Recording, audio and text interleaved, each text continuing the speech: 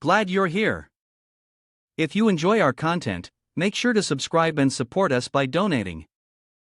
Now, let's dive into the story of I, who can see the blood bar, can punish the gods right here on GMT Recap. This young man must go to Zhao Doctor's ophthalmology department for a checkup. The doctor rubbed his glasses to see clearly, wondering if he had accidentally walked into a drug addiction clinic. Seeing Jiang Yu's emaciated and frail appearance, with his dazed eyes, it was certain that it was related to drugs. Jiang Yu described the symptoms he had been experiencing lately. His eyes felt uncomfortable.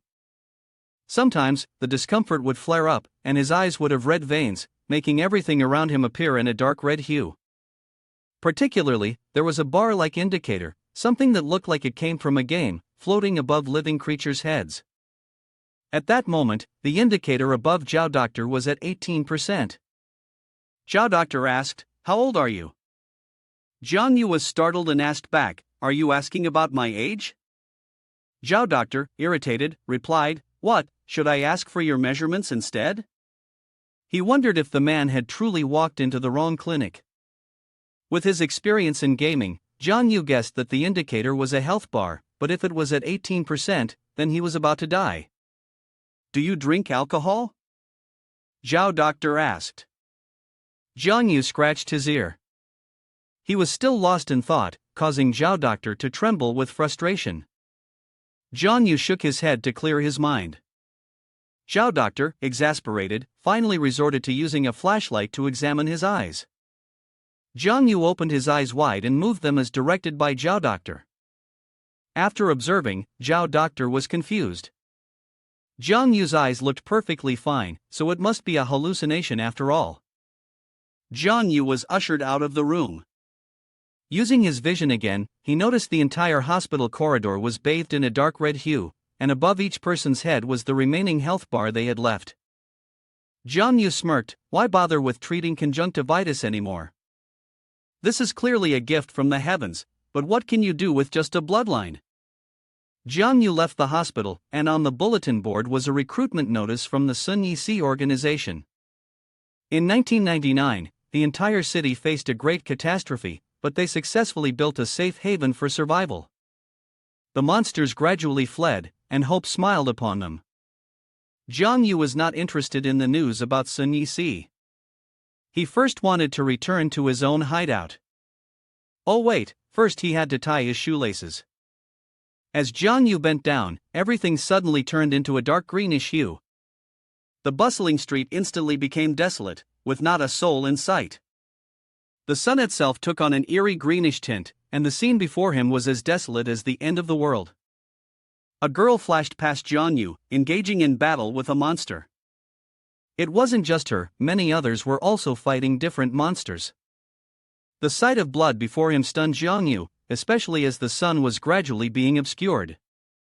Now Jiang Yu started to feel a chill creeping up his spine. Gleaming drops of water fell from the dark sky, simultaneously snapping Jiang Yu back to reality, back to the busy street, where he was still standing in the middle of the road. Sun Yixi continued to promote the safety of the city under their protection. But Jiang Yu had changed his mind. Was this really a safe place, or was it all just a lie carefully crafted to deceive? A hand was placed on his shoulder. It was the street vendor selling medicine, wearing the white scarf of Islam. He licked his lips and began his multi-level sales pitch. "Brother, buy some medicine, it's from the Indian sorcerer, 99% pure." Jiang Yu turned his nose up mockingly. A catastrophe is happening, and he's still in the mood to sell medicine? If it were a miracle drug, maybe I'd consider it. The vendor immediately opened his stock of medicine. Jiang Yu scratched his head. "Any freebies?" The vendor turned around, annoyed. "If you're not buying, then scram. What kind of freak is buying psychiatric stuff here?" Jiang Yu quickly grabbed him. "Just kidding, calm down. I actually want to buy a bottle of menthol oil." On his way back, Jiang Yu still felt uneasy about buying a tiny bottle of oil for 3,000 coins. Looking at the peaceful street, Jiang Yu wondered if he was truly going crazy. How could a city be destroyed? The bus stopped at a station, and suddenly the surroundings turned a dark, eerie green, just like before. Jiang Yu rubbed his eyes, and the peaceful scene returned. Maybe he really should visit the mental health department tomorrow. Jiang Yu touched his chest, unsure why he had felt a slight pain there since earlier. He would have to check it out once he got home. Jiang Yu's residence was in an apartment building. Inside the bathroom, as Jiang Yu changed his clothes, he was startled when he noticed a strange mark on his chest, right where the pain was. Jiang Yu vaguely recognized the shape. It seemed somewhat familiar. It was the same culprit from before, the one that had fallen from the bookshelf and struck his head. Who would have thought that the book would cause Jiang Yu to have a glowing tattoo on his chest? The pain surged again, causing Jiang Yu to crawl onto the floor. His body was surrounded by a dark greenish energy, both hot and stinging. Jiang Yu quickly sprayed water all over himself, and everything became less hot, which made him feel more comfortable. His gaze met his reflection in the mirror. My blood type is 100%, which means I'm far from dying. After taking a shower, Jiang Yu was about to leave the room when he suddenly realized he had no shadow, a simple yet not insignificant detail. Jiang Yu jumped around in places with light, looking for his shadow. Eventually, he found it on the wall. Jiang Yu let out a sigh of relief, but given how many strange things had happened to him today, losing his shadow wasn't too surprising. Even after such a short shower, Jiang Yu was already feeling sleepy. He stepped out and opened the door, only to be startled by a dark shadow that appeared before his eyes, making his heart skip a beat. Jiang Yu tilted his head to one side to examine it, and it tilted in the opposite direction. He then looked down at his feet, and there was no shadow. With the experience of a seasoned writer, he understood what was happening. Jiang Yu pressed on the design on his chest, despite the pain making it difficult. Still, his shadow remained there. The good news was that his shadow hadn't run away, but the bad news was that it had come to life. That night, Jiang Yu interacted with his shadow. He gave it orders, raising his left hand and then his right leg. The shadow followed obediently. Suddenly, Jiang Yu grinned in a way that lacked all humanity. His grotesque face made even the shadow speechless. "Do a ballet dance," Jiang Yu commanded. The shadow immediately complied, performing numerous dances by Justin Bieber. Jiang Yu felt a headache coming on, suddenly burdened with yet another black slave in the house.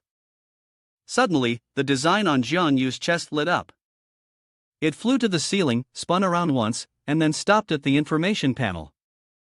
The properties of Jiang Yu's shadow appeared, and he eagerly pressed to view them. It had all of Du's memories, possessed the same abilities as him, but lacked the capacity for independent thought. Jiang Yu glanced at the black shadow still tirelessly performing ballet.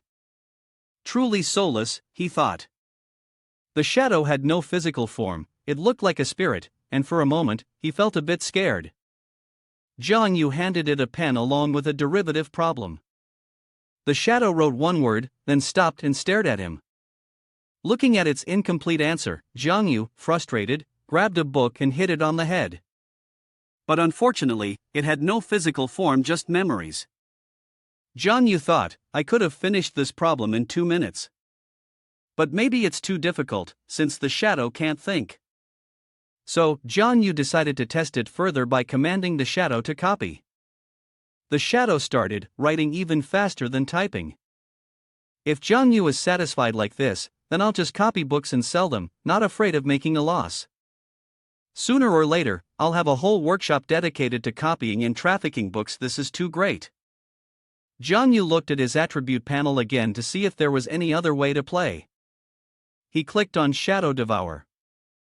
This was a skill that allowed Jiang Yu to absorb pixel points from any form of shadow to strengthen himself or decompose dead animals to collect pixel points. Shadow Devour, huh? Is it like devouring in the shadows? But how do I devour in the shadows? Do I need to touch it or something? Jiang Yu looked left and right, then went to a corner of the room where a shadow was reflected. He raised his hand and tried to devour the darkness. But things didn't go as he expected, and he became frustrated. The system had given the male protagonist such a weird skill, but there wasn't even a guidebook for beginners. Well then, I'll switch to the other ability, the Shadow Eye. This was the ability that allowed Jiang Yu to see the dark side of the world, and he could choose between observing or infiltrating. Jiang Yu immediately realized that this was what had happened when he wandered through the street and saw the illusion that morning. But what's the point of this ability? Well, I'll just figure it out as I go. Jiang Yu glanced at the shadow and told it to do a few push-ups. The shadow nodded, stood up, and slowly sank into the ground, disappearing just like that. Jiang Yu was confused. I told it to do push-ups, but it just ran into the ground. Now I've lost my shadow. Jiang Yu searched for the shadow and called for it to come back and serve him. A black hole appeared in the middle of the room, and the shadow jumped out in front of Jiang Yu. He immediately asked, "Where did it run off to just now and disappear?" It replied through a piece of paper, "To the dark side." "Why there?" Jiang Yu asked. It answered, "To do push-ups." Jiang Yu understood. Probably practicing in the dark side of the world would make the results more effective. So, he allowed it to go back to the ground to train some more. Jiang Yu sighed. The day was over, and in the end, it was just about rushing to meet the deadline. The next morning, Jiang Yu was still having a pleasant dream at his desk, muttering to himself, "The story of passion, hurry up and hand me the pen, I can still keep drawing." Jiang Yu groggily opened his eyes, his waist aching from lying on the desk all night. "If this goes on, my spine will get bent out of shape." Jiang Yu quickly opened the door. The familiar voice called out every day, and he went to open the door. Early in the morning, his childhood friend Lu Yao Yao had come to find him. Jiang Yu was puzzled. Why did Yao Yao's blood pressure still show 93%? Then he suddenly realized it was her monthly cycle. Yao Yao stepped into Jiang Yu's room, her eyes still glued to her phone. She was a huge fan of the passionate story, and Jiang Yu was the one who drew the comic. Last night, Yao Yao saw him post on TikTok about the upcoming new chapter, so she came over to his house to check things out and get a quick look at the manuscript. Suddenly, a loud noise made Yao Yao's heart leap. She shouted, "You bastard, even if you don't want to show me the structure, there's no need to slam the door like that." The door had cracked open, and even Jiang Yu was bewildered by his recent actions. Yao Yao twitched the corner of her mouth, and only now did she realize how different his body was, nothing like the scrawny, malnourished figure she was used to seeing. Now, Jiang Yu's muscles were well defined, and just looking at him was enough to make her appreciate it. Yao Yao thought he must have been working out, but she quickly dismissed that thought. A long-time wibu like Jiang Yu would never work out, so how could he have such a physique after just one night? Yao Yao narrowed her eyes. "Did you touch something you shouldn't have?" Jiang Yu quickly denied it, saying he had just been doing some exercise lately, and apparently, even shadowboxing could yield such results. Yao Yao lifted his shirt to inspect, and 8 solid, defined abs made her drool. But that wasn't the main issue at hand. Yao Yao had seen a few of the cases Jiang Yu's father had handled, and she suspected he might have gotten involved with some strange objects. "Shut up, enough talking." Jiang Yu, unable to argue back, didn't know what else to say. Suddenly, Yao Yao grabbed Jiang Yu's wrist, and he panicked, shouting, "What, are you planning to pull out some weapon to crush my skull?" "Just as I thought." Yao Yao pulled out a watch and strapped it onto his wrist. It was a device that measured pollution levels. Anyone who took possession of a strange artifact that carried resentment would experience a degree of contamination before turning into a monster. If not cleaned in time, the accumulation of pollution would lead to corruption and mutation. Jiang Yu smirked triumphantly. His abilities came from the notebook hanging on his chest, so what was there to worry about with contamination? That was just what he thought, but his body had already reacted. Glancing behind him, Yao Yao had already drawn a gun. Was she really planning to shoot him to pieces? Jiang Yu gritted his teeth. In this life-or-death situation, he had to stay calm and not let her notice. Now, he needed to stop controlling the power within his body. The watch finally returned to normal. Yao Yao nodded in satisfaction. Jiang Yu let out a relieved smile. "See? I told you, you didn't need to pull out your gun so soon."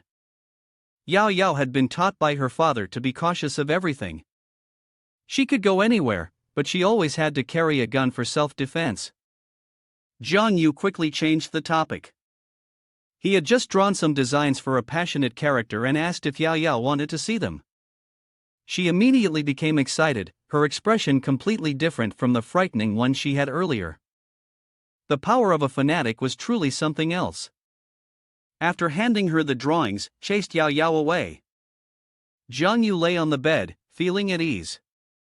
He opened the system to check a series of notifications about the activities of the shadow that appeared. Jiang Yu froze in shock. No wonder he had transformed overnight. It turned out that his black slave had been training all night. Jiang Yu immediately summoned his subordinate to praise him, but he still wanted to exploit him further. Just doing push-ups wasn't enough to be truly captivating. The mindless shadow nodded. Jiang Yu began to think of various push-up positions, push-ups with his index finger, push-ups with one finger, push-ups without touching the ground with his hands. Yao Yao stood outside, eavesdropping on Jiang Yu's loud shouts, and thought he was actually working out. He breathed a sigh of relief, glad that his friend wasn't getting involved in bad habits. After a day of having a training shadow all night, Jiang Yu didn't feel any soreness, only a sense of becoming stronger and his body feeling better. Although this method was somewhat shameful, he was thick-skinned. Jiang Yu needed to come up with more high-intensity exercises, ones that would both increase his strength and sculpt his body. Jiang Yu felt that now he could kill that annoying Lu Yao Yao with a single strike. Today, Uncle Li, who worked at Sun Yixi, came over to Jiang Yu's house. He was more muscular than Jiang Yu, but Jiang Yu felt that he could take down 3 Uncle Lis and 2 Yao Yaos with just one hit. 3 days later, Jiang Yu told himself he had to work harder. He couldn't keep relying on this leisurely shadow. He had been chosen by heaven, granted extraordinary abilities, and couldn't just lay back and enjoy it. The next day, the shadow trained while Jiang Yu played games on his phone. The day after, the shadow continued to train, and Jiang Yu switched to playing games on his computer. On the 26th, 2 days ago, Jiang Yu actively did 10 push-ups before going back to playing games. But then he suddenly realized something strange: the speed at which his stats were increasing was too slow. After many days of training, he only gained 8 points. If he kept going like this, when would he ever gather the 10 points to unlock his next skill? Suddenly, Jiang Yu had an idea: what if he also entered the dark side to speed things up? His entire body sank into the darkness. When he opened his eyes, it was the familiar scene of his room, but the surroundings were ruined and gloomy. Jiang Yu ran outside the street, finally managing to escape from his room. Unexpectedly, he had tripped on his own room and had to run out into the street of the real world before he could enter the dark side. Jiang Yu wandered around, taking in the scenery. This place looked exactly like the real world, only darker, like something out of a horror movie. As the words left his mouth, Jiang Yu sensed someone approaching. He thought the shadow had come to greet its master. However, when he turned around, he was met with the face of a female ghost with jagged, sharp fangs. Jiang Yu's eyes widened and he cursed, "Damn it!" The monster charged at Jiang Yu, and instinctively, he jumped to the side. The female ghost, seeing that he dodged, kept swinging her weapon at him. Jiang Yu avoided each of her strikes with all kinds of stances. In a hurry, Jiang Yu summoned his shadow eyes, leapt in, and returned to the real world, with the monster hot on his heels. Jiang Yu fell from the ceiling, landing face first, but at least he had narrowly escaped death. The only issue was that his firm, toned rear had been scratched a few times by the monster. Jiang Yu panted heavily, thinking, what kind of thing shows up out of nowhere in front of my apartment and attacks a handsome, charming guy like me? Now I have a few scratches on my irresistibly attractive body. Fortunately, the shadow training helped Jiang Yu develop agility, so the monster couldn't do anything to him. A gentleman's revenge is not too late even after 10 years.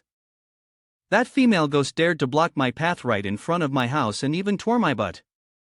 I absolutely can't swallow this anger. On the 28th, Jiang Yu returned to the dark side to challenge it. Unfortunately, he was beaten before he could react. On the 29th, the second revenge battle was even more tragic. Jiang Yu was struck in the back, nearly breaking his ribs. On the 30th, his butt was scratched 3 times, but the monster had lost 6% of its blood, so at least there was some achievement. On the 31st, Jiang Yu was lying at home, presenting his but to Yao Yao to apply medicine. She had been curious for the past few days. Did Jiang Yu go out to practice being a gang member or something? He smiled proudly. You wouldn't understand, scars are a man's medal. A medal on your butt? Yao Yao mocked him and poked the tear on Jiang Yu's butt, making him jump. How is she even worse than that female ghost? Jiang Yu changed the subject. There's going to be some drama in a month. Yao Yao was confused. What's going to happen in a month? Jiang Yu was talking about the martial arts test. Could it be that someone like Yao Yao, the daughter of a member of Sun Yixi, had forgotten about it? In the years of great hardship, most professions were no longer popular, especially those related to arts and culture. Those who practiced art became the lowest class in society. People no longer cared about entertainment and leisure, but were more concerned with the major issues of the country. The warriors on the front lines, like Sun Yixi, are followed by the public and become national idols. To join Sun Yixi, candidates must pass the National Martial Arts exam. Once that's done, life will turn a new page, and future generations will also benefit from the honor. Yao Yao was deep in thought.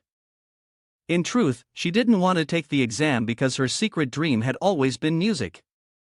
Jiang Yu was confused. If you want to study music, just do it.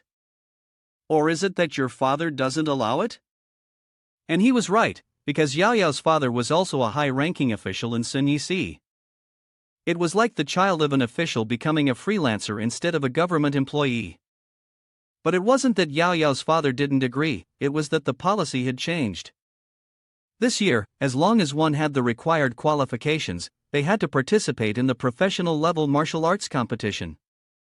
Jiang Yu was surprised. Didn't they used to respect everyone's wishes? Students with average talent could still apply for the regular level exam. Yao Yao sighed. The pressure from Sun Yixi keeps growing. If nothing goes wrong, I'll have to join the martial competition. Jiang Yu understood the issue. The watch Yao Yao pulled out the other day nearly made a noise, and today when she went for the martial arts test, there were even more sophisticated devices. He definitely wouldn't be able to hide anything. At that point, Jiang Yu might end up with so many holes in him, he'd look like a beehive. Without realizing it, Jiang Yu touched the blueprint. I guess this handbook won't turn me into the monster faction, right? Suddenly, Jiang Yu had an idea. He was curious if the device Yao Yao had used the other day could help avoid monsters. Yao Yao immediately explained, that's just a device to detect monsters or superhumans. If you encounter a real monster, you need to run. If you can't run, then just sleep it off. Jiang Yu only paid attention to the term superhumans, and he had no idea who they were. After applying the medicine, Yao Yao was about to leave. Jiang Yu used the excuse of wanting to visit her house to look through books about monsters and superhumans. Yao Yao was confused. Didn't you always show no interest in superhumans? Didn't you just want to take the high school entrance exam? Jiang Yu used the new policy Yao Yao had just mentioned to convince her. Yao Yao suspiciously squinted at Jiang Yu. He was startled and quickly thought up a better excuse. The important thing is, I was planning to add some stuff about superhumans and monsters to that passionate topic of mine. When it was mentioned, Yao Yao's mind became fuzzy. She immediately demanded that he tell her more details about the idea. Jiang Yu stammered, oh no, I just said it offhand. Who would have thought Yao Yao would be so enthusiastic about it? So, Jiang Yu had to quickly make up a story to tell Yao Yao. Truly, his mouth got him into trouble. Afterward, Yao Yao allowed Jiang Yu to come over to her house. She led him into the waiting room, and then went to her father's room to fetch some materials. Jiang Yu observed the room. Although Yao Yao often came to his house, he had never been inside hers. What caught his eye was a book on her bed that she had written, a story about sibling love. He never expected her to read that kind of genre. Yao Yao hurriedly grabbed the book. It's just something my friend forgot, I'm not going to read this anytime soon.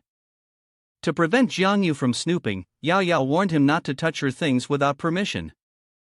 Jiang Yu nodded. At this age, Yao Yao was still so innocent, with no defense at all. His gaze fell on her guitar. Yao Yao had loved music since she was young, and she couldn't bring herself to throw away the old instruments from back then.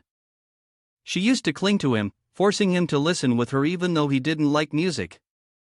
Jiang Yu turned on a music track, and the childhood memories of the two of them flooded back. Yao Yao's voice woke Jiang Yu from his daze, and he was surprised to find himself falling asleep while listening to that song.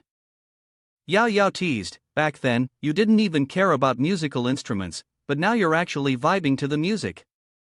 Back to the main topic, Yao Yao threw Jiang Yu a device containing all the materials. Jiang Yu put it on, and his whole body fell into an endless void.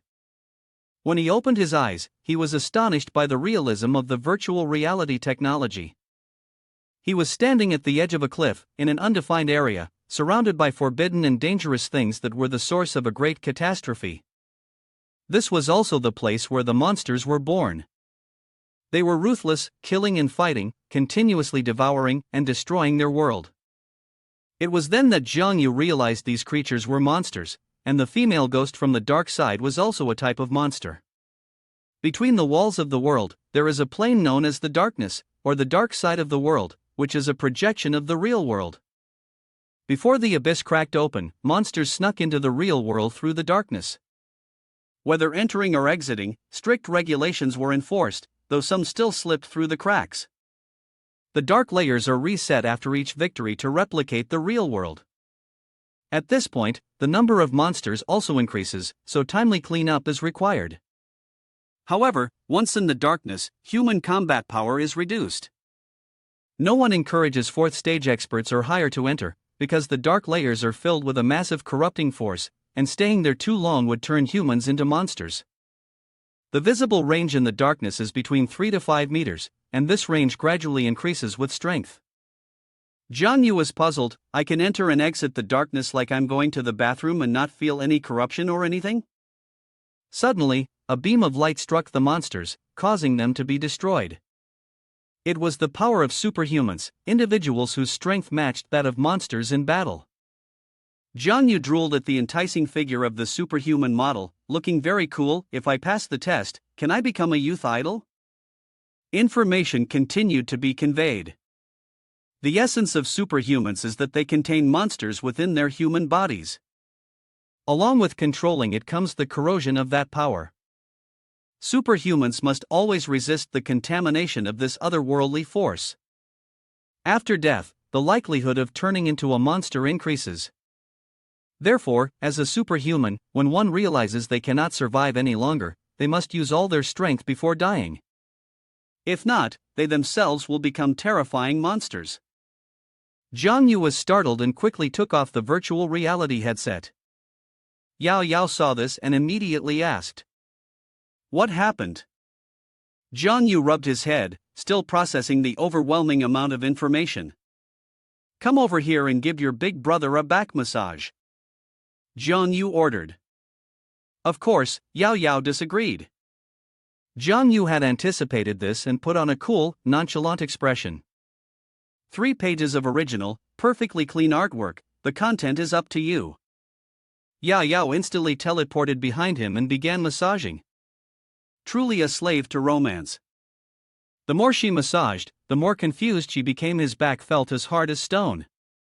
Of course, it's from training. I've even got an 8-pack, not kidding. Want to feel it? Jiang Yu asked. So, Yao Yao grabbed his abdomen to feel, just as the door suddenly opened. Boss Lu stood in the doorway, his face full of fury. "Damn it, what the hell is that guy doing with my daughter?"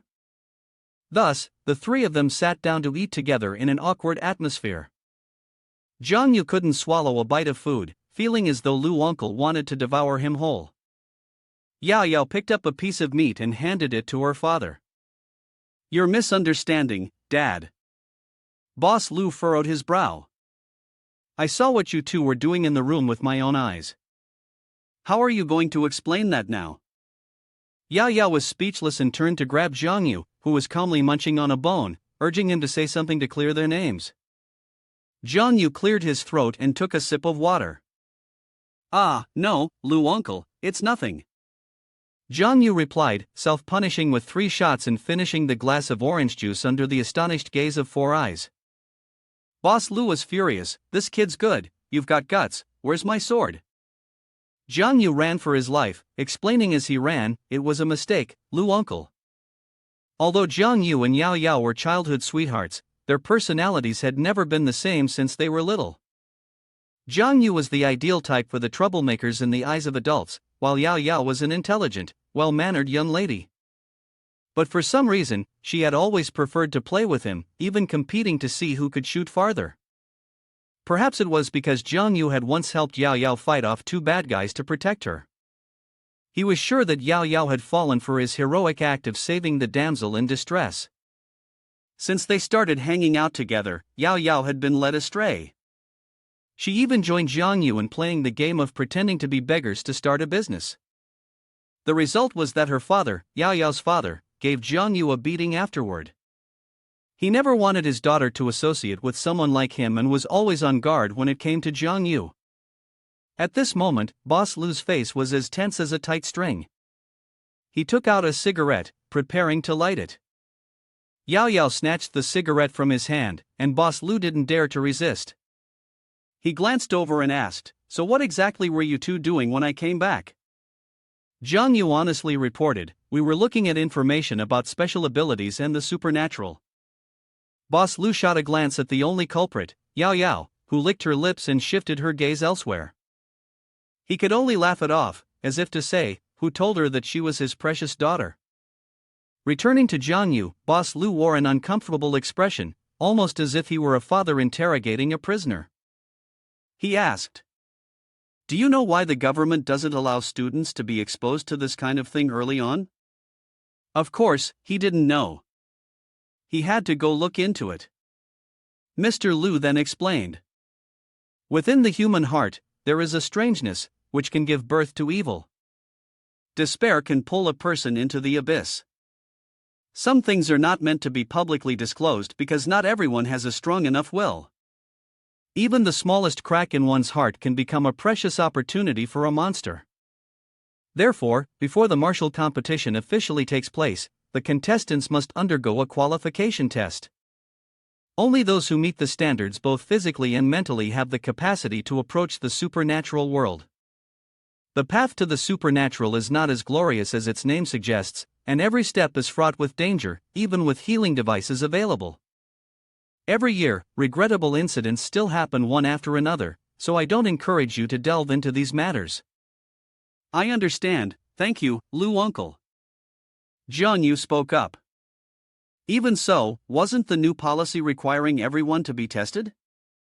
There was no way to avoid it. No matter what happened, all he had to do was keep his mind at ease. Lu uncle helplessly clenched his fist. He couldn't sway Jiang Yu's thinking anymore. Suddenly, Boss Lu's iPhone 15 Pro Max, in its blue version, rang. It was an urgent dark mission. He stood up, ready to head to the battlefield. Before leaving, he didn't forget to warn Jiang Yu. Don't even think about messing with my precious daughter, or I'll drag you straight to Sin Yi Si. Jiang Yu confidently responded. Uncle Lu, don't worry about me being away for a long time. I promise I won't cross any lines again. Lu Yao Yao choked on her saliva. What do you mean again? You haven't done anything yet. Today, the house was out of stored food, so Jiang Yu had to drag himself to the store. He originally planned to review more materials, but in the end, he only managed to skim through some basic knowledge. Moreover, with Lu uncle's personality, he was sure that the man would hide those documents in a safe and lock it with 100 locks, making it impossible for him to learn anything more. Just as he was about to pay, Yao Yao called, asking him to buy some eggs, milk, and something else, though she didn't specify what. Jiang Yu walked over to the sanitary pad section, intending to buy 2 packs for her. She should just say it openly, why the bashfulness, as if only she knew she was about to start her period. With just a month left before the school term started, the effects of his training with the shadow were diminishing. It seemed that he couldn't just rely on practicing with the shadow, he needed real combat experience to gain more insight. Recently, Jiang Yu had noticed an increasing number of propaganda articles about monster drums. The martial competition this year had even been forced to increase the number of participants, as though something bad was about to happen to this world. Jiang Yu thought that it might already be here. He shook off the negative thoughts in his head. With all this stress, he'd have to find that monster from the other day and fight it again to clear his mind. Jiang Yu walked into an alley, cautiously checking to make sure no one was around before opening his eyes to the darkness. As he stepped into the shadowy depths, he suddenly realized that there was someone else there. "Alert!" he shouted, "is anyone there?" From afar, a young man, covered in wounds, dragged himself toward Jiang Yu. He had only 14% of his health left, and his face was drenched in sweat. Jiang Yu recognized him as someone who lived in the same building, but what was he doing in this darkness? The young man seemed to be exhausted beyond measure, collapsing right in front of Jiang Yu. Behind him, the familiar pitch-black shadow was following an ominous monster, his sworn enemy. Jiang Yu was shocked. In just a few days, the monster's health had dropped to 24%. He immediately understood that it was the one who had caused his neighbor to be so severely injured. That night, the young man Lin Mo was on his way home after a day of work at Sun Yi. He worked in the civil sector, having thought that the job would be easy with a high salary, but little did he know that it meant overtime every single day. Had he known sooner, he would have chosen the martial competition instead. Suddenly, a child's cry for help echoed from the dark alley. Two kids were being dragged into the shadows. Lin Mo recognized the monster, but he'd never heard of them dragging humans into the darkness before. The two children were nearly swallowed up by the shadow. Lin Mo rushed over. "Don't be afraid, hang on." He stretched out his hand and grabbed the two little hands, but even he was being pulled into the darkness as well. Lin Mo gritted his teeth as he opened his eyes, and the three of them were in the darkened floor. The two kids were crying out of fear. Lin Mo wasn't any better, he was just an office worker, just finished his shift, and hadn't brought any pollution prevention equipment with him. It was no different from falling into hell. Before he could gather his thoughts, an attack came flying toward them. Lin Mo clenched his teeth and kicked it away. It was the claw of a monster. Lin Mo examined the initial crack, but it had already vanished. There was no escape now. Everywhere they looked, there were monsters, ready to launch attacks at any moment. Moreover, having worked in civilian jobs for so long, his combat skills were almost forgotten. The situation was even worse with the two kids, who had no fighting ability here. Lin Mo cursed under his breath, the only option now is to send a distress signal. He sent the signal to Sun Yi and handed the device to the two children. "It will temporarily protect you from the pollution." He promised to take them back to their mother. But Lin Mo knew clearly that he was already doomed. His only goal now was to get the kids out of there. Whether they survived or not would depend on fate. Lin Mo instructed the two kids to hide to the side before the monster could spot them and devour them. Lin Mo's life had been full of ups and downs. At 18, he entered the martial competition and passed the elite martial arts exam for superhuman skills. From his first year, Lin Mo began learning the basics, spending each day in the ZM room to train as a soldier. By his second year, under the guidance of a professor, he had finally managed to defeat a level 0 monster. But that would never be enough. In the transcendent world, in the face of natural talent, hard work means nothing. So Lin Mo continued to train frantically, but in the end, he could not break the chains. He had no choice but to switch from the martial arts department to the humanities department, becoming an ordinary office worker. Lin Mo wrapped a bandage around his hand and prepared his body for a one-on-one fight with the monster. Based on what he had learned, this monster had 4 eyes, 4 limbs, and was a semi-beast, a middle-tier first-grade creature. At the moment the monster opened its mouth and screamed, Lin Mo sliced its tongue off. The monster went berserk and charged at him. It seemed that Lin Mo was still managing to hold his own, even landing a punch on its face. He smirked, the familiar feeling was returning, and it seemed like he had a chance to win. Just then, its long, monstrous hand reached out and sent Lin Mo flying, the vast gap in their strength causing him severe injury.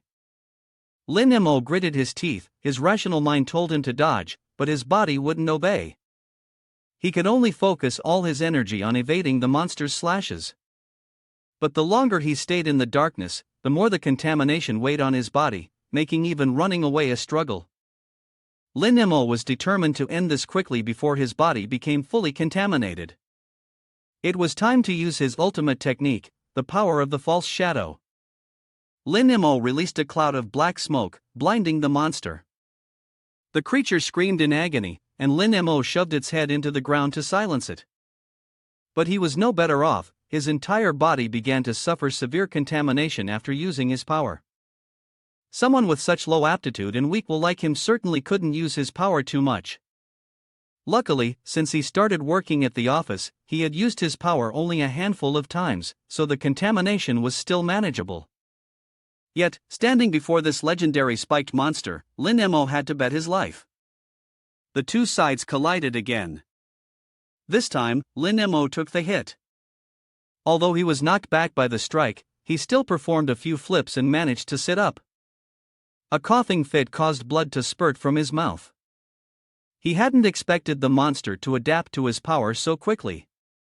A monster of this middle grade, first-tier level could easily be defeated by any combat student at school. Yet here he was, getting beaten by it. He hadn't realized his natural talent was this poor. Nevertheless, Lin Mo could not surrender. He was a member of Sun Yi, and he could not back down. The only thing he could do now was buy time, waiting for reinforcements to come and take those two kids away. But could he hold on long enough? As the monster continued to overpower him, piercing through one of his shoulders, Lin Mo was pushed back, falling to the ground, his body covered in injuries, his vision blurring. He saw the movie of his life flashing before him. At 15, Lin Mo witnessed his family perish at the hands of monsters. At 18, he had a clear epiphany about the path he wanted to take. At 20, he participated in the martial competition, and by the end of his second year in university, he was forced to leave the combat system. At 21, he started his internship at Sun Yi as an office worker, and it had been 4 years since then.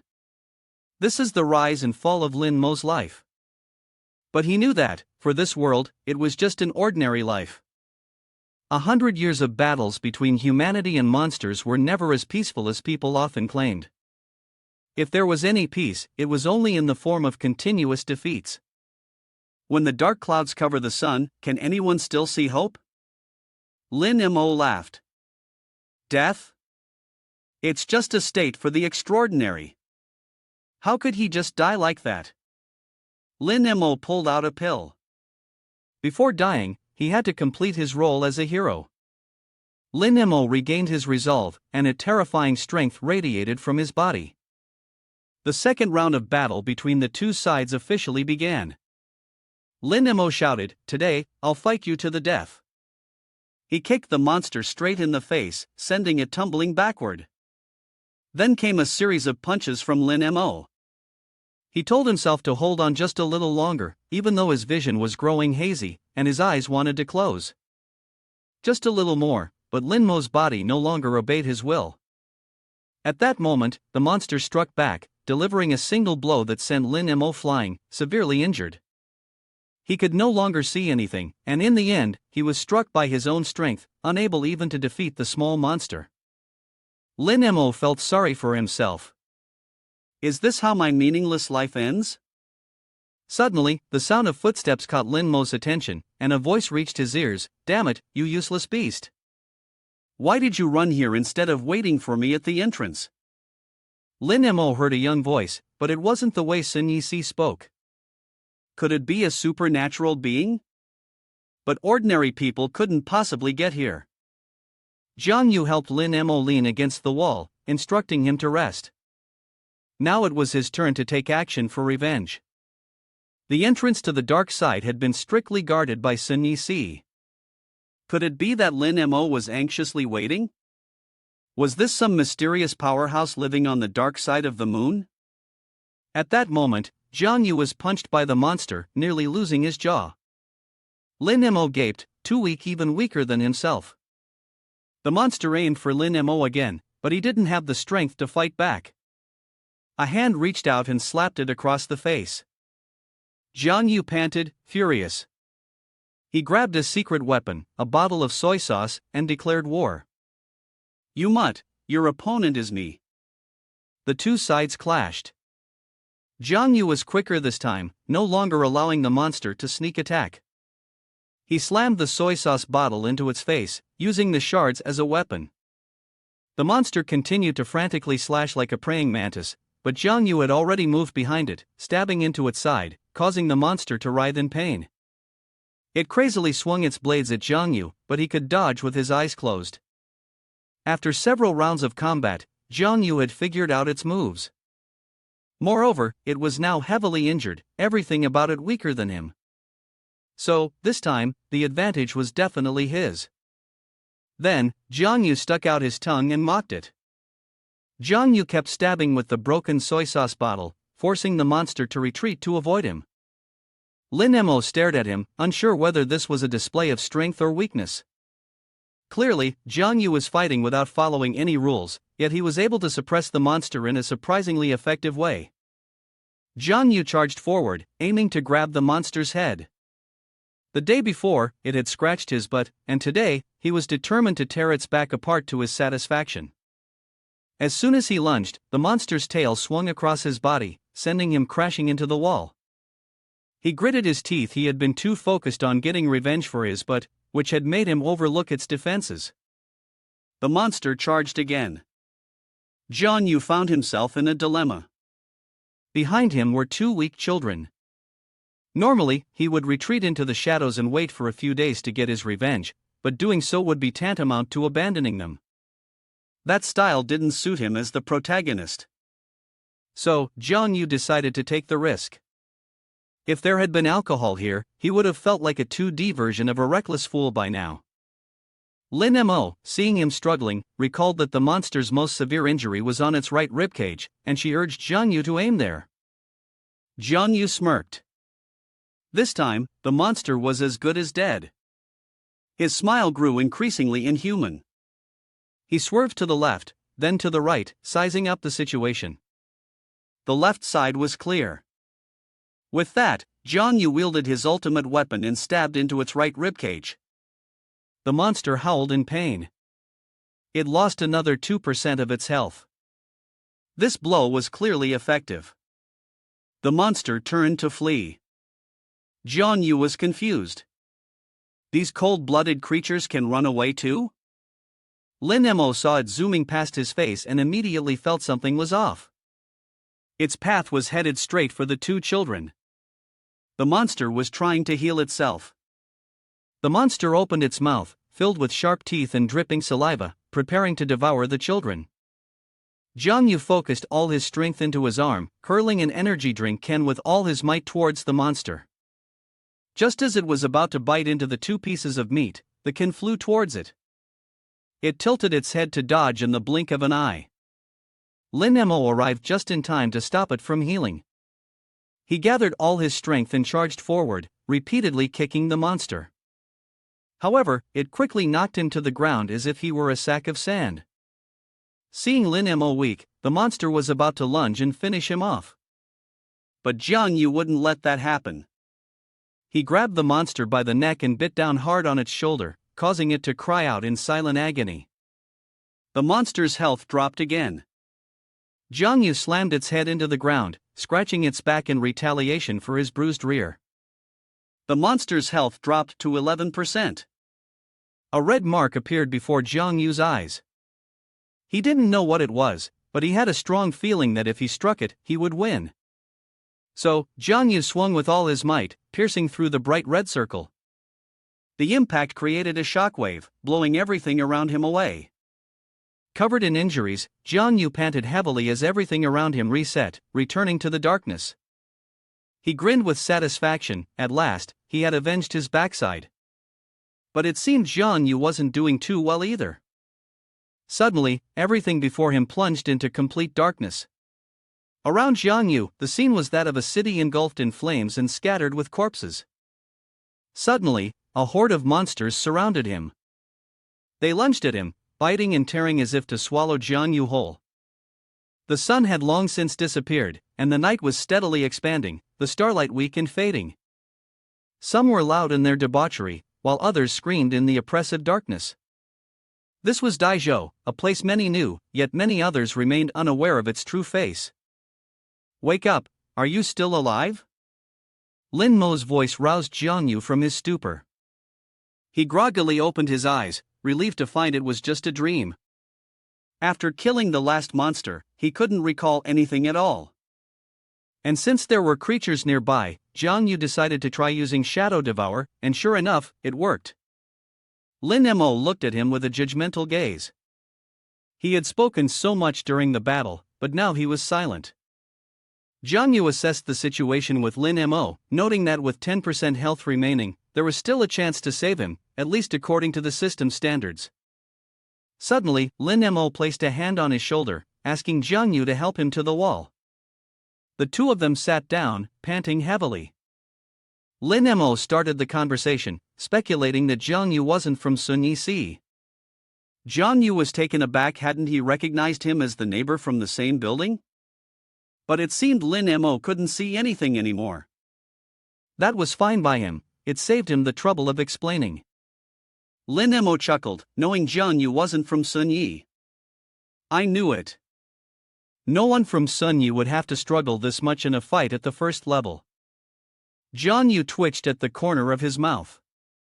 Was this guy about to die, which is why he was talking like that?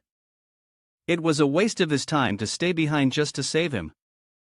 Lin Mo burst out laughing. "Ha, just kidding, you're pretty impressive too.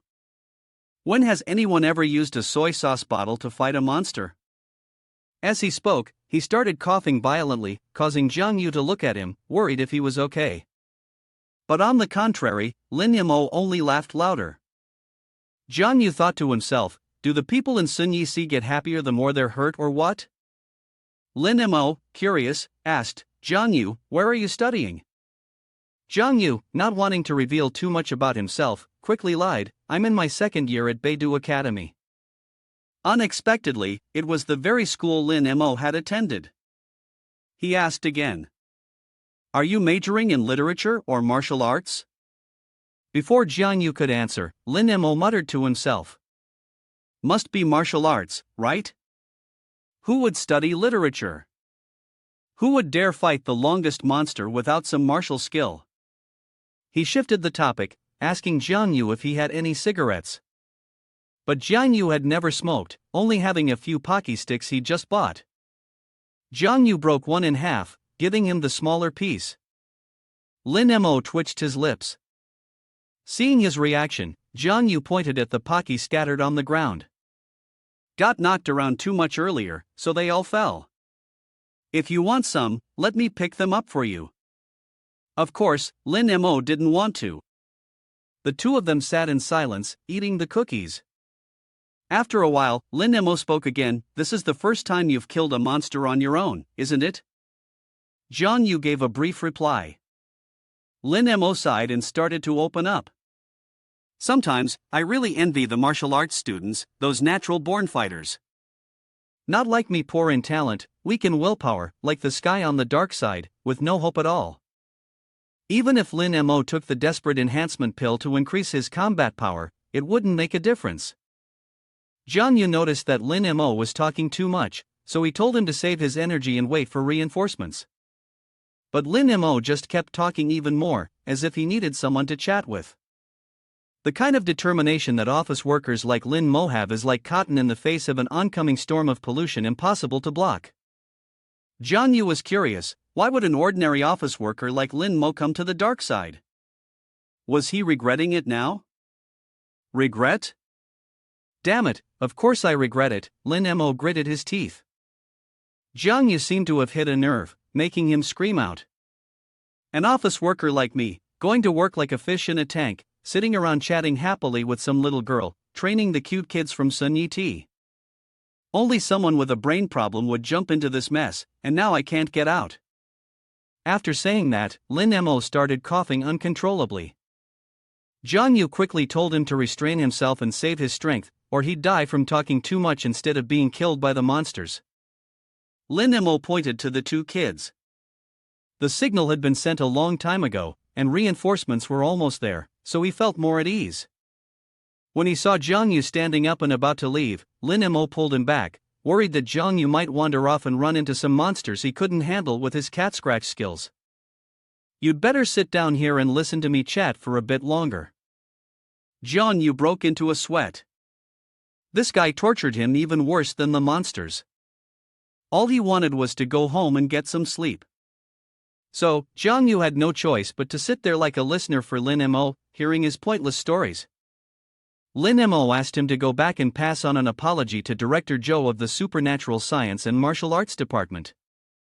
He had studied under the teacher, but even the first-tier middle-level monsters couldn't be defeated. Jiang Yu held his throbbing head. Sitting there listening to the conversation was not enough, now he also had to be a free messenger. As if that wasn't enough, Lin Mo had a whole bunch of teachers and staff who wanted to pass on messages. There were thanks to Vice Principal Huang Hang, and his suggestion to the professor not to teach as if he were suffering from puberty syndrome.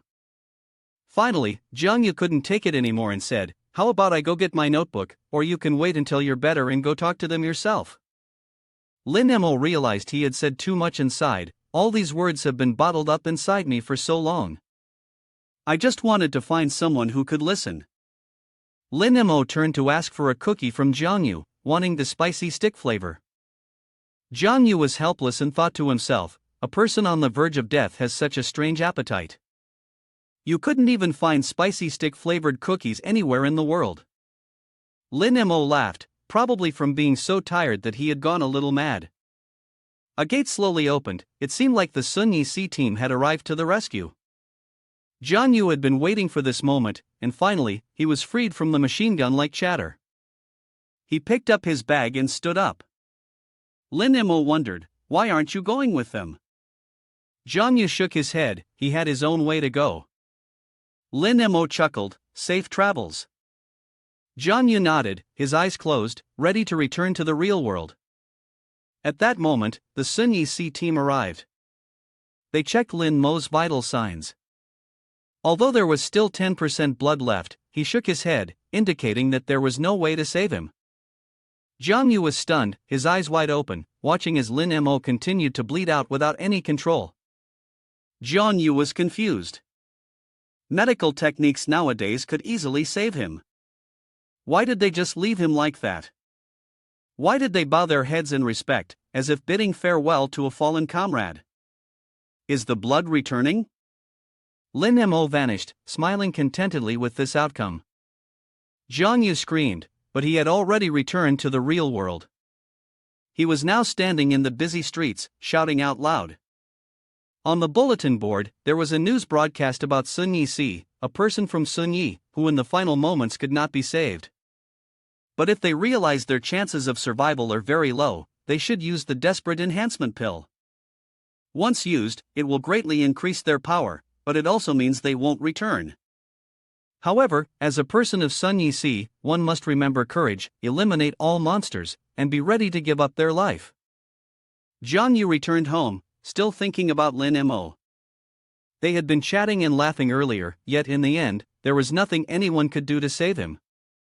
Upon reflection, Lin Mo had only wanted someone to talk to before his death. No flowers, no applause, he quietly departed, just like everyone else. But no matter how ordinary it had been, Jiang Yu would never forget him. Jiang Yu arrived home, feeling a bit more at ease. Now, he just needed to shower and go to bed. Walking, he still felt tired, but his blood was still more than half full. He had thought it was only 20% left. Yet, that guy Lin Mo still had 10%, smiling and chatting as if nothing had happened. He still had a long way to go before reaching Lin Mo's level. It seems that just training the muscles isn't enough. Jiang Yu needs to strengthen his willpower too. Where are the eggs? A voice startled Jiang Yu. Ya was sitting on the sofa, staring at him, her call not getting through. You couldn't find them either. I just told you to go buy eggs. Jiang Yu quickly thought up an excuse. After all, the new year was approaching, and many people were in line, so it would take a while. The key point was, how could she get into my house? Yao Yao jumped off the sofa, holding the key that Uncle Lee had given her. Because you eat takeout every day, I have to keep a close watch on you. Yao Yao moved closer, observing Jiang Yu's odd appearance, looking like someone who had just returned from a battle in the underworld. Jiang Yu hurriedly thought of another excuse to send her home. Yao Yao wouldn't let go. She grabbed Jiang Yu's hand and pulled it so hard that his shirt tore, revealing the injuries on his body. Now, Jiang Yu had to think of another excuse. He claimed that he had been attacked by robbers on his way home, but that the robber had fared much worse. Jiang Yu even demonstrated the scene, ignoring the gloomy expression on Yao Yao's face. Suddenly, she reached out and touched the wound on Jiang Yu's face, her face full of sympathy for her friend. Jiang Yu froze, but inside, he was exploding with thoughts. Did Yao Yao actually believe his words? Girls are so easy to fool. Does it hurt? Yao Yao asked. Jiang Yu scratched his head and said, "It doesn't hurt. Just a little guilty for lying to my friend." Yao Yao threatened to tell Uncle Lee about it. Jiang Yu was not afraid of anyone, except Uncle Lee. He ran over and grabbed Yao Yao's hand, begging her not to tell Uncle Lee. With no other option, he pretended to collapse on the ground, groaning in pain, his whole body sore. "I'm going to die." Yao Yao hurriedly sat down to check on him. The injury needed to be treated at the hospital, but Jiang Yu stubbornly refused to go. He said there was a whole stash of medicine at home that Uncle Lee brought back from Sun Yixi, which was even better than what they could offer at the hospital. Yao Yao frowned. Treating it at home probably meant she'd have to apply the medicine and take care of him. Yao Yao reluctantly agreed, but while she was bandaging him, Jiang Yu winced in pain. He regretted not going to the hospital and staying home to let Yao Yao torment him. In the end, she bandaged him up like a mummy. Yao Yao hit his shoulder hard. "Are you going to show off like that again next time?"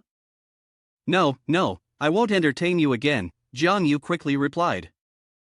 Entertaining is a natural instinct. Next time, I'll just stand by and film, I won't jump in.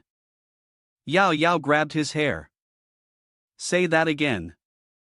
Jiang Yu quickly apologized. I'll make sure not to do it again. Ah, no promises, Yao Yao said as she nodded and left.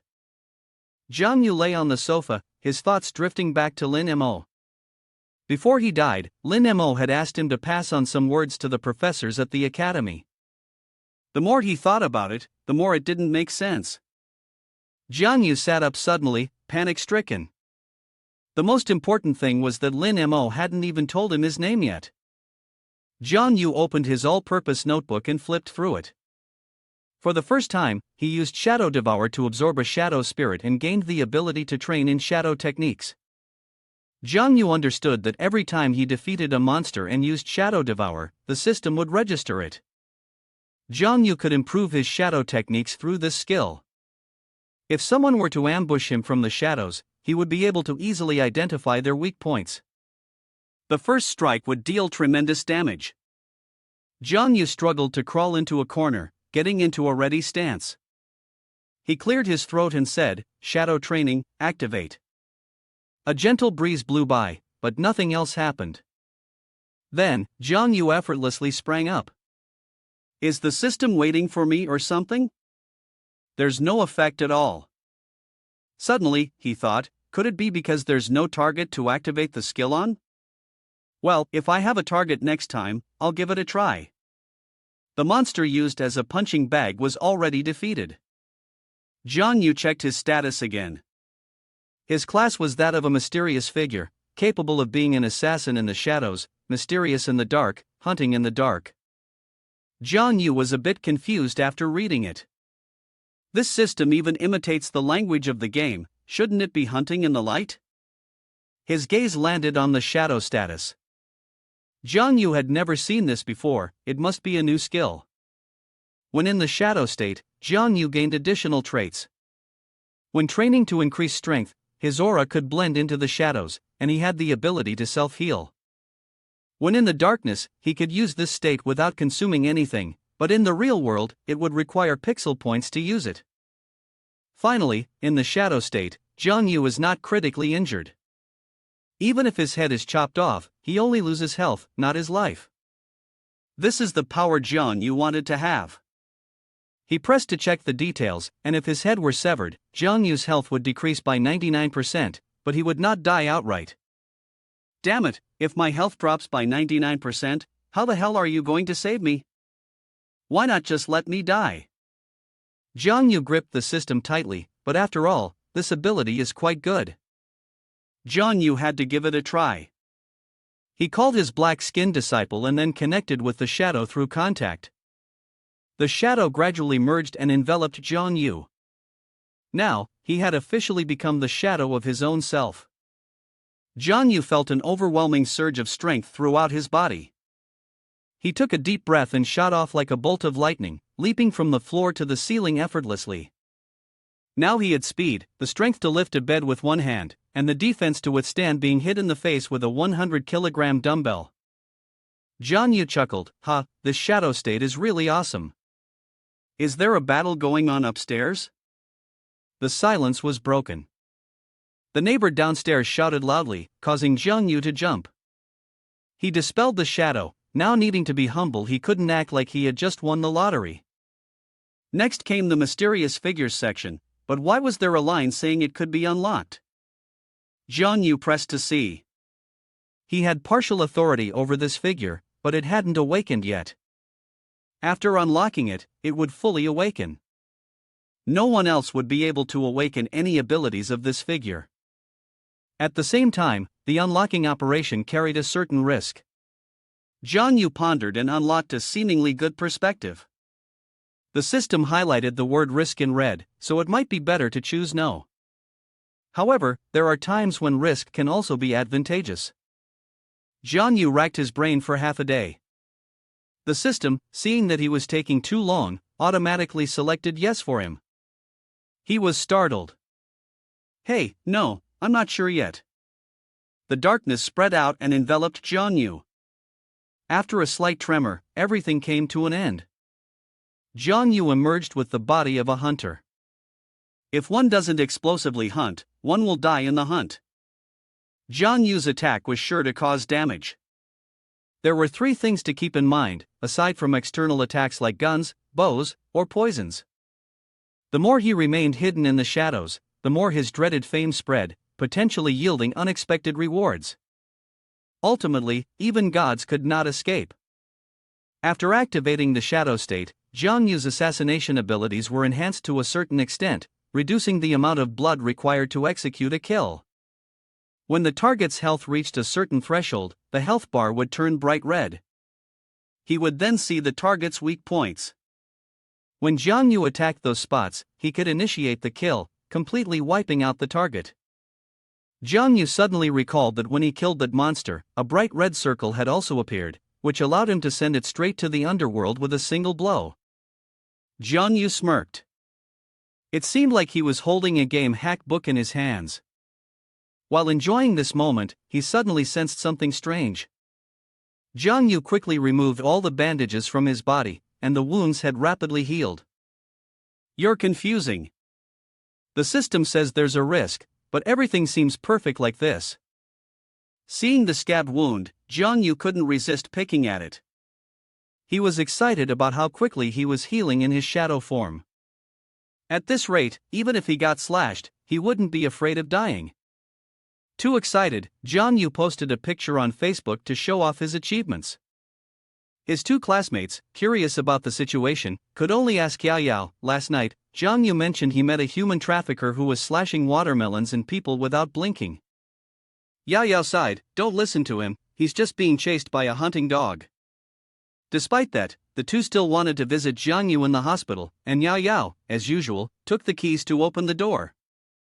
The 2 of them then wondered, how do you have Jiang Yu's house keys and open the door like it's your own? Yao Yao was startled, but it was because Jiang Yu's uncle had formally given her the keys, so there was nothing to worry about.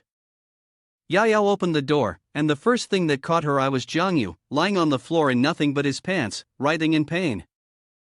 He really shouldn't have picked at the scab when he wasn't in shadow form last night. Now the wound had become ulcerated. Yao Yao hurried over to check the wound, and all the bandages that had been on him were now gone. Seeing this, the two friends instantly believed Jiang Yu's heroic story of getting injured while acting bravely. But more importantly, they had to feel those muscles on Jiang Yu's body. A golden opportunity to get close to him couldn't be missed. Yao Yao pushed them out into the living room, waiting as she dressed Jiang Yu's wound. Seeing Yao Yao's attitude, the two exchanged glances, as if they could sense something intimate in the air. Yao Yao applied the medicine to Jiang Yu's wound, and with a swift move, she gave him a few more taps, scolding him for picking at his scabs. Jiang Yu's gaze was fixed on Yao Yao's smooth, fair thighs, his body stiffening to the point that he nearly drooled. Yao Yao frowned, thinking that young people nowadays were really crude. She'd have to call the fat guy in to apply the medicine for Jiang Yu instead. Jiang Yu quickly turned his gaze away. If that guy came in to treat his wound, he'd probably end up with a few more injuries. Yao Yao shot him a glare, looking as though she wanted to scratch the smirk off Jiang Yu's tempting face, warning him that if he kept acting out, she'd report him to Uncle Li. She was still puzzled about what he had been up to last night on the street. There was no way there was any robbery going on here. Jiang Yu said seriously, "Well, I did do a good deed, but it was on the dark side." Yao Yao was still suspicious, but he didn't know how to explain. Was he supposed to tell her he went into the shadows, killed a monster, and then sat down for a life chat with a dying person? Jiang Yu quickly changed the subject to Yao Yao's father.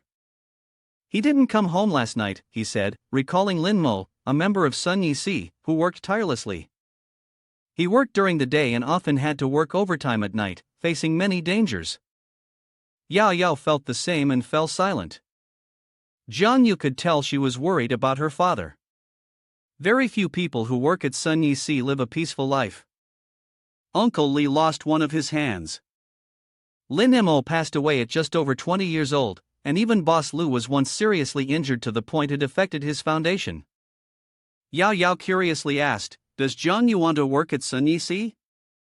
What if he passes the martial competition?" This time, Jiang Yu fell silent. He didn't know either. Noticing the awkward atmosphere, Jiang Yu decided to crack a joke. "Does Sun Yi Si have a lot of beautiful sisters?" Yao Yao immediately pinched his cheek, making him stop talking. While the two of them were in the room, their two good friends were eavesdropping outside. All they could hear was Jiang Yu's painful cry. The sound made them pause and glance at each other. It couldn't be what they were thinking, could it?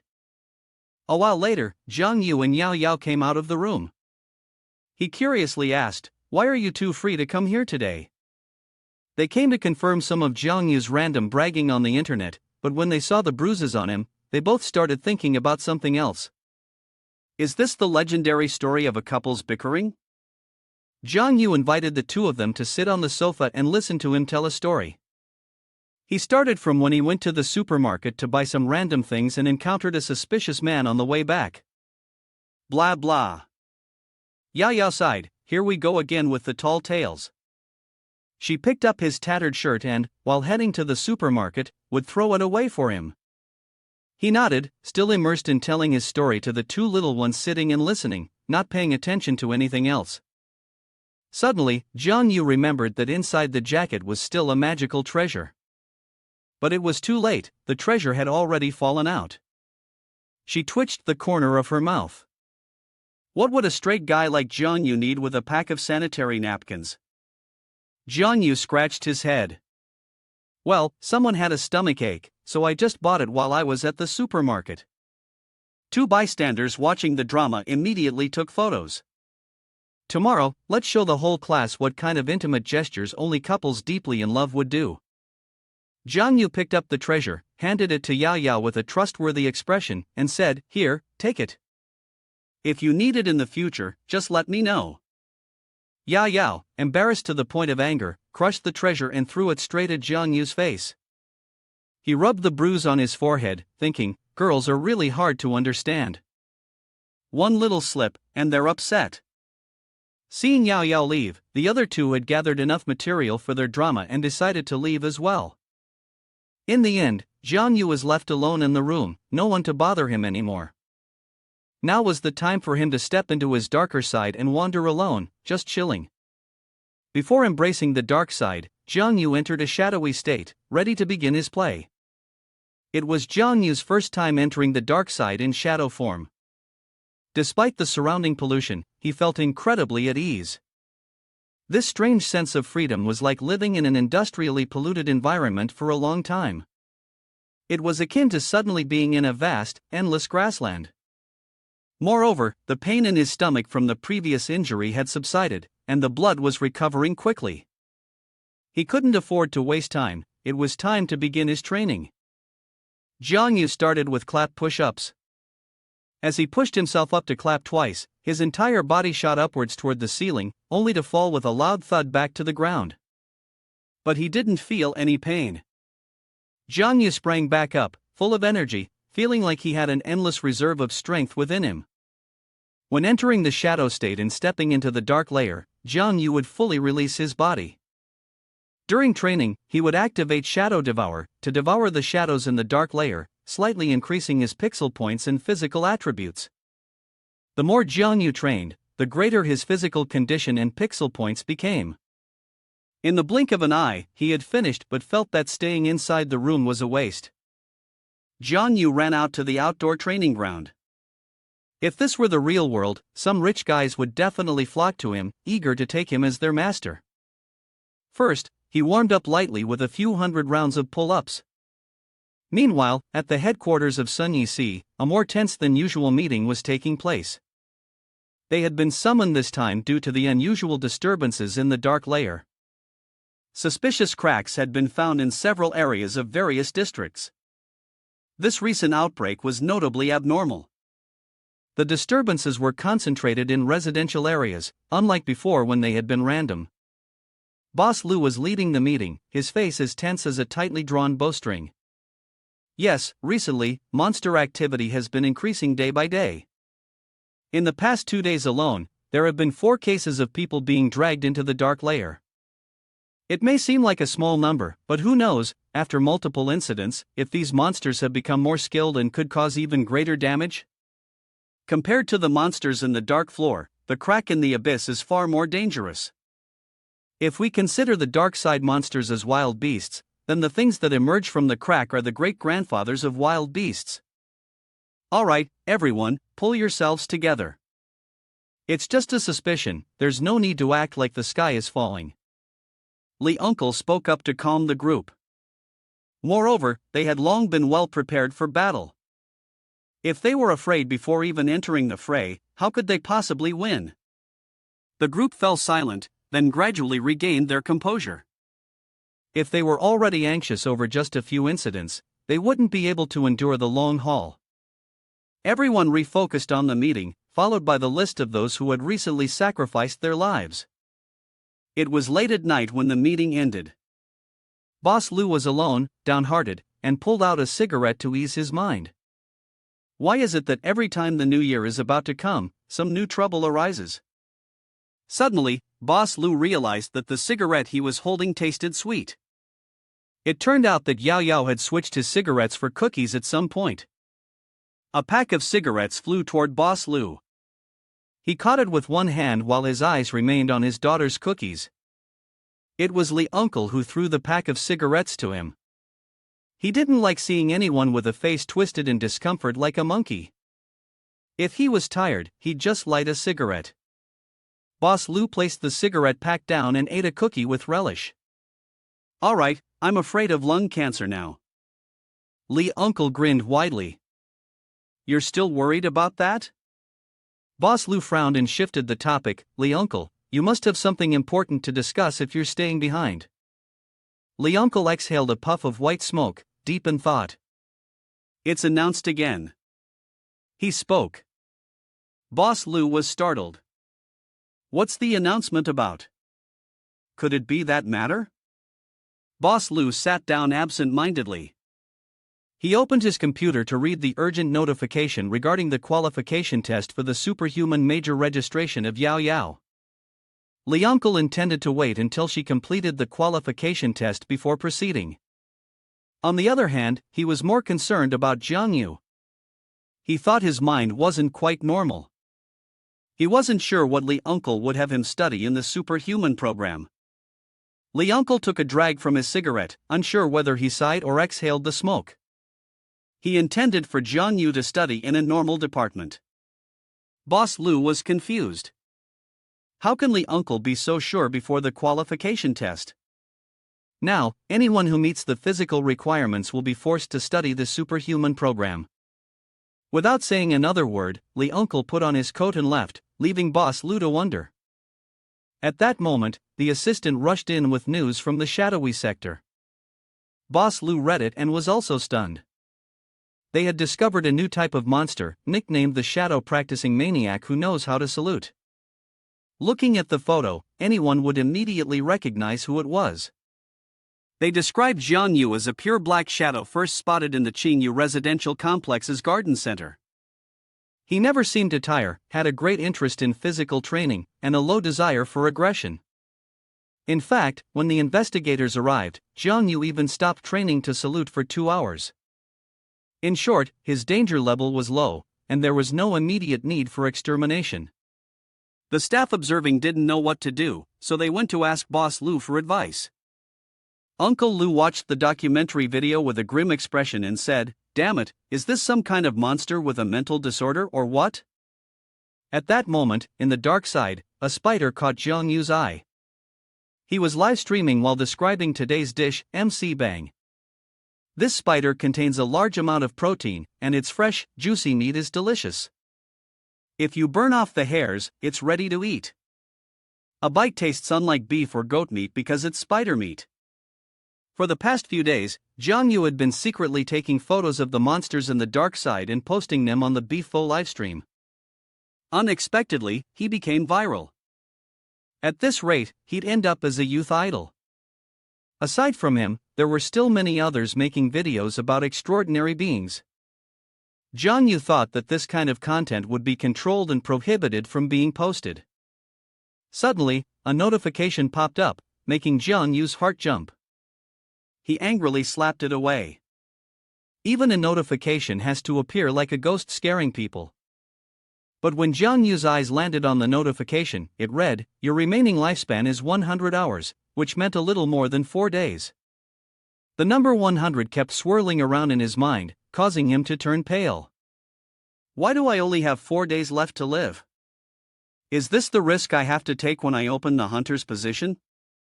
Jiang Yu took a deep breath and calmed down. There had to be a way to solve this.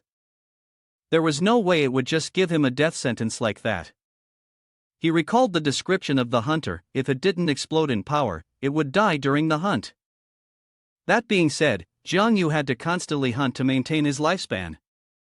So all he needed to do was go hunt some monsters, and he'd keep on living. In fact, hunting could even make him immortal, as long as there were still monsters for him to hunt. As for the notion that even when the flesh perishes, one could still exist in a different form, Jiang Yu didn't quite understand that. And about the so-called awakening through this method, he would live a strangely happy life, but what kind of joy could there be in living for just another 4 days? Eventually, when he could no longer hunt any monsters, he'd have to ask Li Uncle for help. The problem was, he only had 4 days left to breathe. It seemed that Jiang Yu would have to slay this spider to gain some more lifespan. It was rare to come across such a big catch. He had to live stream it and get it trending. After all, this was a secret account he shared with Li Uncle, so his identity wouldn't be exposed. Jiang Yu summoned the shadow state. First, he had to greet his viewers. Hello everyone, it's Xiaoyu again. Today, join me as we feast on this gigantic monster spider. Not sure where Jiang Yu found the staff, he approached the spider, which was soundly asleep. The staff had some metal fragments attached to it, though the exact nature of those metals was unclear. Either way, it was a good weapon. As soon as the spider sensed someone approaching, it sprang to its feet. It turned to face the back, and Jiang Yu jumped forward. It turned left, and he hopped to the right. Jiang Yu's heart raced. It felt like sneaking into a neighbor's yard to steal some mangoes in the middle of the night. Fortunately, thanks to the shadow state, the spider couldn't detect him. Now all he had to do was find its weak spot using his killing skill. The red mark appeared again, just like last time. This time, it was at the spider's second hole. Jiang Yu smirked maliciously. This move would definitely kill the spider. Half an hour ago, little Loli the spider was enjoying the feeling of being in a new home. This place wasn't as suffocating as the abyss, nor were there any large terrifying creatures. As long as she was a little careful, little Loli the spider could live a happy life here. Every day, she only needed to go flirt with a few young male spiders and then feast on them to have a delicious meal. Even though she was weak, as long as she took a short nap, her skin would look good again. In the middle of a deep sleep, suddenly, her spider sense warned her of a pervert approaching. But after looking around 360 degrees, she couldn't see anyone. Clearly, the spider sensed someone was close by. Anyway, sleeping here didn't feel safe. Little Loli the spider decided to find another place. Suddenly, from behind, little Loli the spider felt an indescribable pain. Some bastard had shoved a spiked stick into her vulnerable spot. The culprit was none other than the elusive Jiang Yu. Just made my move, and I can already feel the pixels overflowing. Turns out it's not just about training, but also finding the right opponent to fully unleash your power. One strike left the spider with only 40% health. Jiang Yu grinned smugly.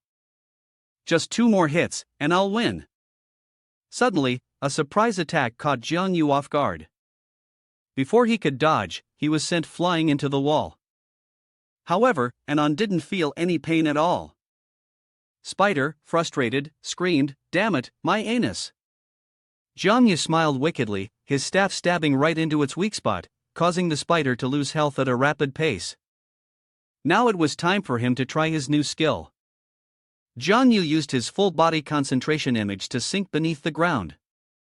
No need to fight face to face, all he had to do was hide here and wait for the perfect moment to land a fatal sneak attack.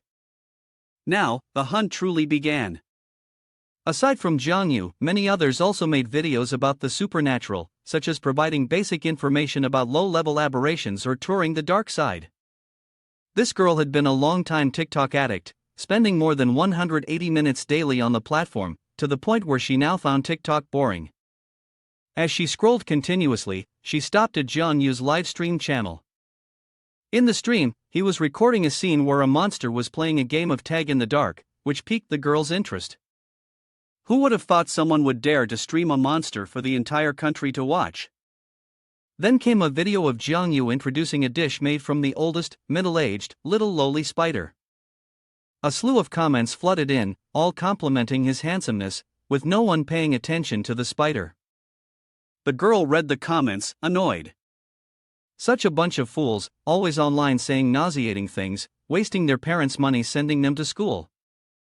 Yet she found herself drawn to Jiang Yu's dark, mysterious skin. It was the first time she commented positively about someone else's post, and it even made it to the top. At that moment, Jiang Yu was still live streaming as he butchered the spider. Her eyes sparkled, guessing that he must be a supernatural being. This guy is really interesting. She chuckled mysteriously. At that moment, in the dark side, Jiang Yu was still dealing with little Loli the spider.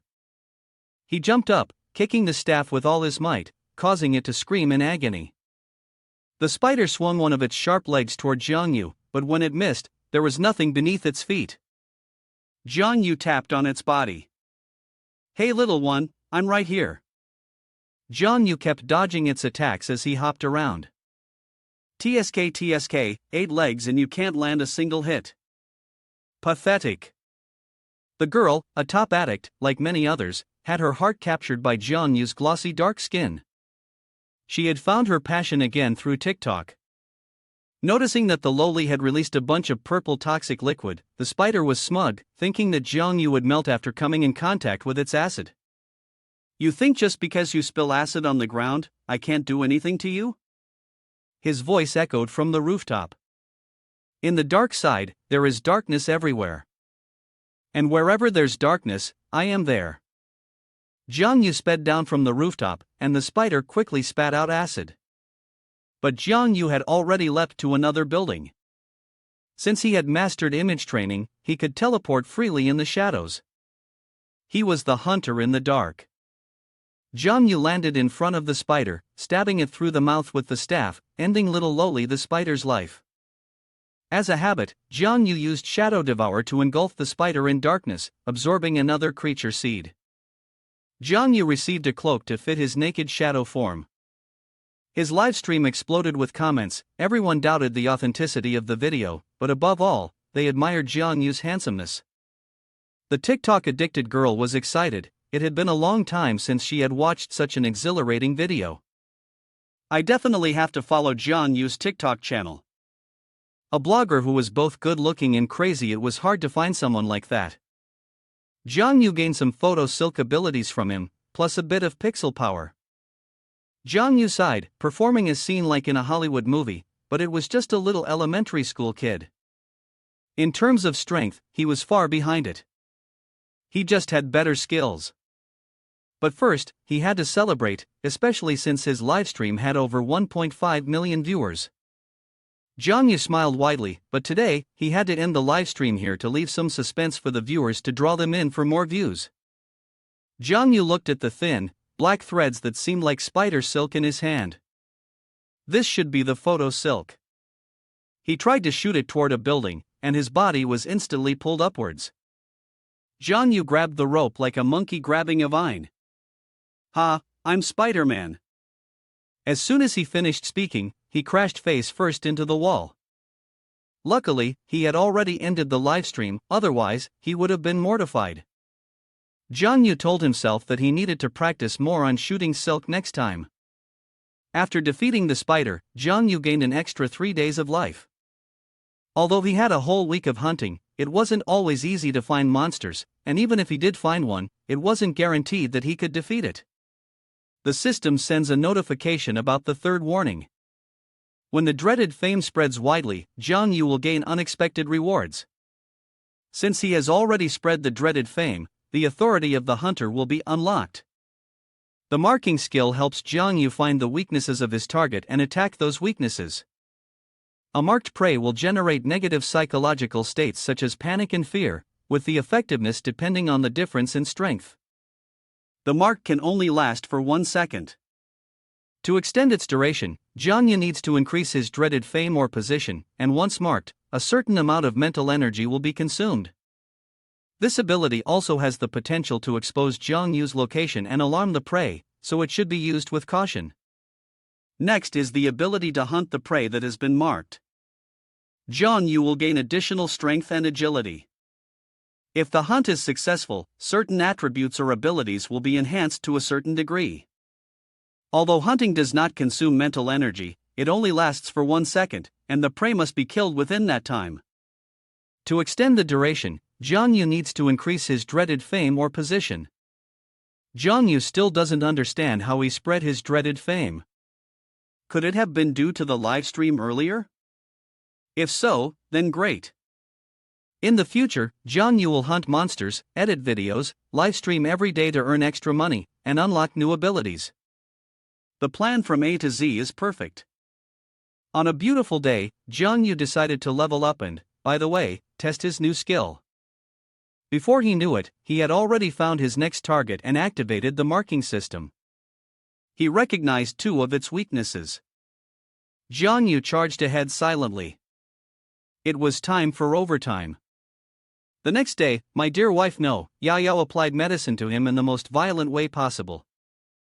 Hunting monsters at night didn't hurt, but during the day, she bullied him.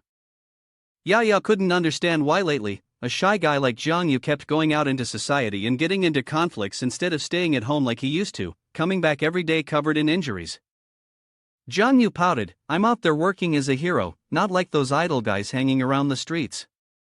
Yao gave him a judgmental look. "Is there any hero who's constantly getting hurt? You're all show and no skill." Jiang Yu muttered, "These injuries? If I were in my shadow state, they'd heal in minutes. I'm just trying to make someone serve me." Yao skeptically asked, "Are you mumbling insults at me?" Jiang Yu denied it and shifted the topic to movies. Recently, Yao had become interested in a newly rising idol and showed Jiang Yu a video. He thought it was someone unfamiliar, but to his surprise, it was just a black-skinned version of himself. John Yu choked on his water. He never expected that even Yao Yao was watching those pointless view-baiting videos of him, and what's more, she seemed to enjoy them. In just 2 days, he had made it onto the hot search. The name Amnesiac Assassin had become the most popular blogger on the superhuman leaderboard. John Yu scratched his head and casually asked, "Aren't these videos revealing extraordinary knowledge being monitored or controlled in any way?" Yao Yao quickly explained, "As long as you don't reveal core knowledge, it's fine. Everything that's shared is basic knowledge and doesn't have much of an impact."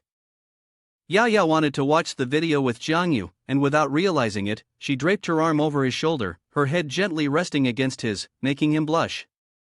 She thought to herself, maybe she could try to get a video to go viral, who knows, she might even become a youth idol. John Yu gave her a judgmental look. "What exactly are you planning to film? Are you going to wear a schoolgirl uniform and white tights, dancing in a dark corner or something?" Yao Yao flushed bright red. She had intended to make some videos explaining extraordinary phenomena. John Yu, however, didn't think much of it. With the limited material Yao Yao had secretly watched from Boss Lu, how could it possibly compare to the rich experience of those senior experts who worked through the nights? Plus, if she went outside dressed like this, she was likely to attract the attention of some perverts.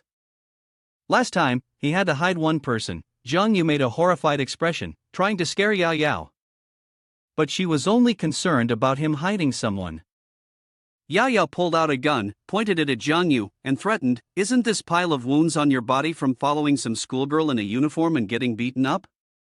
John Yu raised both hands in surrender. "Who knows if it's true or not?" Yao Yao punished him by making him cook and do the dishes today. In the end, she finally managed to get him to send her off.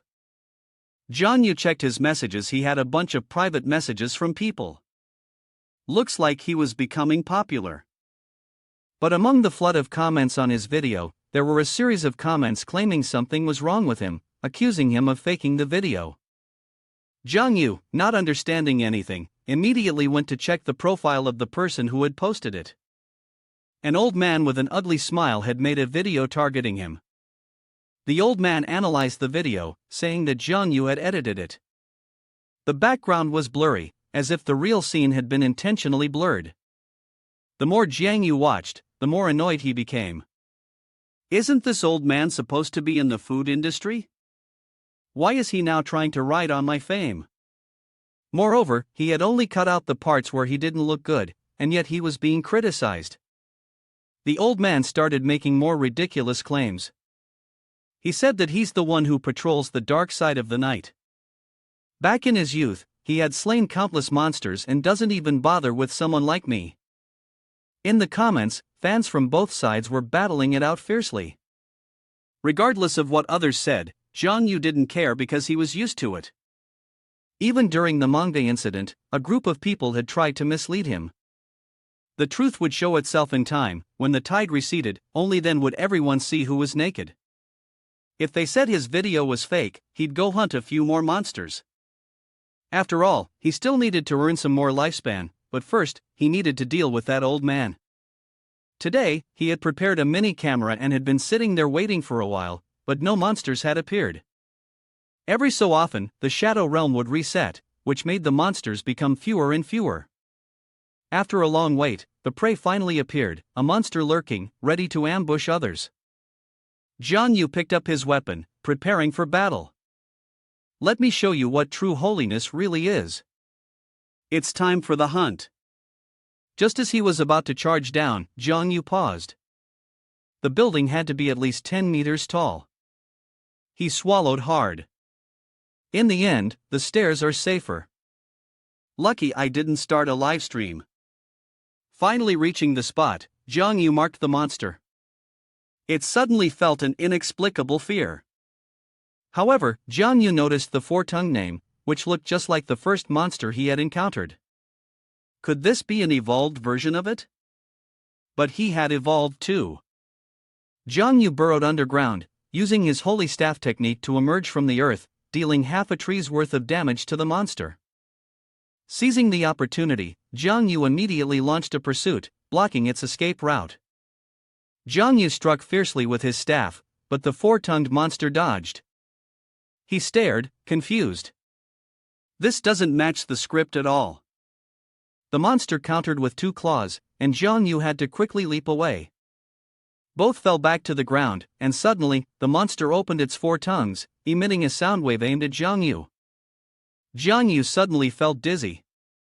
It turned out the monster could also launch a mental attack. Taking advantage of his headache, the monster slashed Jiang Yu in half. Fortunately, his dark state protected him, so he was only knocked back. Jiang Yu exclaimed, "Unbelievable, just a little and my health dropped by 34%. The monster charged again. He realized it was indeed a high-level assassin, with sharp senses, and still had about half its health left. If muscles couldn't help, he had to rely on his brain. Jiang Yu was half buried in the ground, half above it, luring the monster to chase after him. He stopped in an alleyway shrouded in darkness, where shadows surrounded him on all sides. The monster realized it had reached a dead end. Before it could figure out what was happening, Jiang Yu landed a punch straight to its stomach. He moved swiftly around the three dark walls. So what if its power was high? So what if its senses were sharp? Now that it was trapped in this alley, no one, not even the gods, could save it. The monster was punched repeatedly, growing frustrated. It was about to unleash a head-splitting sonic attack. Jiang Yu had already punched it straight in the face earlier. It was the same move, used twice, no way it could win against him. The monster was beaten without resistance, its health reduced by half. Jiang Yu activated his hunt mode, and its weak points were revealed. The moment his hand swung down, the monster screamed, "Stop!" Jiang Yu froze in confusion. The person lying beneath him now was Lin Mo. He couldn't mistake those eyes. But Jiang Yu remembered that Lin Mo had been taken by Sun Yixi's people. How could he have turned into a monster? The monster, now Lin Mo, screamed, breaking free from the encirclement and fleeing. Jiang Yu frantically chased after him, wanting to talk to him. Having only used the shadow state for a few days, Jiang Yu wasn't fully accustomed to it. He mistakenly thought it was just a normal person, which is why he was still running on two legs. Please be understanding. System reminder: Jiang Yu's failure in hunting will reduce his strength and lifespan. It continuously drilled into his head with phrases: "Victory makes a king, how can you lose? If you stop hunting, then you can only wait for death." Wait for death, wait for what? Jiang Yu angrily punched the system interface to pieces. Shut up. He held his head, deep in thought. The hero who sacrificed himself to save others had ultimately become the most despised form of humanity. Jiang Yu looked at himself in the mirror. Would he also turn into a monster after he died? If so, there would be no turning back. He had no choice but to hunt the monsters in order to live and be with Yao Yao. Jiang Yu wandered to the Xin High gathering area in the east. Google said this empty lot had many monsters. Jiang Yu used his skill to jump onto the roof of a building for a better view. Sure enough, there were more monsters here than in his apartment complex. But these monsters were as timid as rabbits, hiding in the buildings. Suddenly, Jiang Yu noticed a monster standing proudly on the rooftop. This showed that the creature was strong. However, its leg was injured, and its health was significantly reduced. Perfect. This time, I won't be soft-hearted. For a future where I live to be 100. A dark shadow slowly rose from behind the monster. It was none other than Jiang Yu. The monster immediately turned around. Jiang Yu's heart skipped a beat, and he quickly dove underground. The monster had a nose like a special agent dog. The monsters in this area were much more alert than the ones in his neighborhood. This muscular young man seems to have an extremely sensitive sense of smell, which led him to the spot where Jiang Yu was hiding. The red marks of the monster were even fainter, as it was in a state of alert.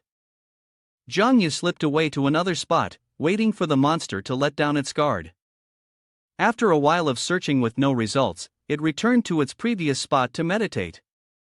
Jiang Yu, seizing the opportunity, resurfaced, marked the spot, and began the hunt for longevity. That afternoon, Yao Yao was once again at Jiang Yu's house cooking. It was so late, where had he gone and when would he come back? Just as she turned around to prepare a scolding, she saw Boss Lu and Uncle Li coming home together. Uncle Lu was helpless, seeing his daughter become a maid for someone else's house without even realizing when it happened. Yao Yao, feeling embarrassed, quickly changed the subject. Today, my dad came back early because there wasn't much work at the office. He wanted to take the whole family out to a restaurant for a meal, but since Yao Yao had already finished cooking, we decided to stay home instead. Uncle Li also saw this as a chance to test her cooking skills and enjoy a little of Jiang Yu's luck. However, the host was nowhere to be found. Just then, Jiang Yu came back home, and as soon as he entered, he threw his shoes around in a frenzy. "Where's the food? Where's the food? I'm starving. Yao Yao, what did you make for the boss today?" In a good mood, he had bought her a lollipop, using the excuse that a dog had chased him on the way to explain his disheveled appearance. He even mentioned that she had sent him a lot of messages yesterday, so it must mean she missed him and couldn't sleep. As soon as Jiang Yu stepped into the house, he was left speechless. Uncle Li could only hold his head in helplessness, wishing he had more hands to properly teach the boy a lesson. Jiang Yu swallowed his saliva, put the lollipop away, and nervously smiled, trying to explain. "I was chased by the dog like crazy, so I wasn't exactly thinking straight." He. Uncle Li spoke up to break the awkward atmosphere and called him over to sit next to him. A young man with strength and vigor has to face the world and experience some setbacks to truly be called a youth. Boss Lu poured a glass of soda, saying that fighting over a girl you like is what makes youth beautiful, and even brought up the incident from before when he had been with a girl wearing a dress. What was her name again? Yu Zhou and Yao Yao answered on his behalf. Boss Lu added fuel to the fire, saying she looked very delicate and suited Jiang Yu well. Jiang Yu glanced at Yao Yao, who was eating her meal with frustration, and felt uneasy. Uncle Lu always says things he shouldn't, and even says them in front of his daughter. Uncle Li reminded him to finish his drink with Uncle Lu. He smiled awkwardly and quickly raised his glass of soda to finish it. These two old men were gathering to teach him a lesson. Boss Lu smirked. "This round, you win the crime of daring to flirt with someone else's daughter." Jiang Yu wasn't one to back down.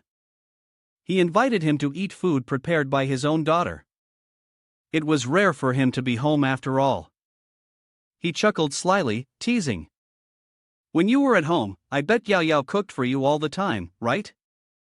No wonder her cooking skills are so good." The remark sounded innocent, but only the three of them knew the hidden meaning behind it. Usually, at home, the father and son, Lu Quan, ordered takeout. Who would have guessed that Yao Yao, every day, would be here, serving him with home-cooked meals? Jiang Yu had just leveled the playing field. The conversation was filled with sharp exchanges throughout the entire meal. Eventually, the meal came to an end. Uncle Lu left with a heavy heart. Uncle Li sat down in a chair, deep in thought, before finally speaking. "Jiang Yu, have you awakened your powers?" Jiang Yu turned away, beating the drum of the village. Uncle Li didn't beat around the bush either. "You've been on night patrol for 20 years. Can't you recognize what caused those wounds on his body?" Jiang Yu was cornered, and in the end, had no choice but to sit down and tell his uncle the story. It happened about half a month ago, and Uncle Li asked more questions. Jiang Yu broke out in a cold sweat, feeling as though his uncle was interrogating him. "No need to be so tense, just speak up." Uncle Li motioned for him to continue. Jiang Yu didn't know why, but he just woke up to it like that. Uncle Li was surprised. It was rare for someone to suddenly awaken like this. Only a few people per year experience this. Who would have thought that his own nephew would be one of the exceptional cases? Jiang Yu only had a vague understanding of it. It was probably because he had some sort of innate talent. Speaking of innate talent, Uncle Li suddenly became tense, making Jiang Yu feel uneasy. Uncle Li quickly withdrew his gaze, patted his shoulder, and sighed. If this year your talents are deemed extraordinary, as long as your willpower isn't so weak that it's unacceptable, you'll have to participate in the martial competition. Jiang Yu nodded. Yao, my future wife, told me about it. The pressure on the night patrol department has been huge in recent years, with casualties increasing every year. Uncle Lee wanted to find a backdoor for Jiang Yu so that he wouldn't have to participate in the martial competition, and could just stay home and study normally. Jiang Yu was stunned. You can casually talk about going through the back door like that? Uncle Lee wasn't joking. He told him to just choose a school. He thought Jiang Yu liked drawing comics, so he suggested he go into a science and arts specialty. Jiang Yu gasped, "So your uncle holds such a high position?" Jiang Yu then asked if it was possible for him to skip school and just get his graduation certificate. Lee uncle immediately slapped him a few times. "Are you demanding things?" Lee uncle told him he should go to Lindong University. Once he graduates, his uncle would arrange a stable job for him and then they could spend their days growing vegetables and raising fish with Yao. Jiang Yu fell silent. Eventually, he looked at his uncle with a determined gaze. "I still want to try becoming someone extraordinary." "No," Lee uncle suddenly shouted at him, his voice rising. Then, he huffed in anger. Even Lee uncle didn't expect himself to raise his voice like that. Jiang Yu shook his head, threatening to report his uncle to the authorities if he dared to use any underhanded methods to help him. Lee uncle hadn't anticipated this move. He tried to help him, yet Jiang Yu was threatening to report him. The atmosphere seemed to freeze for a moment. Finally, Lee uncle spoke up. "I'm not joking with you. The world of the extraordinary is much more dangerous than you think. I just need you to focus on your studies, and I'll take care of everything else." But Jiang Yu was serious. Danger could be found anywhere, and besides, Lee uncle couldn't possibly protect him for his whole life. Lee uncle sighed. In the end, he had to compromise, but he warned that Jiang Yu might regret it. "If you want to turn back, you have to tell me before your third year." Jiang Yu gave a warning, "Uncle, don't take any shortcuts. You might end up in jail. Truly, you're a troublesome nephew." "Wait a minute." Jiang Yu suddenly remembered something and asked about the extraordinary person, who, before death, must exhaust all their power to prevent mutation. But what if someone is dead, and their power is completely exhausted, yet they still turn into a monster? Lee uncle squinted but still answered his question. If the person is affected by external factors, there's still a chance they could turn into a monster. What's more important is, why are you asking about this? Jiang Yu scratched his head, trying to come up with an excuse. "Oh, it's nothing. Just curious, that's all." Before leaving, Lee uncle reminded him once more.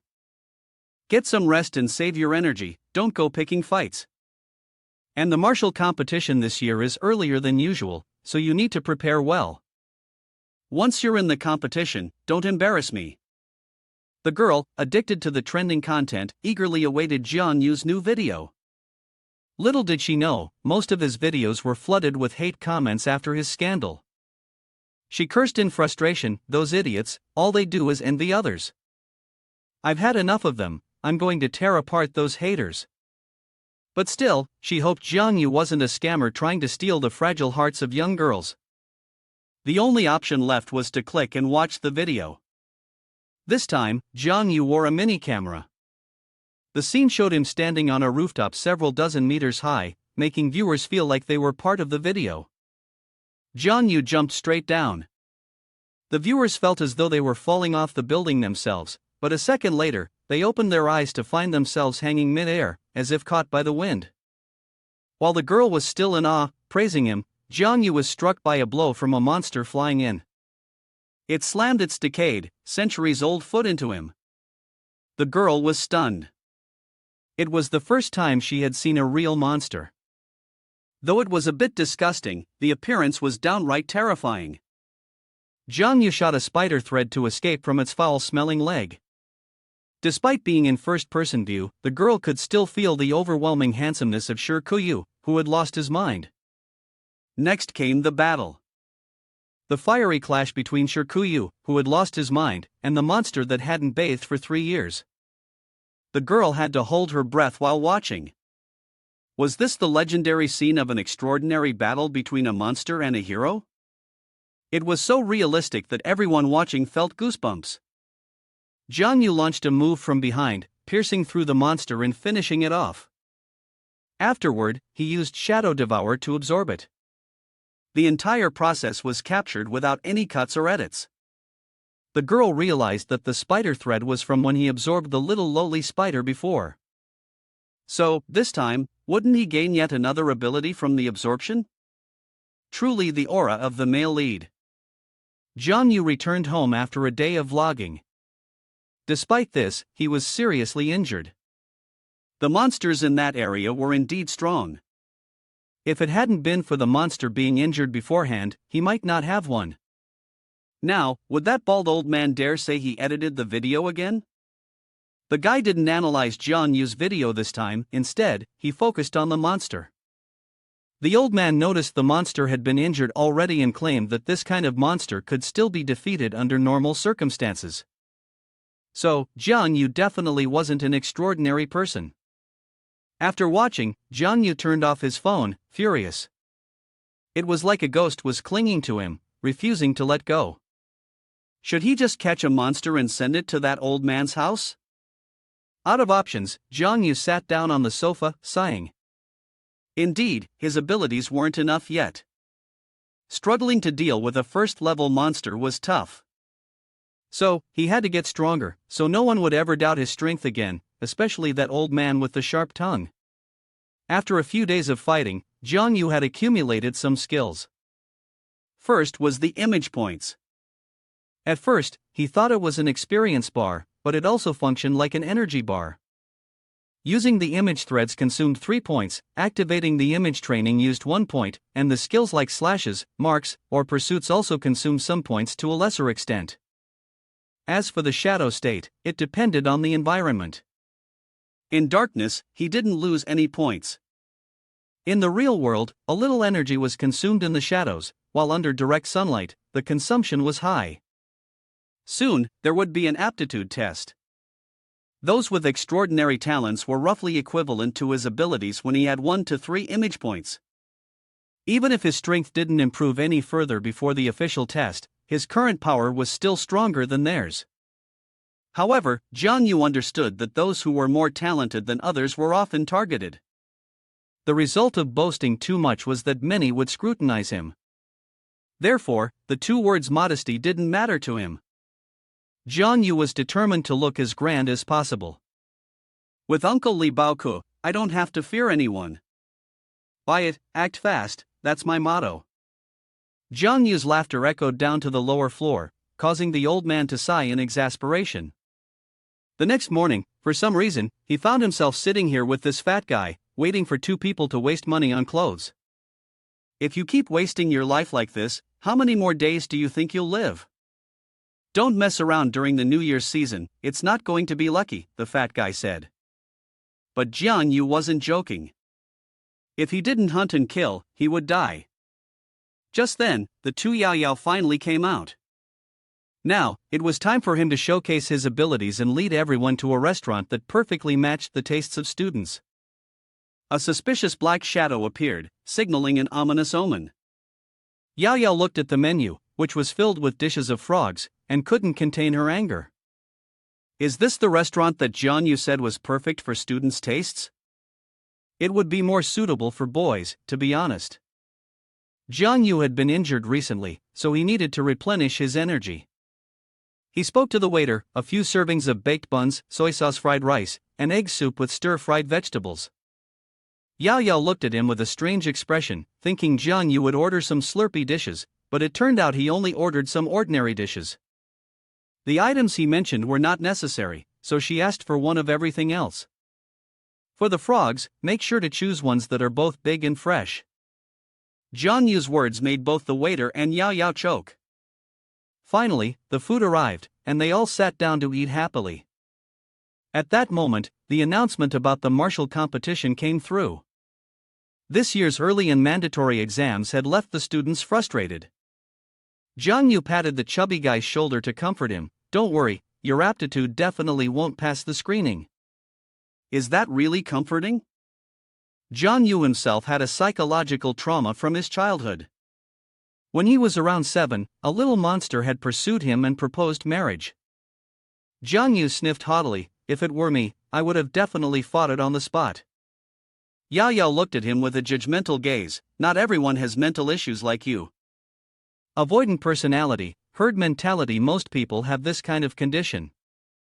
Even though it may seem like nothing, the psychological barriers left by the monster still linger. The atmosphere suddenly became quiet after Yao Yao's words. Jiang Yu hurriedly raised his glass to break the awkward silence. Just at that moment, the pollution alarm sounded, which also meant that a monster had entered the shopping mall. Run! Quickly! The entire mall erupted into chaos, with people trampling over each other in their frantic escape. The four of them stood by a river of people, with no space to squeeze through and escape. It was Jiang Yu's voice that shouted. With one punch, he shattered a wall, creating a new path to avoid the risk of people being crushed to death by the stampede, rather than being killed by the monster. As soon as they got outside, Jiang Yu saw the monster.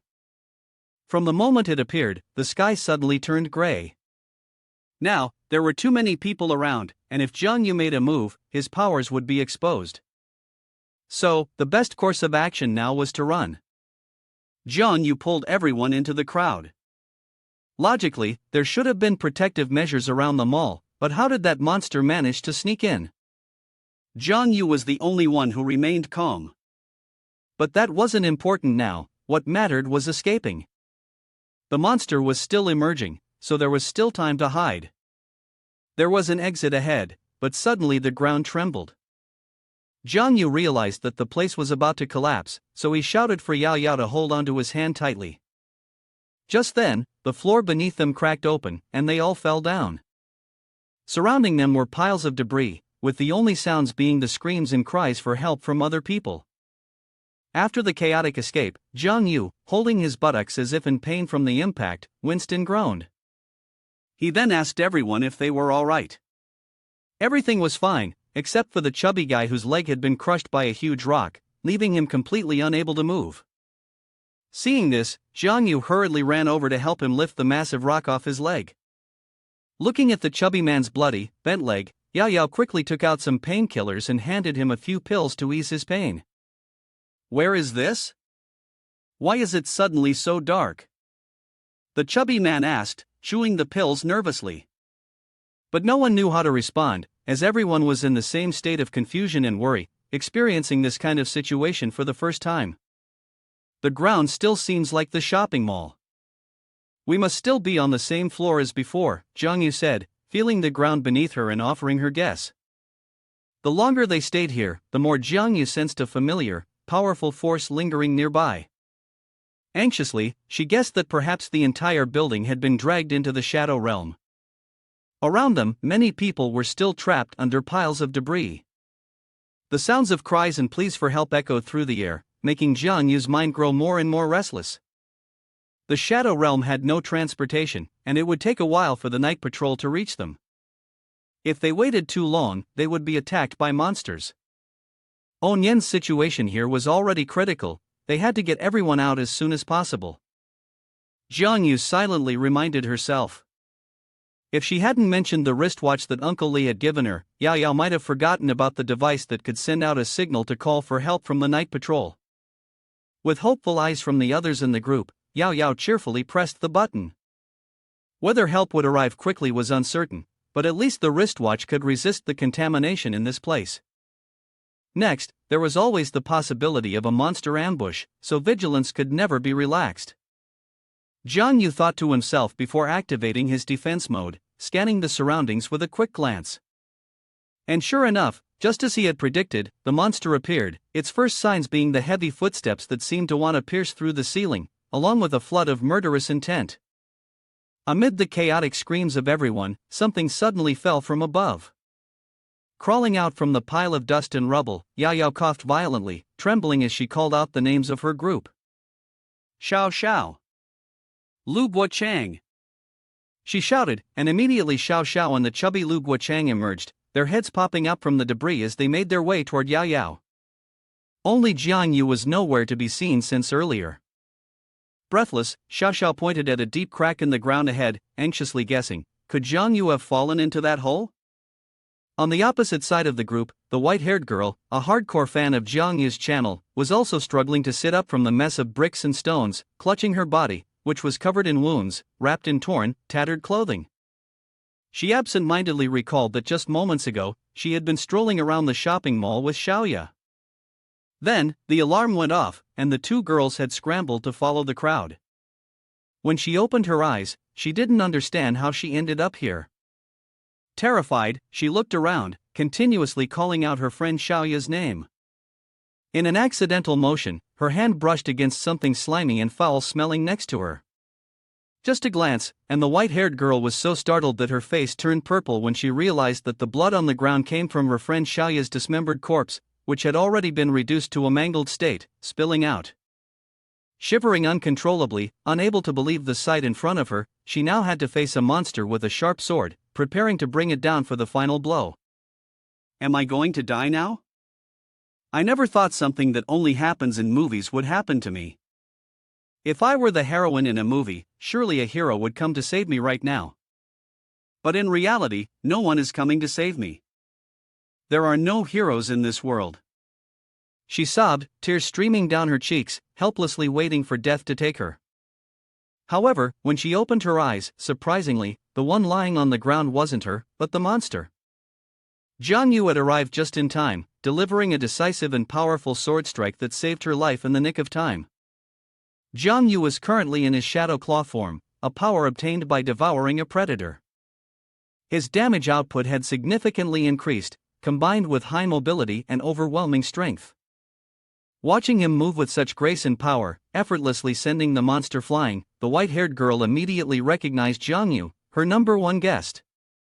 I'm a huge fan of yours, I've watched all your videos. You're super handsome, I really like you. She excitedly surrounded Jiang Yu, constantly praising him, which made him feel slightly awkward being surrounded by such a beautiful girl. After Jiang Yu casually reminded her about her torn clothes, she shyly tried to cover herself, but just a few minutes later, she ended up half-covered, still wanting to show Jiang Yu her hot side. As long as you want, she will wear anything you like to show you, even black stockings torn as per Jiang Yu's request.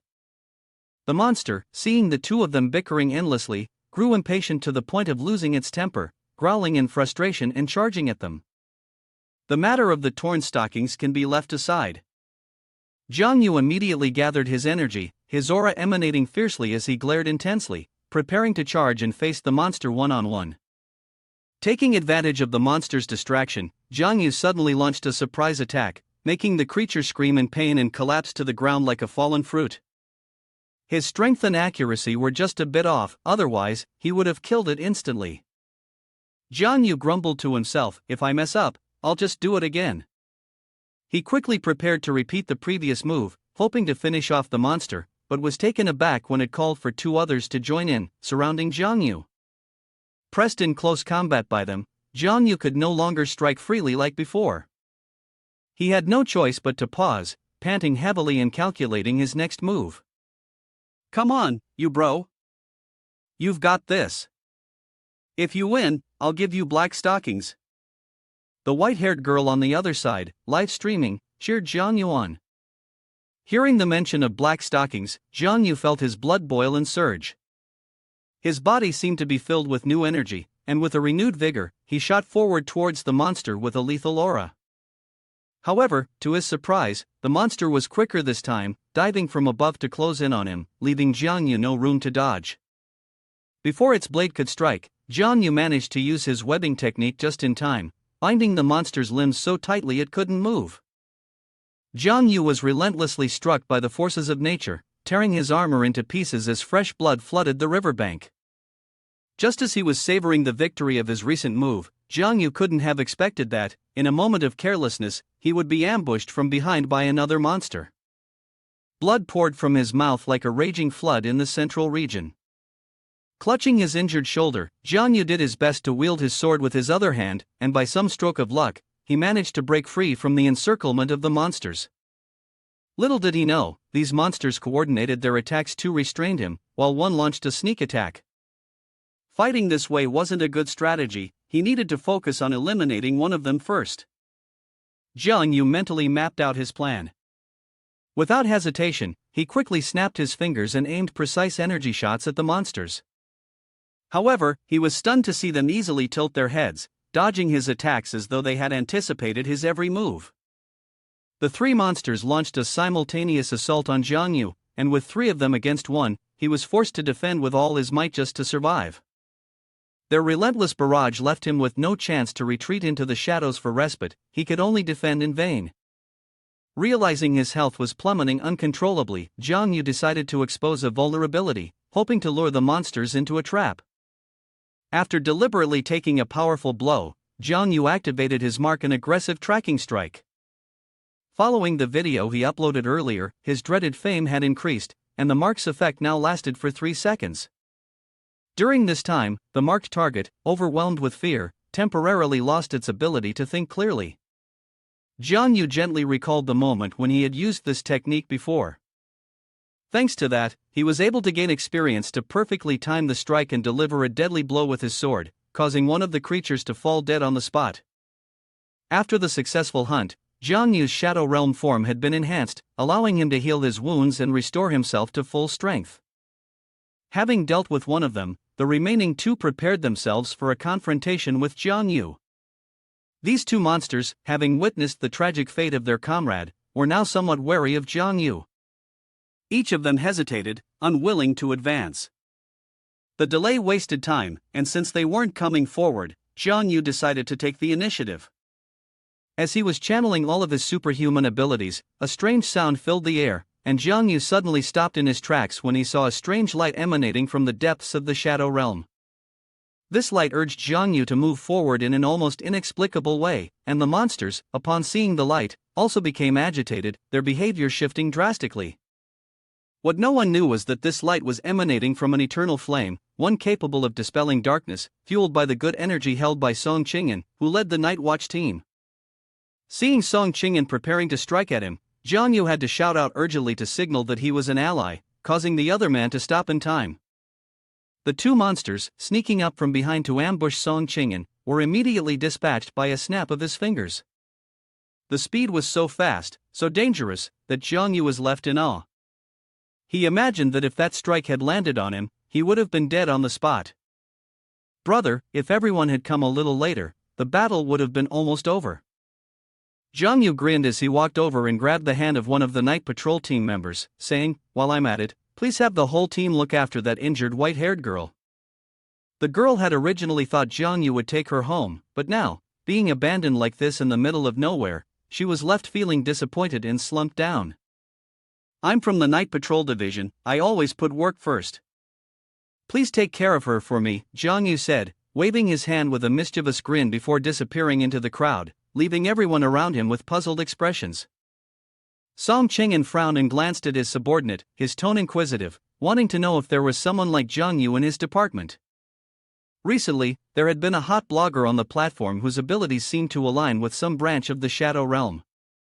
His strength wasn't very impressive, probably only at level 1. The subordinate speculated, level 1. I still have the flame in my hand, where would there be a Shadow Realm?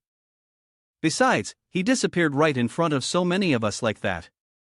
Can someone at level 1 really do that? Song Qingyan gazed thoughtfully at the flame in his hand, his mind filled with suspicions about Jiang Yu's background.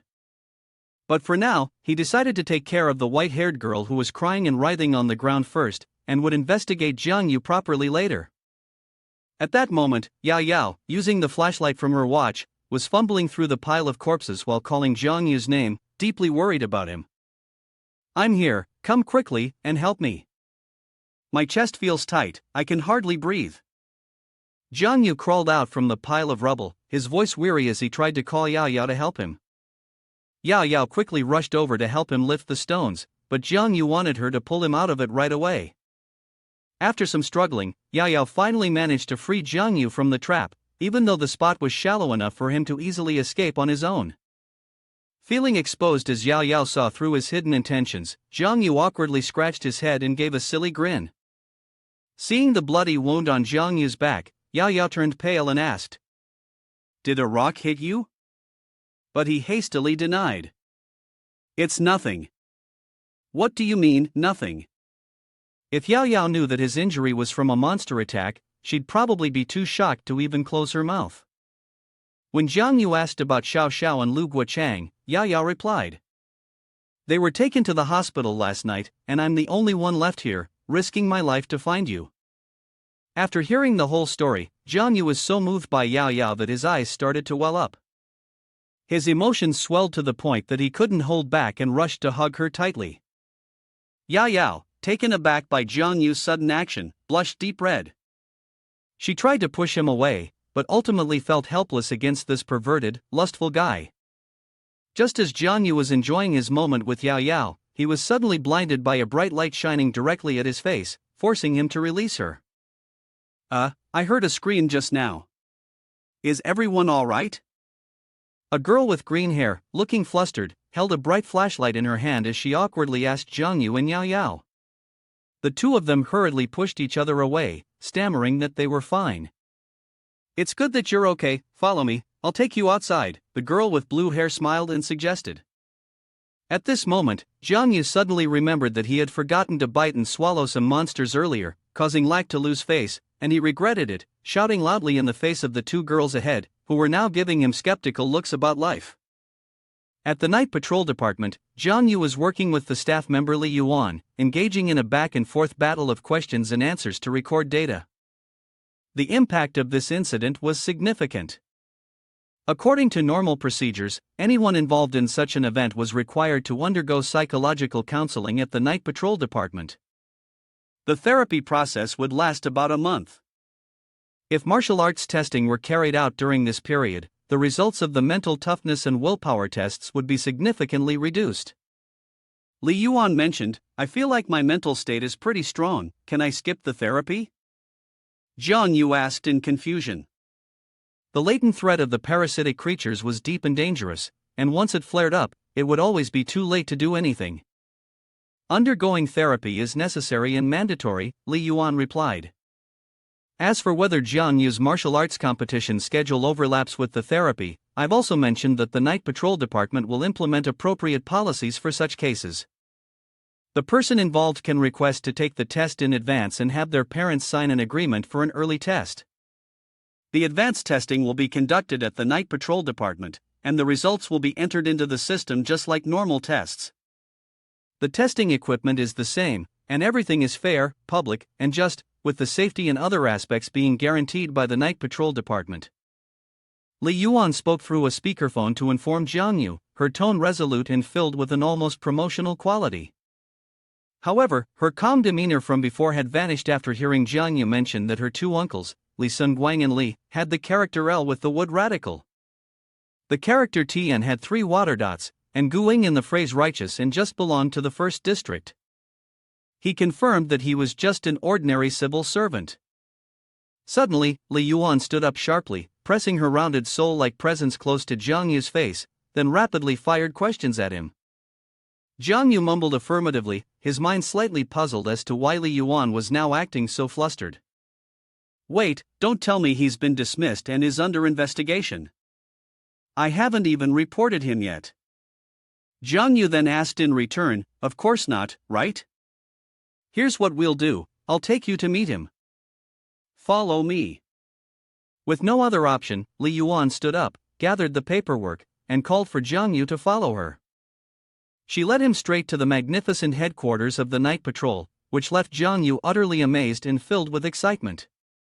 His eyes darted around, as if he were a country bumpkin visiting the city. Suddenly, Jiang Yu passed by 2 men.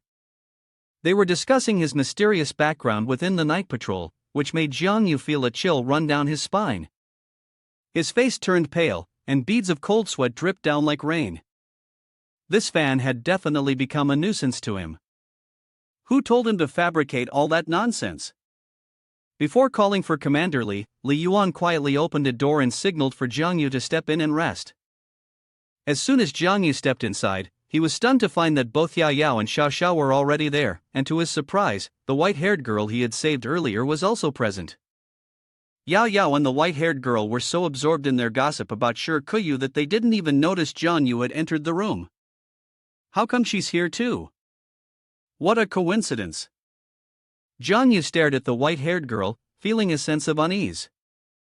Yao Yao caught sight of Jiang Yu's arrival and immediately gestured for him to sit next to her. Her chatterbox mouth was still in full swing, urging the white-haired girl to continue talking about the mysterious Shi Kuyu.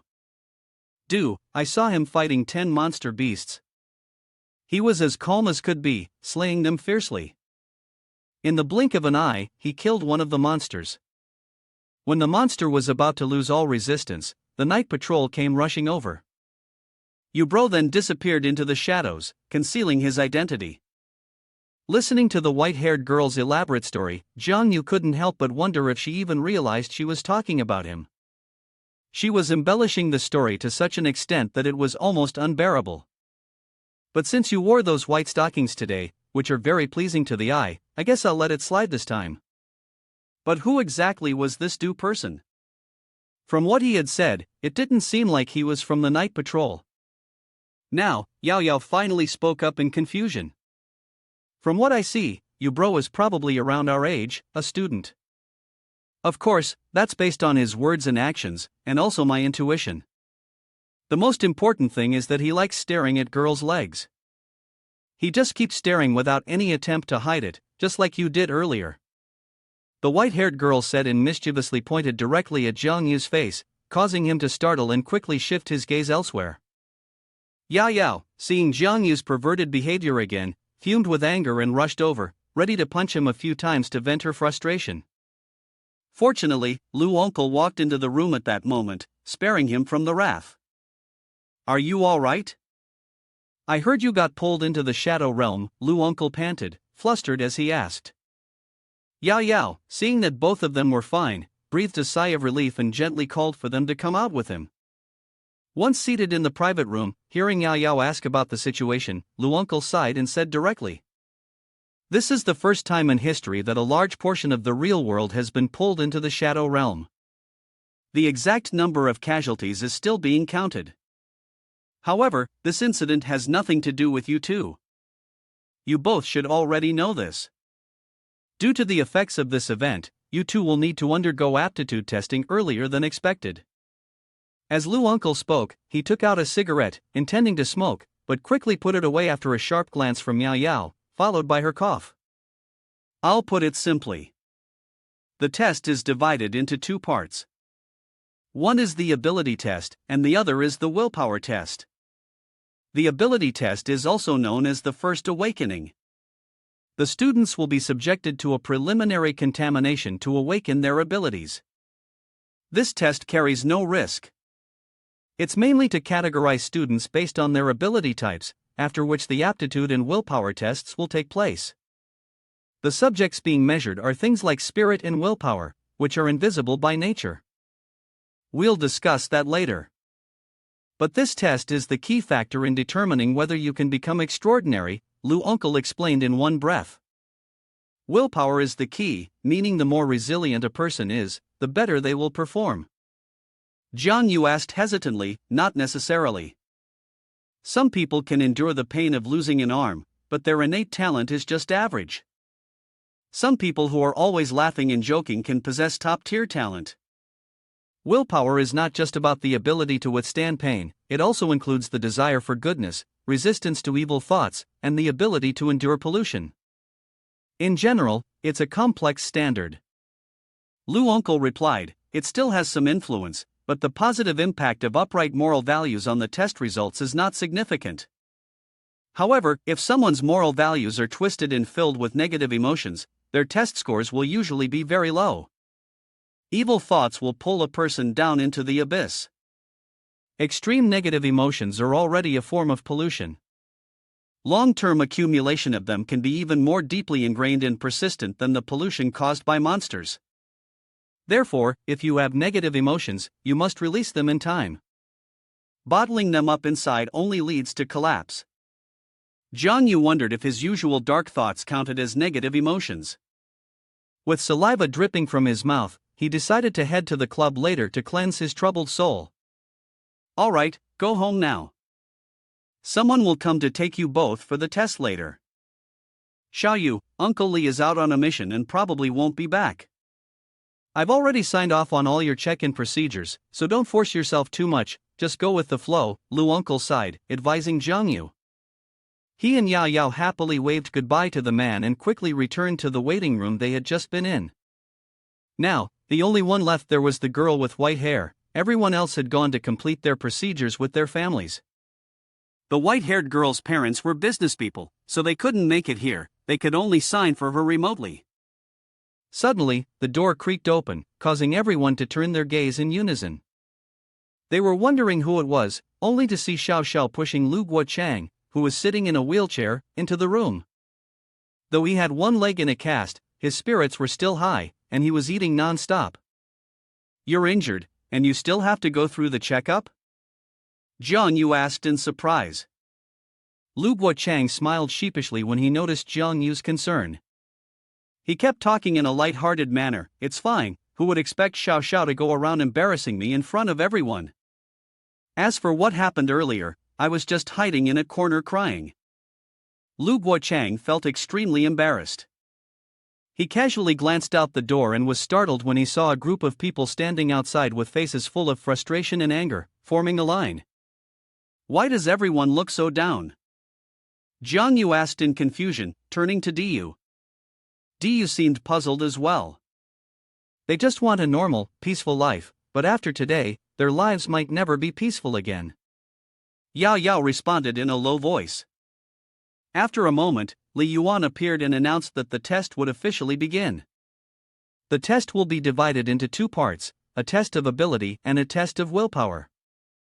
The ability test will be comprehensively evaluated in terms of development potential, destructive power, and the cost of using the ability, which will be categorized into low, mid, and high levels, as well as the primary tier. The willpower test will be based on the ability to resist mental contamination, categorized from level 1 to level 6, corresponding to the colors white, green, blue, purple, red, and orange. In previous years, individuals with a level 1 aptitude were not allowed to participate in the martial competition, but this year, anyone with a white level 1 aptitude is required to participate. The judgment of extraordinary strength must be based on a comprehensive assessment of both ability and willpower. With enough willpower, even a weak ability can turn the tide. On the other hand, no matter how high the level of ability, if the aptitude for willpower does not meet the standards, one can only serve as a bureaucrat. That's about it. If there are no questions, follow me. Soon after, Jiang Yu, along with the others, stood crowded in the waiting room, waiting for the loudspeaker to call their names. The first person to be called was unexpectedly Feng Xiaoxiao. She trembled nervously, taking slow steps out of the waiting room and toward the testing area. The worried gazes of the others followed her from behind the glass windows. Xiao Xiao hesitantly approached the examiner, who was standing ready. In front of him was a large, swollen object covered tightly with fabric. From behind the glass door, all the contestants were left agape when they saw that behind the cloth was a massive stone block emitting blinding light. After forcefully ripping the cloth off the stone, the entire room where Xiao Xiao was standing suddenly had its lights turned off with a loud snap, causing the people inside to become flustered and start discussing among themselves. They speculated that it might be a test of willpower, which was why the door had been closed and the lights had been turned off. These three demonic shadows, Jiang Yu had long since adapted to the shadow realm. Through the glass, Jiang Yu vaguely saw that Xiao Xiao's legs seemed to be tied to the glowing stone, and she appeared to be struggling, as if encountering some enormous resistance. The light from the stone was so dazzling that it pierced through the glass door, causing Jiang Yu to squint uncomfortably. After a while, Xiao Xiao finally returned to the room amidst the curious and eager chatter of everyone. Everyone was excited to know the result of her test. Unfortunately, she lacked the talent for willpower, making all the effort she had put into her previous willpower training seem pointless. Xiao Xiao shook her head in frustration, signaling her dismay.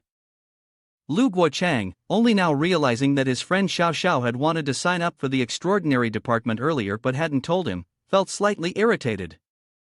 While arguing with Xiao Xiao, Lu Guochang didn't notice that the loudspeaker had called his name a long time ago. His face turned pale as he pushed his wheelchair out of the room, sweat pouring down his face, muttering, "I'm not extraordinary, but man proposes, God disposes."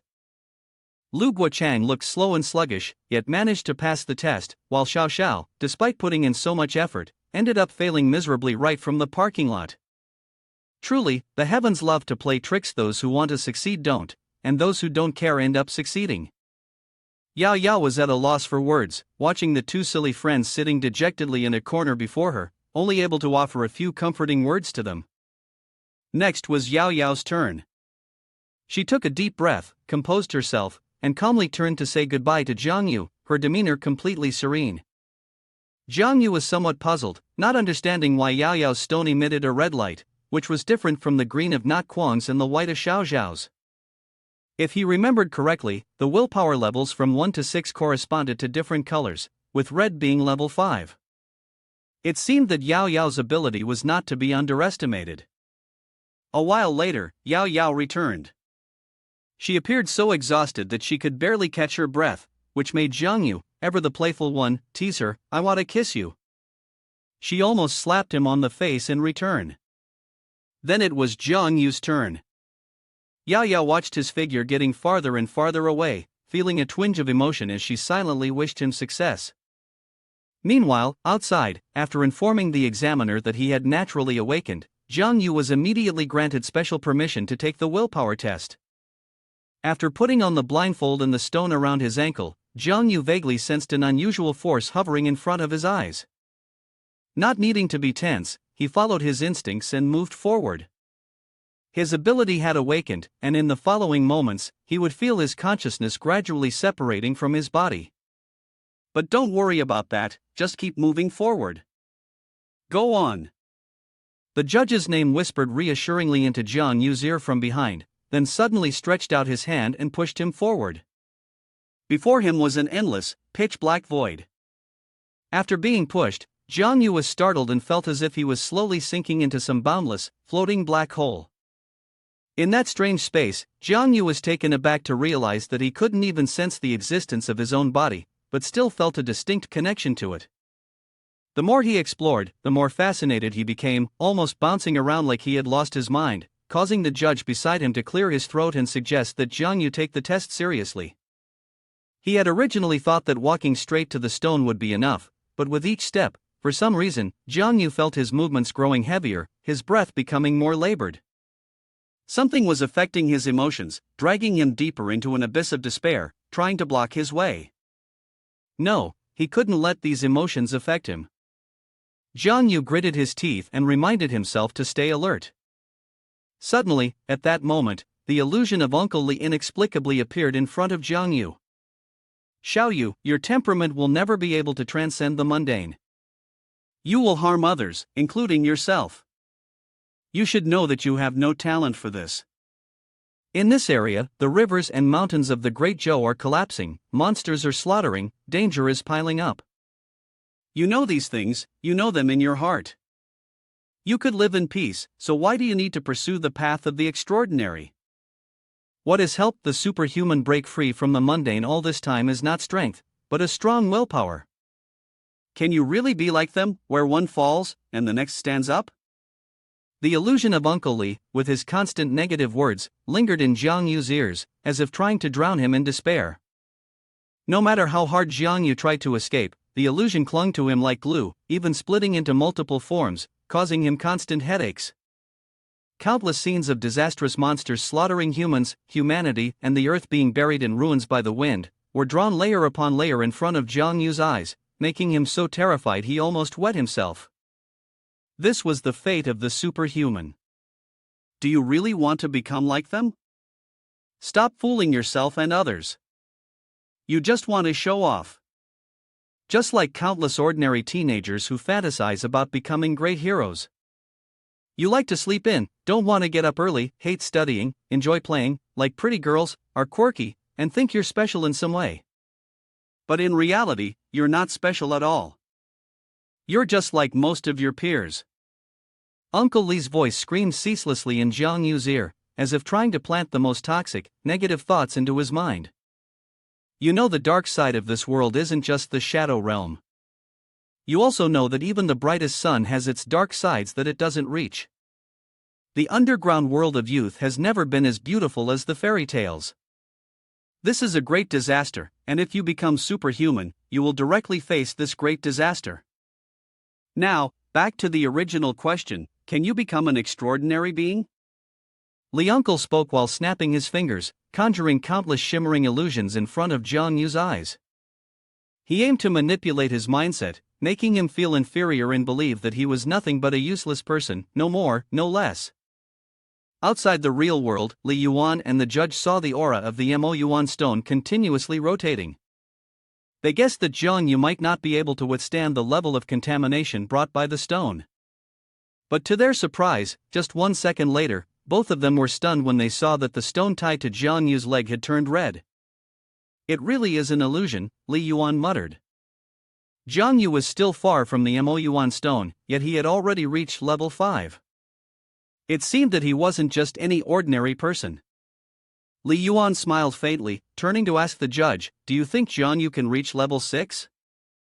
I don't know. Anyway, in the entire continent, only 15 people have reached level 6 in the past few decades," the judge replied, sweating profusely, unsure of himself. After a while, when they noticed that the light surrounding Jiang Yu had gradually diminished, they hurriedly approached to check if there was anything unusual with his wristwatch. But strangely, all the readings were normal, as stable as a carton of milk, leaving the judge more and more confused, frantic, unable to comprehend what was happening. It's impossible. The closer you get to the spirit stone, the stronger the willpower should be. But here, it's only getting weaker. What is going on? The judge stammered in disbelief, utterly shocked. At the moment, both of them were witnessing the scene where Jiang Yu, with great enthusiasm, was trying to touch the force emanating from the stone. This was something that even someone with 6th level willpower could not achieve. Yet, despite all odds, Jiang Yu was able to effortlessly succeed using the immense strength of his own force mechanism. From the boundless space, Jiang Yu, with his clear mind and sharp willpower, managed to shatter the incessant complaints of the shadowy figures. He smoothly navigated his way back to the real world. To be honest, I was really scared earlier. I even felt like I was at a dead end. Initially, I wanted to be a great hero, someone who pretends to do something grand just for the sake of show. But in this world, there has never been a hero who fell from the sky. Only ordinary people, courageous enough to stand up, become heroes. It is because of their quiet contributions that we can enjoy the peace and stability we have now. And I've already experienced peace once. This time, I don't want to hide behind the protection of others. I want to become that eternal flame that lights up the dark places. As Jiang Yu spoke loudly, he reached out to touch the blazing flame, which shone as brightly as the light of the party, all under the astonished gazes of the shadowy figures within the system. Meanwhile, in the office, Uncle Lu was holding a meeting with his staff to discuss the incident that occurred earlier in the Shadow Realm floor. The collapse of the real world into the Shadow Realm this time was related to the 234th floor of the shopping center. The 5th floor had not fully collapsed into the Shadow Realm but was also affected. Around 850 people were impacted, with 700 trapped in the Shadow Realm, though 650 had already been rescued. The rescue operations were still ongoing. The total number of students about to participate in the martial competition is 30. They will be divided into groups for a preliminary examination, followed by immediate treatment to eliminate mild contamination, the staff member reported based on the data. Uncle Lu listened and, with a slight furrow of his brow, spoke softly. The staff member wearing glasses sitting next to me, quickly send me the photos of the sample from the pollution inspection department. The sample, known by the alias Shadow Spirit, has reached a level 1 high-grade pollution. Regardless of whether we analyze its morphology, bones, or other body parts, the 3 shadow spirits are extremely similar. Moreover, the human traces on these shadow spirits are significant. It seems like the result of human mutation, the staff member with glasses speculated thoughtfully from the images. Everyone in the office, upon hearing this, was stunned, mouths agape. This was because each human individual is inherently different. The level of contamination they undergo during mutation and the direction of their mutation also differ. Therefore, it was almost impossible for three monsters to mutate in exactly the same way. It seems that the one in Beidou was something that was researched and created. Someone lurking in the shadows has finally lost their composure, Uncle Lou muttered, furrowing his brow as he guessed, then took slow, heavy steps toward the window, inhaling a puff of cigarette smoke with a weary demeanor. Suddenly, there was a loud explosion, followed by a chilling surge of psychic energy that erupted unexpectedly from the extraordinary inspection room across the way, causing everyone to jump in alarm. The highest level of willpower testing only emitted orange light. This yellow light has never appeared before. What in the world is going on?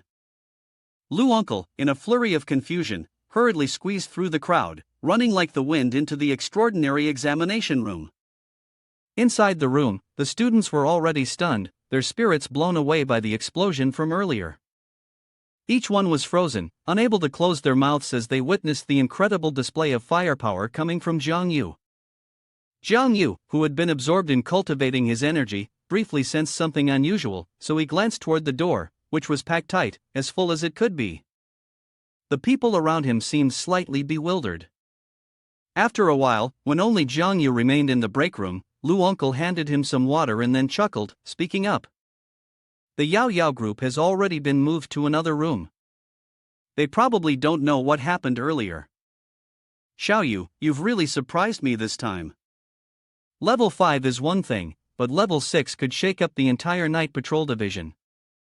Yet, you've gone and unleashed a golden light like no one has ever seen before. Hearing Lou Uncle showering him with compliments, Jiang Yu couldn't help but feel proud, his nose nearly in the air as he grinned smugly. However, despite the praise, there had never been a precedent for this, and the specifics were hard to say. There was a possibility that he might be sent for some kind of experimental procedure or become the subject of research. Your data will be sent to the major night patrol departments for study, and you'll also be placed under special surveillance, Lou Uncle suddenly said, delivering a shock with a grin. Inside, the excitement that had barely been sparked was already fizzling out. Wait, what? It's going to be that complicated? Jiang Yu anxiously asked, his face pale. It's okay, later I'll teach you how to handle it. Just follow the procedure and you'll be fine. Lou Uncle gently reassured Jiang Yu. Okay, if that's the case, then I don't need to worry about anything anymore. Your opportunity to shine is coming soon. From the living room, the other students were staring in awe at the interview of Jiang Yu with the senior officials from the night patrol department on the television. No one had expected that a student who seemed so ordinary could be a rare genius, capable of producing golden light during the test. But some speculated that it might just be a malfunction in the equipment, and not necessarily that Jiang Yu had high natural talent. Watching Jiang Yu's interview, the screen also showed a group of tough-looking people with thick beards and rugged faces, exuding a menacing aura. In this willpower test, what did you see? One of the officials from the night patrol department asked Jiang Yu. I saw countless night patrollers holding torches, marching forward. They kept following each other, fighting monsters. Jiang Yu responded mechanically, as if on autopilot. All of his words were prepared by Lou Uncle in advance. This made him a bit frustrated being the legendary Golden Light himself, yet having to follow a set procedure here. What were you thinking when you saw all of that? Lou Uncle asked further. At that time, I was very excited because I was about to step into the realm of the extraordinary. I could feel the responsibility on my shoulders. While speaking, Jiang Yu suddenly fell silent and then unexpectedly broke into a mischievous smile that reached his ears, causing Uncle Lou to have a bad premonition. Uncle Lou, there's a map hanging on the wall of your room, right?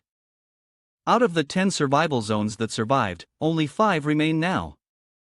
Perhaps our situation is not as simple as it seems. Everything is not as good as it appears in our imagination. Sometimes, knowing the truth is a kind of pain. I hope the youth of Dazhou can break free from indifference, always moving forward, and dedicating themselves wholeheartedly. Even if there's only a faint light, I will do my best to illuminate it. In the future, if there is no torch, I will be the only light. Jiang Yu stood up heroically, gesturing with his hands as if delivering a sermon, which made Uncle Lu's facial expression darken more and more, like the eve of a storm. "Sorry, this child, Jiang Yu, sometimes likes to joke around," Uncle Lu said, awkwardly holding his head as he tried to ease the tension with those sitting next to him. No one was particularly offended. The night watch officers were all deeply moved to the point of tears by Jiang Yu's emotionally charged words, full of the spirit of socialist enlightenment. The students were no exception, their eyes brimming with tears, their hearts filled with faith in Jiang Yu's natural talent. It seemed that his ability to manipulate emotions was indeed extraordinary. As for Uncle Lu, needless to say, his face was utterly speechless, but he reluctantly held back his words and gently suggested, "Jiang Yu, please go back and wait for the notification about the special training camp." That evening, Jiang Yu, in a state of battle readiness, sat silently, letting himself relax on the rooftop. His expression was somewhat absent as he recalled the conversation with Lu Uncle earlier about the special training camp. It was a place for those with adequate potential to gather and undergo training for a few months. At the end of the special training, an evaluation would take place through the martial competition. After reminding Jiang Yu to remember the 25th, Lu Uncle also told him not to mention this matter to anyone, not even Yao Yao. Back in the present, Jiang Yu discovered from the system that his lifespan was only 20 days left, while the special training camp at the end of the month would last for several months. Therefore, he had no choice but to speed up his hunting efforts to ensure he would have enough lifespan for the evaluation. While he was lost in thought, suddenly, across the street, Jiang Yu's eyes caught sight of a massive monster, prompting him to immediately chase after it.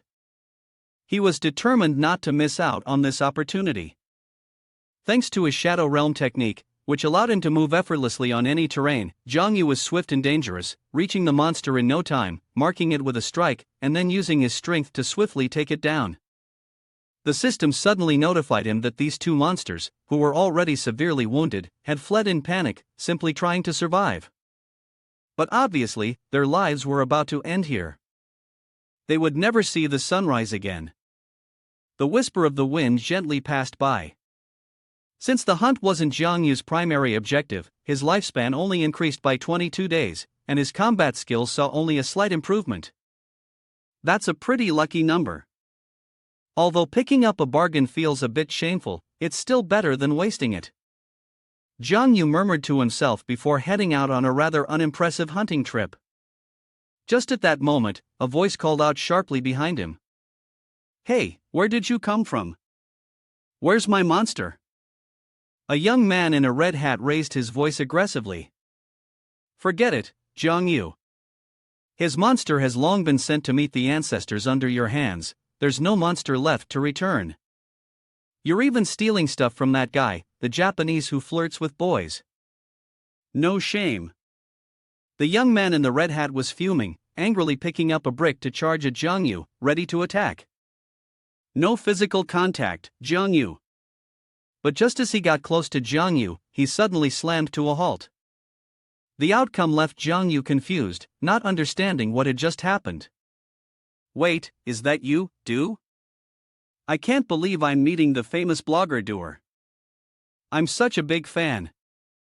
I watch every single one of your videos."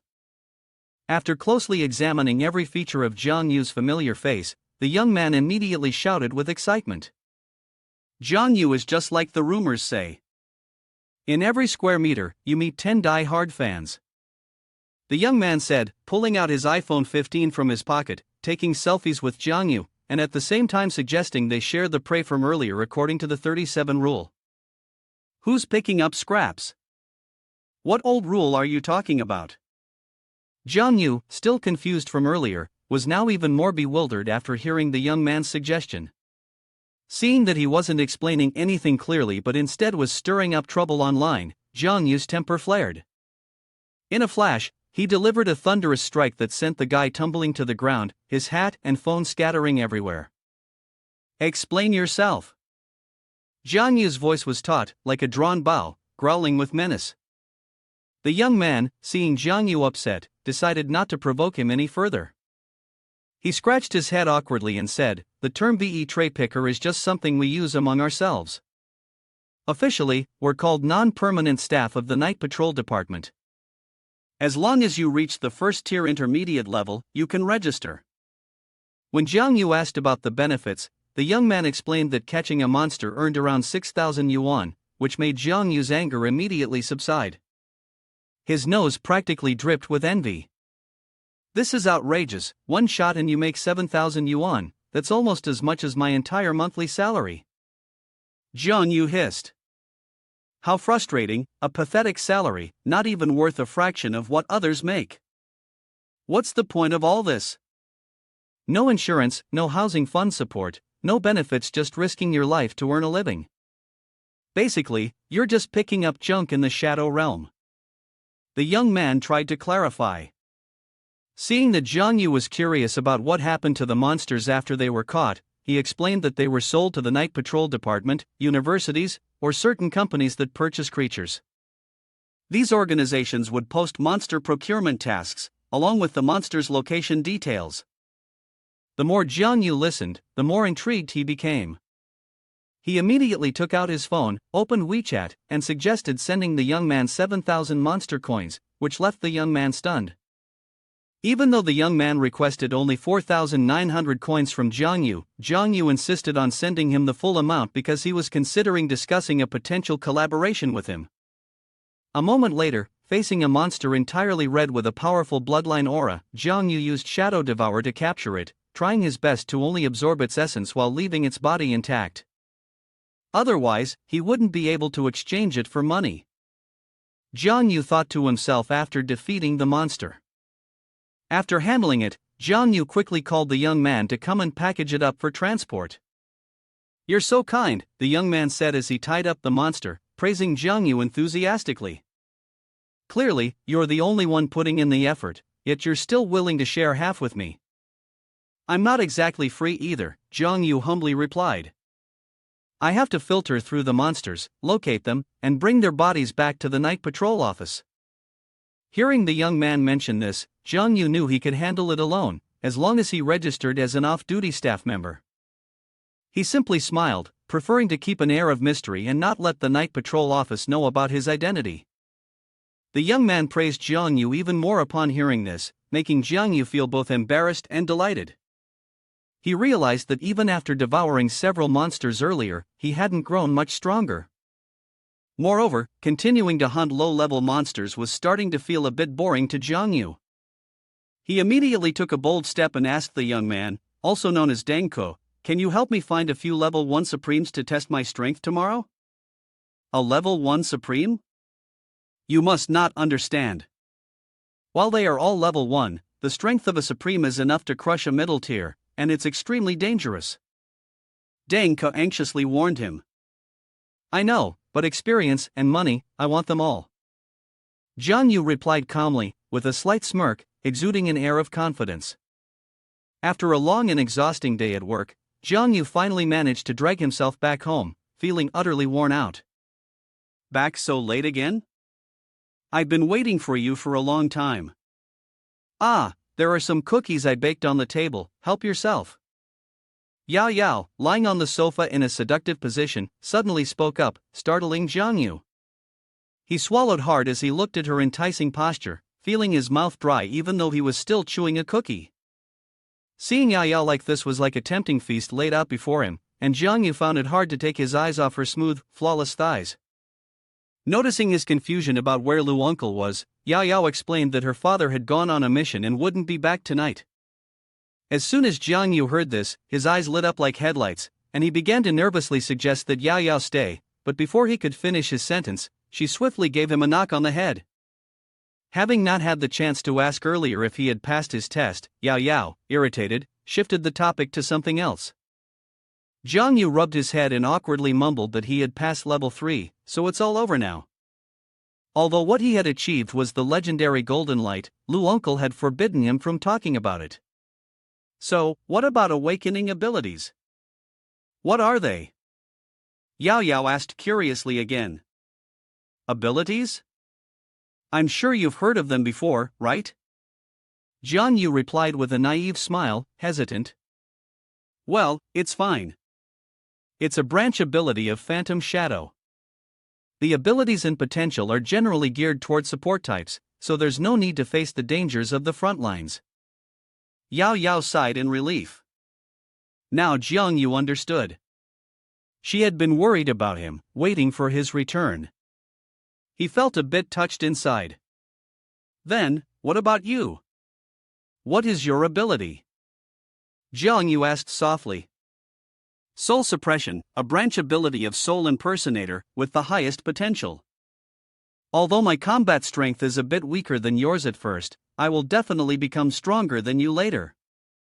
Yao Yao puffed out her nose proudly, causing Jiang Yu to freeze for a moment. Is that so? So you were just trying to show off in front of me, Jiang Yu teased.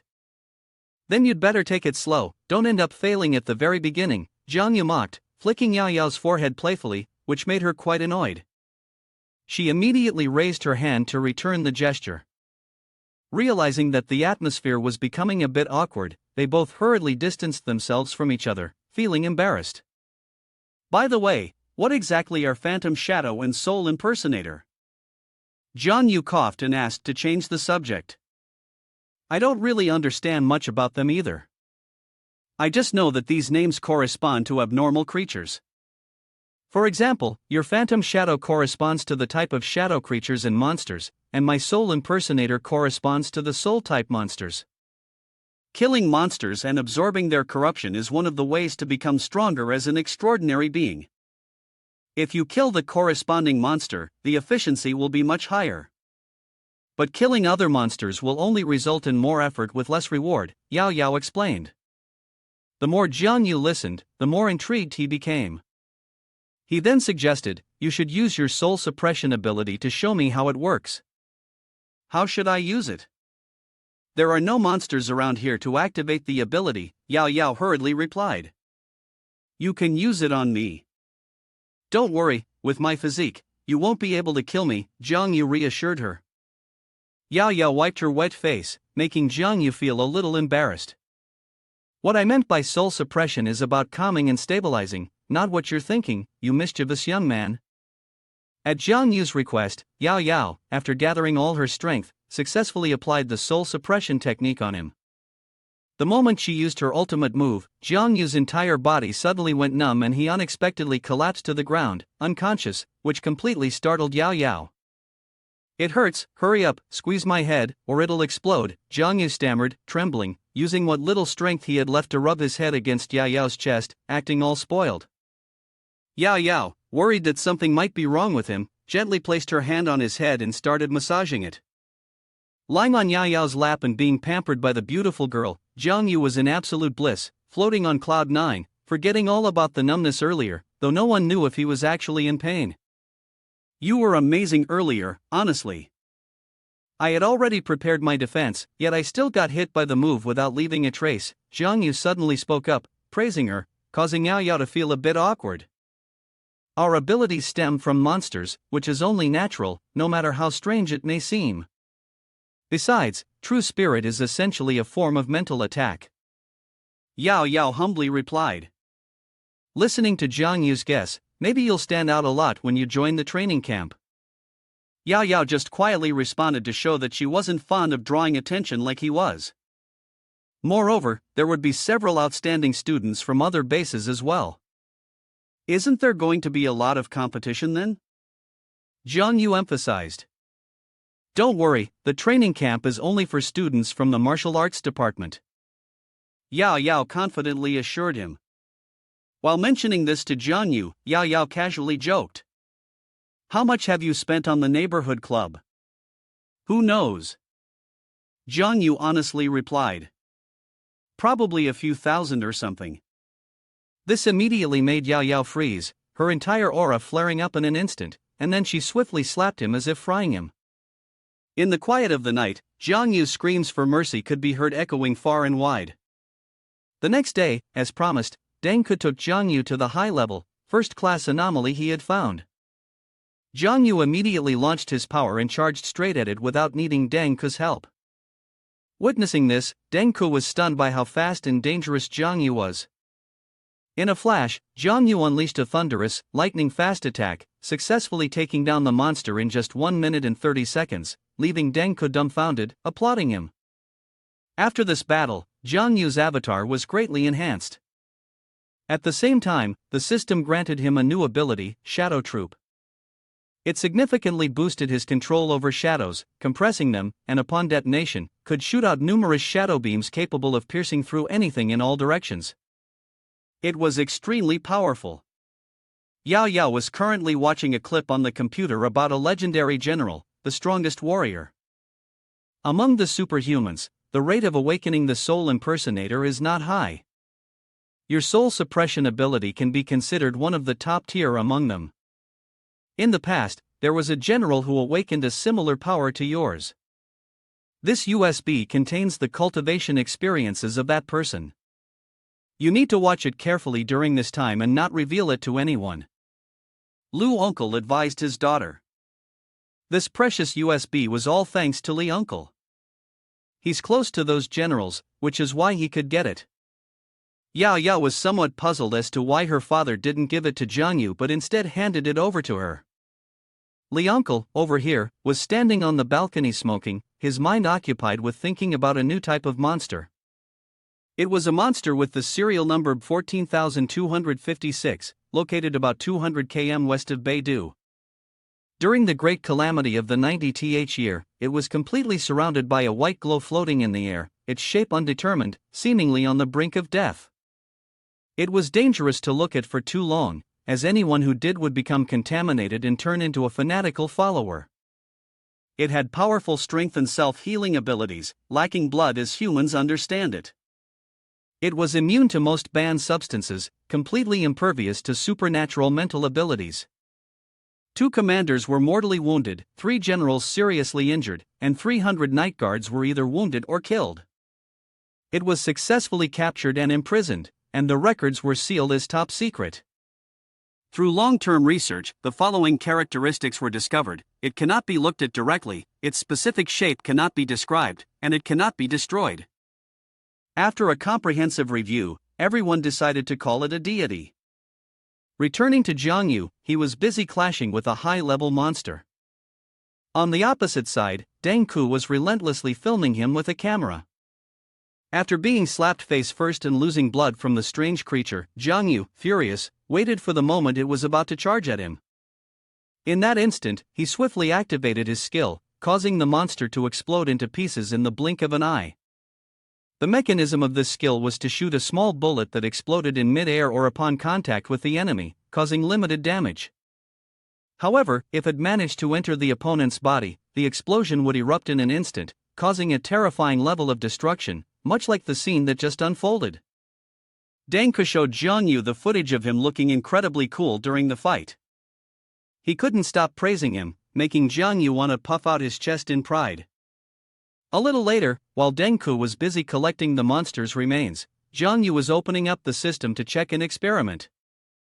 It showed 47 days remaining, which seemed more than enough for him to hold out until the training camp started. Jiang Yu was about to call on Deng Ku to help him check the location of the next target when, suddenly, a burst of dark, fiery energy, unknown in origin, shot toward the two of them at an incredibly fast speed. Fortunately, Jiang Yu was quick enough to pull Deng Ku behind him. If he hadn't, they would have both been knocked out cold. This dark energy had been released by the level 2 demon eye spirit seed, which was now standing ominously in front of them, causing Deng Ku to almost faint on the spot from fear. Looking at this monster, Jiang Yu couldn't help but recall what Yao Yao had told him the other day about how her spirit beast's soul matched the spirit of the creature inside the monster.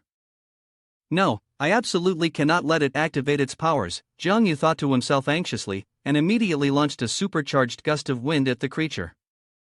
At the same moment, from the sky, a sharp golden arrow suddenly appeared and shot straight down at the monster, killing it instantly in front of Jiang Yu's stunned gaze. An enigmatic figure dressed in a Superman costume clattered forward, pulled the arrow out of the creature, tossed a letter to Jiang Yu, and then disappeared without a trace. Jiang Yu, puzzled, furrowed his brow as he picked up the letter and quickly skimmed through it. Inside were numerous words filled with advertisements for the Chuyang Corporation, making Jiang Yu's head ache the more he read. The next morning, Jiang Yu followed the instructions in the letter and arrived at the Chuyang Corporation's door. The night before, Deng Ku had informed him that Chuyang was the largest pharmaceutical company in Xian Hai. If he became a temporary employee there, he would never have to worry about his future again. The pioneer invited by Chu Yang, the mysterious figure in the Superman outfit from before, was only at level 1 but managed to handle a level 2 demon mark in the blink of an eye. This truly impressed Jiang Yu. Denku explained that it was because the medicine developed by Chu Yang was specially designed to enhance the abilities of superhumans. They even cooperated with the night patrol team, with the ability to expand the lookout being one of their contributions. If you want to become powerful quickly, Chu Yang is considered a good shortcut. As for me, I'd rather rely on myself than others. Denku let out a long sigh and gently explained to Jiang Yu. Inside the Chuyang Corporation, a young PG girl, in front of countless onlookers, was enthusiastically introducing a drug called T-1928. This drug, developed under the leadership of Dr. Beidou, had undergone 10 years of research and development and was said to enhance brain development, thereby boosting supersensory abilities. She rattled off her speech like a machine, leaving him standing there, speechless. His expression was filled with skepticism, uncertain whether this drug was truly as effective and trustworthy as it claimed to be. As soon as she mentioned inviting an audience member from the crowd to try it out, Denku, standing below, immediately raised his hand, eager to volunteer. Wait, are you planning to rely on yourself first? The moment the drug went down his throat, Denku felt as though he had been injected with fresh vitality. His whole body surged with energy. The crowd below, witnessing the dramatic effect firsthand, immediately began clamoring to buy it at all costs. Who wouldn't want to experience such a drastic improvement, from 8,888 to 1888? Well, there was one person who didn't, and that was Jiang Yu. He stood apart from the chaotic crowd, sighing and rubbing his face, thinking to himself that there was no saving these people anymore. As he wandered through the exhibition hall of the corporation, Jiang Yu took a look at a painting depicting the Chuyang Corporation and suddenly realized with astonishment that Zhao Chuyang, the founder of the Chuyang Corporation, was actually someone who worked as a night patrolman. That's correct, he was one of the earliest members of the patrol team. Unfortunately, very few people remember him now. A young man with brown hair standing next to Jiang Yu suddenly spoke up. Jiang Yu hesitated for a moment before suddenly realizing that he was Song Qingyan, the leader of the patrol team who had always been investigating his identity. In the 50 years of the disaster era, monsters invaded everywhere in Dezhou. Mr. Zhao Chuyang ventured deep into the most dangerous areas, leading the people out of enemy territory. In order to protect everyone, he sacrificed himself, burning his own body and fighting monsters to the death. In the end, he burned through his last breath, leaving no trace of his bones. Fortunately, the generations after him developed the Chuyang Corporation he founded, continuing his legacy. To be honest, you and Mr. Zhao Chuyang are quite alike. After telling Jiang Yu everything, Song Qingyan didn't forget to compliment him, which took him a little by surprise. That's right, you said back then, in the night patrol team, that you wanted to become the only light in the darkness. Do you remember? Song Qingyan mischievously winked at Jiang Yu, making him scratch his head awkwardly and laugh sheepishly. Honestly, I just said that on a whim, who would have thought you'd actually take it seriously? Humph, no wonder you're the descendant of General Li Qingwang. Your enlightenment is truly impressive. Song Qingyan smiled and praised Jiang Yu with a teasing tone. It was only now that Jiang Yu realized his uncle Li was actually the most powerful military strategist in Dezhou, leaving him stunned with his mouth wide open. Yet you always thought he was just an ordinary official. Didn't he tell you? He's also an official, but with real power, much higher than what you'd expect, completely not ordinary. Song Qingyan replied, confused. No wonder Li uncle said he could help Jiang Yu with backdoor connections and even arrange schooling for you. I originally thought he just knew some influential people with backgrounds, but turns out he himself is the one in such a position. Looks like General Li has been hiding this from you, probably because he wants what's best for you. By the way, I'm Song Qingyan, the officer in charge of the special training camp this time. Keep it up, I value you a lot, and when the time comes, I'll train you seriously. Song Qingyan winked, then leaned in and whispered into Jiang Yu's ear. After he left, Jiang Yu was still confused, feeling a sense of unease. Suddenly, a few sharp, cold eyes flashed from within the painting, startling Jiang Yu so much that he jumped. But when he turned his head to look, there was nothing unusual. Then, right after that, a spirit flew out from the painting, carrying a hidden weapon, scaring Jiang Yu nearly to death. It's a spirit, how did it appear here? There are so many guards outside, how did it even get in? Jiang Yu thought in a daze, and after a while, he hurriedly ran toward the emergency exit. Unexpectedly, the spirit was faster than him. In a flash, it flew in front of him, blocking his way. At this moment, the system also displayed a reminder, briefly introducing this monster as a spirit from outer space that resides deep underground and can unleash superpowers in the dark. Isn't it hard to deal with? The first spirit I killed also triggered this reminder. It turns out the guidebook had already detected something wrong. Could it be related to the recent appearance of monsters? The more Jiang Yu thought about it, the more terrified he became, so he immediately followed the monster. However, right at the intersection of the staircase and hallway, it disappeared like a gust of wind, leaving Jiang Yu astonished. This is the basement of the Chuyang Corporation. Strange, why is there nothing here? Jiang Yu looked around the room, his entire body tense, his heart pounding like a drum. He faintly heard footsteps and voices. Jiang Yu quickly turned his head to look, but everything quickly fell silent, as if nothing had happened, which made him more and more curious about what kind of sinister plot the Chuyang Corporation was planning. Realizing that the people he had just seen had gone down to the lower floor, Jiang Yu swiftly transformed into a shadow form and secretly followed them to investigate. After just a few steps inside, Jiang Yu's eyes were immediately struck by countless terrifying cages used to house monsters. Hiding in a dark corner, he could overhear the conversation between the two men in front of him, catching every word. Dr. O, the cultivation of the spirits is going in the right direction. The plan to raise the predators is also underway. This morning, Mr. Zhao came to see me, saying that we need to control the bloodline species first. Dr. O, do you have a plan? The person wearing glasses spoke up and asked. Monsters, after all, are difficult to tame. The 3 wandering spirits in the mall last time also caused a lot of negative impact. If we insist on using the bloodline for experimentation, I fear it will lead to even more losses. Relying solely on the flesh and blood of a monster can never fully tame it. Our ultimate goal is still to find a way to control the monsters, to assist the night guards. And to achieve this, we still have to deal with the soul lineage first. One could say that this D-Ling has evolved from that very soul lineage. Dr. O stared intently at the gigantic monster in the glass tank, his voice deep as he spoke. Over at a distance, Jiang Yu, with a mind full of mixed emotions, had inadvertently overheard Chu Yang's entire plan. Hey there, number 9, how's your body feeling? Do my eyes work well for you? Dr. O tapped on the glass tank, almost as if greeting the monster. Seeing it knock against the glass in response, he was quite pleased, feeling that its emotions were gradually stabilizing. At that, Dr. O decided to clone number 9 to have the monster fight against another monster. With that said, he requested the young man in glasses to quickly bring a few soul-calming stones for the monster to use.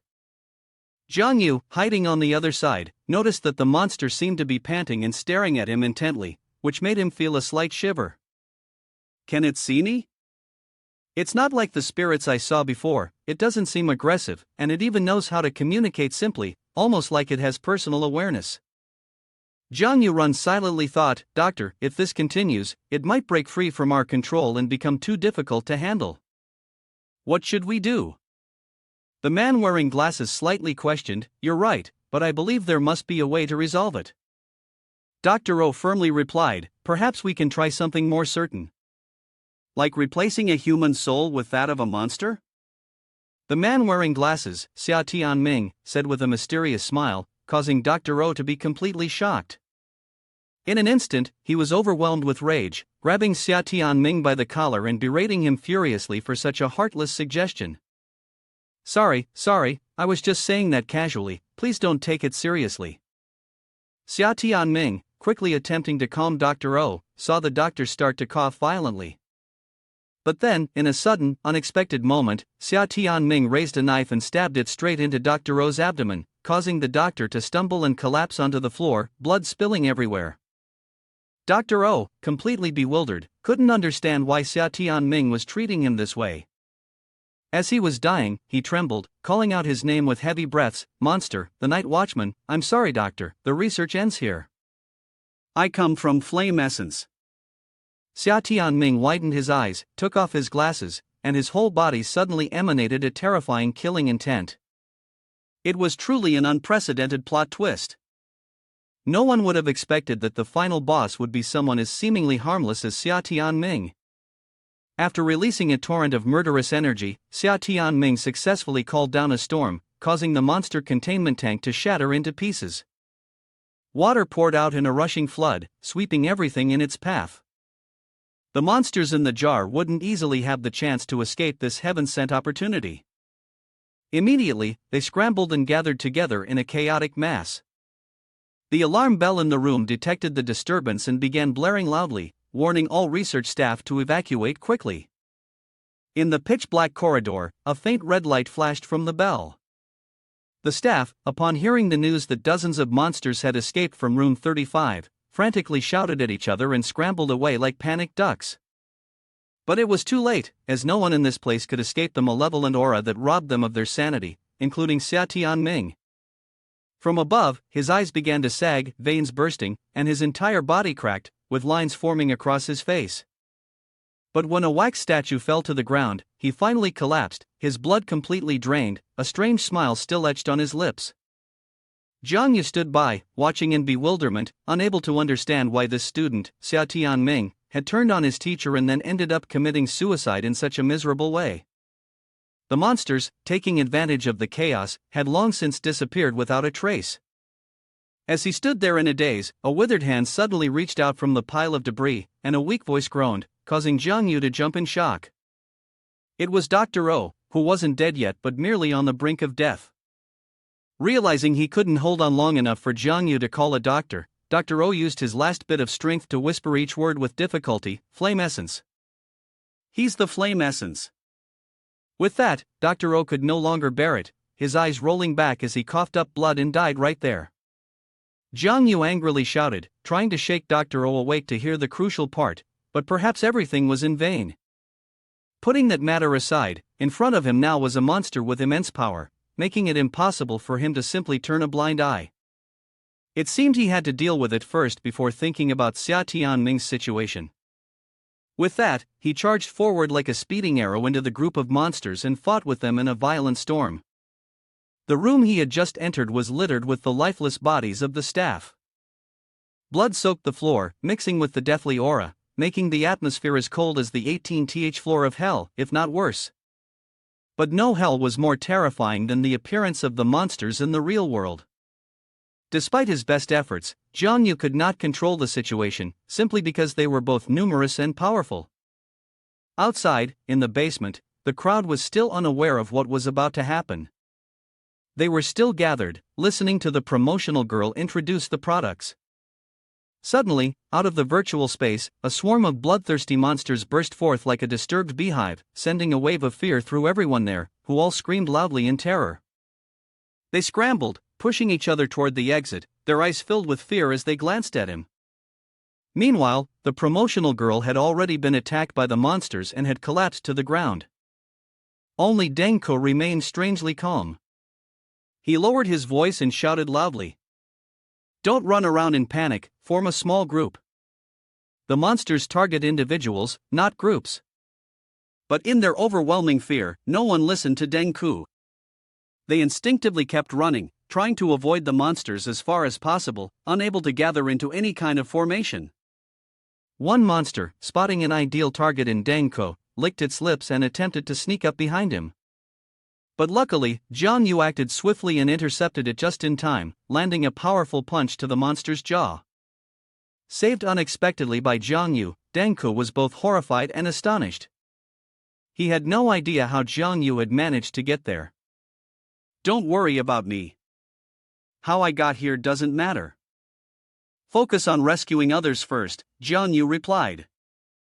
It's no use, everyone is just running around like crazy. No one listens to me, Denka said with a downcast expression, deep in thought. Suddenly, Jiangyu spotted a man on the other side, cornered by a monster, and rushed over to physically engage the creature, killing it instantly. Stop running around. If you want to survive, gather here. Watch your surroundings and don't let the monsters slip in. He yelled, commanding authority as the surrounding crowd gazed at him in awe and admiration. Many recognized him as the amnesiac assassin Yu, a popular figure on Top. They immediately huddled together, forming a group under Jiang Yu's instructions. Before they could even catch their breath, a cry for help echoed down from the second floor. Help! We're trapped, is anyone there? Since everything below seemed stable for the moment, Jiang Yu temporarily entrusted the others to Deng Ku and flew up the stairs to check things out. On the second floor, a mother and her child were hugging each other, crying for help in a room that had already been ravaged. Smoke and flames were thick, and the heat was intense. Hearing the sound of the door opening, the mother, filled with hope, thought someone had come to rescue them and shouted a signal in excitement. Who would have guessed that standing before her was a ferocious monster, causing her face to drain of color? She desperately hugged her daughter tightly, trying to shield her from the monster's sharp, gaping teeth. Fortunately, before it could attack the mother and daughter, Jiang Yu arrived just in time, using a powerful tornado strike to pierce through the monster's chest. Only after the monster was truly dead did the mother, trembling, manage to express her thanks to Jiang Yu, fighting back her emotions. It's okay, don't worry. However, Jiang Yu wasn't the least bit serious.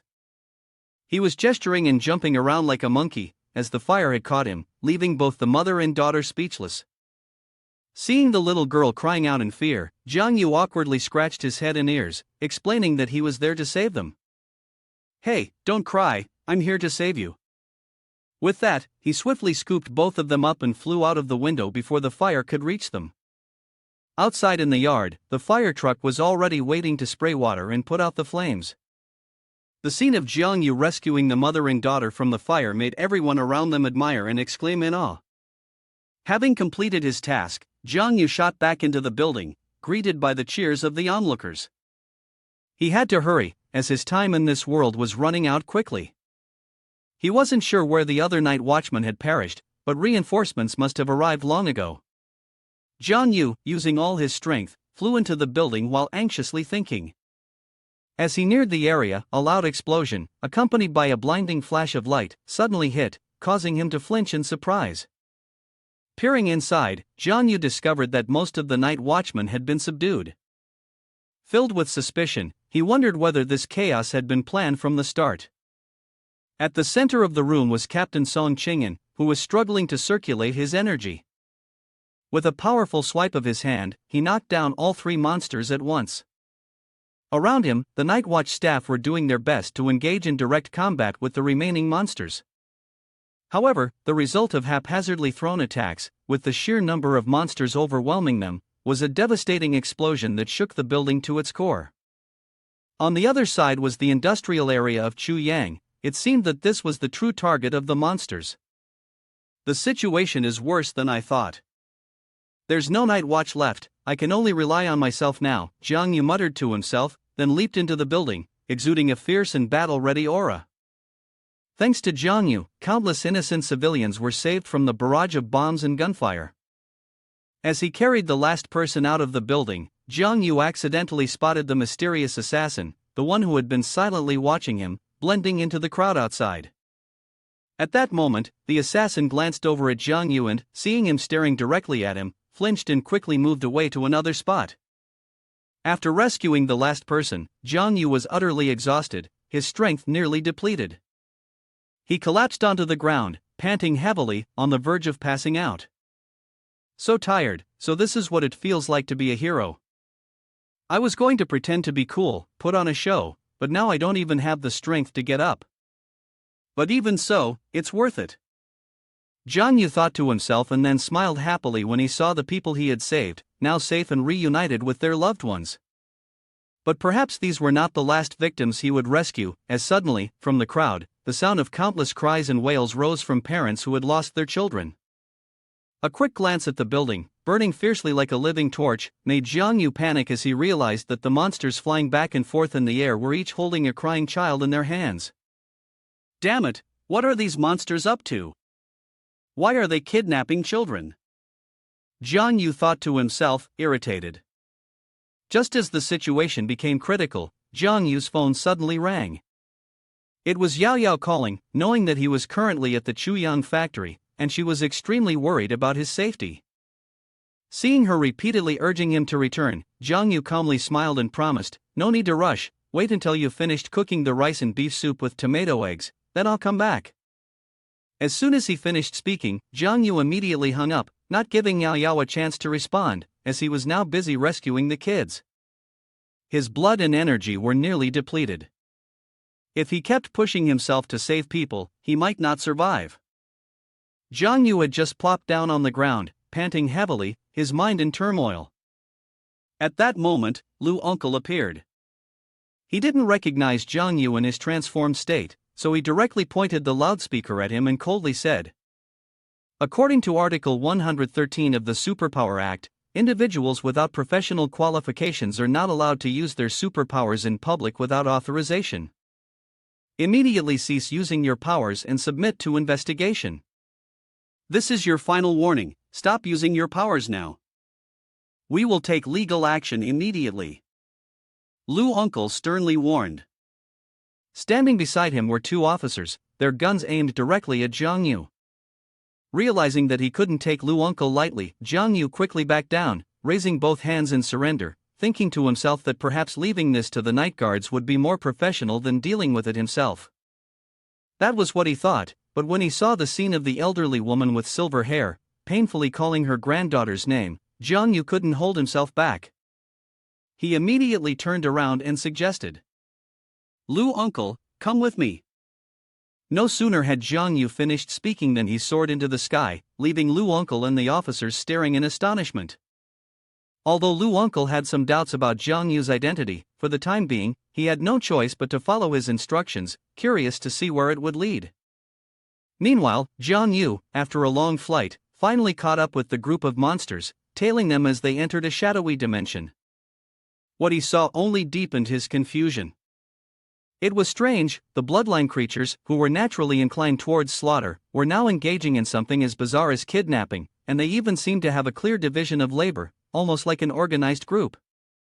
The Chuyang Corporation's flame essence experimental creatures, he felt like he had gotten involved in something terribly monstrous. It was already too late to back out.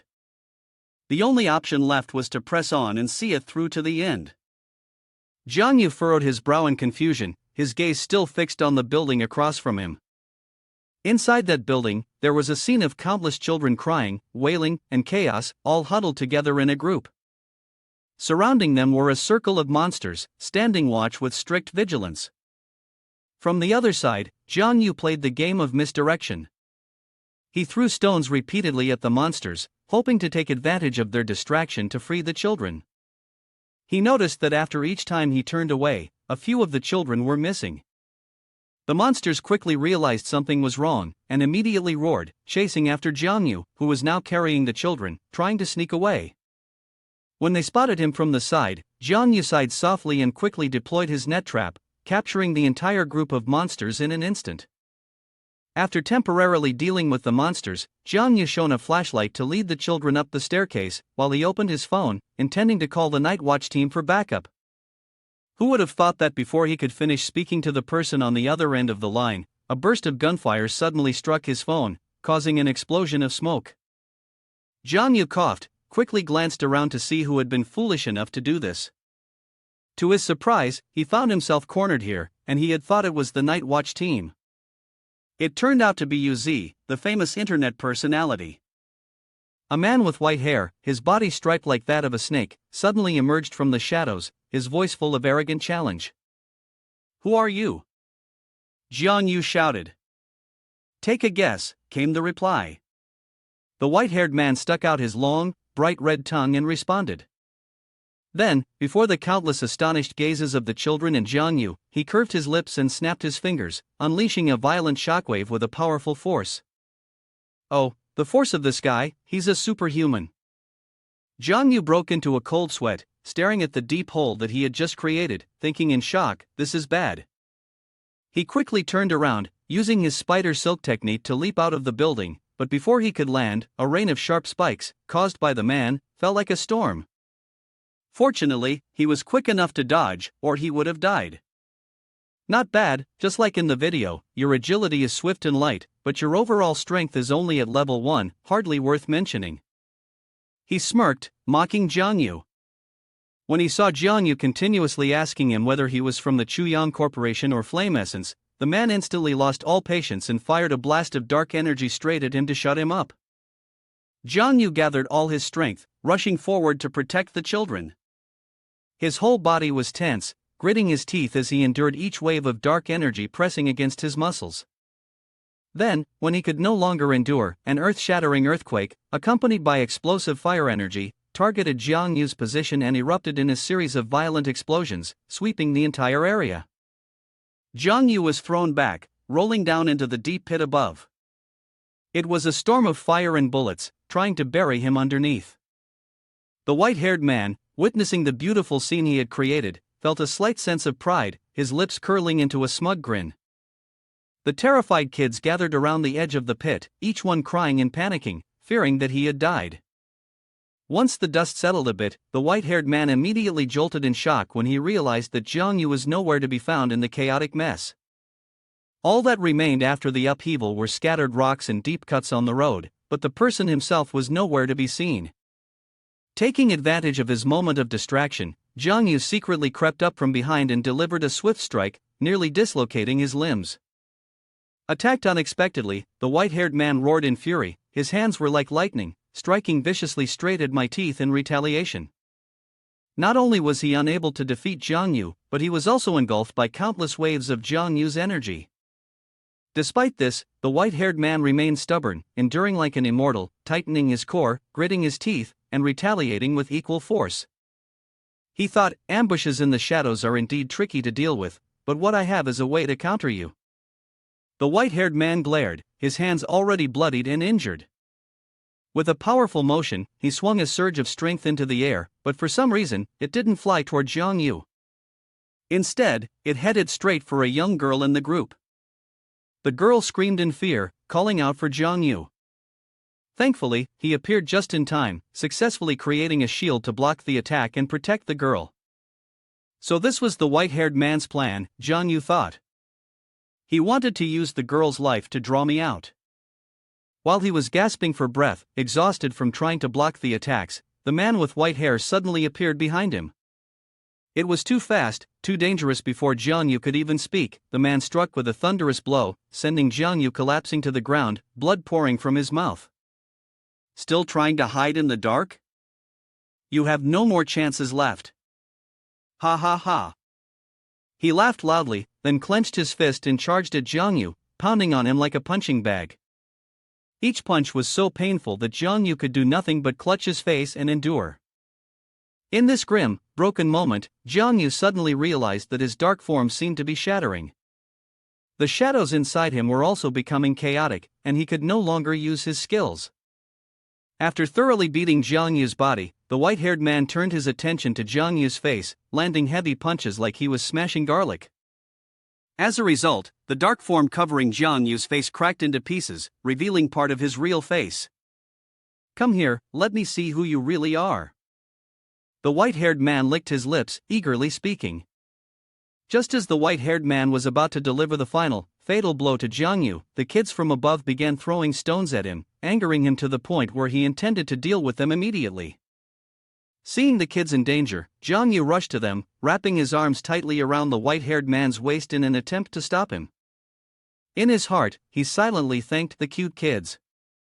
While desperately holding onto the man, Jiang Yu tried to summon his shadow to drag him into the darkness, but unexpectedly failed, as the man's strength was not something to be underestimated. With a mere flick of his hand, he sent Jiang Yu flying a considerable distance, trapping him relentlessly. Do you think dragging me into the darkness can stop me? Once I deal with you, those brats who helped you will join you as well. The white-haired man snarled, pointing directly at Jiang Yu's face, threatening him. It was only now that Jiang Yu realized that the bloodlines were indeed controlled by him. However, he didn't understand why he wanted to capture children. That thing, of course, is the soul of a child, the purer the better. You've probably heard of the soul blood technique. The white-haired man glared with his cold, snake-like eyes, gritting his teeth and curling his lips in a sneer. So that's how it is. Now I understand everything about the soul blood technique from the lab at Chu Yang's place that day. To further affirm his words, the white-haired man snapped his fingers, summoning 500 of his monster minions to surround Jiang Yu tightly. At his command, the bloodthirsty monsters rushed at him, as if they were eager to devour him alive. But Jiang Yu was no easy prey. He had already prepared his own plan and counterattacks. Thanks to the white-haired man's ambush, Jiang Yu had the opportunity to unleash his venom and spin webs like Spider-Man, absorbing the monsters and taking down their entire group in an instant. A deafening thunder roared, and the electric sparks created by Jiang Yu allowed him to capture countless points, leaving the white-haired man agape in astonishment. Not stopping there, Jiang Yu was able to create a furious whirlwind spinning wildly in the air, combining with the sinister energy that caused the countless points to be sucked into his bag. Realizing that his opponent was no pushover, the white-haired man broke out in cold sweat and immediately lunged toward him, moving like lightning. His muscular arms clenched into tight fists, striking fiercely into the air, causing Jiang Yu's force field to shatter. But it seemed he had arrived too late, for Jiang Yu had already succeeded in leveling up by harnessing the very bloodline that the white-haired man had nurtured. It seemed strange to him, though, as superhumans typically leveled up through cultivation. Seeing someone like him level up by devouring monsters was a first. Wait, isn't that what monsters do too? The white-haired man thought to himself, bewildered. After witnessing the massive sphere that Jiang Yu had created during his leveling up process, the white-haired man was struck with fear and quickly turned to flee, scurrying away like a duck. Little did he know, however, that waiting for him up ahead was none other than Jiang Yu, along with his immense power. The kind of power that could form a deathly demonic eye. Well then, it's time for my hunt, Jiang Yu smirked ominously, stepping out from the dense green smoke with a soft metallic clink of his steps. Jiang Yu's entire being seemed infused with the vitality of fresh blood, both physically and mentally revitalized. He took a deep breath, feeling the sensation of liberation from the shackles that had bound him. As he neared the white-haired man, the aura emanating from him grew stronger, more suffocating. With this, the world before Jiang Yu seemed to shift perceptibly, everything alive with vibrant energy. He could even feel the white-haired man's fear emanating in waves. The corners of his lips curled into a mysterious smile. Jiang Yu was somewhat eager to play with him for a while. In the blink of an eye, he suddenly crouched down and vanished into the thick darkness, leaving the white-haired man confused. Fearing that Jiang Yu would launch a surprise attack, he hurriedly panicked and called the monsters to surround him on all sides in an attempt to stop him. But life isn't like a dream, and as soon as the monsters drew near, they were instantly obliterated by Jiang Yu's thunderous aura, like bubbles being popped. The speed of his strikes was so fast, so dangerous, it left the man in a state of panic. He couldn't even read the attack. It was too fast. What the hell was that?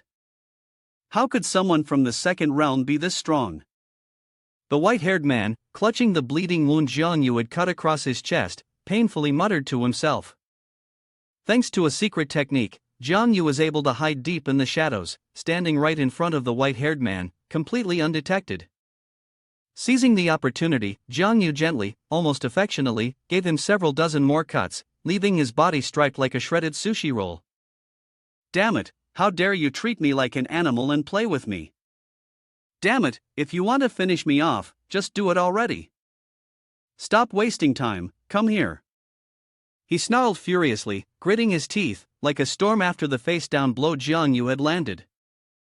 Alright, if that's what you want, then Jiang Yu will gladly oblige. In the blink of an eye, Jiang Yu appeared behind him, a cold blade pressed against his throat. On the outside, it seemed like a joke, but little did he know, he had met a reckless one. The white-haired man turned pale with fear, his face as green as a banana leaf. In a perilous situation, a brick suddenly flew out of nowhere, striking Jiang Yu directly in the face and sending him flying several meters away. Thanks to this, the white-haired man narrowly escaped danger. What on earth are you doing? I've been waiting for you for half a day, the boss is about to lose it. A young man suddenly stepped forward, his expression respectful as he spoke. Zhao Yong Chang, the boss sent you, huh? Su Shan, the white-haired man, was shocked to see Zhao Yongcheng here and quickly asked in a flustered tone. The plan is about to begin, take the kid outside, leave this to me. Zhao Yongcheng gestured with his hand for Su Shan to leave. As Su Shan prepared to run away, Jiang Yu immediately chased after him, furious knowing that they dared to harm innocent children. Seeing Su Shan being disrupted by Jiang Yu, Zhao Yongcheng rushed forward, delivering a heavy punch to Jiang Yu's face, successfully rescuing Su Shan. After the brutal punch to his face, Jiang Yu quickly got back up, growling with fury as he chased after the annoying, muscular Zhao Yongcheng. While dodging the powerful attacks from Zhao Yongcheng, Jiang Yu, distracted, was caught by Su Shan from behind with a sharp, greenish aura. At that moment, Zhao Yongcheng also clenched his fist tightly, preparing to deliver another blow. As for Jiang Yu, the one who would meet a bitter end wasn't him, but Su Shan's sharp-mouthed accomplice. Due to his overwhelming joy at seeing Jiang Yu being questioned by the council, he forgot all about it. He hadn't even said anything yet, and before he knew it, a slash had already made him die in a disfigured state. Impressive skills. You're not one of the night watchmen, are you? Why get involved in our business? Zhao Yongcheng glanced at the bloodied corpse of Su Shan, then tilted his head and asked Jiang Yu. Damn it, you kidnapped children to use them for monster experiments, how could I just stand by? Jiang Yu retorted angrily. So it's a personal act? You think you're the embodiment of justice, trying to be a hero? Zhao Yongcheng asked casually. I'm not a hero, and I never thought I would be one. I just act according to what I believe is right. That's all. Jiang Yu replied. What's right, huh? Ha, if saving these children means the end of all humanity, do you still think it's the right thing to do? Zhao Yongcheng suddenly puffed up his cheeks and yelled, like a pig being slaughtered. What did you just say? Are you telling me you kidnapped those kids to save the world? What kind of joke is that? Jiang Yu stammered, unable to believe what he had just heard. He thought he must have misheard. You know this, right? The war between humans and mutants has been going on for 100 years.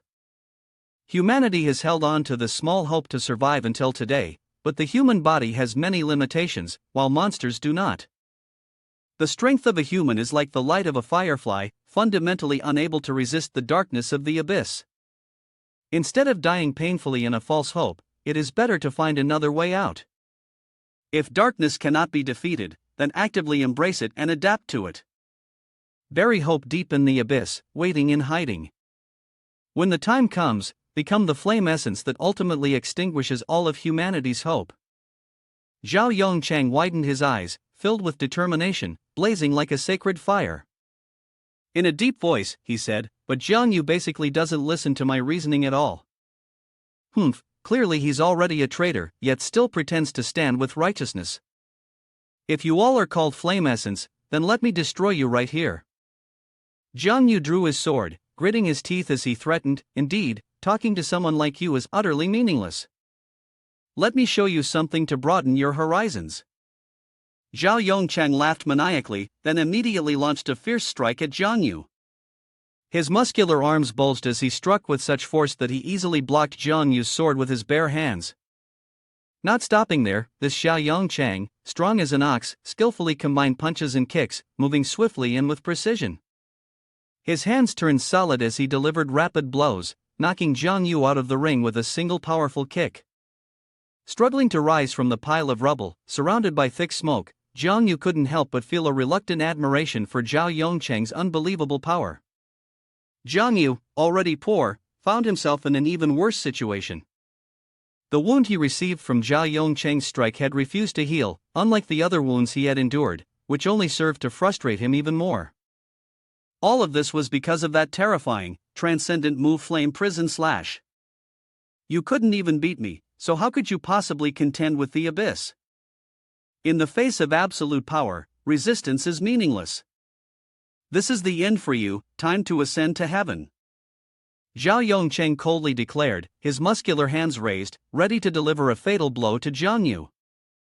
But it seemed that he had celebrated too early, for Jiang Yu had just unleashed his signature psychological move. The moment Zhao Yongcheng was struck, he was shocked to find himself trapped in a spatial abyss without realizing how it had happened. The fear that had long been buried deep within him surged in response to the environment, flooding his mind, and Jiang Yu, observing from the side, couldn't help but laugh. Indeed, psychological attacks are far more effective than physical ones. Saving humanity is just an excuse. The real reason you betrayed us is because of your fear of the abyss. You aren't some flame essence warriors, you're just cowards who only know how to run. As Jiang Yu spoke, he pulled out an enormous weapon from his body, goading Zhao Yongcheng to twitch his lips and charge at him once more. Just as the two engaged in a furious exchange of blows, Jiang Yu delivered a follow-up strike straight into his chest, causing blood to spurt from Zhao Yongcheng's body. The mask of Jiang Yu was burned away by the intense flames, revealing his youthful, unblemished face. It was the face of a young teenager, which surprised Zhao Yongcheng. Just a kid, huh? No wonder he wasn't afraid of anything. I used to have the same kind of bold spirit. That fearless attitude, not afraid of heaven or earth, was soon shattered beneath the abyss. And you're the same. Sooner or later, the abyss will consume you too. It's just that I can't wait for that day to come. Zhao Yongcheng lay on the ground, panting heavily, his mind foggy as he tried to suppress the pain and thought to himself. When Jiang Yu asked what exactly he was, Zhao Yongcheng revealed that they were the flame essence. Outside the building, the host Shui was reporting live from the scene at the Chuyang Corporation. An hour ago, a massive fire broke out at the Chuyang Corporation, and many monsters surged out. Now, the lower floors of the skyscraper had been completely engulfed in flames, with signs of battles between supernatural beings and monsters visible nearby. According to the station's investigation, many people trapped in the fire were rescued by a famous online figure known as Yu Brother. After learning that several children had gone missing in the disaster, Yu Brother immediately set out to rescue them. As of now, there was still no news about him. Let's pray that he and the children can return safely. As Shui continued the live report, she directed the camera to the poor parents who were tearfully waiting for Jiang Yu to bring their children back. Just when everyone was expecting the most, Jiang Yu and the group of little kids miraculously returned from the fire, causing everyone to burst into joy. Before running to their parents, the kids didn't forget to thank Jiang Yu with a hug, grateful for saving their lives. The people and soldiers alike lined up neatly, raising their hands in salute to thank Jiang Yu under the brilliant golden sunlight for the great deeds he had done for them. Exhausted after a whole day of barely managing to return home, Jiang Yu stumbled in, his legs sore and his body in disarray. What met his eyes was the sight of Yao Yao sitting dejectedly on the couch. On the table, a cold meal sat untouched, left there but never eaten. Seeing Yao Yao in such a worn-out state from waiting for him, Jiang Yu felt incredibly guilty. He quickly fumbled in his bag, pulling out a pack of eggs, and explained that something had happened on the way to buy them, which had caused the delay. Of course, Yao Yao didn't believe him. Her eyes were still wet, and she continued to sob quietly. What's wrong? Did you think I was dead or something? Jiang Yu teased her playfully. She immediately blushed and shook her head vigorously, trying to deny it. In a fit of anger, she raised her hand as if to punch him, but unexpectedly, he caught her wrist. Let go of me. Yao Yao puffed out her cheeks and ordered. I won't let go. You haven't tried it, right? Don't worry, once you've tried it, we're no longer kids. Jiang Yu suddenly pulled Yao Yao closer, whispering words that made her blush deeply, her face turning red from ear to ear. Yao Yao was nestled in Jiang Yu's arms, her shy, stammering demeanor showing that she didn't quite understand what he meant. Without saying a word, Jiang Yu moved closer and closer to Yao Yao, until suddenly, he pressed an unexpected kiss to her lips, catching her completely off guard. She froze, her body stiffened as if it were sprayed with glue, and her face felt like it might explode from the rush of blood. Panicked, Yao Yao quickly pushed Jiang Yu away, the force of it a bit too much, almost causing him to stumble. It's nothing, I was just a little thirsty earlier, so I went to get some water. Want to eat? I'll heat up the food for you. After indulging in the tofu like a typical gentleman, Jiang Yu resumed his casual, nonchalant act, which made Yao Yao feel a bit irritated. On the other hand, Jiang Yu breathed a sigh of relief, feeling that he had finally done what he had wanted with Yao Yao. His head had been too hot, so he kissed her, thinking she might scold him, but surprisingly, she didn't. Girl's lips were really soft. His eyes sparkling, Jiang Yu replayed the scene in his mind, the joy making him uncontrollably bounce around like a crazy person, which made Yao Yao, who was watching from the door, slightly scorn him. Once the food was reheated, they sat facing each other but didn't speak. Instead, they just stared at each other. Well, it was mostly Yao Yao doing the staring. Jiang Yu, on the other hand, was busy wolfing down his food as if he hadn't eaten in days. As he ate, his mind wandered. After this battle, he wondered how much his abilities had improved. The potential image skill being able to travel through the shadow dimension seemed particularly useful. Killing continuously was strong, but it required attacks to be effective. The conditions were a bit harsh. The red color probably represented enemies, green for allies, and white for passers-by. Jiang Yu thought for a moment, then suddenly froze, his eyes scanning Lu Yao Yao from head to toe. He was deeply puzzled, unable to understand the significance of the pink hue emanating from her at that moment. Jiang Yu thought to himself, I get it now, the pink means she likes me. The lecherous look on Jiang Yu's face made Lu Yao Yao stiffen. She thought he must be thinking something dark and sinister. The childhood sweethearts were enjoying their dinner when a loud explosion sounded from outside, drawing their attention. Lu Yao Yao slowly stood up and walked toward the door. Jiang Yu, curious, followed her. He saw her standing on the balcony, looking up at the sky with a radiant expression.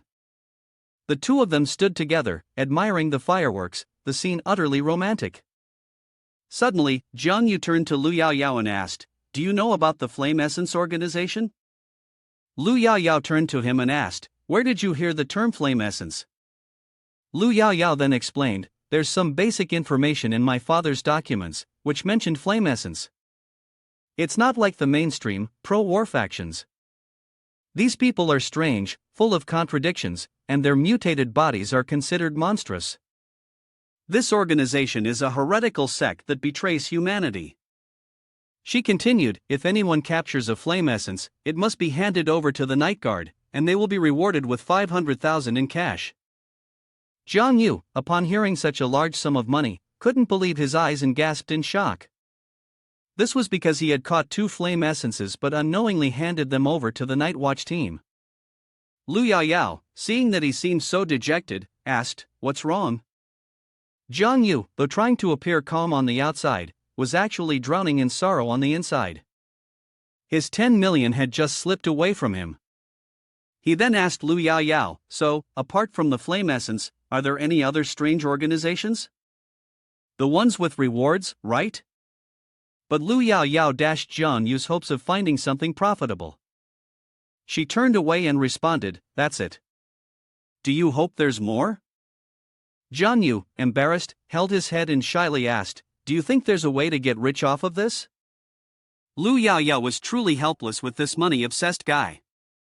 She answered him, There are indeed strange organizations, but they don't offer rewards. Like Li Ming, for example. Jiang Yu found the name Li Ming unfamiliar, so he asked Lu Yao Yao for clarification. She told him about a contradictory organization. One faction was pro-war, but different from the mainstream war faction. Another faction was adamant that humanity was doomed to fail, always looking for ways to escape this land. Lu Yao Yao raised her hand to the sky, for instance, leaving this planet to find a new Li Ming. Jiang Yu felt this idea was too far-fetched, as after all, this wasn't a sci-fi movie, and they couldn't just build some kind of spacecraft. But Lu Yao Yao disagreed, it's not necessarily about relying on technology. She told him that the monsters in Xinyuan didn't have any advanced technology, but they were still able to travel to the real world through the cracks in Xinyuan. Lu Yao Yao continued, If one could grasp this method, then the desires of the Li Ming faction would indeed be possible to achieve. Time passed quietly, and the joyful spring festival gradually came to an end. People who worked went to work, those preparing for the new school term got ready. Since reaching the second level, the lifespan and shadow points gained from hunting first-tier aliens could only be considered as a drop in the ocean. Sometimes, even after working the whole day, one might only add 3 days to their lifespan. The special training camp's report for the final year had concluded, and the report submissions were now being done in batches. Those who had left earlier were already ahead, while Jiang Yu was the last of this batch. He would depart tomorrow. However, on the very night before his departure, Li Uncle had returned from Beidou. Li Qingguang had just returned this morning, holding a stack of documents in his hand, constantly asking about Jiang Yu's progress. I heard that you excelled in the willpower test and even earned the golden light, becoming a rising star in the night patrol team. Li Qingguang praised Jiang Yu. As expected, the strength of a young man is impressive. Jiang Yu looked back at Li Qingguang in surprise. Li Uncle, weren't you in Beidou? Have you finished your work there? Li Qingguang sat down on the sofa to rest. He informed Jiang Yu that the night patrol team was quite busy tonight, with a pile of troublesome matters cropping up. For example, when talking about the aptitude test, apart from Jiang Yu earning the golden level, there was also a mysterious cloud movement to mention. Jiang Yu didn't think there would be anyone more powerful than himself. He turned to ask Li Uncle, what is this thing called cloudy movement? What level is it that it's even more powerful than me? Li Qingguang also responded vaguely, who knows? Everyone here was uncertain about that thing. Although he said that outwardly, deep down, Li Qingguang found the situation rather strange. Previously, he had observed Jiang Yu very carefully and in detail. His body showed signs of contamination. He had thought for sure that Jiang Yu would fail the aptitude test, but the result was quite surprising, surpassing even level 6. Li Qingguang looked at Jiang Yu over and over, but still didn't think he looked like someone. TUPHM was the most likely, perhaps it was a test error? While the uncle and nephew had the chance to meet, Jiang Yu also told Li Qingguang about an incident. By the way, Li Uncle, I met a person named Song Qingyan before, and he mentioned something called a war general. Is that really true? When Jiang Yu mentioned the words war general, Li Qingguang's face suddenly darkened, as if he had lost his savings. He bent down and replied, it's true. Hearing Li Qingguang's confirmation, Jiang Yu was greatly surprised. He didn't expect his uncle to be a real war general. What? You're really a war general? The legends say you're one of the 5 strongest generals of the Grand Empire. Li Qingguang's eyes revealed a trace of sadness. He recalled the past when he was still in his prime. To be precise, he had indeed been one, but after all, he was over 40 now, and his health had declined, so he had long since withdrawn from the front lines. But Uncle was just like you back then, full of youthful passion. Li Qingguang continued, as the general of Dezhou, I fought against countless powerful enemies. At that time, my thinking was very simple, as long as I killed all the monsters, Dezhou would be safe. But back then, the monsters were endless, and in the blink of an eye, over 20 years have passed. Li Qingguang pointed to his missing arm, his face displaying a mixture of sorrow and anger. In the end, his wife died from monster infection, and he himself lost an arm. Li Qingguang turned to Jiang Yu and said, moreover, this time, Beidou has encountered an even stronger monster. Before Li Qingguang could finish, Jiang Yu quickly interrupted, No, you're not trying to convince me not to become a superhuman again, are you? I absolutely won't give up. Jiang Yu appeared very determined as he spoke to his uncle, furthermore, I want to be like you, to become a general of Dezhou. Seeing Jiang Yu's firm attitude, Li Qingguang fell silent for a moment. He stood up, slowly reached into his pocket, and took something out, while also giving Jiang Yu some information. Right now, there are people from above paying attention to you, and if they have intentions, they can't be stopped. Li Qingguang handed Jiang Yu a mysterious necklace made of gold and told him, take this and wear it. Jiang Yu took it and looked at Li Qingguang, asking, what is this? Is it a pendant? Li Qingguang explained, this is a forbidden object, called Whispers of the Dark. You should wear it at the back, near your ear, and it will transmit the whispers of those who have been pulled into Xinyuan. Li Qingguang told Jiang Yu that this forbidden object could, over a long period of time, strengthen one's willpower and help refine one's basic abilities. However, it also amplified negative emotions. Therefore, it should only be worn every 3 days, with breaks in between. He added that it could also be used to activate extraordinary energy, releasing the energy of pollution. In the short term, the wearer's combat capabilities would increase, but it could only be used once. Upon hearing this, Jiang Yu's eyes widened in surprise. He thought about the energy of pollution and the fact that this necklace came from Xinyuan. Li Qingguang did not forget to warn Jiang Yu, this is quite sensitive. It was indeed taken from the depths, so objects like this are collections of pollution. Using them always comes with a heavy price. With that, Li Qingguang pointed to the pendant. Moreover, this necklace is a bit special. The cost of using it may be related to your innate talent and willpower. As long as your willpower is at level 5 or above, you can wear it.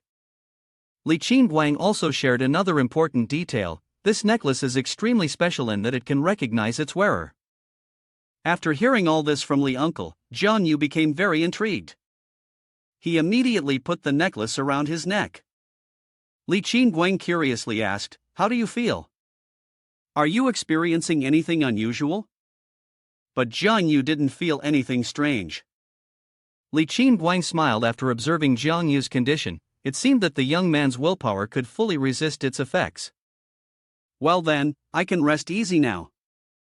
Li Qingguang told Jiang Yu to keep the necklace, and whenever he had time, he would provide information about the person who once wore it. If you have some free time, open it and take a look. With that, Jiang Yu also said goodbye to Uncle Li. That night, as Jiang Yu was sleeping, the snoring of a young man could be heard echoing throughout the room. Jiang Yu's sleeping posture was indeed stylish. He truly looked cool with his nose dripping while he slept. It seemed that the necklace couldn't handle the thunderous snoring of Jiang Yu, so it began to react. It emitted a strange green light, directly transporting Jiang Yu into a virtual space. The young man was still in a half-dream state, walking and wondering, "Where am I? Am I lost?" Suddenly, Jiang Yu noticed something ahead of him. Before his eyes appeared an extremely strange scene, with many transparent purple spheres floating in the air. Among them, one contained a woman. She appeared very exhausted, constantly gripping the necklace around her neck, as though she wanted to remove it immediately. She screamed in pain, "Stop whispering in my ear." With that, Jiang Yu glanced at another floating sphere. Inside this one was a young man in his rebellious years. It seemed that the mysterious necklace had enhanced his strength. In another ball, Jiang Yu once again saw a man screaming in pain and despair. "It hurts so much, kill me." The man's complete physical and mental torment was caused by the necklace. It made him wish he were dead. Many others had once been the owners of the necklace, all of them tortured to the point of despair. But the cries, "Help me, I will never wear it again.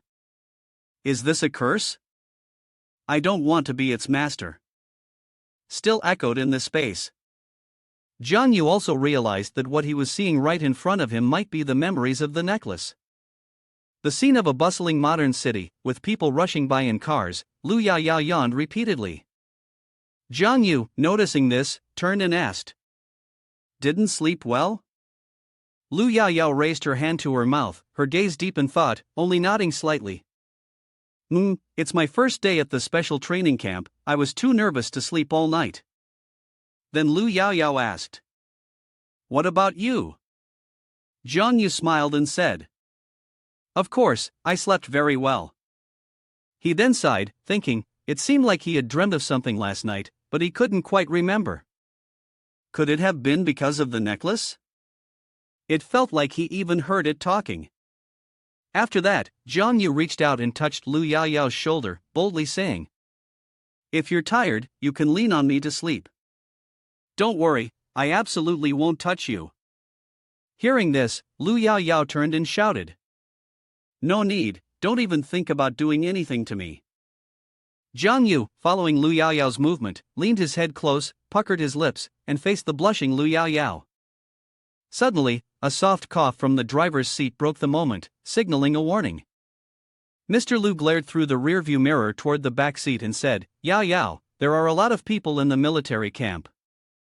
Stay away from those with ill intentions, understood?" Lu Yaoyao glanced at Jiang Yu and softly replied, "I understand."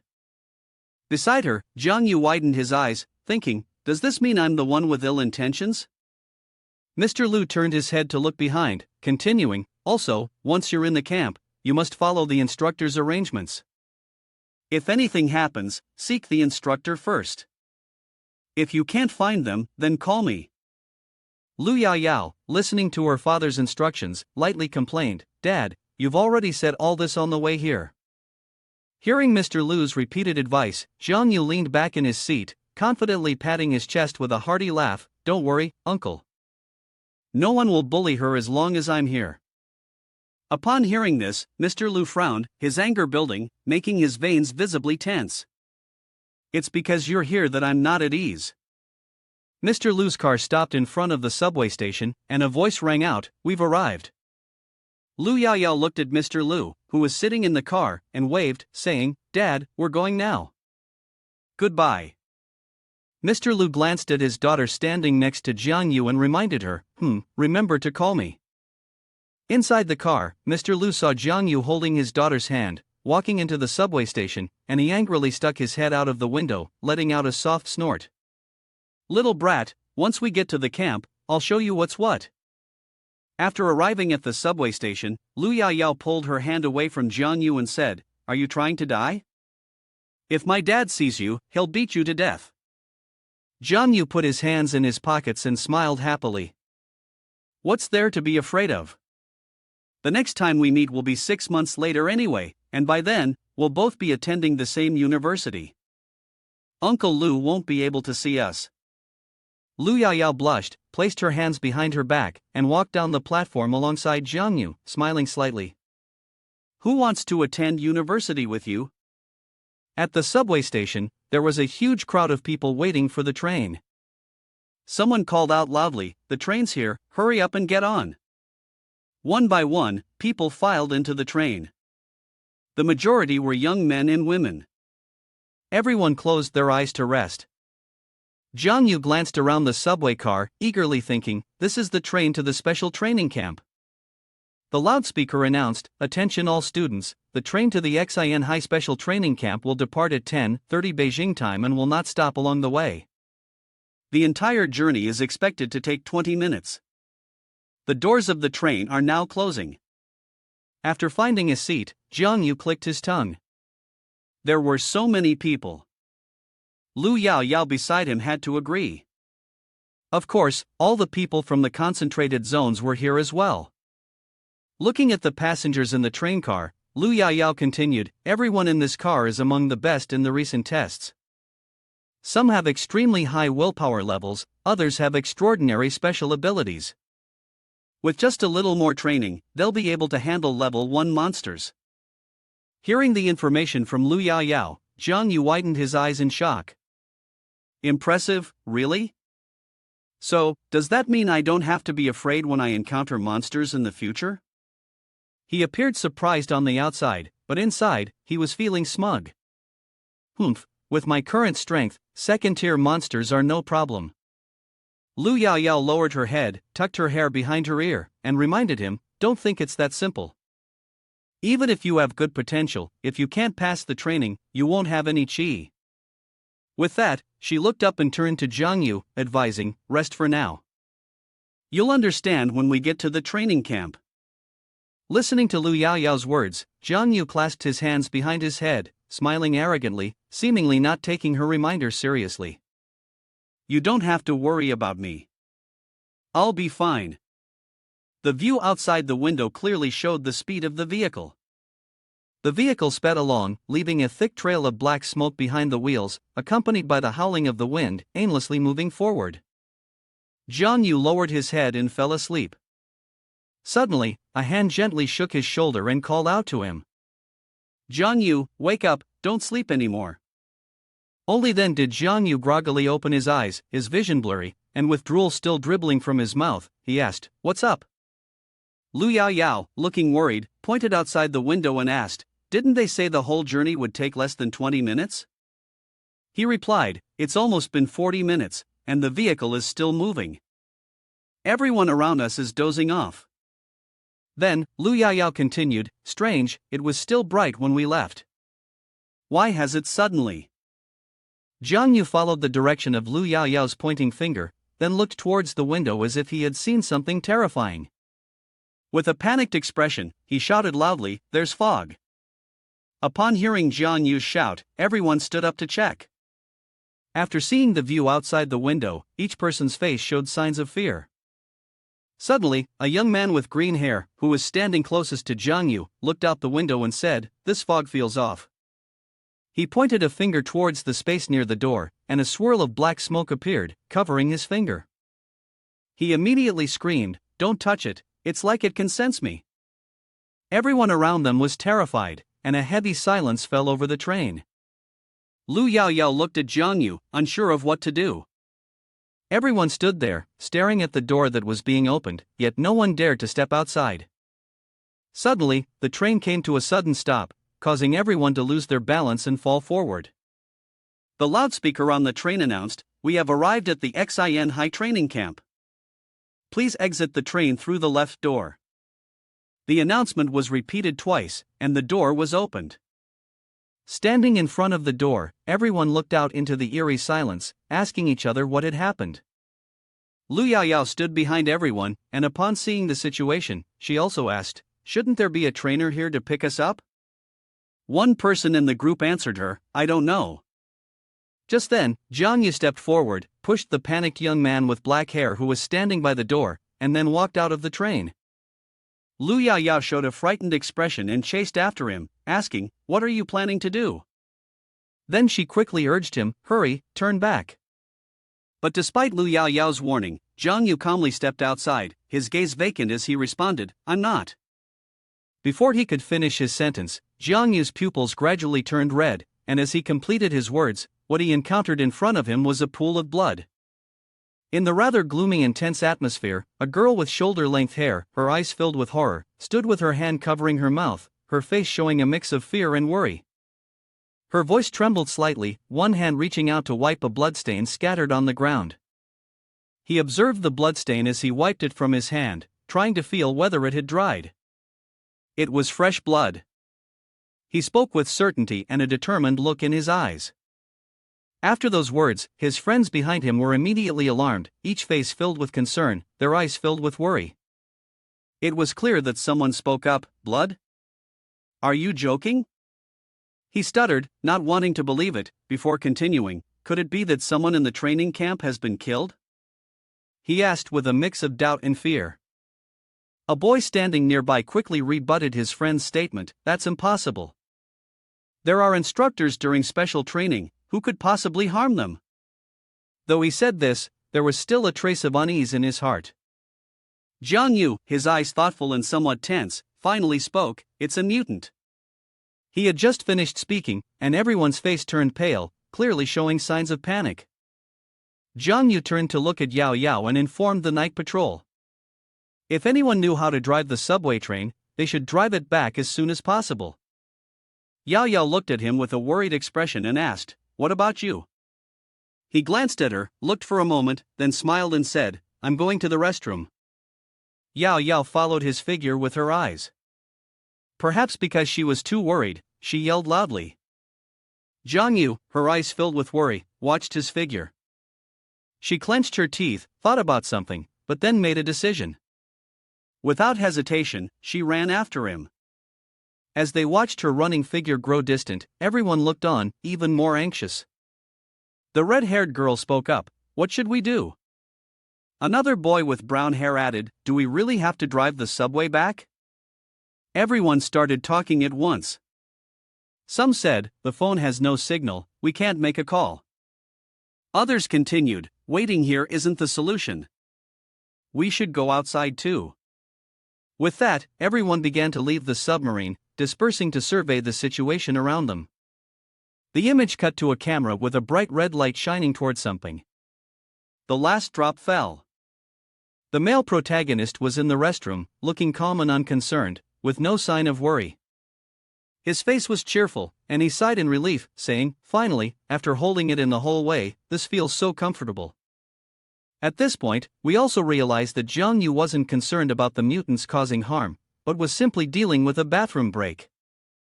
Suddenly, a cold gust of air surged from behind. Sensing something was wrong, he turned around to look. There was nothing but a fierce wolf, its eyes glowing purple, with bright red pupils, terrifying fangs, and an overwhelming aura of bloodlust. Then, there was an explosion. In an instant, the wolf was shattered to pieces, its organs and blood splattering everywhere due to the large fragments of stone. The event unfolded so quickly that Jiang Yu was taken aback and took a step back. The scene was truly horrifying. Looking back at Yao Yao, she was tossing a large stone up and down. It was astonishing that this girl was capable of killing the beast they had just seen. Jiang Yu teased Yao Yao. "Did you go to the bathroom too?" Yao Yao, annoyed, responded with a scolding tone. "But actually, I'm really worried about you. Don't you know how dangerous it is to go out alone? What if you get eaten by a monster? How am I supposed to face Teacher Li then?" In response to her extreme concern, Jiang Yu merely waved his hand dismissively and smiled. "All right, calm down, let me explain." With her hands on her hips, still a bit angry, she criticized him. "Fine, go ahead, let's see what more nonsense you can come up with." He looked at her, a little hesitant, and then said, "Actually." He stared directly at her and continued. "The special training has already begun." With a confused expression, Yao Yao asked, "The training has started? Since when?" Her face was still dazed, like a clueless doe, before Jiang Yu explained. "Since the moment we stepped onto the underground train." Her expression still showed disbelief, her face slightly flushed, and her hand extended towards him. "Talking nonsense, where's the egg?" This expression clearly shows she doesn't believe it. He didn't explain much, just pointed to the monster that had been lying in a pool of blood earlier. "There, that monster you just defeated, how do you think its fighting power was?" She rested her hand on her chin, deep in thought, her expression showing a hint of hesitation. "It's weak, a bit stronger than usual, but still not much." She pondered and then continued. "Logically, a monster that weak wouldn't dare to attack a training camp." After she finished, Jiang Yu quickly followed up, patting her on the shoulder with a teasing smile. That's right, that's right. Looks like you're not that stupid after all." She turned to him with an annoyed expression, her arms crossed in front of her chest as if to argue. "Hey, maybe we just haven't encountered a stronger monster yet." He looked at her, raised a finger, and with a smile said, "All right, let's say the training camp was attacked by a monster, the night guards surely would have noticed, right? If something really happened, wouldn't they have informed us?" He continued to explain, intentionally dragging out his words to create tension, using fog to stir panic. As he explained, he recalled the events when it all started, using fresh blood to evoke fear. With an air of supreme confidence, he raised his hand to emphasize his point. "The main purpose is to apply psychological pressure," he continued. "And under that pressure, all of a person's strengths and weaknesses will be directly exposed." Then, the scene shifts to the people who had stayed behind earlier. At this moment, they are struggling desperately with the monsters. Some are being thrown around, beaten mercilessly by the creatures, enduring the biting cold winds. Back to General Jiang Yu, who is still basking in his self-satisfaction. He shouts loudly while making a sweeping gesture, his hands forming a self-affirming sign, his face beaming with pride. He speaks with arrogance and certainty, declaring that he is the strongest. Yaya looks at him with a helpless expression, watching him indulge in his own self-adoration, and says, "Is half a day just for showing off?" While he is still savoring his self-satisfaction, nearby, the monsters are closing in with an overwhelming aura of bloodlust. 3 of them roar loudly and charge forward, baring their fangs in a menacing way, causing Jiang Yu to flinch. The confident look he had earlier vanishes, and now he is cowering, hiding behind Yao Yao. Let's go, he says. Yao Yao activates her soul-stabilizing bow. With a defensive stance, she tries to protect the man behind her while teasing him, "Aren't you supposed to be the strongest? Why are you hiding behind me?" He remains tucked behind her, whispering, "If I made a move, you wouldn't stand a chance." She turns back to him, exhausted and incredulous, "Then you might as well make a move." Not giving her a chance to say more, he pushes her forward with one hand, completely calm and composed. Standing tall, he orders loudly, "Stop talking nonsense. If you're given a chance, just take it." Somewhere, an image of a computer screen appears, showing the scene of Jiang Yu and Yao Yao fighting. Three tall, well-built men, not dark or smelly, were observing everyone's movements carefully. After a while of fighting, Yao Yao was exhausted, her breath coming in heavy gasps. Meanwhile, the man standing behind her clapped and encouraged, "Incredible. Yao Yao, you took on 3 all by yourself." Her face was now incredibly displeased, as if she wanted to devour Jiang Ran alive, like a flood about to break its banks in one of No Tattoo's works. Instead of the usual scene of Chi Dao striking, now Yao Yao was throwing punches, but with her words. Angry and yelling at him, she shouted, "Jiang Yu, don't you have any shame just standing there like that?" In response to her fury, he simply said, "Don't be angry, I trust her." She screamed back furiously, "Trust my foot. Go to hell." Suddenly, he grabbed her hand, "This isn't the time to act up. Look over there." He looked toward a certain direction as he spoke. The two of them were standing in front of an unclear map, standing side by side. After a moment, he said, "That's the map, we need to choose an exit."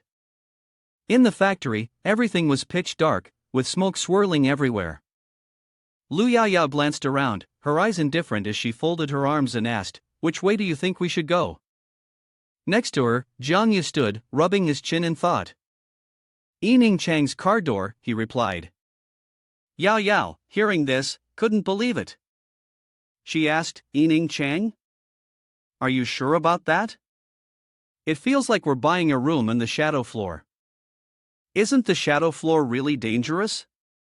Looking up at the map on the wall, Jiang Yu proclaimed loudly, "The most dangerous place is often the safest."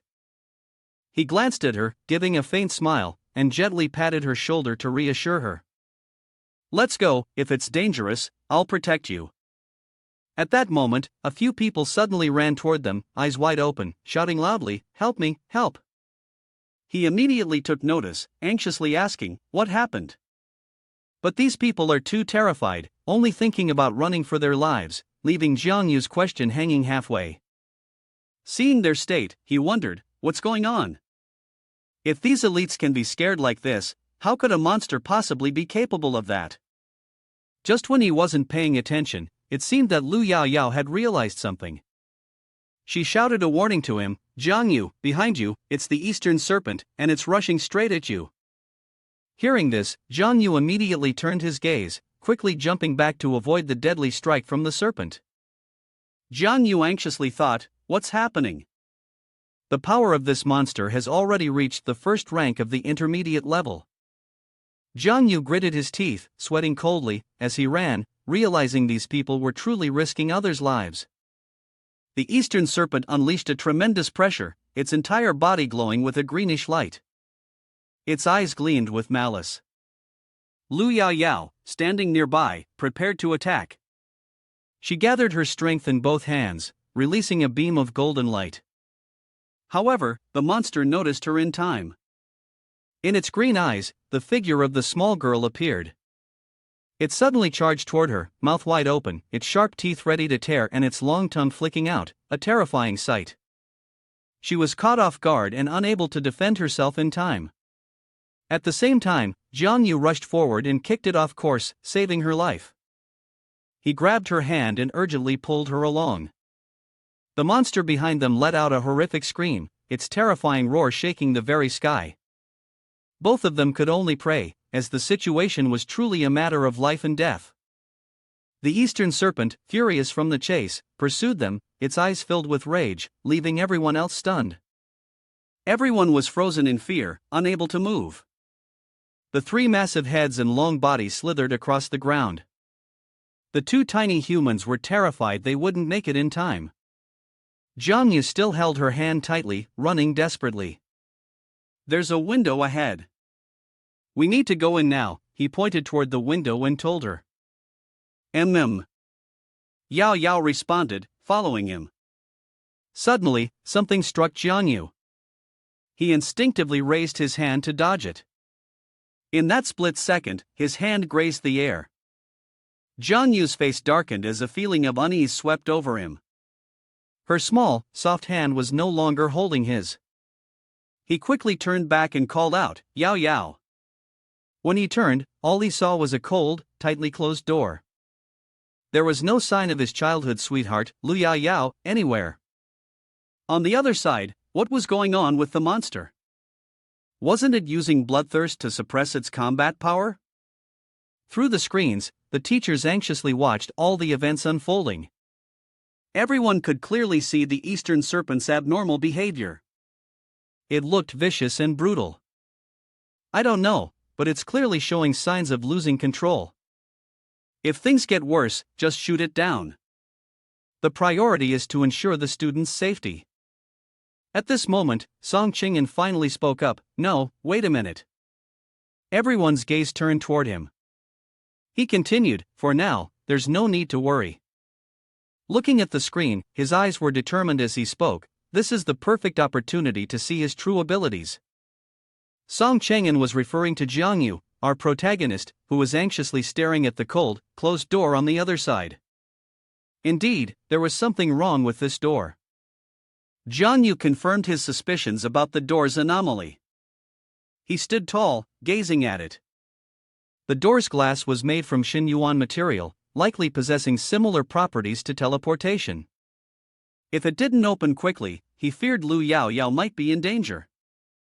Though they were opening the same door, their destinations were different. Without hesitation, he grabbed the door handle and opened it with resolve, his eyes cautiously scanning the interior. With a few more attempts, he might just find Yao Yao. What surprised him when he opened the door was a monster, charging straight at him. Its three vicious heads opened wide, ready to devour him. Jiangyu froze, unable to dodge in time, and immediately, his body was seized by the three heads. The sharp teeth, like spikes, were about to sink into his flesh, piercing deep into his bones. Jiangyu sweated profusely, his heart pounding. He gritted his teeth, gathering all his strength to resist, desperately trying to keep it from biting him. Its eyes gleamed, and its growls echoed throughout the training area. Its uncontrollable rage was highly unusual and even more worrisome now. Jiangyu activated his continuous combo skill, punching it in the face. The Eastern Serpent was struck with each blow, unable to dodge, and biting back was futile. Now, it seemed that the one who had lost control was none other than our own protagonist. After being beaten to the ground, it was thrown back, crashing violently into the earth. Jiangyu gasped for breath, as though he had never breathed before. His pants were torn by the monster's bite, and he had narrowly escaped death. He worried that the blows from earlier might have been exposed. While his attention was elsewhere, a dark shadow suddenly lunged toward him, engulfing him entirely. Jiangyu transformed into a figure completely cloaked in black, his eyes glowing with a strange, sharp light passing through his body. He stared at his hands, bewildered, wondering, "What is this? I didn't trigger the shadow form, why is it manifesting on its own?" At the same time, something else appeared. Its body was pale green, with sharp teeth filling its mouth. It had no ears, but strange fish-like fins grew from either side. Its body was covered in wide, staring eyes, each one more terrifying than the last. Jiangyu immediately recognized it, his heart sinking in worry. This is a first-tier upper-class creature.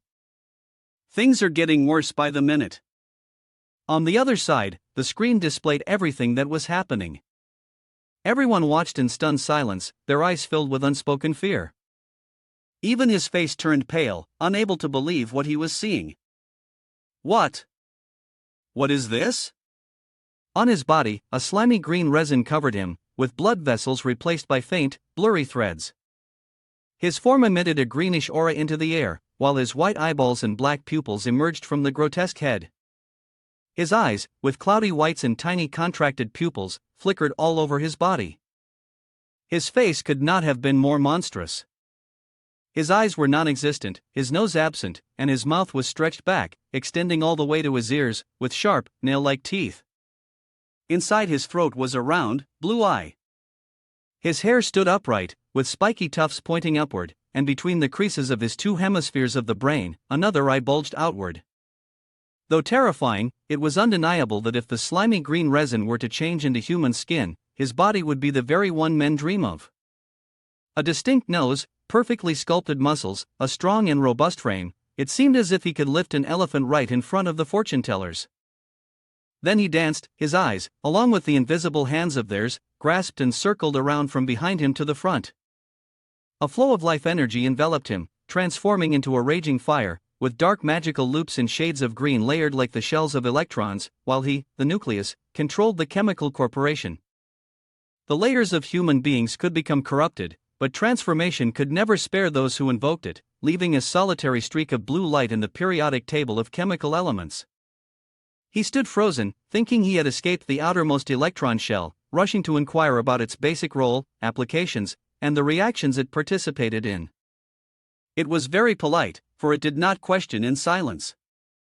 It answered his queries while simultaneously tripping Jiang Yu. Without waiting for Jiang Yu to react, the next challenge was the swirling green, purple, and red vortex that formed a circular wall. In the center stood a black eye with a white spot, spinning. The effect of the next phase caused a sharp pain in Jiang Yu's head. He quickly held his forehead, his face contorting. He realized with shock that the enemy was a schemer with vile tactics, attacking the mind once death was certain. He slowly began to comprehend he was perfect in every way. That was why he resorted to the ugly trick of manipulating the mind, something no one could ever counter. Seizing the opportunity and using the method of a special ability, the faceless doll quickly lunged forward, aiming to grab Jiang Yu. He turned his head and smiled, his white teeth flashing, a small waterfall of saliva dripping from the corner of his mouth. His hand moved swiftly, gripping the man's throat, and the electrical current around his body snapped into lightning bolts. Jiang Yu fell into the trap, and he grinned triumphantly, his teeth like corn kernels, pleased as he flipped the table. He said, "You fool, I deliberately lured you here." His hand tightened, his nails digging into the man's windpipe and the blood vessels in his throat. The power of the faceless doll's ability erupted with a scream of agony, followed by a burst of blood spraying out. Jiang Yu released the faceless doll's ability, dropping it onto the pedestal. He shattered the black lines, sniffing the scent of the disintegrating corpse that had turned to mush, like porridge. He called for Shadow Devour.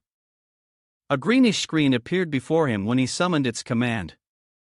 He clicked on the screen in an instant. It quickly displayed a list with basic information. The name was Eastern Serpent, the species was pupil, and the rank was First Order Median. The description read, a lowly Xinyuan species, resembling a monster snake, typically possessing multiple pupils or heads, specializing in constricting and tearing apart its prey. Next, an image of a special ability snake appeared, a former enemy of Jiang Yu. Following that, more lines of information appeared, noting the species of low-level pupils, rumored to be of a lower rank but closely related to the shadow species. The cost of eliminating them, along with toxins and square-shaped costs, had been waived. The Shadow Devour harvest was recorded, and the monster had reported the update. The number of points increased. The other information is replaced and presented. The name is Faceless Doll, classified as a first-grade wound position pupil type, described as a lowly Xinyuan monster. The pupil is its main source of power. The number of pupils does not represent its true strength. Skilled in psychic attacks, the pupils help it see more clearly in tiny places, seizing the opportunity to carry out a strike. An image of the faceless doll is presented after the information sequence. The next notice, attention to the lowly pupil species, rumored to have once been of the same low rank as the shadow species. The cost to eliminate, temporary blindness in both eyes. The cost has been waived. Harvesting Shadow Devour, the number of shadow points increases, the shadow image slightly rises, and the monster has been recorded. He rubbed his chin, pondering. Two things caught my attention. The eye type is of the same family as the shadow species. I'm a stalker, so naturally, I would be opposed to the shadow species. Is that why they targeted me? He pieced together clues and fragments of memory in his mind. His original assumption was that if this were an examination, it was probably just some weak monsters from a cult passing by the stage. But in reality, they sent those capable of taking lives. He sighed and bent over, exhausted. He muttered a self-criticism, realizing that the deadly flaw was his current form. He must have been noticed by the instructor at the special training camp, right? Then he took a long breath before muttering again. Hiding doesn't make any sense. He deactivated his form. When he read the command, a small vortex of wind spun around him. He examined his 5 deformed fingers. Noticing something strange, he furrowed his brow. He fumbled as he rubbed his hands together. He spoke quickly, stumbling over the word exemption. Exemption of the shadow form. Nothing happened when he recited the command. He doubted and muttered to himself. What's going on? No response. A growl echoed into his ears. He quickly turned his gaze in the direction of the sound, trying to figure out what it was. A vast expanse of greenish-black energy enveloped him, like a trap closing in on its prey, with multicolored eyes staring directly at him like predators waiting to pounce. He reacted swiftly, activating dark magic. His hands swelled in size as he prepared for the imminent confrontation. He whispered, "Looks like I've stumbled into an eye-type nest this time." On the other side, the surveillance monitors mounted on the wall flickered, one by one, some of them completely losing power. A red-haired staff member, stunned, asked, "What's happening?" "The screens are all black." A young man with dark skin and curly hair immediately relayed the information, making an urgent announcement. "Contact the equipment department immediately." Amidst the chaos caused by the loss of the video feed, there was one person who remained silent, staring at the flickering screens. Shang Cheng lowered his head, not uttering a word. Bang! The sound of a door bursting open as if it were about to be slammed into the room. At the door stood a male staff member with reddish-brown hair, the front of his hair shaved close to his scalp. The man shouted a report to ensure everyone in the room was paying attention to him. Gasping for breath, he spoke in broken sentences, delivering the news in fragments. All information systems are experiencing unusual malfunctions. However, the next sentence from the man caused the entire surveillance room to be filled with terror. Instructor Liu and Instructor Luo have both lost contact. The shock was so immense that it compressed the nerves of reaction, tightly restraining the motor nerves as well, leaving no opportunity for anyone to express a facial expression or make a movement. Everyone stood still, as if rooted to the spot. The sound of the cane tapping sharply against the porcelain floor resonated, creating an echo that was disturbingly harsh. The male staff member was startled, his soul nearly leaving his body at the sharp tap of the cane on the blue ceramic tiles. Mr. Chen, with a face full of wrinkles that curved downwards in accordance with his mood, disheveled hair, a high forehead, a large nose, and a scar that hadn't healed running from his forehead to his cheek, presented the image of an old, experienced man who had seen much of the world and was quick-tempered. His outward appearance melded perfectly with his personality. Mr. Chen gritted his teeth with a screech, reproaching the younger generation. "I truly admire your special training camp XAN High, just a little problem and you all lose your minds." Then, Mr. Chen straightened his face and, with a stern tone, emphasized each word venomously, "You useless lot, do you even deserve to be instructors?"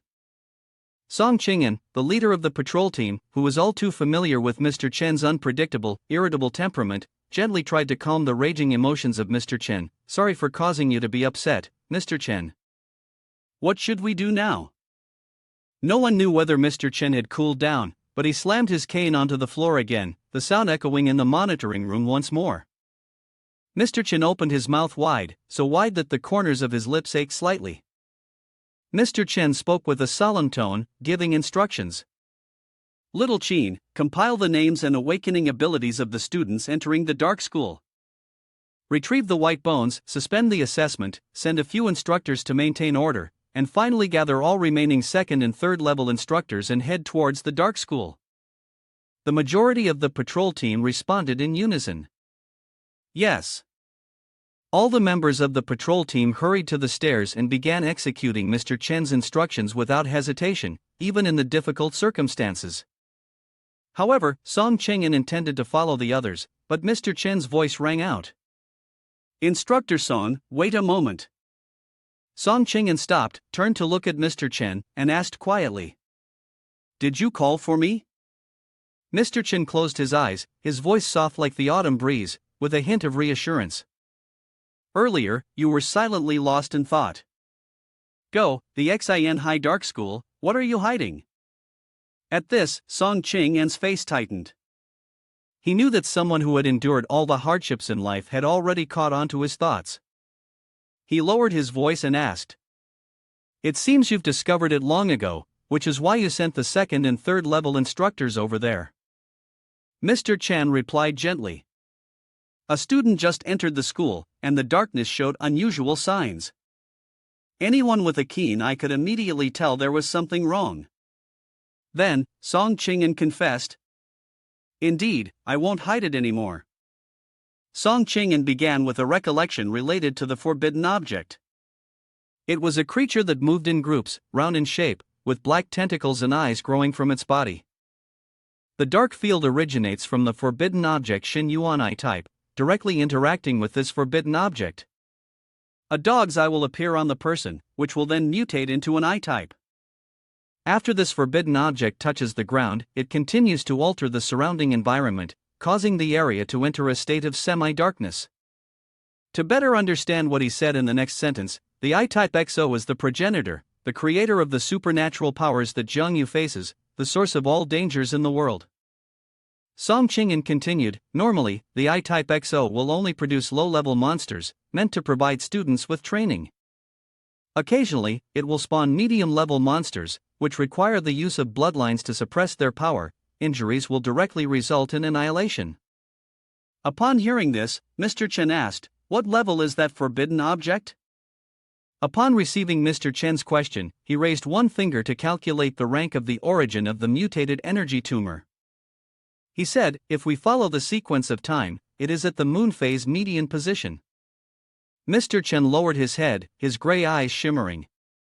He pondered and said, moon phase median position, its power is enough to counteract a fourth-tier transcendent.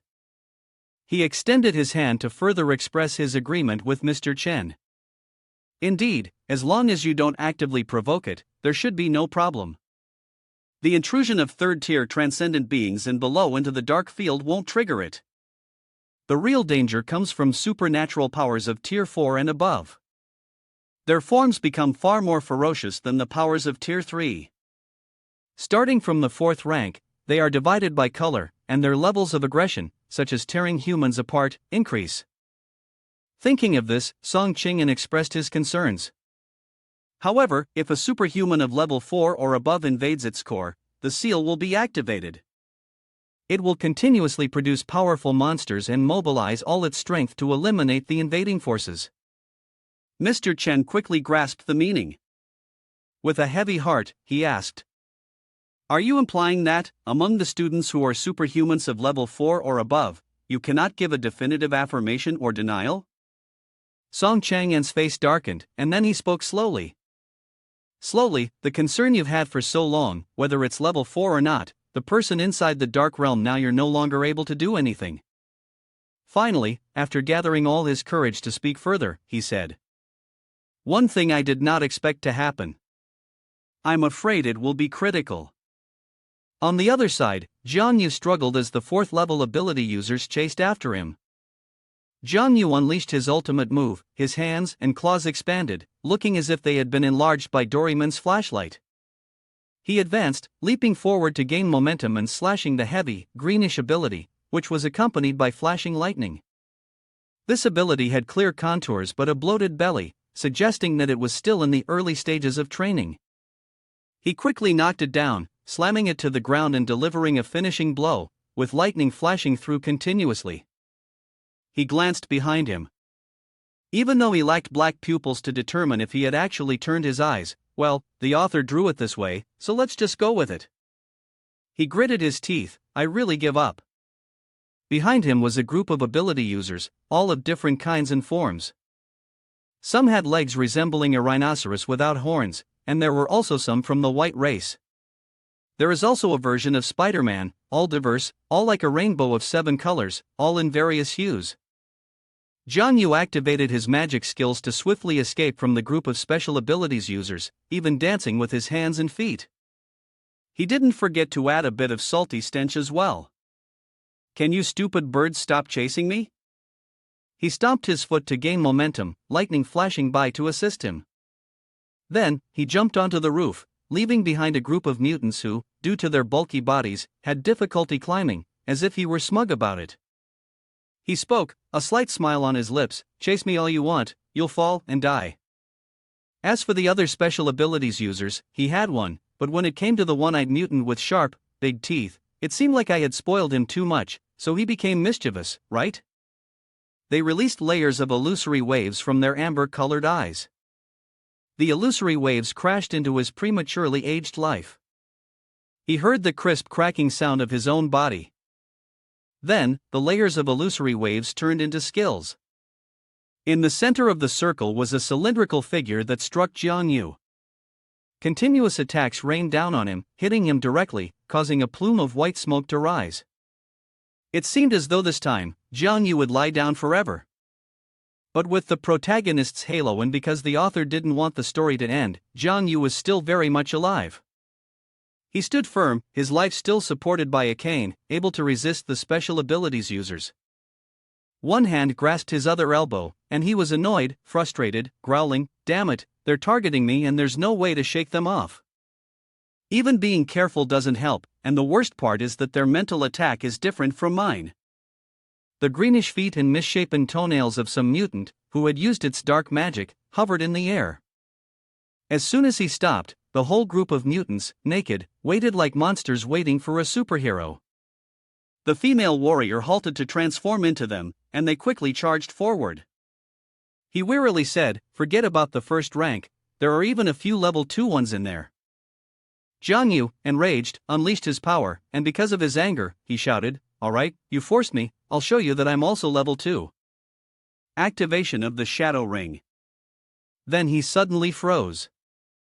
Jiang Yu raised his deformed, powerful hand to inspect it. At the most critical moment, he encountered an obstacle from his own power. He panicked and was astonished that his power didn't activate as usual. The Shadow Ring couldn't be triggered. Immediately, he vaguely realized that something was wrong. It seemed like something had sealed his power. Jiang Yu looked up, drawn to the distorted, unclear sounds from the mutants, as if they were communicating in a language beyond human civilization. He entered a defensive stance with his large clawed hands. Even though the mutants didn't seem to pay attention to him, it was best to stay cautious. What if they pretend and rush to attack him? While defending himself, he couldn't help but wonder, that's strange. They've become motionless now. Were they frightened by my earlier momentum? The mutants remained silent, speaking some strange language. They all turned toward one direction, and a purple sword fell to the ground with a thud. A purple mutant stepped out. It had 3 pairs of eyes on its face, and 2 sharp horns grew from the corners of its mouth. Its lips were tightly pressed together. From its arms extended razor-sharp claws. On its furry chest were 4 more eyes, watching from unconventional positions. In the center of its belly was a large, jagged mouth, which opened to reveal teeth growing unevenly, without any pattern. Its long tongue flicked out, as if trying to devour anything in its path. Jiang Yu quickly recognized this mutant power. He gasped in surprise and exclaimed, "This is... I never thought I'd encounter such a mutant in a situation so unfavorable for me, because this is a 3-length monster." Standing before the sharp blade of the monster, Jiang Yu seemed completely weakened. His power continued to radiate, but it felt incredibly feeble. Suddenly, the monster swung its blade again, and Jiang Yu could only brace his body to withstand the blow, unable to do anything else. but it was almost negligible. A violent gust of wind surged outward, kicking up dust around them like a sandstorm. The force of its attack was so great that Jiang Yu was thrown far away. He was slammed into a distant wall, causing the surrounding bricks and stones to shatter. It was clear that the monster's power was overwhelming. Jiang Yu leaned against the pile of rubble, his body battered and exhausted. But upon closer inspection, his posture still exuded a certain style. He gasped for air and coughed a few times. Damn it, the blade's useless, even shifting to the shadow realm won't work. The monster emitted a purple light, and its belly displayed a massive mouth with sharp, jagged teeth, its tongue hanging out grotesquely. It was gradually moving closer to him. With his current condition, even a level 2 monster would be difficult to deal with, let alone a level 3. At this moment, Jiang Yu used the power from his fingertips to shoot out something resembling spider silk. Immediately, it transformed into a strong rope, tightly binding the monster. Continuing to fight like this won't get us anywhere. If you're scared, just leave. As for me, I'm scared, so a second later, I ran off with my tail between my legs. The 36 strategies, the best one is to run. The level 3 monster easily broke free from Jiang Yu's rope with its own strength. It let out a furious roar and chased after him. Jiang Yu hadn't run very far when the monster was already right behind him. It was like the emperor playing a game of tag with his concubine. It was so fast, it jumped up and swung its sword, aiming to pounce on Jiang Yu like a starving beast. Jiang Yu was startled, his expression stunned, his face seemed to say, WTF. With his vast experience, he quickly jumped to another spot.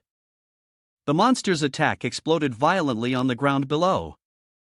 If he hadn't dodged in time, he might have already been on his way to the underworld. Seeing that its sword was still on the ground, Jiang Yu thought, this is a good opportunity. He leaped up and struck the monster in the face, landing a perfect hit. Kill continuously. Killing spree +1. Killing spree +1. Killing spree +1. Killing spree +1. Although he was attacking, it was insignificant. The monster's health still remained at 93%. There was hope. Even though every strike seemed like a mere scratch, the killing spree could accumulate enough killing power, and once it was fully accumulated, he could directly decapitate it. Before he could feel too much joy, bad news arrived. The monster swung its fist at Jiang Yu's face, catching him completely off guard. His nosebleed sprayed out due to the overwhelming impact from the monster's position, not because of any stimulation like what's often seen in romance stories. He was sent flying through the air, and if it weren't for the blood, anyone who saw him would probably think he was just chilling. Jiang Yu landed on his back, crashing against the balcony of a building. Before he could even recover, the monster was already speeding toward him, ready to send him on his way to meet the ancestors. Then, for reasons unknown, it seemed to see something that made its eyes widen in surprise. It quickly hit the brakes, though what it was running on, Jiang Yu couldn't tell. The two of them stood facing each other, the surrounding scene in complete chaos, with debris scattered to one side. Dust and smoke were still billowing in the air from the chase. Jiang Yu was full of questions. Why had it suddenly stopped? The monster stood frozen, not even raising its sword, staring at something intently. Jiang Yu broke into a cold sweat. What's going on? Why isn't it attacking? Suddenly, a surge of energy radiated from somewhere, drawing his attention. He turned his head. The energy grew stronger by the second, sending a chill down his spine. Jiang Yu felt a cold shiver run through him, as if the dilapidated old house was haunted. He frowned, annoyed by this disturbing, evil aura. What's happening? This place. It's almost identical to the Shadow Realm. The simulation is way too close. Jiang Yu stood confidently in the midst of a swirling mass of red and green energy, a powerful urge to investigate further building up inside him. Moreover, this place is even more sinister than the Shadow Realm, as if something is drawing me in. Without giving Jiang Yu any time to rest, a level 3 monster charges at him again. Its long, hanging tongue seems to want to lick the flesh of Jiang Yu. Each time the monster strikes, it misses. Jiang Yu continues to run as if a motor had been attached to his backside. Forget it, just escape with your life first, then think about the rest. He keeps running and running, not knowing how long it's been, gasping for breath as if he's about to pass out. The path ahead seems endless, shrouded by eternal darkness. Strangely, this alley is so long, with no end in sight. Jiang Yu suddenly jerks, startled, as if he had stumbled in a dream. He is transported to another space, surrounded by a large sphere, as though being protected. Jiang Yu fumbles around, turning this way and that, but the only thing he can see is darkness. His face is blank. Who am I? Where is this? I can't see anything or feel anything at all. Suddenly, something touches his shoulder. Jiang Yu jolts, startled, his heart racing. Even though he now feels almost blind, his reflexes make him look down at his shoulder. A tremendous force pulls Jiang Yu away. He is dragged effortlessly, but the force is so strong that he cannot stop, and the only thing he can do is scream. Why can't I control my body like this all of a sudden? The strong wind howled, gusting like a storm, making Jiang Yu's body sway. His face seemed calm, but there was an underlying tension that suggested something was amiss. Stop right now. I am your master. He suddenly froze, his feet faltering as the command, driven by his instinct for survival, unexpectedly took effect. I've stopped. A small, asteroid-like ball shot towards Jiang Yu at the speed of light while he was still suspended in the air. The moment it made contact with his body, all of his internal organs were damaged. The pain was so intense that he gagged.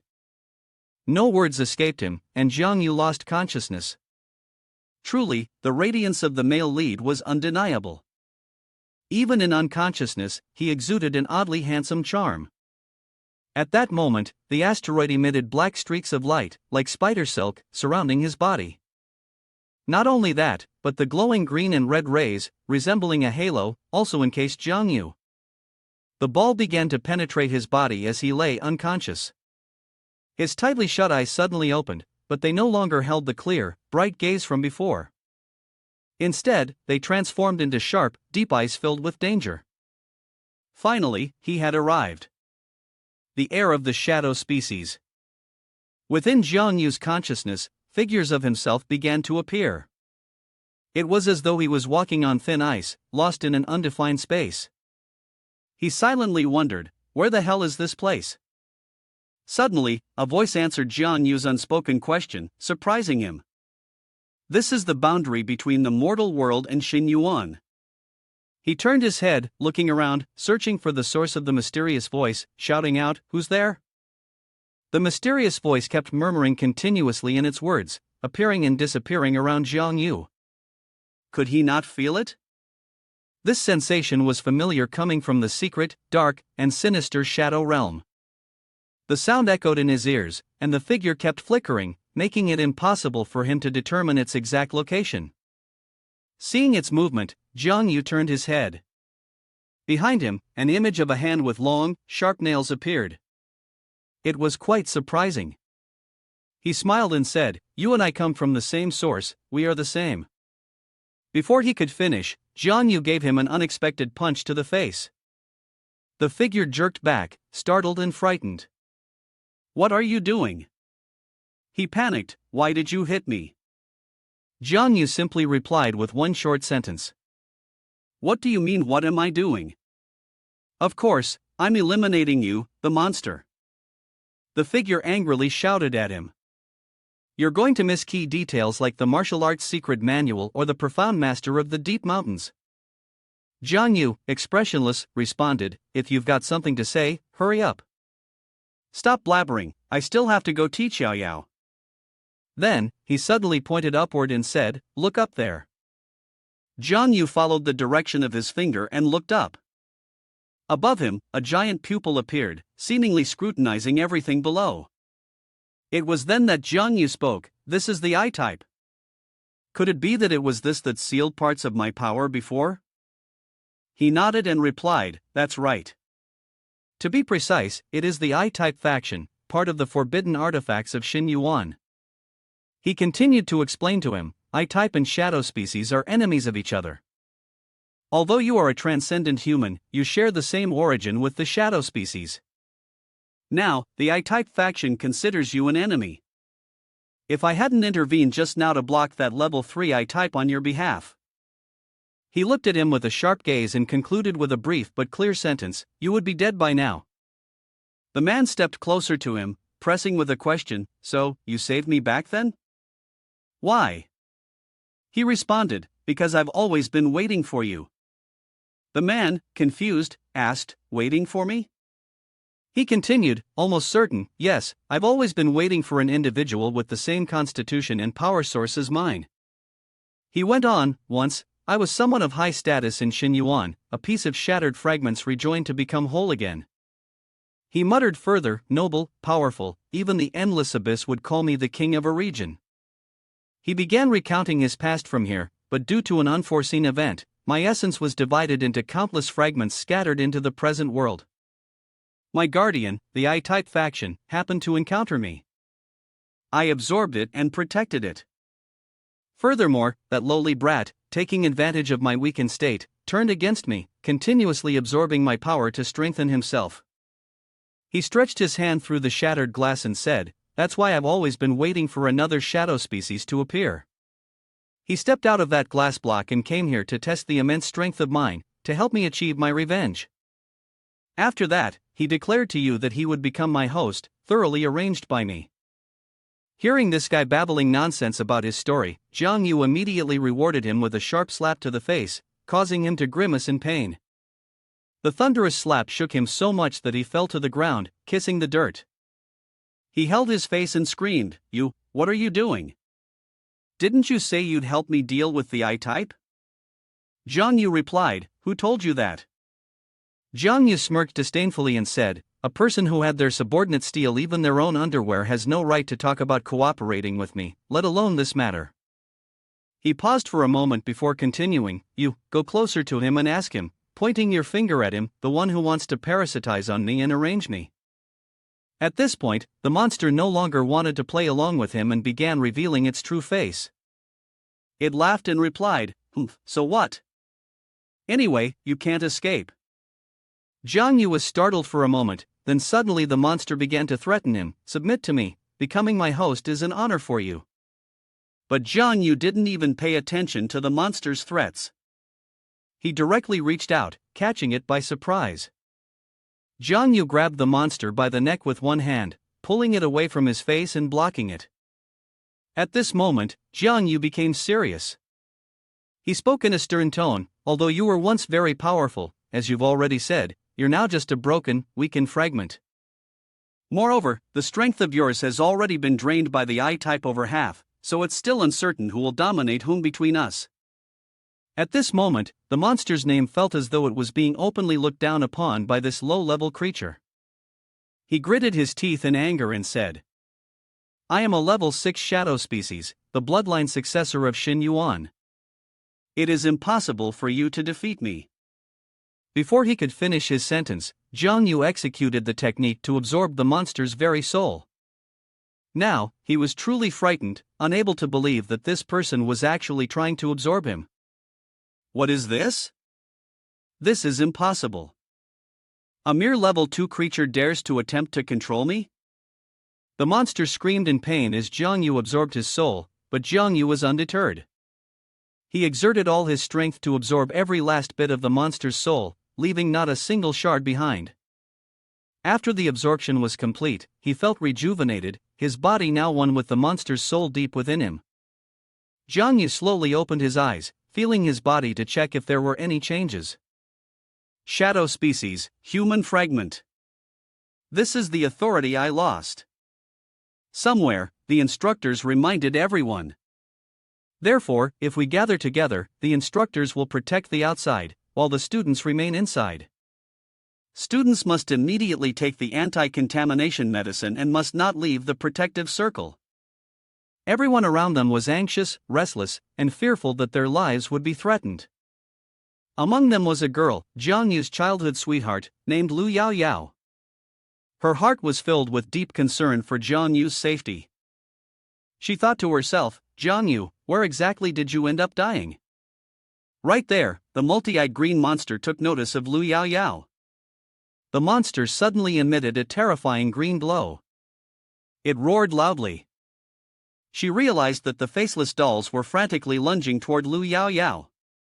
Without hesitation, she gathered all her strength and managed to hold back 3 of the monsters by herself. Other instructors only needed to swing their blades, and the monsters' bodies would be sliced apart, causing them to vanish. The others also helped clear out the first and second level monsters. One of them looked towards Lu Yao Yao, who was panting heavily, and spoke, "Thank you. If it weren't for your help, it wouldn't have been so easy." He also asked if she could still hold on. Though she was struggling to breathe, her limbs feeling weak likely from overexerting herself and still unable to recover her mana, she replied, "I'm fine." Then, the captain, with a worried expression, announced to everyone, "All right, follow me, prepare to leave this place." As soon as he finished speaking, a bizarre monster appeared behind him. Its entire body was covered with eyes, and it unleashed a blinding light that attacked the captain. The monster's strike killed him instantly, knocking him unconscious right before Lu Yao Yao's astonished eyes. Before she could even grasp what had just happened, the monster flew straight toward Lu Yao Yao's position, aiming to strike its next target. She froze in shock, and by the time she realized what was happening, it was already too late. While she was still unresponsive, thinking that it was over, Song Qingyan unexpectedly appeared in time to save her. His punch, filled with his strength, came down like a thunderstrike, and the sound that followed was earth-shattering. In just one blow, the monster was knocked out, unable to move. Afterward, Qingyan looked at the fallen monster, assessing it as a level 3 monster, with the situation even worse than expected. He then turned to his subordinates, frowning, and shouted, "Weren't we supposed to stay alert at all times? We almost got ambushed." At this, the team could only bow their heads in apology. "Sorry, we were careless." Then, his gaze shifted to the students standing by, noticing how many students had come on this trip. He thought to himself that among these students, only they had encountered an attack by a level 3 monster. Could there be someone among them who was at least level 4 superhuman? He raised his hand, signaling to the students. "Is everyone here? Follow me." Hearing this, Lu Yao Yao, anxious, spoke up suddenly. "Wait, I came with Jiangyu, but he's not here." Upon hearing the name, Song Chang'an's expression grew serious and worried. He suddenly realized. Wait, could the person the I-type team was targeting be him? This girl seemed to have a close relationship with Jiangyu. As he was thinking, another monster appeared from behind, interrupting his thoughts. Upon spotting the monster, he remained calm, showing no sign of fear. Song Chang'an's professional skills were exceptional. With a single, gentle move, he sent the unfortunate monster flying. Then, he used his own body to shield Lu Yao Yao, who was standing behind him in a daze, paralyzed by fear. At this moment, he was absolutely certain that his judgment had been correct. Indeed, she was also targeted by the I-type team. Leaving the group of people waiting behind, Song Chang'an switched to battle mode, charging forward like the wind, determined to face the third-level monsters head-on. He reminded his two subordinates. "Take the students and go ahead, leave the rest to me." The two obeyed his command, silently retreating with the others.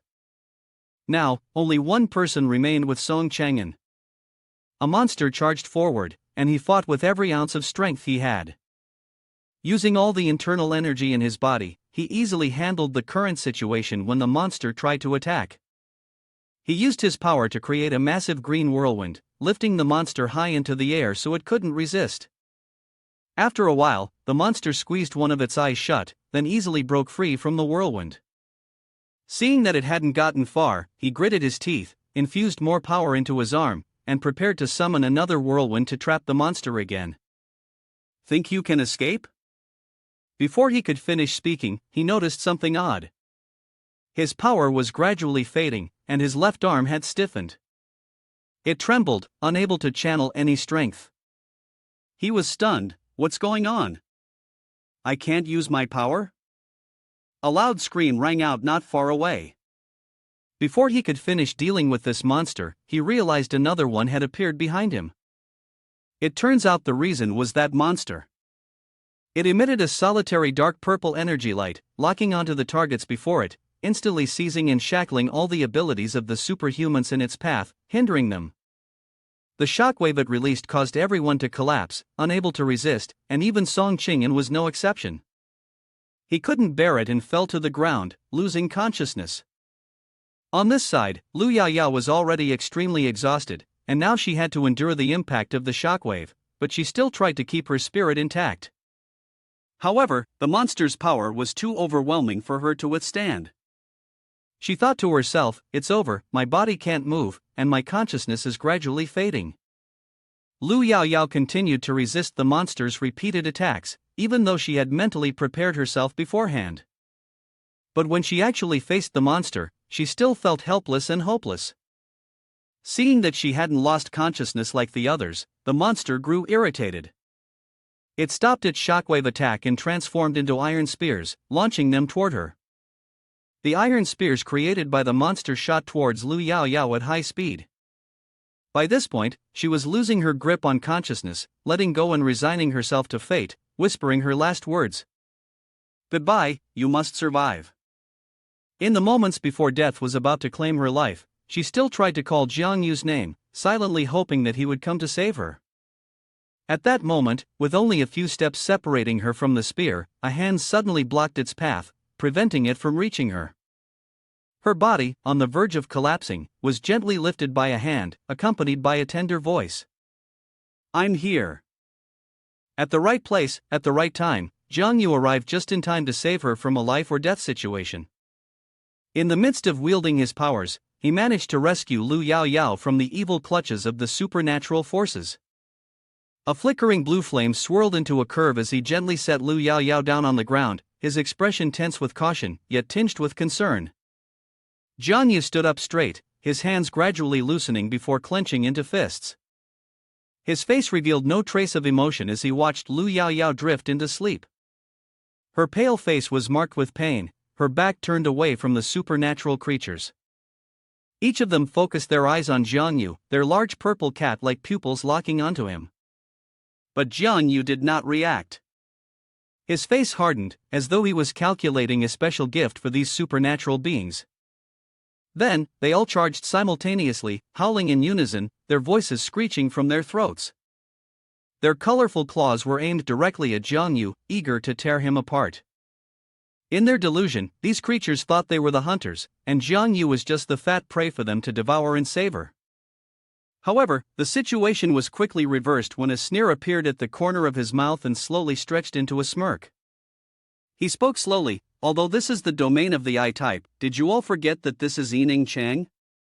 The blue flames grew larger and more intense. Dark, spiked black lines moved chaotically, and with victory firmly in his grasp, Jiang Yu arrogantly declared, "And I am the ruler here." In an instant, his hand pointed to the sky, his index and middle fingers coming together, drawing in green light that coalesced into a lump. This lump transformed into a bright, straight beam of light, perpendicular to the sky. Magical circles followed the beam, from the smallest to the largest, heading towards the black horizon, causing an earthquake. The ground trembled, cracks appearing as a building swayed dangerously, about to collide with another. At the tip of the green beam, swirling black vortexes gathered. Each spiral layer aimed directly at the two mutated beings, lifting a bright eye, as if no resistance could be made. Or perhaps they had no authority here, in the playground of Jiang Yu. Behind him followed other supernatural beings, all suffering the same fate. The spikes of the vortex wrapped around them, and deep beyond the sky, interwoven green circles formed a blue galaxy. "Somewhere up there," his voice echoed, "welcome to my domain." From amidst the sharp spikes of the green vortex, continuous movements shaped a magical circular wall that imprisoned the mutated beings. Within the magical circle, under the impact of thorn whips lashing at them, their eyes, the ones on their foreheads, emitted bright beams before exploding. Jiang Yu stomped forcefully, making a sharp sound on the ground, where beneath his shoes, a small magical circle appeared. His cruel energy activated the wall that held the mutated beings behind him, turning them into explosive projectiles, detonating the trapped mutants inside. The explosions rang out continuously in places Jiang Yu didn't even focus on, where the mutant screamed in despair, while the corners of his mouth curved into a satisfied smile. He stood in front of the colossal mutant, with 4 eyes on its chest and a mouth full of exposed teeth gaping wide. He said, "Hey, here we are again. Last time, you chased me all the way, didn't you?" Out of nowhere, 2 swords appeared in his hands, their blades forming a defensive stance. He flashed a grin, "Now it's my turn." In the blink of an eye, without giving the strange mutant any time to react, Jiang Yu swiftly rushed forward and struck. The mutant realized something was wrong when its head suddenly detached from its body, its several purple eyes widening as its body exploded into pieces. Jiang Yu folded his swords down into a compact form like a fan, chuckling to himself for avenging the humiliation. Previously, the thousand-eyed tumor ability had quickly controlled several tentacles to seize the corpse of the dead mutant, but Jiang Yu's sword plunged straight into it, creating a screeching sound that pierced the air, nearly deafening. The combo kill notification popped up as he unleashed his special move, and the words combo kill switched to activate as the mutant's eye emitted a green glow, with Jiang Yu's spikes piercing into it. The mutant's eye narrowed, its eye sockets bleeding. It was now extremely weak. As Jiang Yu drew his sword back, a trail of red light followed, and with a heavy breath, he struck down. Blood-red raindrops began to fall from the sky. The eerie sound accompanying the unnatural color of the rain caught Jiang Yu's attention. He looked up, and amidst the scattered bodies of mutants, he thought to himself, "Impressive, this must be the power of the shadow species." Jiang Yu stepped on the limp body of the green-eyed ability, which lay sprawled on the ground. He mocked, "This eye-type mutant really got killed by the shadow species. The game just started, and your ally is already dead?" He smirked, revealing his arrogant self. Jiang Yu scoffed, even in junior high, he could easily kill an eye-type at the senior high level. No wonder the eye-type group was so terrified. He raised his hand to grab the squirming entity from the mutant's body, using his thorny shadow magic to pull it up with added strength. He spoke to the lifeless body of the mutant, "But I have to thank you, you've given me so much experience. I'm well fed today." On the rooftop, the sound of footsteps echoed from a group of people. One man wielded a sword, his face marked with a scar on his cheek. His hair was short and sparse, tied loosely at the back of his neck. He wore a tight-fitting cap, looking like he could cleave anyone in his path with his large sword. Beside him was a girl whose name was unknown, only that her purple hair was cut short to her neck. She wore earrings and performed a light, graceful step. Behind her, a man wielded a small sword, and finally, there was a man with spiky white hair, resembling a porcupine. He wore a pair of black glasses, like swim goggles. The man smiled, exposing his white teeth, and said, quickly, "The signal here is transmitting from this direction." Jiang Yu observed a small group moving from one building to another. Their sudden appearance forced him to abandon his earlier plan of devouring the target. He grumbled, "You've come at the wrong time." Jiang Yu quickly cast the green swirling magic, just in time for another unit to arrive. The leader of the unit, with light purple hair and white eyes, was followed by 2 men who were carefully observing the scene. The captain shouted the order, "Hurry, get the wounded person out of here." A young woman from the medical unit urgently cried out, "Have the anti-contamination drugs been brought? These people are about to collapse." The captain, dragging the young woman with green hair, raised his voice to direct the unit. A few people blocked the I-type crowd and urged them to move quickly. Inside the hospital, there was a line of people waiting to be bandaged. As a hospital, there was a rule against loud noises, but today, everyone was talking so much that they simply ignored the rule. The noise attracted the large-eyed monster charging toward me. I struck it twice and immediately turned to run. The owner of that voice was Jiang Yu, no longer the dark figure from before but a young man with messy hair like a crow's nest. His golden eyes lit up as he recounted the story to the others listening. He continued, "A crow flew over the plane's roof and exploded right there." He went on with the story. "At that moment, someone tried to sneak attack me, so I..." Before he could finish his sentence, someone struck him just as he had described, right on the cheek, hard enough for him to foam at the mouth. Seeing his cheek swell up, the person who had delivered the blow said, "What more is there to say when you're this injured?" Lu Yao Yao, shivering from the cold, ordered, "Quick, take your medicine."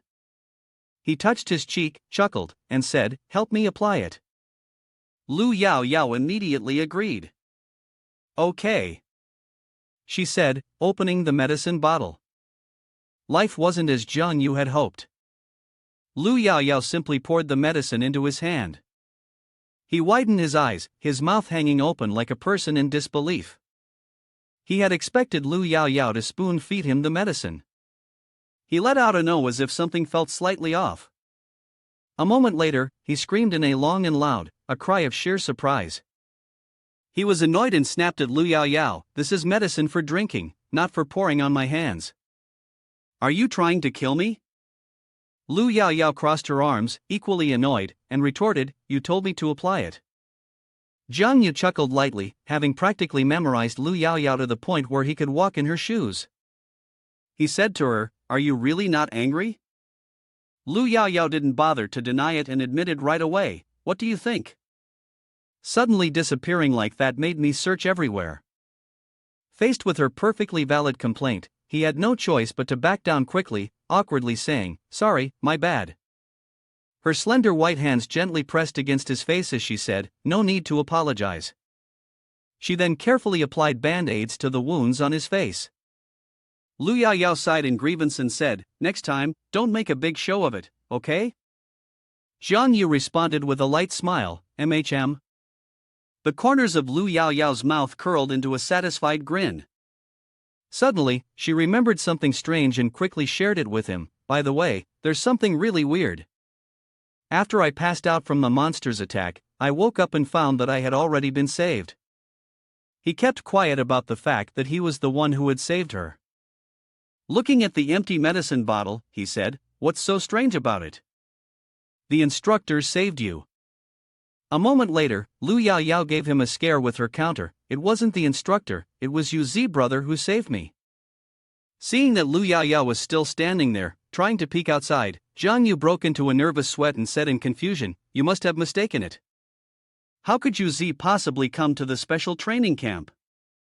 Hearing that, she sulked and sat down on the chair, crossing her legs and folding her arms, but in her heart, she was still certain of one thing. "No, I'm sure the moment I lost consciousness, it was you Z who held me." Lu Yao Yao, however, still found it hard to understand this, resting her chin on her hand in deep thought. "But what's strange is that I clearly called out a different name gently, yet you Z responded. That feeling. It seemed so familiar to me." She hesitated and turned to look at Jiang Yu. "Could it be that you were trying to avoid it?" With a face half helpless, half playful, he replied, "Are you seriously suspecting me?" Lu Yao Yao thought of Jiang Yu's face, even though he was right in front of her, and reassured herself that it couldn't be him. She shot him a glare, her words firm and certain. "You Z can't be as foolish as you." Jiang Yu, no matter how he tried, knew he couldn't win an argument with this friend of his. He sighed and looked away in exasperation. "Who are you calling foolish?" Lu Yao Yao's mood lifted a little, swinging her legs as she spoke. Her face brightened, and she looked at him mischievously. "Would you Z be in a class like ours?" Jiang Yu leaned back in his chair and calmly answered. "From what I can see, definitely not." But Lu Yao Yao, dissatisfied, pressed further. "Why do you say that?" He spread both his palms, grinning and standing up on the chair. "Look at you Z, his strength is impressive, his intelligence is extraordinary, he's both brave and righteous, and, to top it off, he's very handsome. A perfect person like that, how could he be someone who couldn't even get into university?" Lu Yao Yao stood there, stunned, silently admitting, "Makes sense, but how could you tell he's handsome?" Jiang Yu tilted his head and smiled, waving his index finger. "Whether he's handsome or not isn't important. What matters is that you Z might be an instructor from some special training camp." Lu Yao Yao nodded. "An instructor?" "Yeah, it's very possible." At this moment, Song Cheng'an was standing behind them, calling out Jiang Yu's name. He jumped in surprise. Jiang Yu immediately stood up politely. Instructor Song, it's nice to see you again. Lu Yao Yao, sitting to the side, asked, Instructor Song, how's your injury? Song Chang'an raised his hand, signaling that Jiang Yu didn't need to be so polite. It was just a minor injury. Sit down. Lu Yao Yao added, this time, we were really lucky to have you, and the other instructors. Without you, we wouldn't have made it through safely. Song Chang'an stood with them, and the three of them looked toward the bright sunlight. In the end, this happened because we were careless. Luckily, no students were hurt. He suddenly turned to look at Jiang Yu and asked, by the way, when the students were rescued, you weren't with them. Did you go out on your own? Jiang Yu's face lit up with excitement at the question. Of course. I fought my way out alone. Song Chang'an, hearing this, gave him an encouraging look. Is that so? You're really looking forward to my performance, huh? On the outside, you're all calm, but deep down, you're thinking that in a situation like that, I still managed to go out alone. Jiang Yu, you're not ordinary. At that moment, Song Chang'an took out the pollution detection device from his pocket. That's right, the inspection room over there is very busy, so I'll ask you to check the pollution levels for them. He handed the device towards Lu Yao Yao and Jiang Yu. Very good, the pollution level is still within range. Just go back and drink some water. After finishing the check, he turned and walked ahead, waving to the two of them. Then I'll go check the others. Remember to be safe on your way back. Lu Yao Yao happily responded, yes, Instructor Song, take care. Jiang Yu also said goodbye, see you later. Song Chang'an walked away in silence, his eyes still observing the reactions of the two. He looked at the reading on the pollution detector and suddenly seemed to have encountered something unexpected. The pollution level wasn't at the second-tier extraordinary level. Not only could it measure the pollution level, but it also detected the second-tier rank. As expected, he had started concealing his abilities as soon as the test began. Song Chang'an frowned, thinking deeply. However, this level wasn't enough for the team's reproductive group to cause abnormal reactions. Could it be that the team hadn't noticed it was him? He put on a confident expression, but what was strange was that the pollution level dropped to 0. He had claimed to be heading out to eliminate enemies, but once a monster was killed, there was always some level of pollution involved. He suddenly froze when he overheard the conversation between the two. By the way, who did you call out for when you were unconscious? Lu Yao Yao refused, it wasn't my dad. Jiang Yu sounded disappointed, so it wasn't me after all? Song Chang'an smirked and said, interesting, this kid really has quite a few secrets on him. At the student area, it was noon, and the sky was cloudless with the sun shining fiercely. Xin High University. This special training location was once again in the area for first and second year students of Xin High University, and it was also the training site for third year students. In front of the hall, several students gathered, chatting with each other. Jiang Yu's eyes were as bright as car headlights, and they turned into heart shapes when he saw the smooth white thighs of some of the university girls. So good. Lu Yao Yao, for reasons unknown to her, felt her face darken upon hearing this, in contrast to her male companion. While Jiang Yu was still immersed in his happiness, she had already started pulling her suitcase ahead, muttering about his perverted nature. He was startled and ran after her. Lu Yao Yao's face flushed with irritation, I came here to report first. Jiang Yu, puzzled, scratched his head, you're unfamiliar with this place, let me take you there. She quickly realized his intentions and spoke bluntly, are you planning to go to the girls' dormitory to check out the girls? Upon hearing this, Jiang Yu seemed to regain his energy, his cheeks turning pink. That's right, how did you know? Lu Yao Yao, still fuming, continued to pull her suitcase ahead, don't talk to me. Just then, Lu Guochang appeared, holding a bunch of snacks, like popcorn and chicken legs, his cheeks puffed up. He teased, you're mad because I made Lu Yao upset, right? He chewed without a hint of embarrassment, still as he always was. Jiang Yu's eyes were wide open, his mouth shaped like an O, unable to believe what he was seeing. He exclaimed, Damn it, Lu Guochang, how did you get so fat? Without hesitation, he poured the remaining popcorn into his mouth. One couldn't help but feel a bit intimidated by his style. I think I understand now. Lu Guochang, still with crumbs of food stuck to his hands, made a gesture of agreement. I've awakened my gluttonous abilities. The more I eat, the stronger I become, and I can even digest things that are spoiled. If you don't want to eat, then don't, Jiang Yu replied. Just as Lu Guochang said, his strength came from food. With just one finger, he could easily lift a heavy suitcase into the air. Originally, his willpower wasn't strong enough to qualify for the special training camp at Xian High, but because this ability of his developed into a beneficial skill, they made an exception and allowed him to join. The buildings here were all modern, surrounded by lush greenery, creating a refreshing environment. Come on, let me take you. You'll be staying in this dormitory. Building 1. The dormitory was built with striking red bricks, and the sound of cicadas chirping was so loud it nearly gave one a headache.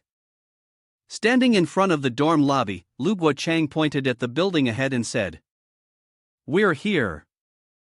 This is dormitory 1. It's pretty impressive, right?"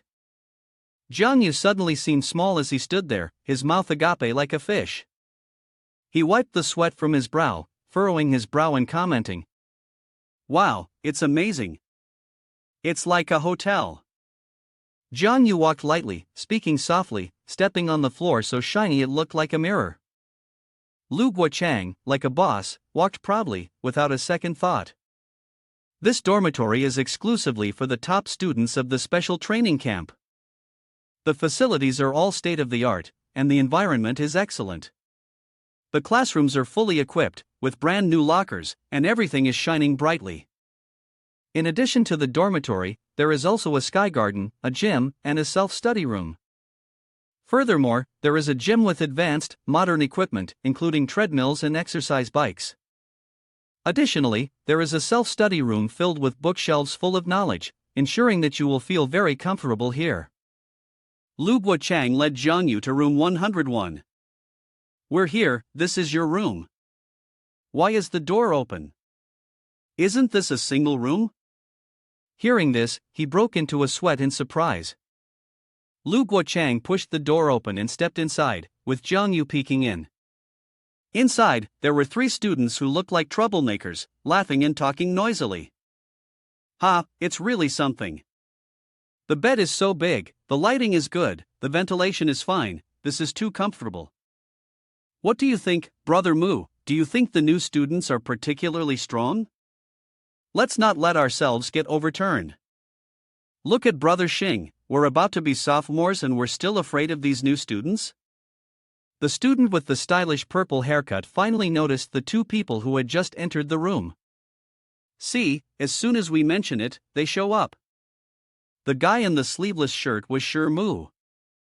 He stood up from the chair and spoke to Jiang Yu, "Bro, go find another dorm room." He scratched his neck and grinned threateningly. There was a large scar on his face, and he also had earrings. "This place belongs to me now, this is the rule of the Xin High training camp." Lu Guochang had no idea when this ridiculous rule had been made. He pointed at the group and shouted, "What special training camp has a rule like that?" The person over there, full of arrogance, relying on their higher status, was bullying others. They approached Lu Guochang, leaned in, and whispered, "So, what? You don't accept it?" He could only grit his teeth and endure, unable to lift a hand to fight back. Of course, this was the dormitory for new students. "You all get out of here." The student suddenly grinned, almost like a ghost appearing out of nowhere. He stepped forward confidently, calling out loudly, "Hey, there's a new guy here, claiming this dorm is his." From the rooms outside, loud sounds erupted, and suddenly the door was kicked open forcefully by slippers. Soon, it wasn't just 1 pair of feet, but 3 or 4, rushing in like people hurrying to the market. A tall, buzz-cut guy stepped forward, cracking his knuckles. Behind him, each one had a menacing look on their face. Lu Guochang and Jiang Yu felt like tiny figures in front of them. "A new guy trying to act all cool? Do you even know the rules here?" You want to stay here? Fine, let's talk about it with strength, but just a heads up, we're the top students of the first year. You can try to gauge our strength, but don't get too ahead of yourself. Lu Guochang was sweating nervously, his brows furrowing in discomfort. Damn it, they've taken over the whole floor. Jian Yu didn't want to make trouble and patted his shoulder, signaling to leave. Lu Guochang said to the scowling faces around them, "There are seniors after all, let's just give them some face." Lu Guochang was already prepared to pull his suitcase out of there. Right, let's not waste time with them today. Let's go. However, in contrast, Jian Yu suddenly made a 180-degree turn and looked at them, smiling confidently. After all, it wouldn't be good if news of a junior soiling himself spread outside. The atmosphere suddenly became filled with murderous intent. Lu Guochang didn't expect this move and was left speechless. Several of the other male students, their muscles visibly bulging, swung their fists in anger and charged at him. This newcomer is too arrogant. The one who got beaten up to the point of soiling himself is you. The moment they rushed toward Jian Yu, he immediately unleashed his power, with blue streaks of light, like electric currents, surrounding his body. But from behind, Mu wasn't about to let this matter go quietly. He began to release his strength, with fiery sparks of divine fire burning intensely, enveloping his body. The group of people stopped in their tracks, filled with confusion. Mu's eyes seemed to be dyed red, the entire iris turning to a fiery color. His brows furrowed, veins clearly visible on his cheeks. He focused his strength into his eyes, and the red glowing light from them intensified. Jian Yu immediately sensed the immense power coming from the young man and thought to himself, "Oh, it seems this person's power is related to copper." Mu, with his hands in his pockets, walked closer to him. "What's your name?" Without hesitation, Jian Yu answered. "Jian Yu." Mu sneered, a look of contempt and arrogance on his face. "I see you're calm. If you want this room, then you'll have to follow Xin Hai's rules. Go to the gym and have a match." Jian Yu pointed at Mu, smiling confidently and seriously. "All right, but one match won't be enough." Then he turned to the group of thugs. They jumped in surprise upon seeing him. "None of you are getting away." The schoolyard was vast, filled with the sounds of laughter and chatter, but it seemed that most people were discussing the same topic. "Have you heard the news? There's a senior in the special training camp who isn't afraid of death and dares to challenge Mu's group." "I heard about it. That group of Mu's, they're the ones who enjoy bullying others." Suddenly, someone approached the crowd and spoke up. "Hey, I heard there's a student who wants to help us reclaim the dormitory." Another person chimed in.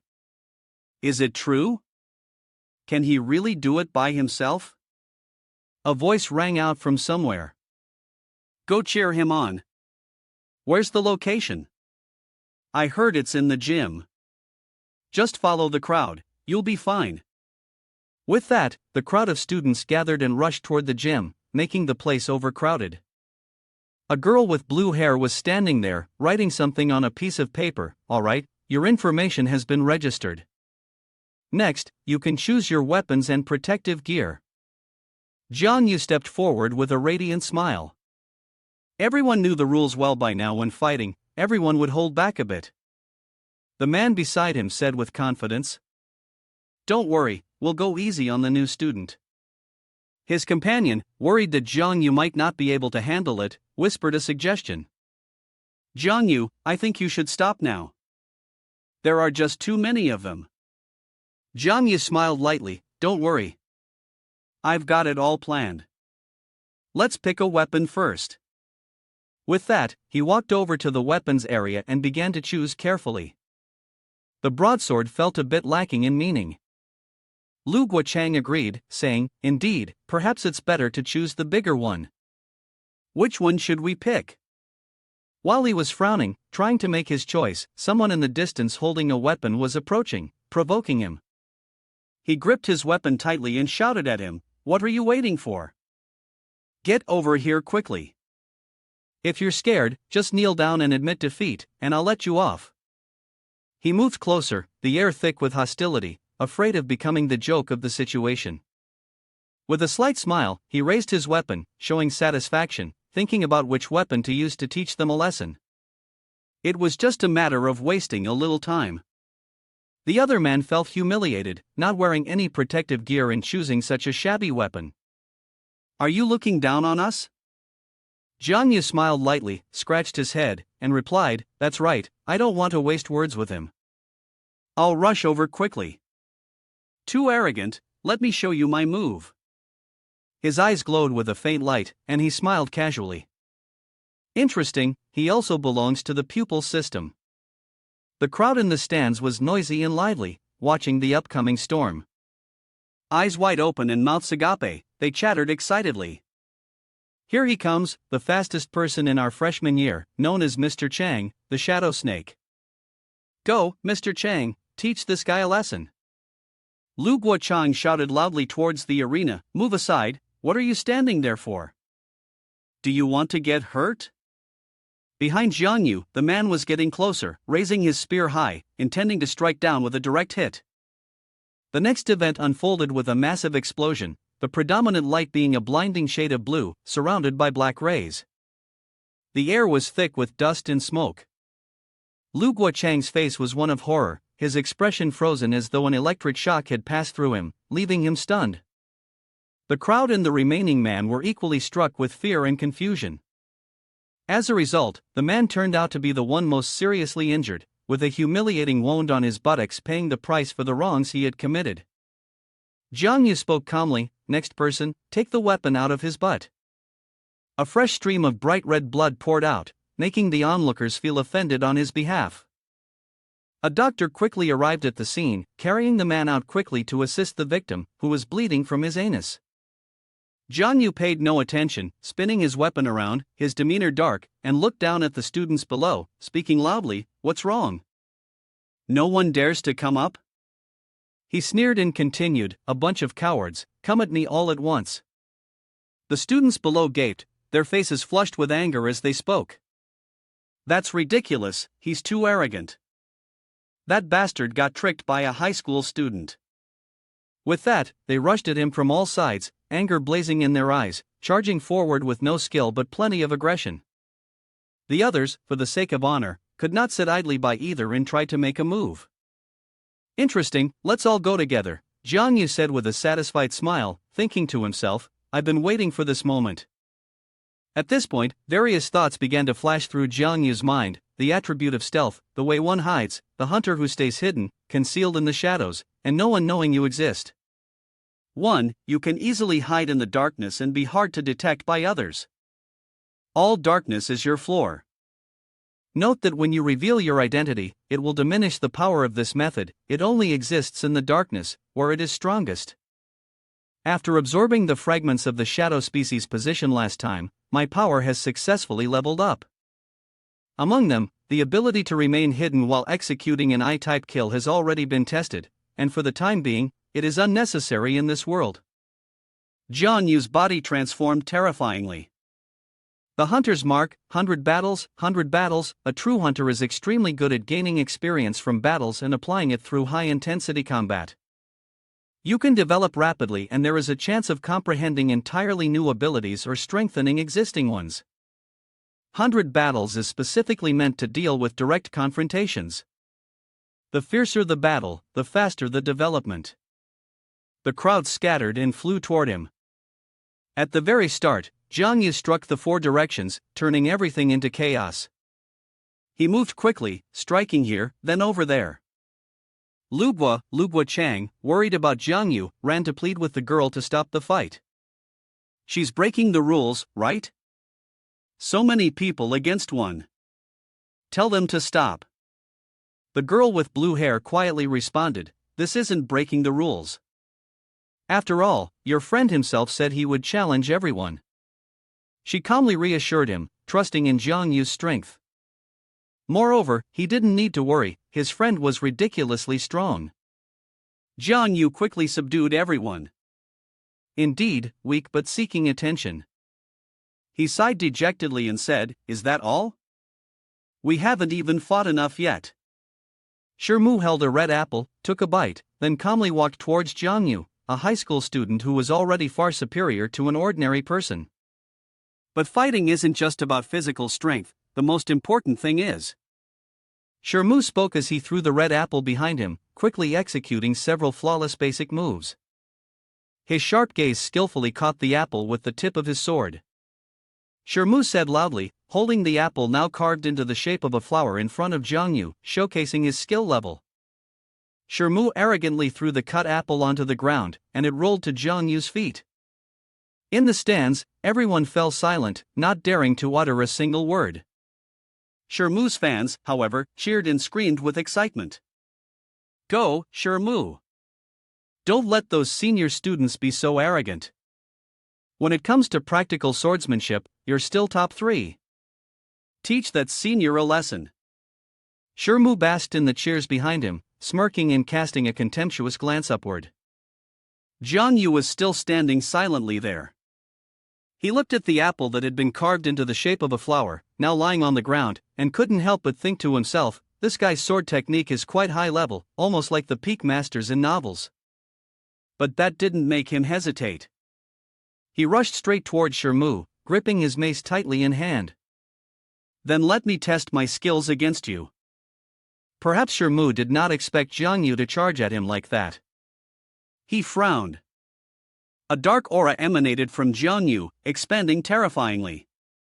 But just as Jiangyu was about to clash with Shermu, he slowly spoke. You don't know your limits. My copper ability is the highest branch of the ancient demon master. He immediately moved behind Jiangyu, not forgetting to mock him. Once my special ability activates, your movements will be as if they're frozen in place. He raised the piece of wood high. Not only can I easily dodge your attacks, but I can also observe your openings and counterattack. The piece of wood in his hand suddenly transformed into a large sword with a sharp whoosh. This thing, with a single swing, would send you straight to meet your ancestors. Jiangyu stood frozen in place, stunned. Shermu, taking advantage of the moment, raised his head arrogantly, looking down on him. Before me, you're just a sheep waiting to be slaughtered. The sword slashed down fiercely towards Jiangyu's head, leaving him only enough time to turn and glance back. The collision caused sparks to fly everywhere, obscuring the entire kitchen. In that hazy space, the figure of the protagonist still flashed through, indicating that this was not the time for the author to send him to the underworld just yet. Jiangyu raised his hand to shield his chest, narrowly escaping the attack. Shermu ran his hand down the sword. Quick reaction, I must admit. But just now, I was only testing your reflexes. Next, the round pupils of the average person in his eyes suddenly transformed into thousands of phantom stars of Canada. This was truly it, this was truly the move. He stood before Jiangyu, raised his hand, and slashed just as he had before. This strike was even weaker than the previous one. Suddenly, just as the situation was reaching its boiling point, Jiangyu received a message from the system activating 100 battles, which was analyzing the opponent's actions. A flood of system messages began to pour in, almost covering Shermu's interface. The angle of the strike is diagonally upward, both hands exerting force in unison, wrists slightly tilted to the right. The method of applying force could be smoother, the distance between the feet is not too wide, making it difficult to generate power. The waist needs to move to unleash the full power of the body. This strike should not be resisted head-on. Instead, try to move to the right, avoiding the attack with the body, and then counterattack. The opponent's weak point is the shoulder. Shermu quickly made a move, slashing a blow that looked painful, but Jiangyu managed to dodge it successfully. It was nothing like what he had expected of Shermu, revealing him to be just another weakling, a pretender who couldn't land a hit. Without waiting for Shermu to respond, Jiangyu immediately countered. The metal mace struck lightly against his side, either knocking him out or crippling him. Such is fate. Shermu was pushed far away, taking the full brunt of the blow. He barely had time to let out a few shouts, his words clear and distinct before he was sent flying out of sight. He stood up, clutching his trembling arm. How could this be? Was that my move just now? He looked at Jiang Yu, still in disbelief, staring at the mace. And yet, my abilities, in that moment, actually failed. What is he? Shermu had not finished his sentence when he was stunned, immediately thinking of a terrifying image he had never dared to consider. Wait a minute, could he be the Shadow Man? Shermu stared warily at Jiang Yu, feeling somewhat disheartened as he thought about how much his coin effect on the image would be greatly diminished. Not only that, Shermu's face darkened as he stood amidst the flashes of red-orange lightning constantly emanating from his power. He felt that if Jiang Yu were to use his supernatural abilities, he would likely suffer a huge disadvantage. In contrast to Shermu's worrying expression, Jiang Yu, carrying his spiked mace on his shoulder, stood calmly on the other side, completely unfazed. He watched Shermu for a long while without any reaction, and the urge to taunt him rose within him. Say something to your opponent. What's wrong? Go on, are you scared now? Hearing this, Shermu laughed in anger. Scared of you? As soon as he finished speaking, he lunged straight toward Jiang Yu with incredible speed, mocking him with a sarcastic tone. Upon seeing this, Jiang Yu immediately stopped his previous playful attitude. He calmly and seriously observed Shermu's actions, then took down the spiked mace from his shoulder. One of his eyes had turned completely black. Jiang Yu quickly noticed the change in the angle at which Shermu swung his sword. With his vast experience, he recognized it as a feint and carefully reminded himself not to be tricked by the movements of Shermu's wrist. He then focused on observing Shermu's shoulder, firmly believing that the moment Shermu would truly strike was when his shoulder dropped and he generated power after the force from his lower back and abdomen reached it. To win in this fierce competition, Jiang Yu had no choice but to strike first, before Shermu's shoulder had a chance to generate force. Therefore, without waiting for Shermu to react to what was happening, Jiang Yu leaped high toward him, raising his spiked mace without hesitation and aimed it directly at Shermu's neck. At this moment, Shermu was still in mid-air, quite far from the ground. He had no time to defend against Jiang Yu's attack, but fortunately, he noticed in time and quickly turned his head to one side, so the spikes on the mace only grazed his cheek. However, Jiang Yu was not the type to stop his attack and show mercy just because the opponent had been injured. Holding the spiked mace, he continued to strike relentlessly toward Shermu, preventing him from mounting any offense. Shermu stood still on the ground, trying to defend himself, feeling confused. It had taken him 5 years to master this technique, yet Jiang Yu had only practiced for a short time and already became proficient. Not only that, Jiang Yu had also grasped the principles and was able to transform sword techniques into staff techniques. While thinking, Shermu did his best to protect himself from Jiang Yu's relentless assault. Suddenly, Jiang Yu stopped attacking and stood facing Shermu, his spiked mace aimed at his head, a smirk on his lips, making Shermu even more confused. Then, Jiang Yu slung the mace over his shoulder, turned, and walked away, leaving Shermu with 1,000 questions. After walking to a spot far from where Shermu was standing, he turned back with a contemptuous and disdainful expression, then spoke to him. If you have any other tricks, then bring them out. Hearing that, Shermu immediately became enraged, and the red-orange lightning around him flared up even more intensely than before. He angrily shouted, Jiang Yu, I originally just wanted to teach you a lesson, but you forced me to kill you. Shermu was the type of person who would not shed tears until he saw the coffin. He leaped toward Jiang Yu with an unprecedented speed, but Jiang Yu had already anticipated this move. His eyes had completely turned black. He used his extraordinary skill, the Phantom Slash, to deceive Shermu's vision. At the same time, Shermu locked onto his target. He struck fiercely with his sword, aiming to split Jiang Yu in half. He thought he had defeated Jiang Yu with his sword, but in reality, it was just an illusion created by Jiang Yu. Seeing this, Shermu was shocked and nearly fell backward. He had forgotten to be cautious of his surroundings and neglected his defenses. In that instant, Jiang Yu used a speed burst and appeared behind him. He smiled maliciously. At this point, Shermu was stunned to realize that he had been tricked. Jiang Yu, who was known for his cunning, used a steel mace to strike directly into the golden spider lily growing beneath Shermu's rear. This caused Shermu to scream in pain, his eyes glowing like car headlights, with snot and saliva pouring out. Shermu collapsed to the ground, writhing in agony. In contrast, Jian Yu, the one responsible for this, stood behind, watching Shermu's performance and struggling to hold back his laughter. Suddenly, in the middle of the air, a notification popped up informing Jian Yu that he had gained a new ability, sharp intuition. This ability would help him detect potential risks and make more accurate judgments. As Jian Yu looked up to read the notification, he was delighted because this was a very rewarding harvest. At the same time, he also intended to take advantage of this opportunity. Is this all you first-year students are capable of? Call out everyone you know. Jian Yu shouted from below, looking up at the stands. Tell them all, Jian Yu will defeat the entire Xin High University. Upon hearing this, everyone in the stands was stunned and alarmed at seeing someone so confident. Jian Yu was already very tired, but he could only force a smile and speak. Lu Yaoyao sat beside the hospital bed, puzzled by his pig-head behavior, challenging all the first years.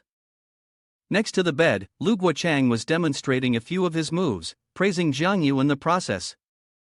Yao, you didn't see how imposing Jian Yu was at that time. He defeated all those senior students, and all the freshmen were left dumbfounded. The girls were screaming and panicking. Hearing this, Jian Yu humbly replied, in the end, more than 100 people joined the battle. I just didn't have enough stamina, which is why I fell. He said that, but in his mind, he was still contemplating the outcome. It's a pity I couldn't use the phantom mode back then. If I had, I would have defeated all of Xin High by now. She heard this and felt her stomach churn, immediately tossing an apple she had just peeled right into his face, making him cough and choke. Her mouth didn't forget to lecture him. Cut it out. If it weren't for the instructor coming to take you away in the end, at least by now, you'd have been beaten to a pulp. Taking a bite of the apple and chewing slowly, he teasingly asked, Right, what about the dorm? Isn't it also occupied by freshmen? A reply rang out, No. Why not? He pretended to sigh, acting like he was disappointed. She felt confused, wondering to herself. Unfortunately, he had started daydreaming, speaking nonsense. Originally, she thought if he didn't have a place to stay, she would take him in, starting a happy life together.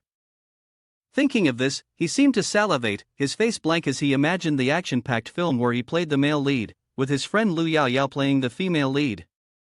She was furious after hearing this, her blood boiling with anger. She punched him without missing a beat, throwing in some exaggerated curses, imitating the gossiping old ladies in the neighborhood. Dream on, even if I have to sleep at the end of the street, I won't sleep at your place. He screamed in pain, Please don't keep hitting the wound like that. Lu Guochang, who had been silently witnessing the scene, was so frustrated that he almost wanted to curse at these two. He said in agony, Can we stop acting like we're in a romance movie? The atmosphere was instantly interrupted by a laugh, accompanied by a voice, Looks like your mind is still sharp. The three of them, as if frozen in place by glue, turned to look toward the source of the sound. It turned out to be instructor Song Qing'an, who appeared with an impeccable style. What's more, she looked incredibly cool, waving her hand in a friendly, pageant-like gesture, then added, By the looks of it, you should be recovering pretty soon. She looked no different than a mummy. Song instructor walked closer to the hospital bed, pulled up a chair, and sat down to chat. Don't rush, your training content with others isn't the same. The schedule will be a bit later. Lu Yaoyao stood off to the side, listening while occasionally glancing at him with a curious look. Seeing that Song instructor said this, Jian Yu was surprised and asked in return, Not the same? Why? Song instructor gave him a dangerously cold look and replied, Because you've already reached level 2 of the extraordinary. Jian Yu's face darkened, his eyes widened in surprise, and he could only exclaim, What? But in his mind, he was thinking, Damn it, when did he find out? I didn't reveal any clues during that match. Lu Guochang immediately leaned in closer, placing a hand on his shoulder in admiration. OMG, so that's why you're so strong? You've reached level 2 and didn't tell me? Lu Yaoyao stood behind, playfully punching him a few times out of jealousy. No way. You're already level 2? Since when? Seeing his two friends bombard him with questions, Jiang Yu could only put on a compliant expression, stuttering in confusion. I just found out too. He gave me quite a scare. Song instructor added, as for things like the history of the extraordinary and basic knowledge, you'll be the same as the others. You'll attend classes as usual. But for practical combat skills, there's a chance they'll arrange for you to train with second-year students. Jiang Yu, excited, asked, "Oh, so I'll be fighting with second years?" Surprised by his joyful attitude, the song instructor replied, "Well, it's possible, but this is combat training, and you've really done a great job boosting morale. You could even use 100 battles to absorb real combat experience." Seeing his enthusiastic attitude, the song instructor smiled and praised him. "It seems like you really enjoy challenging strong opponents. I really like this about you." With that, she stood up and prepared to leave. Just before stepping out of the room, she turned around with a bit of a mysterious look and said, "When the time is right, I'll train with you." She reluctantly responded, When the exam comes and you don't pass, don't expect to get into the extraordinary department." His eyes widened in surprise, completely disregarding the chicken nugget, and asked in disbelief, "Huh? We still have to take an exam?" At that moment, the sound of the projector started, grabbing their attention. Both of them stared at the screen, eyes wide open, not blinking. The screen displayed a strange map, full of complex, highly technical shapes that an ordinary person would find difficult to understand. The image of the globe appeared, surrounded by a deep blue color, with many mysterious focal points scattered across the surface. He suddenly recalled that this map looked very similar to the one he had seen in Lu Uncle's room. Was this going to reveal the truth? At this point, the green light illuminated the position of Professor Su Jianyang, who stood as if a movie star. He calmly introduced himself, "Ladies and gentlemen, I am your professor for the extraordinary history course. My surname is Su, and my full name is Jianyang." Then, he spoke a few words before officially beginning the lecture. Looking at the illusion of the earth displayed in the air, he explained that extraordinary history was a subject that recorded major events. From the Great Flood onwards, it was all new content for everyone in this class. People's initial perspectives might be influenced, but please, do not feel discouraged. Next, he used his finger to perform a few gestures on what appeared to be a tablet-like device. After 3 swiping sounds from the device, it emitted multiple beams of green light, shining directly into the air and creating striking scientific effects.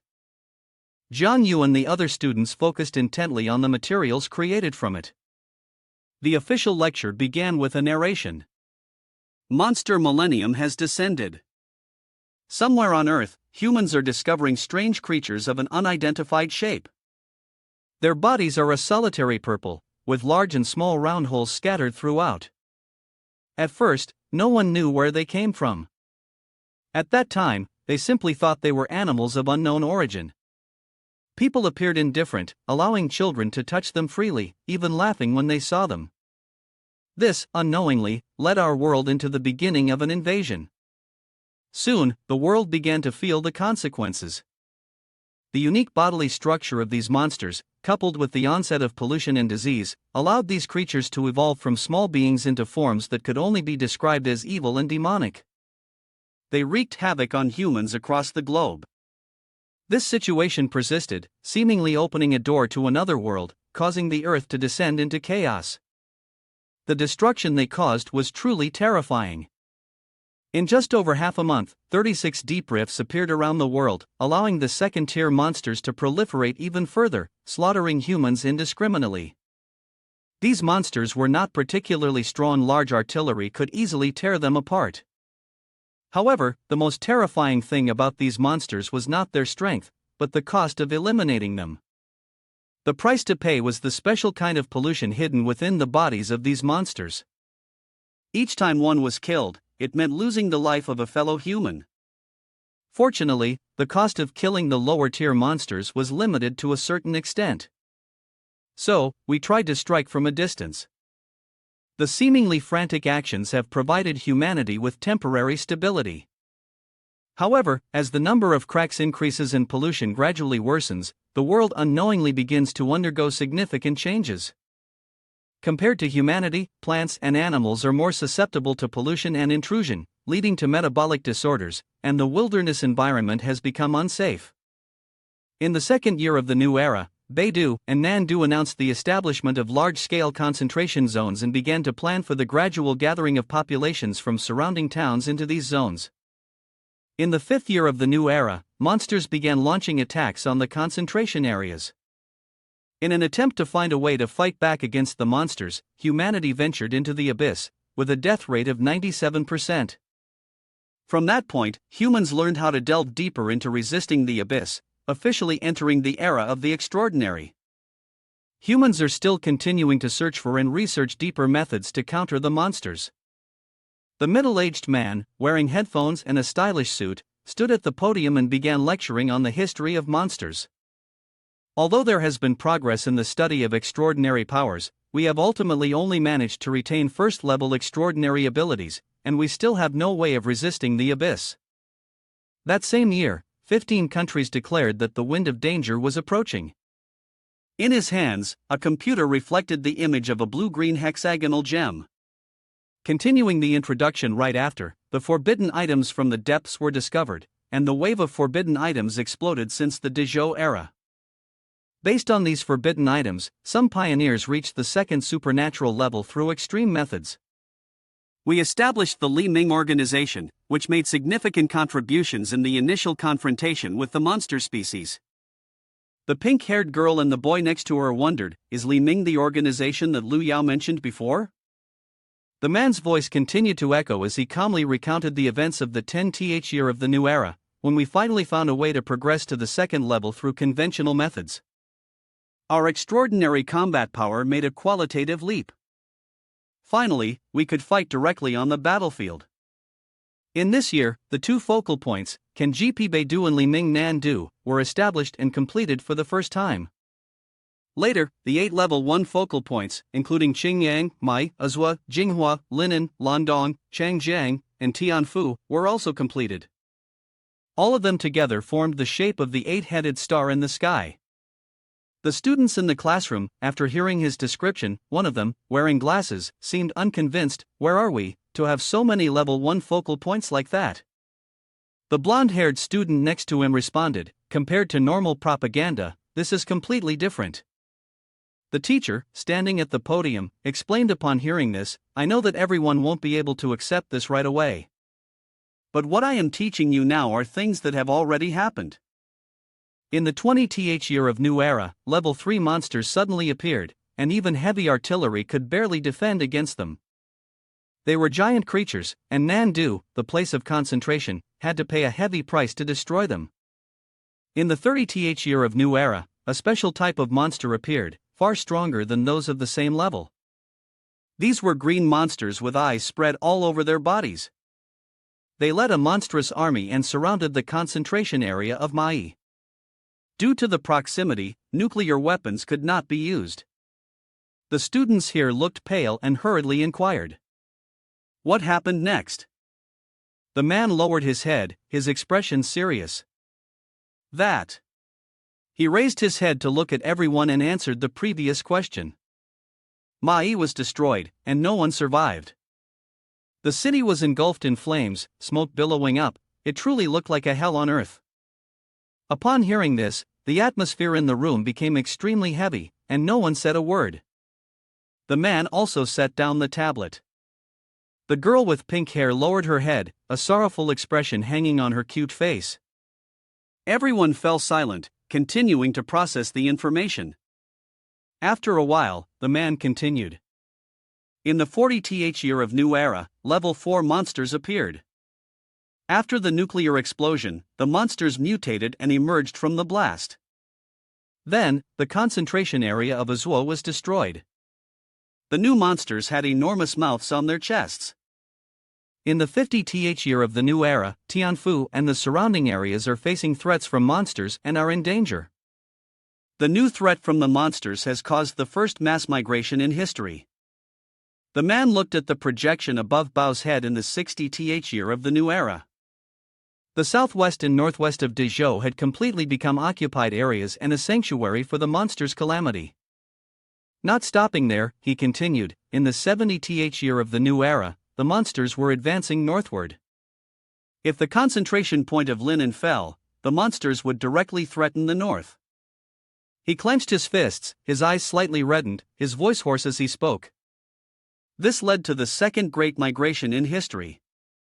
This time, the migration was extraordinary, unyielding, with 100,000 young men united in a march toward death, saving the thousands of miles of Dezhou's land, driving the monsters back by tens of thousands of miles.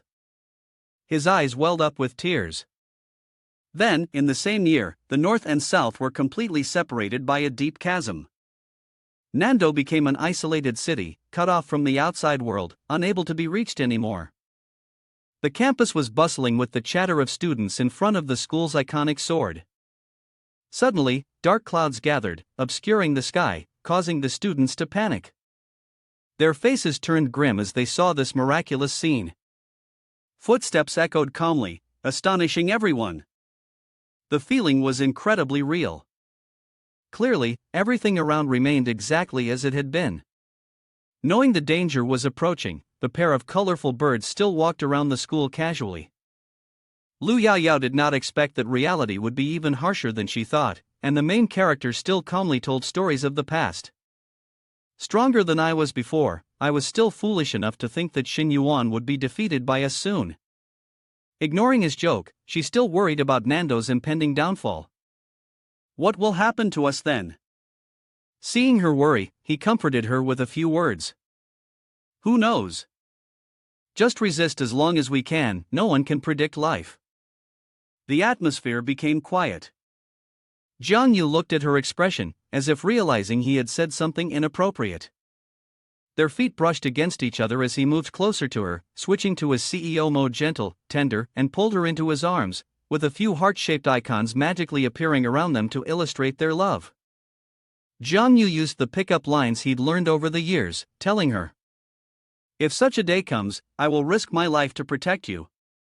His sweet words, like honey, made her face turn as red as a tomato, and she smiled, drooling a little. Touched by his smooth talk, she called his name affectionately, tears welling up in her eyes. He demanded a kiss from her while the monster hadn't arrived yet, pouting his lips. She, seeing this, immediately cursed him for being shameless. While they were arguing, the teacher's voice suddenly rang out with praise. It seemed that the mindset of the two people was indeed not bad. The teacher with orange hair praised Jiang Yu's mindset as being rare. He had taught countless students, but no one had been like him. An idol as popular as this could be recognized right away upon meeting. He pointed at himself and asked, "Do you know me, teacher?" The teacher replied, "Of course.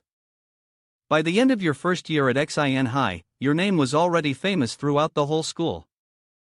Jiang Yu didn't really care about that and instead asked, "So teacher, there's something I still don't understand. Could you explain it to me?"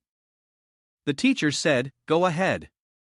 Everyone expected something serious, but Jiang Yu asked about the lesson from the first period, wondering why it was so heavy.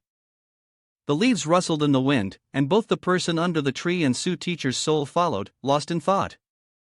Wouldn't it be better if everyone knew the truth early on? The teacher's explanation blended with the laughter of the young men and women around, and it wasn't entirely bad. However, the fighting spirit of everyone had already been crushed. Despair was the only thing left. A deep philosophical statement that Jiang Yu couldn't quite understand. Spring is coming, and the only thing that survives the cold winter is the plum blossom. Looking at the plum tree swaying in the wind in front of him, Su teacher believed that only through utter despair could one truly grow. While talking, the teacher turned and began to discuss Jiang Yu's abilities.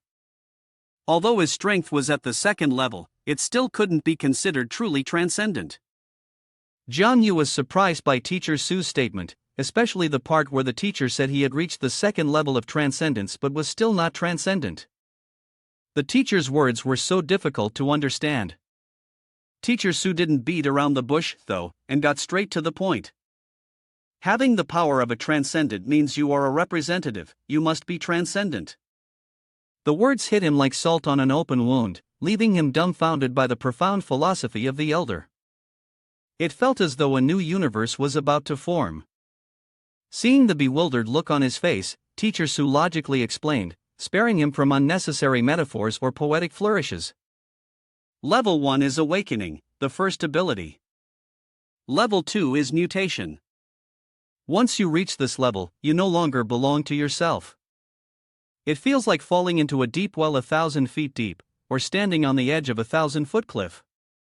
The path will be very bumpy and rugged, like walking on thin ice. Jiang Yu was left stunned by the elder's profound lesson. Once Teacher Su finished, he pointed to Jiang Yu's heart and asked, "You've reached the second level. Have you seen the deep well inside your heart?" His gaze, filled with wisdom and experience, stared at the young man before him as he pressed, "Have you ever seen the bumpy, cliffside path?" The question truly hit the core of the matter.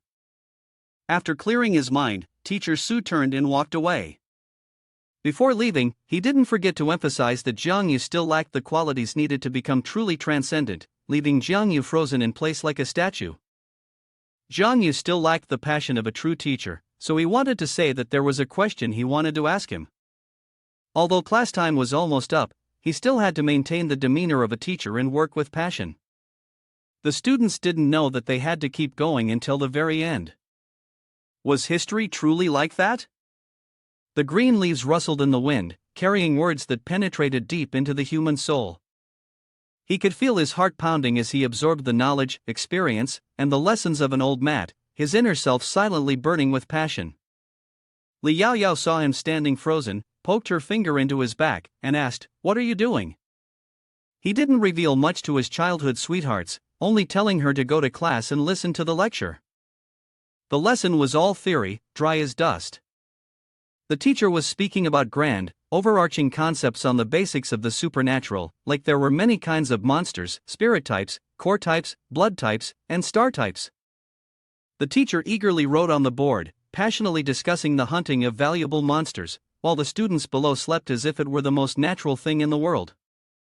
Some ate, some snored, and some, being top students for many years, listened attentively, taking notes. After the theoretical lesson, they moved on to the ability training session to keep the momentum going. Unfortunately, they encountered a teacher with a grumpy face, shouting loudly for the students to focus their mental strength. Everyone was utterly disheartened. After the exhausting training, they had to recharge with the school's meals. The cook looked at him strangely. She said there was braised pork, but when she scooped the meat for him, her hands trembled as if she were ill, accompanied by an incredibly sinister smile. A day of intense studying passed by like a whirlwind, and the bell rang, signaling the end of the school day. The schoolyard was breezy, with the trees swaying to the rhythm of the sunlight, creating a beautiful and poetic scene around the school. The Special Combat Training Department had split the genders, men with men, women with women, which Jiang Yu disagreed with, as it meant being separated from his girlfriend. If you looked at the rank, she should be in the same class as him, not in the third class. Suddenly, Jiang Yu thought of a man. It turned out that Lu Uncle had used his connections to separate the couple. As he was thinking, the school's loudspeaker announced that the special training course would be led by the instructors and assistant instructors. The results of this combat exercise would be recorded as part of their college achievements. After a brief pause, they quickly called for the instructors to introduce themselves to the students. The uniform, synchronized shouts of the instructors rang out as they received their classes.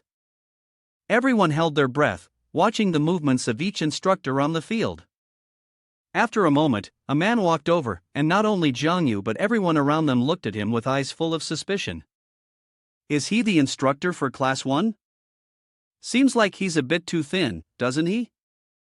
The man was wearing a tight-fitting black sports shirt, and indeed, compared to the others, he appeared a bit smaller in build.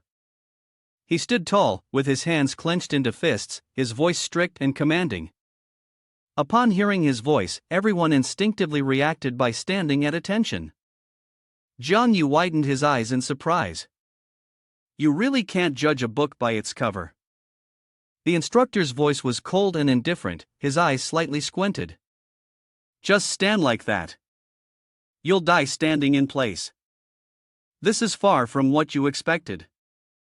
The corners of Jiang Yu's mouth twitched as he thought to himself, what? Isn't this supposed to be a real combat training? Why are we standing in military posture like this? Suddenly, his shoulders felt heavy, as if he was carrying a several-ton stone on his back. His brows furrowed, and beads of sweat began to form. Jiang Yu bit his lip, shifting his gaze around. This was killing intent. They couldn't move. Sweat streamed down his face, trailing down his chin. It wasn't just him, everyone was trapped in this overwhelming, suffocating atmosphere of killing intent. He began to search for the source of this pressure. Was it some forbidden object or a special power? No, it wasn't either of those things. Jiang Yu lifted his gaze, staring intently at the instructor. The man remained perfectly still, not moving or speaking a word, his eyes deep and glowing, as if waiting for his prey. It wasn't hard to recognize that the one emitting this murderous aura was the instructor. The tension in the air was so thick that each second felt like it was strangling their hearts. The man in front of Jiang Yu suddenly collapsed to the ground, his hands trembling violently as he tried to support himself, gasping for breath. His throat was dry, burning like fire, and he could only swallow saliva slowly. Jiang Yu thought to himself, I understand now. This military stance is actually one of the tests for extraordinary endurance. Simply put, Jiang Yu remained still like a statue, not moving an inch. Whoever managed to hold on until the end would be the one to be admired. Time passed quickly, and 15 minutes later, only a few people remained on the field. To be more specific, Jiang Yu was the last one standing, facing the instructor, while everyone else lay on the ground, motionless, like the dead. Jiang Yu was also reaching his limit. His eyes rolled back, a twisted smile appeared on his face, and his body trembled. The instructor retracted his killing intent, seemed satisfied, and smiled softly, saying, "Take a rest." After the words were spoken, Jiang Yu collapsed to the ground, wiping his sweat away. His persistence had paid off, at least. From afar, a soft laugh echoed, with the sunlight backlighting him, casting a tall shadow over the grass, still striking the same cocky pose as always. Song Cheng'an, dressed in uniform, with his reddish-brown hair slicked back, extended his hand. Come, follow me. Jiang Yu got up and curiously asked, Where are we going? Training with the second-year students? Song Cheng'an glanced at him, shaking his head. No, there's a special training session arranged for you. The two walked towards an empty area, which was this place. Jiang Yu scratched his head and looked around. He asked in return, Isn't there anything here? The instructor laughed and pointed to himself. This, isn't it me? Jiang Yu was momentarily stunned. Ha! Wait, are you saying? Song Cheng'an raised his thumb and flashed a dazzling grin. That's right, we're doing one-on-one training. The others stood to one side, and he wiped the sweat from his brow, looking at Jiang Yu with admiration. Look, Jiang Yu is being coached one-on-one by Song instructor. Incredible, he's really something, no wonder he's the genius who defeated all the first-year students. The other person lifted his head, leaning on his knee. He had been standing in a military posture earlier, and he was also the one who managed to hold out until the very end. Hearing the whispers about him nearby, he felt a little embarrassed and awkwardly asked, could we change the location for the one-on-one training? It's not really great to be watched by so many people. Song Cheng'an, with his hands on his hips, asked in a teasing tone, What's wrong? Afraid of looking bad in front of so many people here? Jiang Yu honestly nodded, recalling some of the things Li Tun had said during their phone call the other day. It was exactly about setting up this private training to suppress the spirit of that kid, and he let out a sigh. What do you mean, suppressing spirit? Song Cheng'an refused. This special training session was arranged by Li Tun. If you have an issue, go talk to him. Upon hearing this, Jiang Yu's face darkened, and his small hand clenched into a fist. Li uncle, that despicable guy, his hands are getting too long. In the air, a surge of power began to gather around Cheng'an's arm. He retracted his hand, slightly leaning back into a defensive stance, his tone firm, signaling the end of the conversation. All right, time is precious, let's begin. Jiang Yu put on a serious expression, then extended both hands and shook his head in denial. My strength is so limited, it's not even enough to be worth watching. Suddenly, a voice rang out, "Don't lose faith, use all your strength to attack first, and I won't be able to counter." The corner of Jiang Yu's lips curled into a slight smile, his voice soft, "Is that so?" The air, once calm, suddenly surged with violent winds. Jiang Yu spun around and leaped into the midsection, his right leg carrying an immense force as it shot toward Song Qingyan with unimaginable speed. That's exactly what I said. The unexpected hook kick caught the instructor off guard, and he could only instinctively raise his hand to block it. The clash of their forces sent gusts of wind flying in all directions, while the ground beneath seemed as if it might crack open. Those watching nearby were on edge, unable to tear their eyes away, and one person couldn't help but laugh. So handsome, with just one move, he can suppress the instructor. The teenager next to him couldn't contain his admiration, so strong. Both of us are in our final year of high school, but our strength is worlds apart. Then came more cheers. Go for it. If it goes wrong, John, you will really win. Suddenly, another voice spoke up, "You're wearing a uniform and your dark gray hair is not noticeable enough." No, this is an example of a mistake. The short instructor from earlier also stepped forward, the first move using his leg almost as if leaping into the midsection, leaving no room for counterattack. This made it very easy to seize the opportunity for a counterstrike. This is a mistake, you guys should never imitate it. The cloud of dust slowly dissipated, and Chang'an held on to Jiang Yu, who was suspended in midair, his body slightly pushed back by the force of the strike. You really attacked without holding anything back? Your strength isn't bad. The opponent grabbed Jiang Yu's ankle, furrowing the space between his eyebrows and laughing. The move is too simple, very easy to be countered.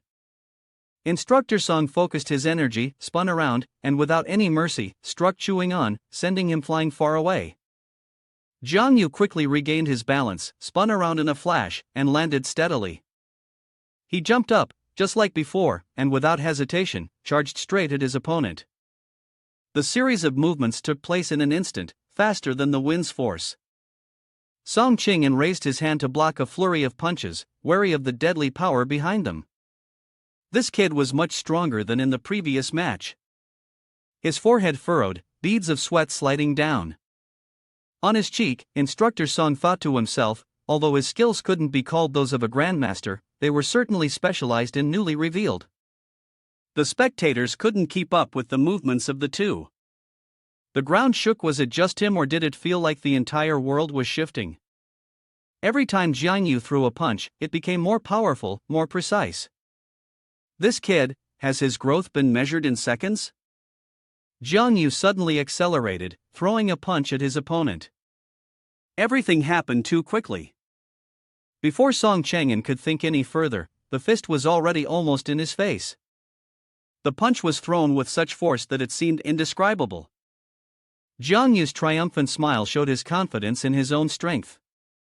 The blow had landed. But unfortunately for Jiang Yu, Song Chang'an, with a more self-assured expression, was quicker, using his strength to seize his hand. He smirked, "Is that so?" Before Jiang Yu could respond, the other man quickly used his free hand to grip Jiang Yu's wrist tightly, causing him to flinch and rendering him unable to resist. The pain made him grit his teeth.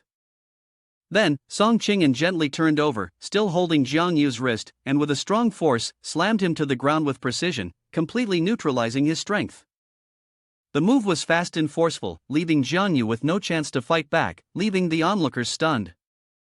Kill in the blink of an eye, Song Qingyan's strike seemed to release a gust of green wind, enveloping the space around him. After being slammed to the ground, Jiang Yu felt his soul leave his body trembling uncontrollably. As for Song Qingyan, after making his move, he seemed to transform into a different person, an aura of killing intent continuously radiating from him. His eyes were cold and unreadable as he stared ahead. The people behind him were also watching, their mouths agape, whispering among themselves. Kill in the blink of an eye, they marveled. Others behind them were just as shocked, eyes wide and mouths open in disbelief. Wow, I thought Jiang Yu was going to win, but that was so fast he got countered immediately. On this side, Zhao Yongchang was also surprised by the outcome of the fight, smiling lightly. That was reckless. Song Chang'an had deliberately left that opening, and the result was clear: he had advanced. He spoke again, his face filled with determination. Fighting is not just about physical strength and skills, you have to use your brain. Is everyone clear on that? Returning to the scene of the battle, Jiang Yu struggled to rise after being thrown to the ground by Song Chang'an, rubbing his side as he panted heavily. He said, "Son uncle, did you use your strength just now?" With a triumphant look on his face, Song Chang'an turned towards Jiang Yu, smirking confidently and responding, "Don't talk about abilities, even my physical condition requires constant control, keeping it within the range of a level 2. The killing intent still lingered around him. Song Chang'an continued, his voice steady, "I won purely because of my rich combat experience." With that, he showcased his skills. He moved with agile, flexible, and swift motions. His body was incredibly strong, his technique flawless, and his strategy sharp. These elements became the fundamental qualities required for the fight, and were also the key factors determining victory or defeat. Jiang Yu stood still trying to endure the pain in his hip, as he listened to Song Chang'an ramble on. Song instructor kept analyzing, moreover, just studying isn't enough. The battlefield is unpredictable, there's basically no time for you to think. Suddenly, Jiang Yu threw a lightning-fast punch when he saw a gap in Song Chang'an's defense, but his attack was easily countered. Song Chang'an blocked the punch with just one hand, doing so effortlessly, his expression calm as he continued, "That's why you still need to spend a lot of time practicing, turning what you've learned into instinctive combat ability." While still holding back Jiang Yu's punch, he narrowed one eye, his killing intent growing more intense. Song Chang'an taunted, "You don't have long-term memory, do you?" Hearing those words from Song Chang'an made Jiang Yu's ears ring, and he gripped his opponent's hand tighter, his veins standing out in his arm. Unexpectedly, Jiang Yu's hand, despite the other hand still holding his, caused him to hesitate and startle. His gaze shifted completely, and the confidence he once had vanished entirely. Jiang Yu used his strength to force Song Chang'an to the ground. He shouted loudly, returning the gesture in the manner of that person. Caught off guard by Jiang Yu's action, Song Chang'an's hand turned red, and he hit the ground in pain. In the stands, everyone wore expressions of sadness, but the instructor shouted loudly, "The rest period is over, the entire team, focus." At that moment, everyone lined up straight. The men stood together, the women stood together, all standing solemnly in front of the entire team. The instructor's voice rang clear as he addressed his students. The past 2 days were for adaptation. Starting from today, day 3, we will officially begin class division. The instructor continued to explain the rules. If your military posture cannot last for 1 hour, or if you fall due to exhaustion, you will be moved out of the initial class level. Those eliminated will be reorganized into combat classes in chronological order, regardless of gender. On Lu Yaoyao's side, everyone had to go through the grueling training as well. Everyone was exhausted, gasping for breath, their faces clearly showing concern. Enduring the harsh training, she gritted her teeth, her gaze filled with an indescribable determination. She told herself to persevere. No matter what, she could not fall. Recalling Jiang Yu's teasing and mocking face, "Chen Jiao, why are you still in class 3? It only strengthened her resolve. Her gaze was filled with determination. If not, Jiang Yu would definitely mock her. She had to make it into class 1. Even so, her eyes were directed toward the basketball court, where Jiang Yu had to undergo his training. She felt a bit uneasy and worried. But nothing bad would happen to Jiang Yu over there, would it? Although it was private training, Instructor Song would likely show some mercy. Suddenly, a sharp A rang out in pain, completely opposite to her thoughts. Jiang Yu was mercilessly beaten by Song Chang'an, sent flying far away and crashing hard onto the ground, creating gusts of wind. Even though he was beaten up, his clothes torn and his body battered, he simply brushed off the dirt on his face, not saying a word. Lu Yaoyao watched, her eyes wide in shock, mouth agape, and exclaimed, "Is this training to the point of death?" Song Chang'an, on the other hand, was also getting tired. Sweat was dripping down his face. He rubbed his hands, then walked over to Jiang Yu and said, "Kid, you're tough." Song Chang'an then fell into deep thought. He had initially thought it would be easy to bully him, but after all the beating, it had instead forced him to use his real skills. Thinking back, the image of a man with a pained expression, gritting his teeth and grinding out his words, reminded him of Jiang Yu's uncle from years ago. Instructor Song Qing'an stood in contemplation, not stopping yet. Jiang Yu continued to strike, throwing a punch towards him and coldly saying, "We're not done yet," again. Song Qing'an maintained an air of calm, his face stern and emotionless, his hands still poised to block the incoming strike from Jiang Yu. He spoke, "Enough, that's it for today." Outwardly composed, his mind was racing. He realized the punches were coming much slower now. It seemed the kid had reached his limit. Suddenly, Jiang Yu shifted the direction of his punch, shattering Song Qing'an's thoughts, causing him to blanch. His expression, once filled with confidence and triumph, now turned to one of panic, unable to react in time. With one final shout, Jiang Yu's efforts were rewarded. Before Song Qing'an could finish his sentence, the punch landed squarely in his chest, sending him flying 2 meters back. The force of the blow felt as if Jiang Yu had channeled all his strength into it. The air around them seemed to vibrate with his power. After Jiang Yu's decisive strike, Song Qing'an, still stunned, stared at the mark left by the punch, his face thoughtful, unable to say a word.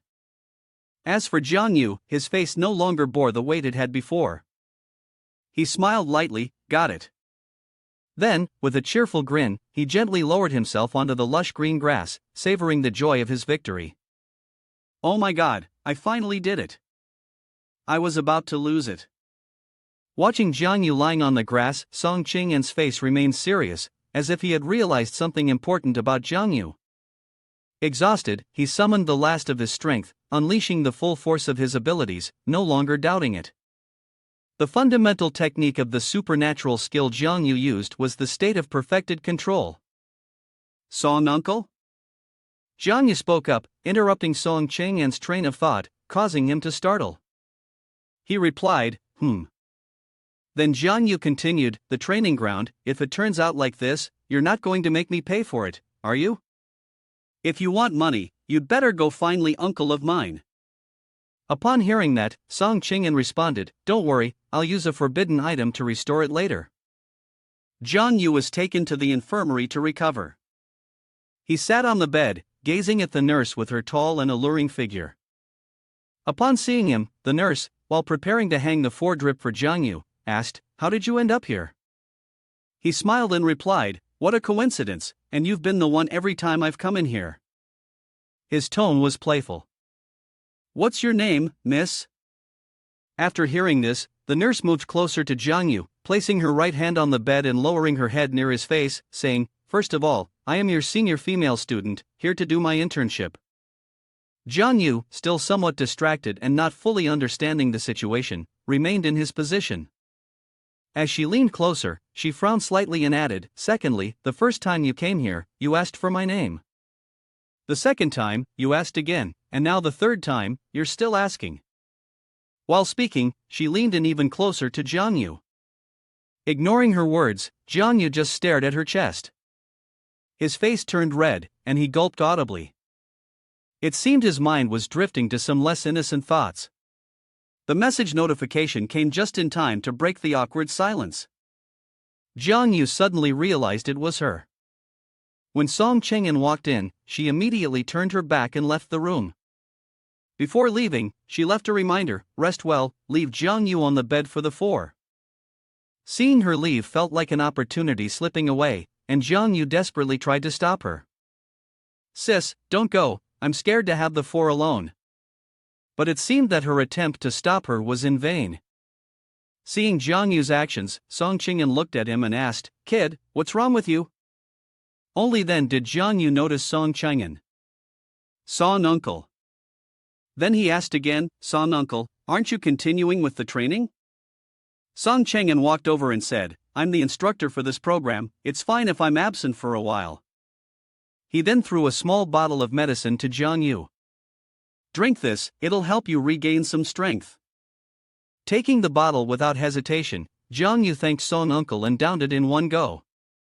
Suddenly, his eyes gleamed with a golden light, and he started to show off, slapping his chest and shouting, "Huhan-san is back, still strong enough to fight for another day."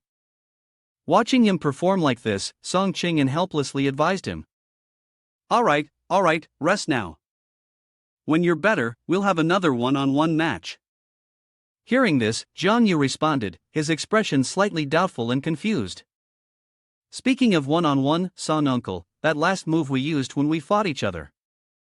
I feel like something's off. I can't say it's comfortable, but it's not unbearable either.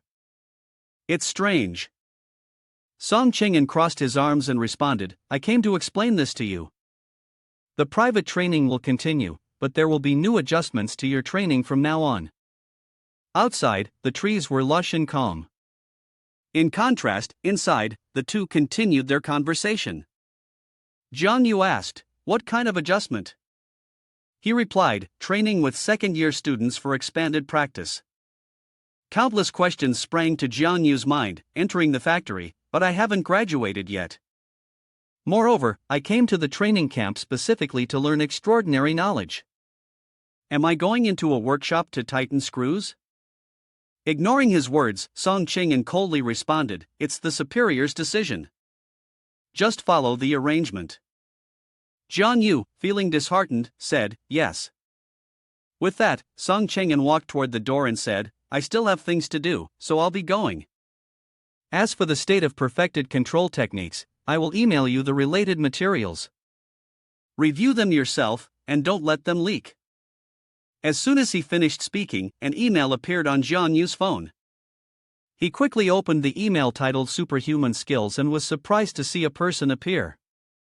Jiang Yu felt as if he had stepped into a completely different modern world. Then, another man with brown hair appeared. He said, hello everyone, I am Fong Xiangyang. This time, I will primarily talk about the basics of superhuman skills. I will explain them from various perspectives and their composition.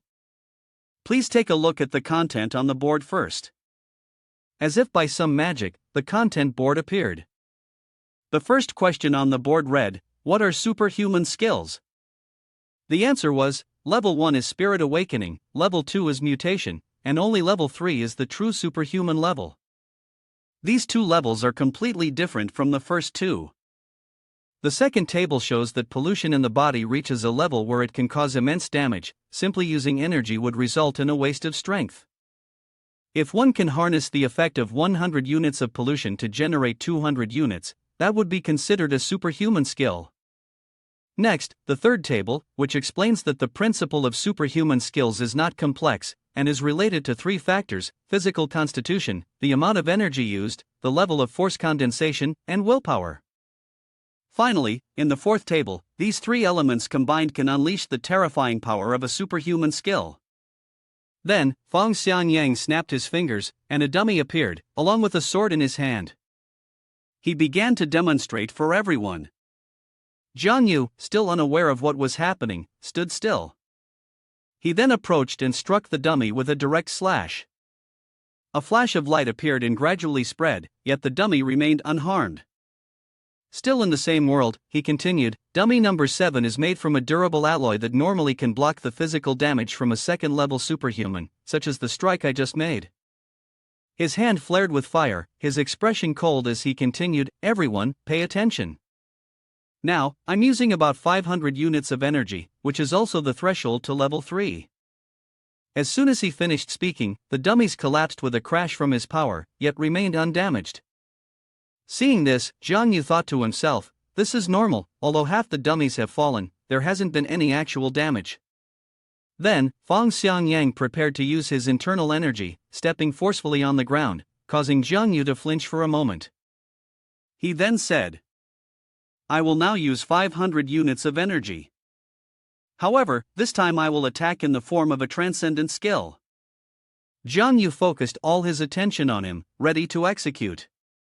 A beam of light appeared in the palm of his hand, enveloping the entire atmosphere. He was intense, his gaze stern as he looked ahead, causing Jiang Yu to sweat around his face. Then Fong Xiangyang spoke. A transcendent skill is a combination of three elements: force testing, superhuman ability, and willpower, condensing the dispersed strength into one and unleashing it in a refined manner. A great force was released, with fiery streaks heading toward the fragmentation target. The slabs of stone collapsed with a crash under the power, and the entire world seemed to shake, the will of the sun capable of shattering mountains. Still in that virtual world, the wind howled, distorting the very space, while thick black smoke billowed everywhere. Other vehicles, old and rusted, lay scattered around. The nearby houses, after Fong Xianyang's attack, were also knocked down, none of them left intact. Looking at the rubble, he said, "A transcendent skill is an unmatched power." The aftermath of Fong Xianyang's attack also affected Jiang Yu.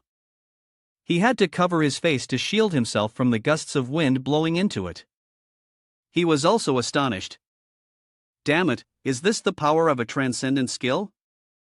It's too strong.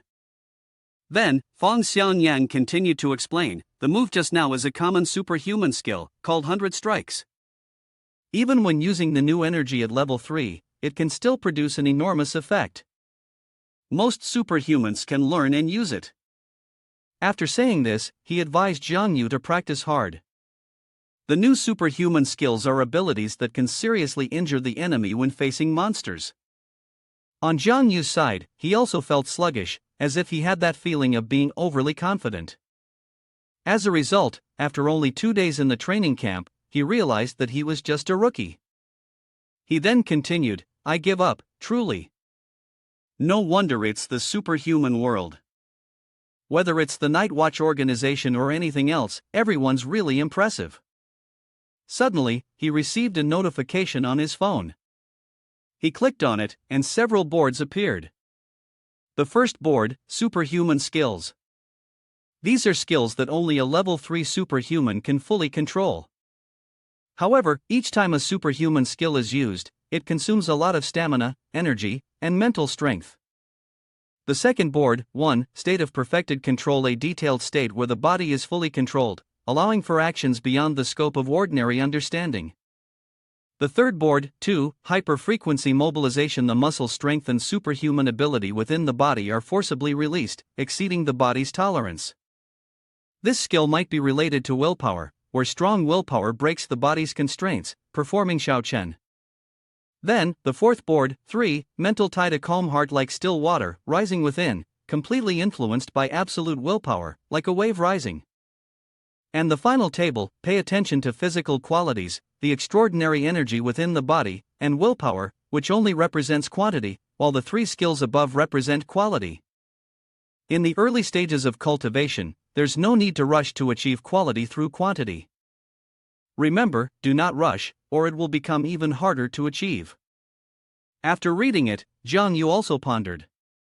This thing was a double-edged sword. Then suddenly, a display board appeared with his image on it.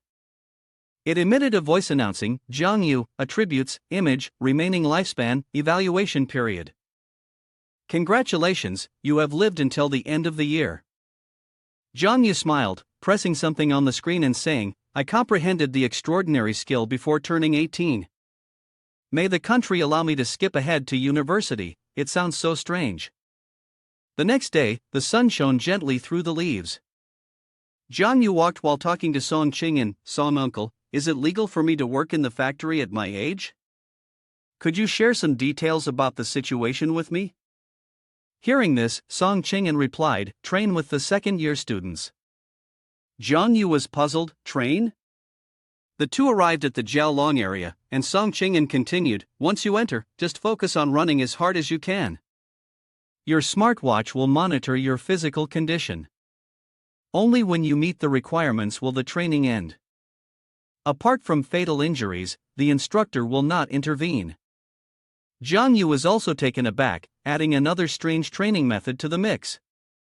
Upon entering, Jiang Yu was stunned by the magnificent sight and exclaimed, wow, this is impressive. Song Chang'an turned to ask, Jiang Yu, what do you think? Are you brave enough to go in? With confidence, Jiang Yu flashed a cunning smile and chuckled, what are you joking about? My uncle is a retired war general, and his father-in-law is probably the current XIN High Inspector. Standing on the shoulders of these two, I must be a king among warriors. Who would dare let anything happen to me? Song Chang'an replied, well, let's go then. Worst case, you'll be bedridden for 2 months. When that happens, I'll request restricted treatment so you can leave the hospital early. Jiang Yu just kept laughing. I don't believe it. They entered an empty room with no one in sight.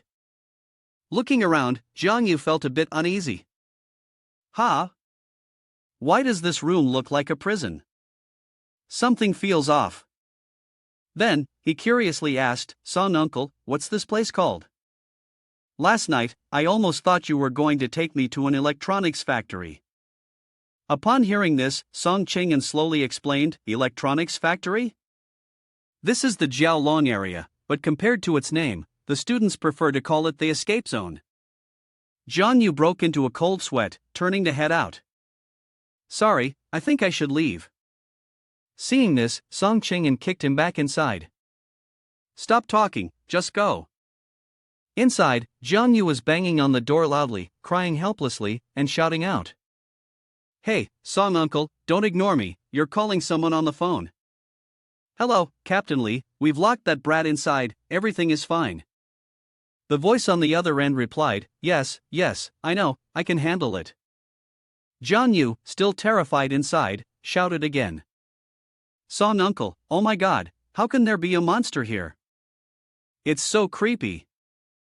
Song Qing'an did not respond to Jiang Yu but instead focused on talking to Captain Lee. You asked what he's doing? He's screaming, do you want to know if he's scared? He then pressed his ear to the glass door, listening to the noise from inside. Jiang Yu was shouting in frustration. Don't touch me, you disgusting thing, just let me die already.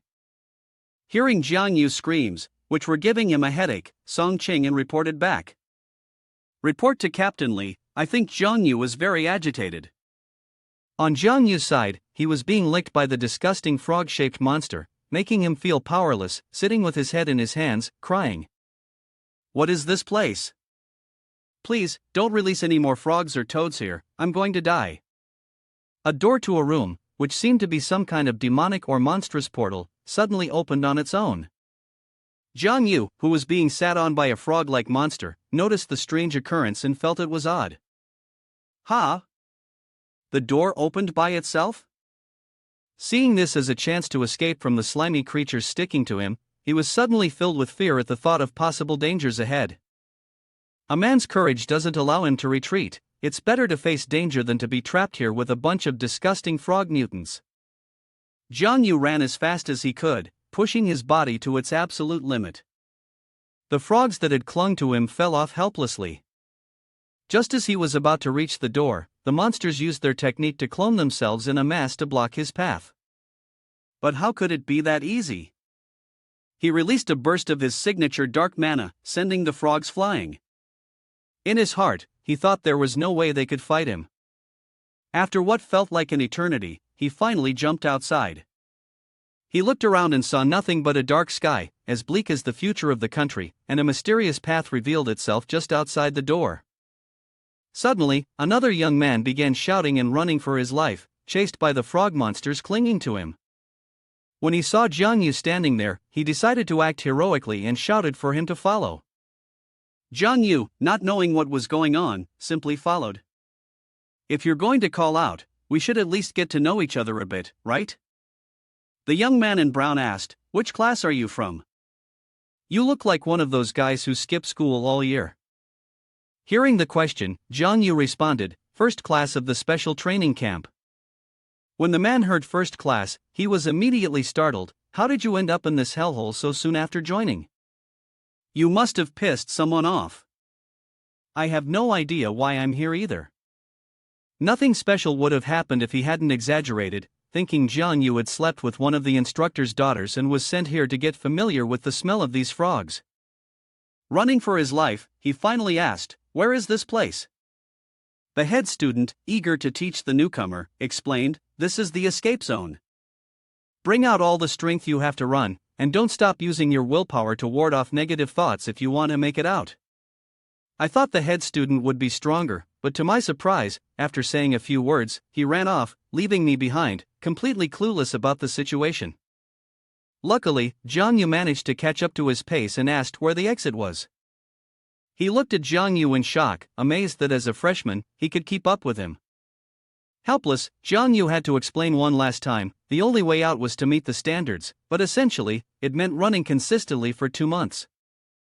As the two young men ran past the vehicle, chaos was unfolding in the world around them due to the disgusting frog monsters. One of the frogs noticed him and charged towards him, but he saw it coming. He grabbed the frog's legs without mercy and forcefully threw it away. His actions prompted the head student to ask in confusion, "Why did you kill the blood-marked frog?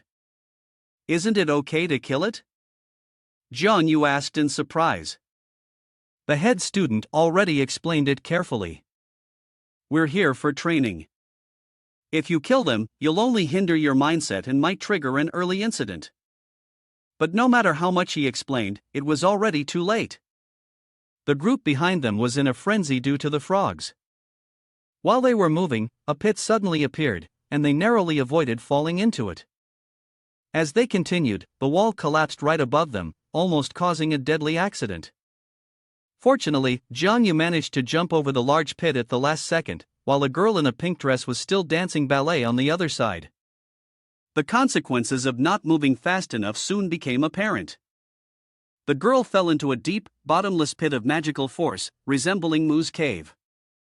Her screams were heart-wrenching.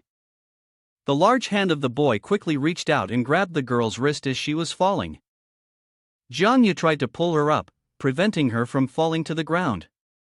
The girl, curious about his act of heroism, asked, "Why did you save me?" He simply replied, "It was just convenient," and then asked with concern, "Are you all right?" The girl felt uneasy because this world didn't allow for any unnecessary actions. He had just saved her, and misfortune would surely follow. Jiang Yu only smiled lightly, brushing it off. This world was small, yet full of rules and regulations that created trouble.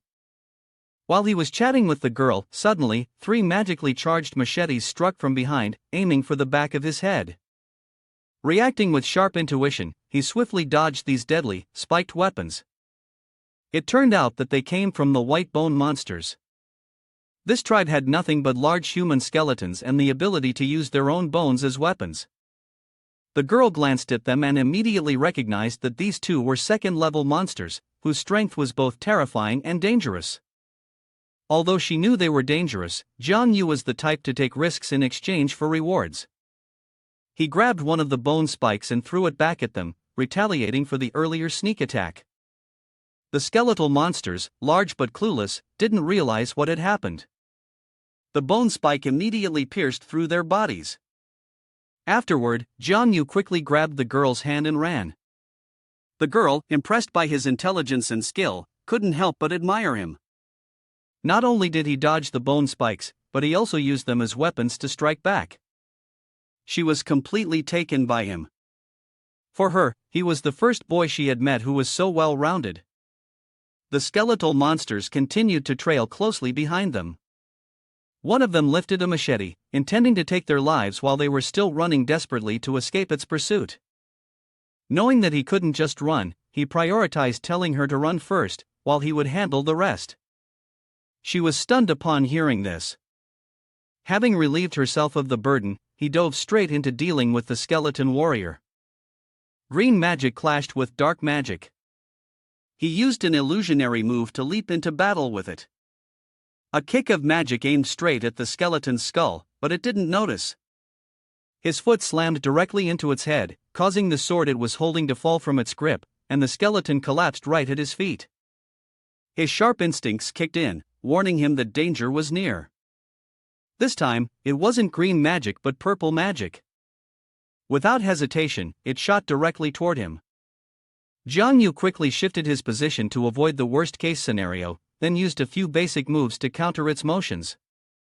He suddenly realized it had no intention of stopping and suspected it might be equipped with a tracker, signaling that it was about to unleash its next skill. This time, it was a shadow attack, a dense mass of magic thicker than the previous spell, aimed directly at the magic steel tube flying erratically in the air, heading straight for the ground. Jiang Yu looked at what was before him, feeling uncertain. If it were truly a life-threatening danger, would the training system call for a pause?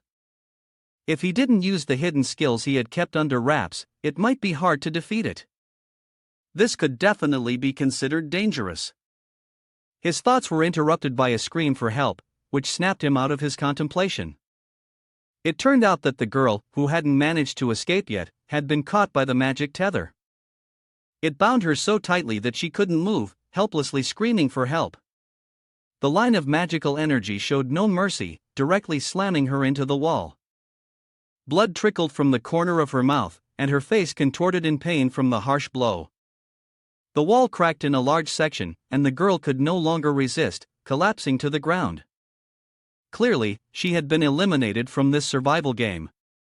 He felt disgusted by the violent act against a woman and cursed inwardly, disgusting, his face twisted in utter discomfort. In less than 10 minutes, one person had already been taken out of the game.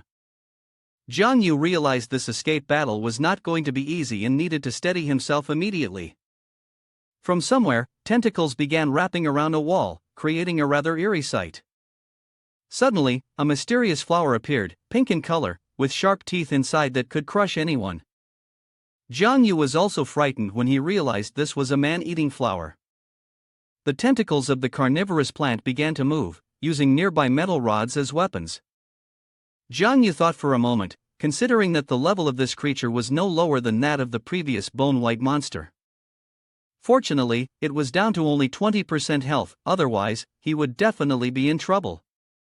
Jiang Yu then assumed a battle-ready stance, as the monster was also prepared to strike at any moment. He unleashed his strength, but it seemed this monster was harder to handle than he thought, as it could hide itself. Jiang Yu couldn't understand why the training camp had brought out such bizarre creatures. He then used his stealth technique to disappear and reappear. He also realized he couldn't let it keep hiding like this, or his stamina would be depleted before the monster's health ran out.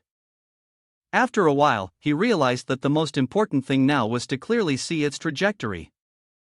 Then, Jiang Yu activated the shadow magic, and the pupils in his eyes shifted from yellow to green. With this magic, he could confidently catch the mutated creature. Finally, I can see where you're going. Let's see how arrogant you can be now. Jiang Yu smiled in satisfaction and charged into battle with the monster. Don't think that just because you know a bit of stealth magic, you can fight me. As he charged forward, he shouted loudly. If you provoke me, you won't survive. In the blink of an eye, Jiang Yu thrust his large staff forcefully into the creature's mouth. It let out a painful scream. Its health bar gradually depleted. With only 10% of its health left, the monster was extremely weak and couldn't resist Jiang Yu anymore. And as expected, Jiang Yu delivered a finishing kick, sending the beautiful flower of the mutated creature back to Mother Earth. Jiang Yu then began to leave. As he walked, he thought to himself that the special training camp's people would come to clean up the corpses of the monsters that had died. Jiang Yu no longer had time to waste. He had to keep moving forward. While moving, Jiang Yu suddenly felt incredibly dizzy. He staggered, his mental pressure so intense that it could ride the wind. Was this difficulty really meant for cultivators? At this moment, he truly felt lightheaded, as if he had just drunk several liters of fermented alcohol. Taking advantage of Jiang Yu's weakened state, someone threw a steel bar through his body, leaving Jiang Yu no time to react. He raised his hand to support the wound, his eyes full of hatred, staring fiercely at the one who had ambushed him from behind. Jiang Yu, though in pain, still tried to appear strong, an enigmatic smile playing on his lips. Then, suddenly, a blood-red aura, eerily strange, appeared right before him. Before him stood a level 2 monster with the face of a demon. Jiang Yu was utterly shocked. He couldn't help but exclaim, "What is this? How can a level 2 monster still have 70% health?" At this moment, the monster didn't rush to attack but instead stood there, waiting for its allies. Then, from behind this demonic creature, countless other bizarre creatures began to emerge. Jiang Yu's face turned pale at the sight. He stood frozen before the horde of monsters. With his body wounded, he couldn't help but marvel at the audacity of the training camp, daring to challenge him by releasing an entire squad of level 2 monsters, all with very high health. Suddenly, Jiang Yu's gaze shifted upward, and he noticed something. Before him, a glowing door appearing just behind the level 2 monsters. A thought instantly crossed his mind: this door wasn't like the ones down the hallway, could it be the exit? While pondering, the demon-faced monster began its attack. It used magic to lift sharp stones into the air. Jiang Yu, still unsure if the door was indeed the exit, decided to take the risk before his strength ran out. The demon with the devil's face used its dark powers to control a series of stones, hurling them directly at Jiang Yu. On his side, Jiang Yu activated his shield to protect himself. He thought to himself, as long as I grit my teeth and endure, and run through this as quickly as possible, everything could be over soon. With that, Jiang Yu used all his strength to charge towards the demon. But the level 2 monster was no pushover, especially when it still had plenty of health. Indeed, it swiftly dodged Jiang Yu's attack, causing him to exclaim, "I can't believe it dodged my strike." Taking advantage of Jiang Yu's momentary distraction, the demon retaliated. It summoned a powerful fireball with immense damage and threw it straight at Jiang Yu. After being hit, he felt excruciating pain as blood poured from his body, significantly weakening him. He stood still in a corner, thinking, no wonder the attacks of a monster with full health are so powerful. Just one hit almost killed me. If this continues, I'll never make it to that door. They'll cripple me before I can even escape. Finishing his thoughts, he stood up and jumped to a different spot. Jiang Yu realized that the only way to defeat this monster was to use his ultimate move. With whatever strength he had left, he needed to act fast. He deliberately positioned himself in front of the demon, waiting for it to make its move so he could counterattack. As Jiang Yu had predicted, the demon fell right into the trap. The moment had arrived. Jiang Yu swiftly grabbed the demon's hand and threw it with all his might. This time, I won't let you slip away from me. Indeed, the throw was not light at all, as the monster's health percentage dropped significantly from 70% to 27%. At this moment, a new challenge arose for Jiang Yu, as a swarm of second-tier monsters charged towards him to attack. Suddenly, a voice was heard, seemingly suggesting a way for Jiang Yu to defeat the monsters and escape from this place. In front, to the right, there was an eye watching as the left shoulder moved back, preparing to strike. The sound of wind from the rear attack rushed in, and Jiang Yu could only take half a step forward. He had also activated the shadow magic, and within a 6-meter radius, everything became clear and visible. He split into clones and, like a gust of wind, swiftly slashed through all the monsters in an instant with a single sword. This sense of skill and mastery was the epitome of the state of perfected control. After defeating all the second-tier monsters, Jiang Yu dashed toward the door to find an escape route for himself. It was now or never. But just as he was about to reach the goal, Jiang Yu encountered his 13th trial. The 2 monsters he had defeated earlier suddenly resurrected and stood blocking the gate. Jiang Yu was taken aback and yelled, "What the hell is going on? Didn't I already defeat these 2 bone-white, carnivorous flower monsters? Why are they suddenly fully revived like this?" Before Jiang Yu could react, the 2 monsters surrounded him, leaving him confused and unsure of which way to go. With the strength of 2 monsters at their maximum health, they had beaten Jiang Yu senseless. The young man, who had just grown up, was caught off guard by one surprise after another, causing him to utter a frustrated exclamation. Damn it, this training camp is totally ignoring martial morality. Jiang Yu didn't have much time to waste fighting these 2 monsters. As he ran, he said, "If that's the case, you 2 can take your time playing with each other. I'm not interested in joining your little game." With that, he sprinted toward the exit gate. But as he reached the door, his foot suddenly stopped. The 2 monsters weren't going to let Jiang Yu off that easily. One blocked the front, and the other blocked the back, preventing him from getting any closer to the gate. At that moment, Jiang Yu felt utterly confused. He realized things weren't looking good. These 2 insane creatures were not easy to handle.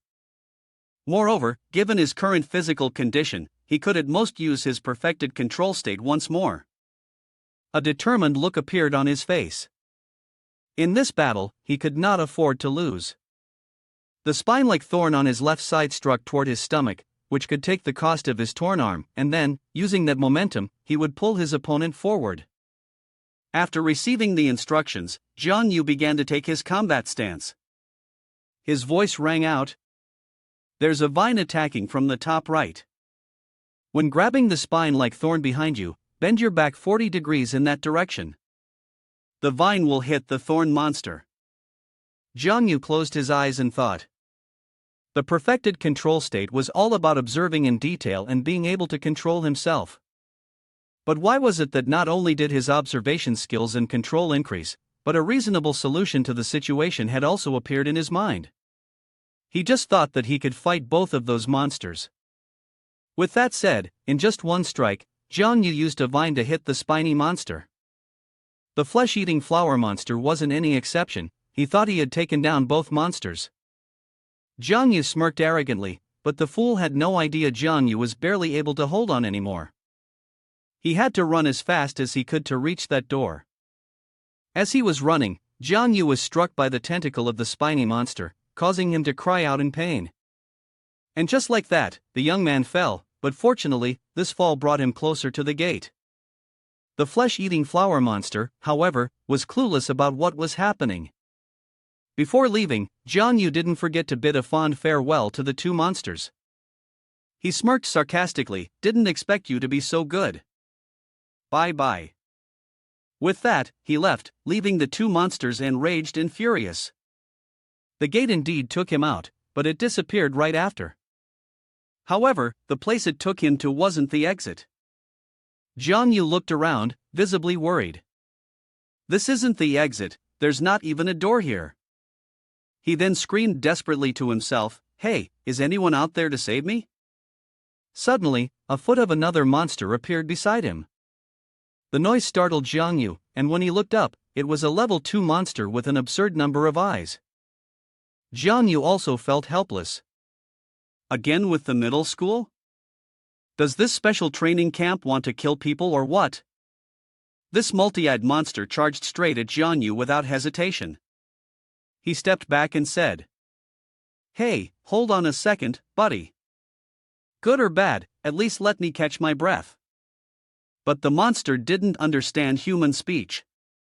It felt Jiang Yu's cheek was too soft, so it gave him a light tap that caused his face to twist 180 degrees. This light tap directly sent him flying 2 meters away. It seemed that the strength of this multi-eyed monster was not to be underestimated. Even Jiang Yu, after taking the hit, had to roll on the ground, gasping for air. His face was so distorted from the slap that he couldn't help but curse. King Special Training Camp. In an unfamiliar place, Jiang Yu woke up in a daze, wondering, where is this? His whole body was bandaged up, probably due to the side effects of the anesthetic, as he wasn't fully conscious enough to assess the situation. He remembered that he had been knocked out by that monster. While he was lost in thought, he heard some noise below. Jiang Yu looked down, and his eyes widened in shock when he saw Yang Zi fumbling with something down there, something very shady. He was so surprised that he yelled, "What are you doing, pulling down my pants in broad daylight?" She just smiled at him, turned away, and casually said, "All right then, if you're awake, you can take care of it yourself." The young Jiang Yu, when a beautiful girl was teasing him, stood up straight in embarrassment. He wrapped his arms around himself to protect his body and kept muttering, "There's someone in my dreams." Yang Zi noticed the young man in front of her was feeling embarrassed and shy, so she spoke up to explain. "Your butt has been hit, you need to apply some medicine." Upon hearing this, Jiang Yu finally felt relieved. He lay face down, allowing Nurse Yang Zi to apply the medicine. Yang Zi didn't forget to introduce herself. "My name is Yang Zi, no more questions, no white gloves, I always wear this when working. If you're not worried about your little guy finding out, you can come to my room and get a pair, I'll pretend I never knew about it." Jiang Yu's mind immediately wandered to a dark thought. He'd spent his entire 20s teasing girls, and now a girl was teasing him back. But this feeling wasn't unfamiliar. With that mischievous grin, he spoke up. "Earlier you said my butt was damaged, is it serious? Will it affect things in the future?" Because, after all, it's a man's dignity. Yang Zi decided to show him the answer through action. She directly pulled down his pants, exposing his two peach-like cheeks. Jiang Yu cried out in pain, clearly caught off guard by this bold move from Yang Zi. Embarrassed, Yang Zi quickly moved away. Before leaving, she didn't forget to reassure him. If it still hurts, that means your senses are still working, just apply the medicine for a few days and it'll be fine. It won't affect your dignity, so don't worry. As she turned to leave, she called out, Jiang Yu, follow the usual rules. After the infusion is done, press the button at the head of the bed to call for me. Jiang Yu's obsession with girls really seems incurable. Anyone who is afraid of looking at a girl's backside can leave, but as for me, Jiang Yu, I'm not scared. He stared intently and couldn't help but sigh. It hurt a lot when she hit me, but now that I think about it, it was kind of exciting. He. Then, suddenly, he switched to a serious mode. He thought back to the previous day in the training camp. But that final attack from that monster must have pushed me to what they call a threshold, which is why I was able to escape the chase zone. Otherwise, given the difficulty of the training camp, there's no way anyone could have passed through so easily. But this is strange. Why would they design a checkpoint that no one can pass? He closed his eyes, deep in thought. Could there be a reason why I couldn't comprehend the method to break through? He recalled the experience, taking the opportunity to process the combat lessons learned during the escape. Time passed, the clock on the wall kept ticking steadily. Jiang Yu was still lost in thought, having absorbed quite a bit, and it was almost evening. Suddenly, a voice interrupted, Are you awake now? It was Lu Guochang visiting Jiang Yu. He told him, I just got the news that you were carried out in the forum, so I rushed here. You're not really like what everyone's guessing, fighting with 5 or 6 people, right? Jiang Yu didn't hesitate and responded, I was called for special training. Then, he asked Lu Guochang about the whereabouts of Yao Yao and Instructor Song. Lu Guochang, sucking on a candy, answered, Instructor Song is still at the main training ground. Earlier this afternoon, Yao Yao and I came to visit you, but when we saw you were still unconscious, she went back to training. Jiang Yu asked, Are we still training? Li Yuchang informed him, Yes, but you've pushed yourself to the point of injury like this. How could Yao Yao just sit by? I really admire students like you, the instructor doesn't force you to train, and yet your future looks so bright. As soon as he finished speaking, Jiang Yu, his body heavily bandaged, suddenly stood up and left the hospital bed. Li Yuchang was worried about him, but Jiang Yu simply said, There's no need to stay here. I'll be fine after resting a bit back at the dorm. Jiang Yu looked in the mirror and saw that his blood volume was at 66%. He thought to himself, the blood volume is still pretty stable, but my body feels like it's been drained. Looks like I really need to rest properly. Just as the two of them were leaving the ward, they ran into Yang Zi, who was standing nearby. Yang Zi, seeing Jiang Yu out of bed, asked suspiciously, Hey, why are you here? Shouldn't you be resting in your room?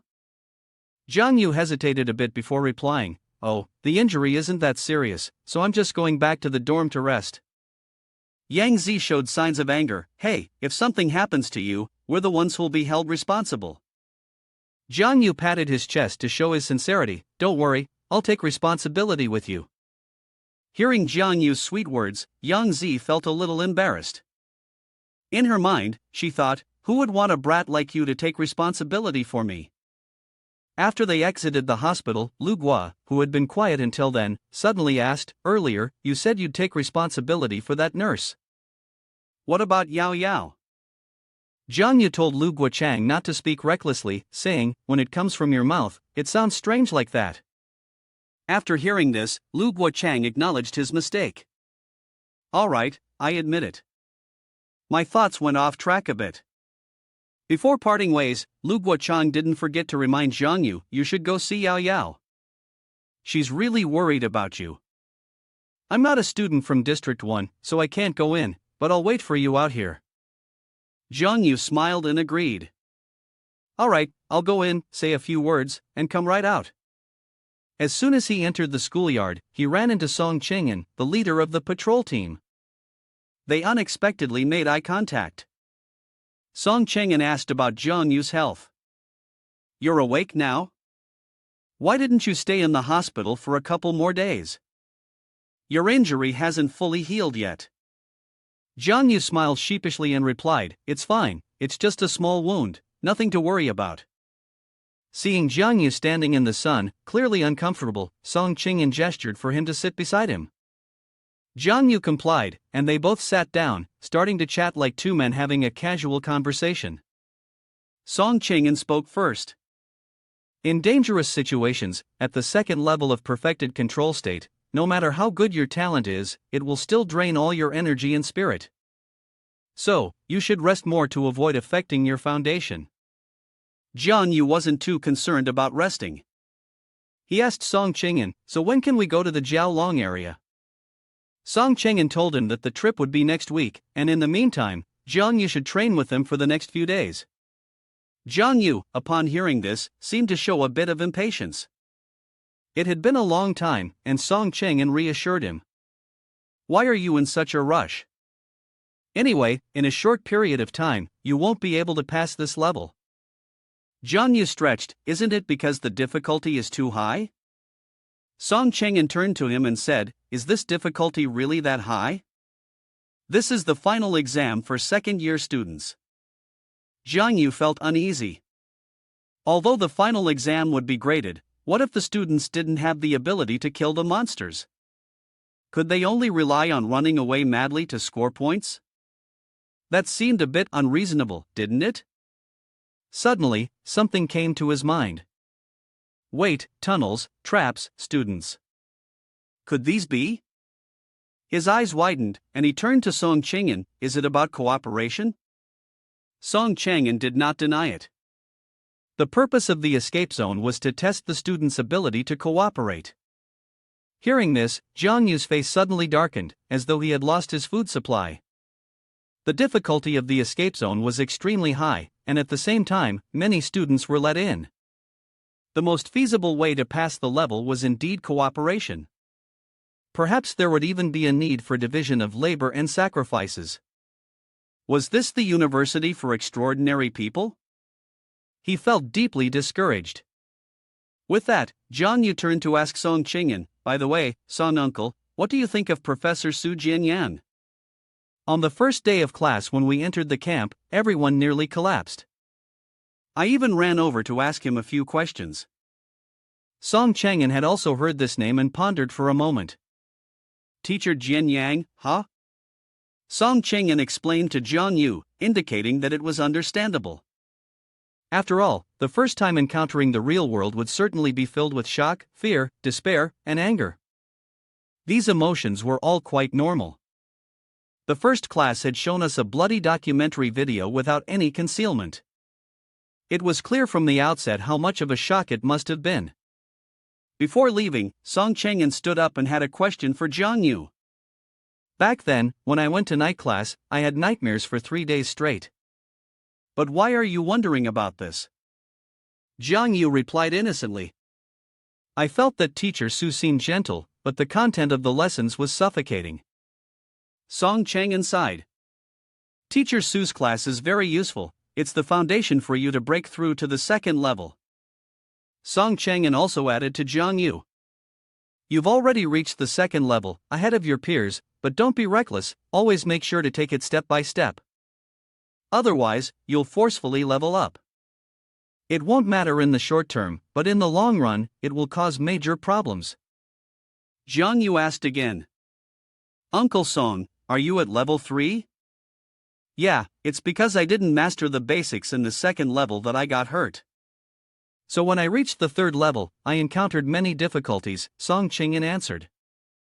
Jiang Yu sighed. "The path to transcending is much harder and more arduous than I imagined. It's just the beginning. I thought I'd become stronger like in the novels, sitting in meditation to absorb spiritual energy, and then breaking through." Song Chang'an also reminded him that this was a cartoon novel. If there really were a way to become strong quickly, then Did Zhou wouldn't be in such a state. Jiang Yu also told Song Qing'an not to be so pessimistic, that everything would be fine in the end. Upon hearing this, Song Qing'an refuted, "Who's being pessimistic? I'm just stating the facts. The first principle of someone extraordinary is never to be hopelessly pessimistic." Jiang Yu asked, "What's the second principle?" Song Qing'an truly couldn't remember. "Sorry, kid, I can't remember anymore." At that moment, Lu Yaoyao down below also noticed Jiang Yu and called out to him. It turned out she wanted to go with him. "Do you want to come along?" Naturally, Jiang Yu couldn't refuse when childhood sweethearts invited him. "Wait a moment, I'll be right there." Suddenly, he noticed the flag fluttering in the wind, and his mind involuntarily recalled what he had once read about the 5 stars on the national flag, each symbolizing something special. The star in the middle represents Dezhou, and the 4 surrounding stars stand for the 4 major events and great figures from the era of disaster to the present day. The 5 stars condensed the efforts of countless people. Reality indeed wasn't easy, but in a cartoon novel, as long as Dezhou had countless extraordinary people here, the road ahead might be tough, but they could surely overcome it. Jiang Yu stood under the brilliant light, almost as if symbolizing his determination. The instructor, standing behind him, patted Jiang Yu on the shoulder, curious as to what could be so captivating about the flags, or if Jiang Yu just wanted to be the one raising them. Jiang Yu simply thought about the origin of the stars on the national flag, not really interested in holding the flag for the sake of it. Watching the flag fluttering in the wind, the instructor gently explained it to him. The 4th star on the flag represents the Night Watch organization. It wasn't always called by this simple name, but rather had a series of more grandiose names, such as the Supernatural Bureau, the Supernatural Organization, or the Bureau of Supreme Management of Supernatural Affairs. It was only later that it was changed to this humble name. After a long explanation, the instructor asked, "Do you know why it was named this way, Jiang Yu?" He asked with an innocent tone, thinking the name was chosen simply because there were many ghosts and monsters at night. The warden sternly said, "Not knowing is fine." This remark made him reluctantly brush off the matter that had been bothering his mind. He thought they were only meeting to talk, but unexpectedly, the warden wanted to have a full-blown fight with him. A gentleman never uses force, so he quickly ran in the opposite direction, not wanting to stick around in case things got worse. Once he ran off, he immediately bumped into his childhood sweetheart, Yao Yao. Surprised, he asked where their mutual friend was. She pointed in another direction, telling him that the friend had gone to the canteen to reserve a spot for the 2 of them. Suddenly, she pinched his arm hard and loudly asked, "Do you want to die?" Tears and snot flowed from the man just from the pinch. He whined, "Aren't I still alive and right here in front of you?" Yao Yao could only feel helpless seeing him act like a child. A grown man crying, now even a woman was crying.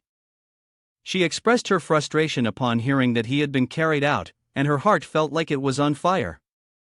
Jiang Yu couldn't stand seeing the woman he loved cry. He reached out his hand, wanting to comfort her. Each drop of her tear fell onto his fingers. "Yao Yao, don't cry," he said. "No one wants to see the person they love shed a single tear." Just as he was trying to be touching, he did something absurd. He put his finger, which had the tear on it, into his mouth.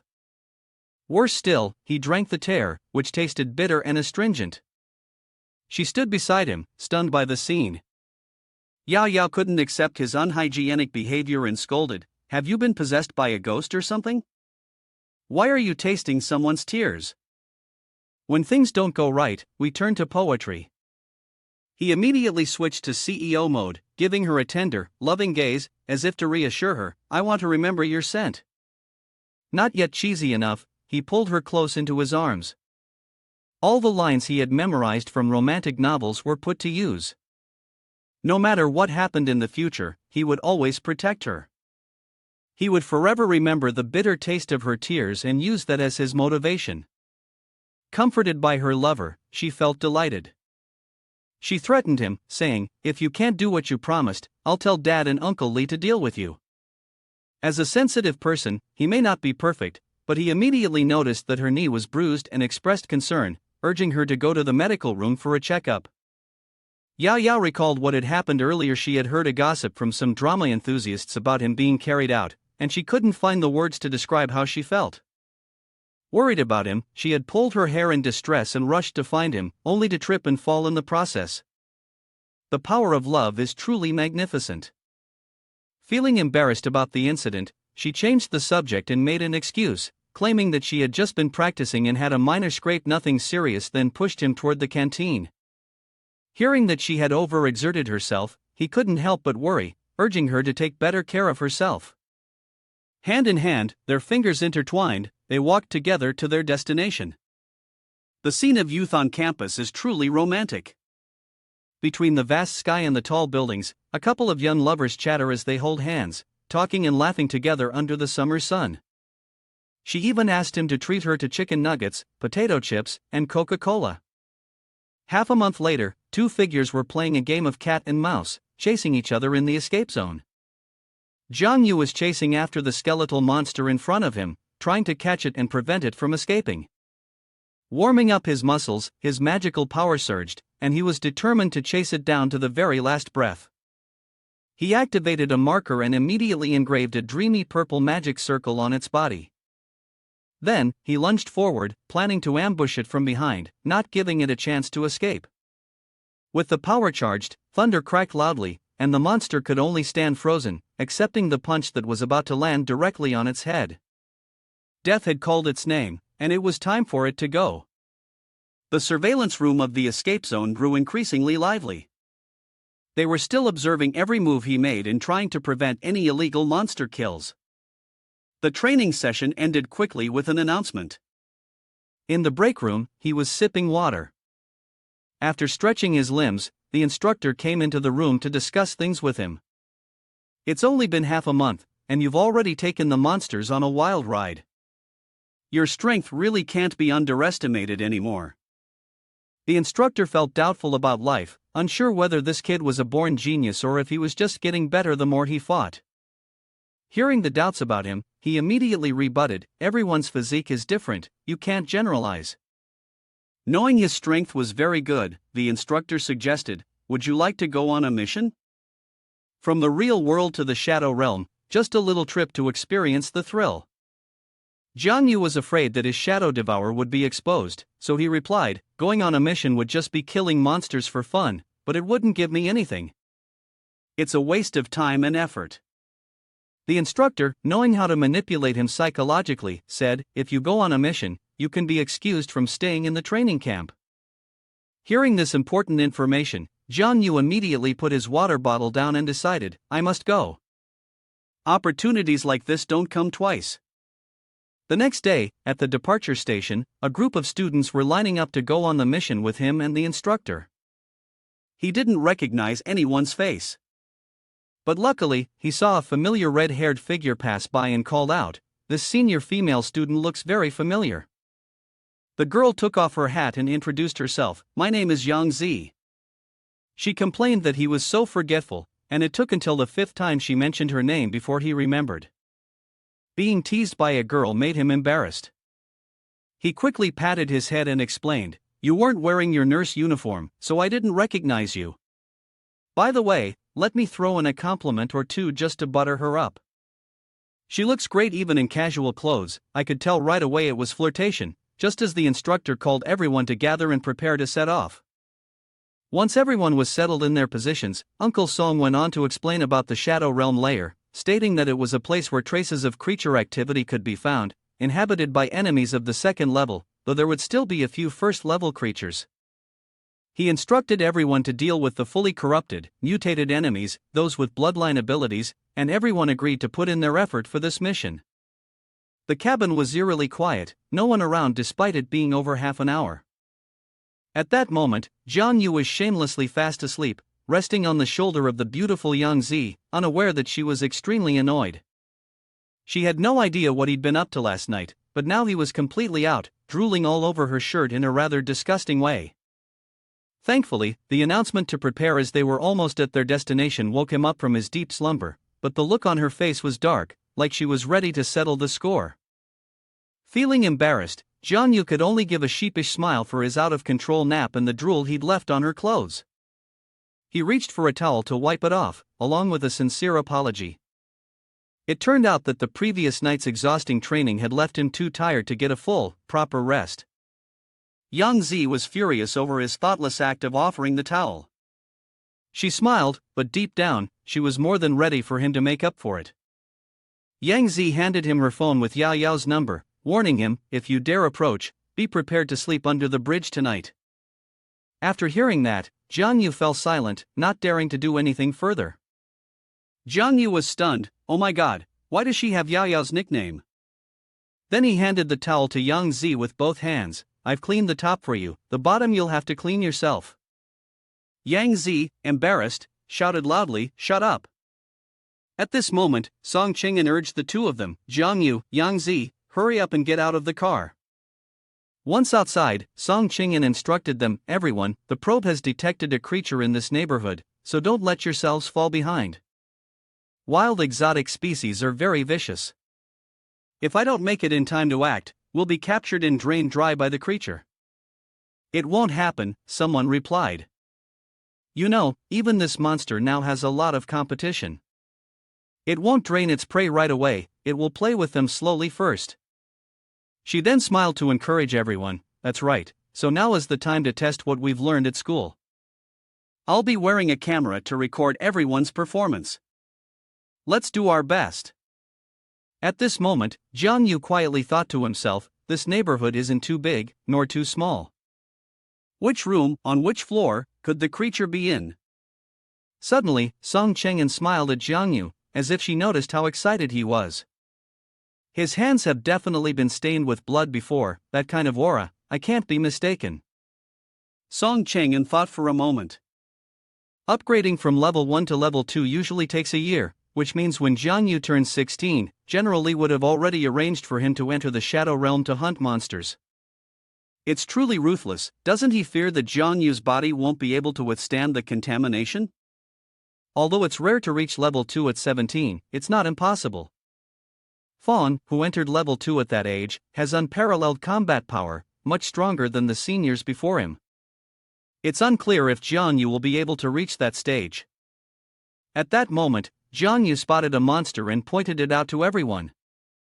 Song Qing'an speculated that a level 1 creature must have appeared, meaning the level 2 monster would likely be nearby.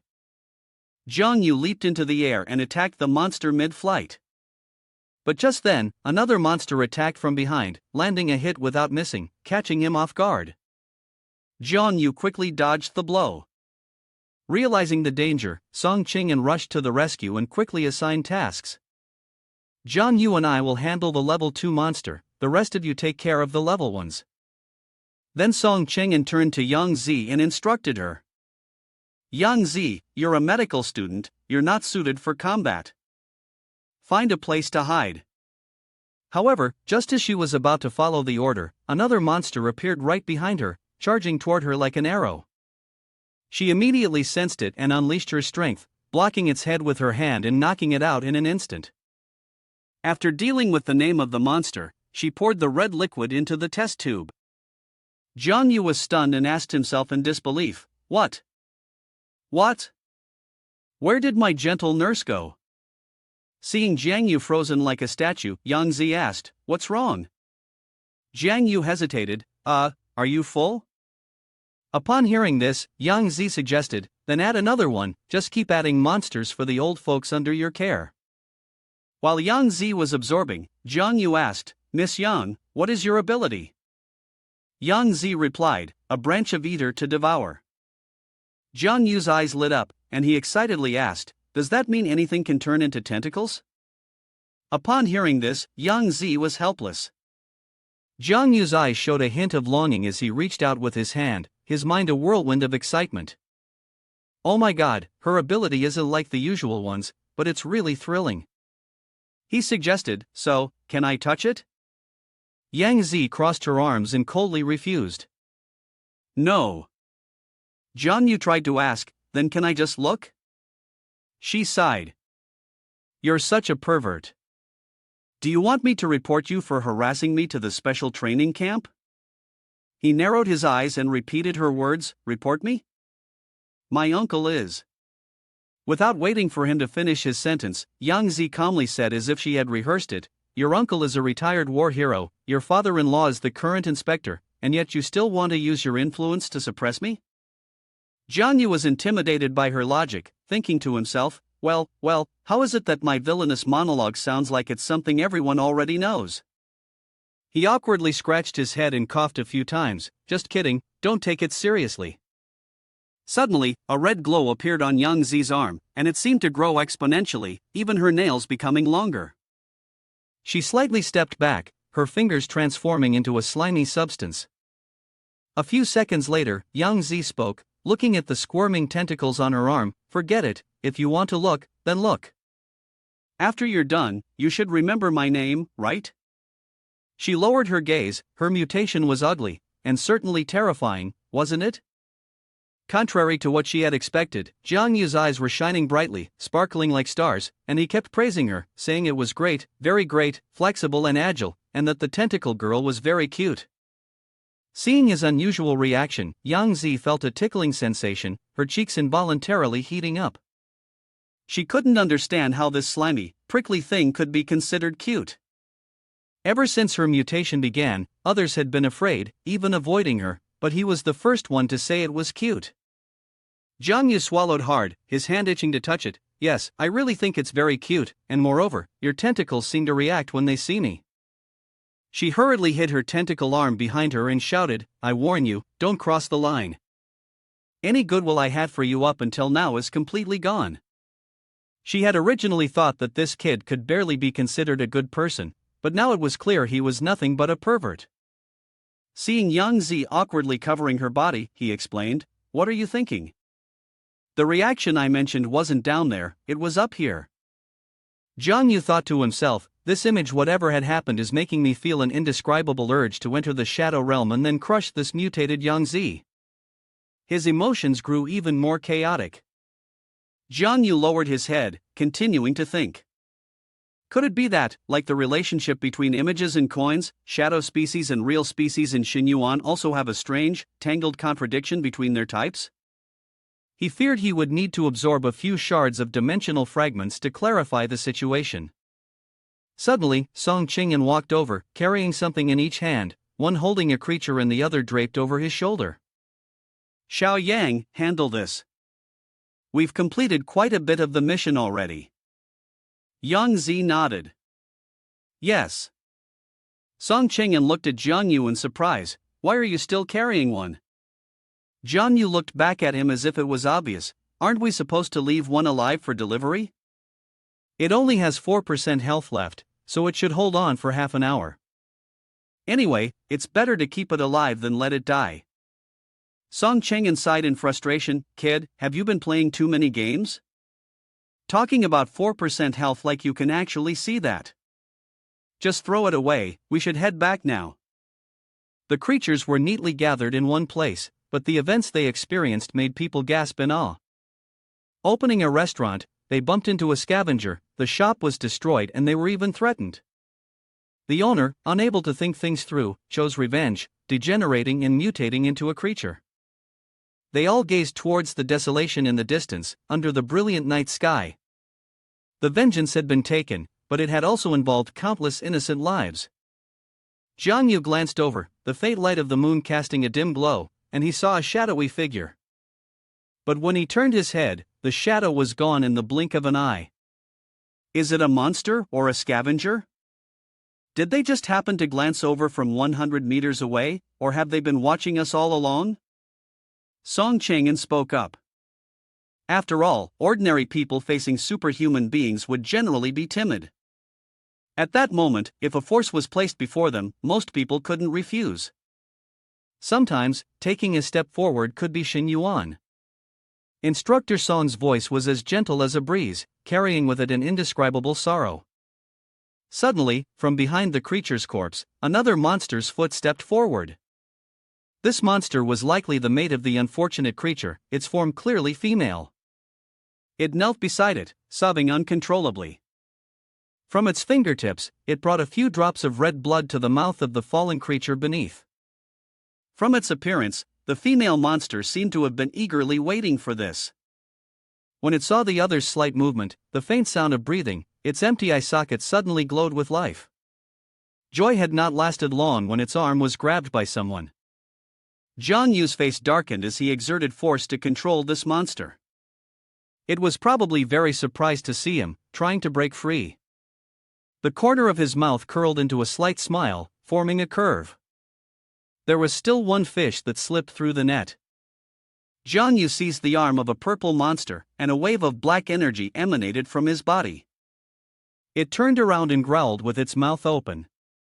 The monster's eyes were bloodshot, its mouth wide open as it lunged to attack Jiang Yu. Jiang Yu thought to himself, she really is willing to give up her blood, and she could even give half of it. It was clear that these two were a married couple, both having lost control and become monsters. The monster attacked Jiang Yu, but was it really surprising to him? A dark green energy surrounded Jiang Yu. Looking at the purple monster tightly held in his grip and the creature lying on the ground, Jiang Yu continued to think. No matter how much they've suffered, in their current state, they can't be let go to continue harming innocent people. After this thought, he spread his legs, and the energy within him began to accumulate. With a punch, he delivered a powerful blow to the female monster. The monster was knocked down to the ground, eyes fluttering open and closed. Looking at it, Jiang Yu silently spoke to himself, the health bar is still at 10%. Looks like I'll need to add one more punch. The wall, affected by the force of the previous punch, collapsed. Jiang Yu stood there, staring at the monster he had struck, to the point that it could no longer get up. There were two hands clenched into fists, and the entire body emitted a powerful energy, forming a circle of black light with a greenish hue that enveloped the entire body. Jiang Yu spoke to the female monster, "Don't worry, go on your way." The monster lay on the ground, one eye closed, the other open, looking at Jiang Yu as it let out a few groans. "It seems like it's trying to say something to you." Jiang Yu widened his eyes, staring at the monster, deep in thought. He had never doubted his beliefs or pursuits, but the moment she raised her hand, she seemed almost human. He continued to think, and yet, when he was about to strike her down with force, that no longer seemed human. Looking at the energy coursing through the palms of his hands, he wondered what the truth really was. Suddenly, Song Qingyan appeared beside Jiang Yu and said, "Jiang Yu, it has already become a monster. Whether it's a monster born of the wild or one that has devolved from a human, mutation cannot be undone." After hearing Song Qingyan's words, Jiang Yu silently thought to himself, "That's right, mutation cannot be undone." As he raised his hand to unleash the energy to obliterate the monster, Song Qingyan continued, "Therefore, mercy cannot be shown to monsters, or else humanity will be at risk." Upon hearing these words, Jiang Yu continued with his own thoughts, but what if, in the future, the one who mutated was Uncle Li, or Yao Yao, or even himself? Looking at the energy source beneath his feet, Jiang Yu wondered what he should do. Song Chang'an and Jiang Yu had just entered the organization, talking as they walked. Team leader Song spoke first, "I'll get you an off-duty certification. In the future, you can use the identity of a scavenger to log into the organization's internal network for night watch and mission assignments."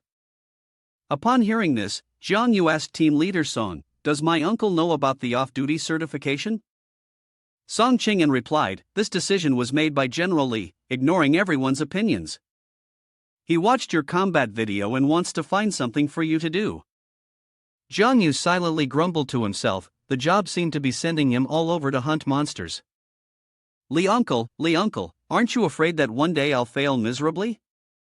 But I should think positively, this is a good opportunity to train myself, and also a way to openly become stronger." The lobby was fairly crowded, with a few people standing in front of the computers set up in the hall.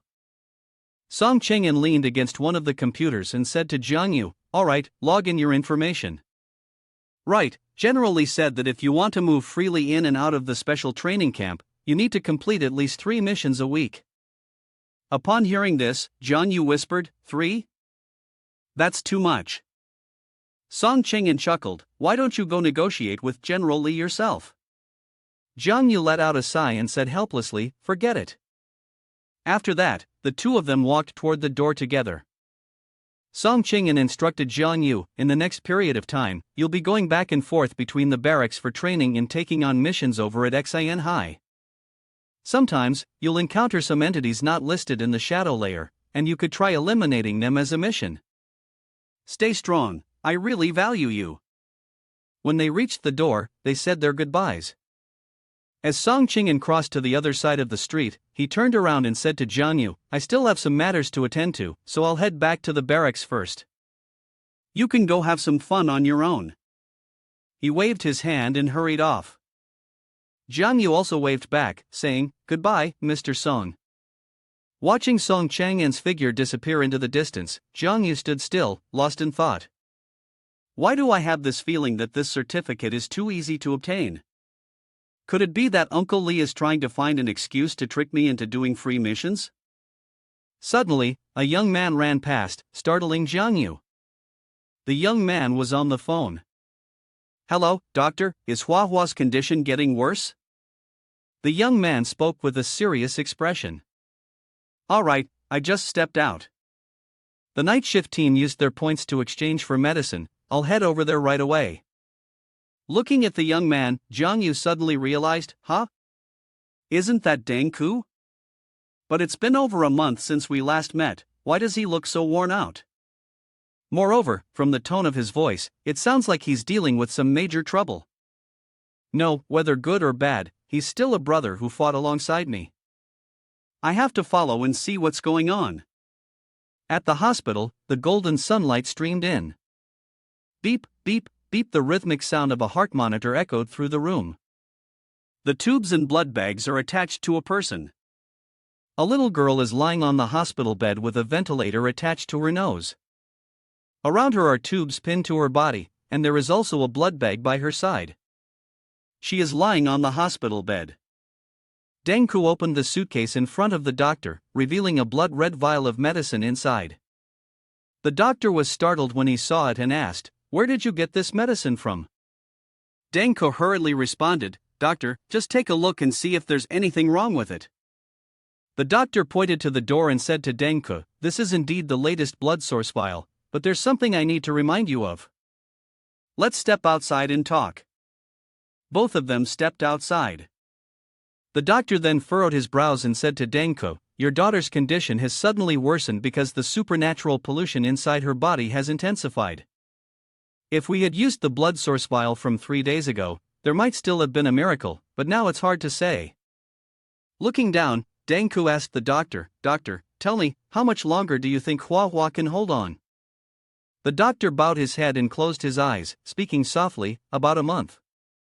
Deng Ku sighed in relief and stroked his chest, Phew, there's still time. Please prepare for the surgery, doctor.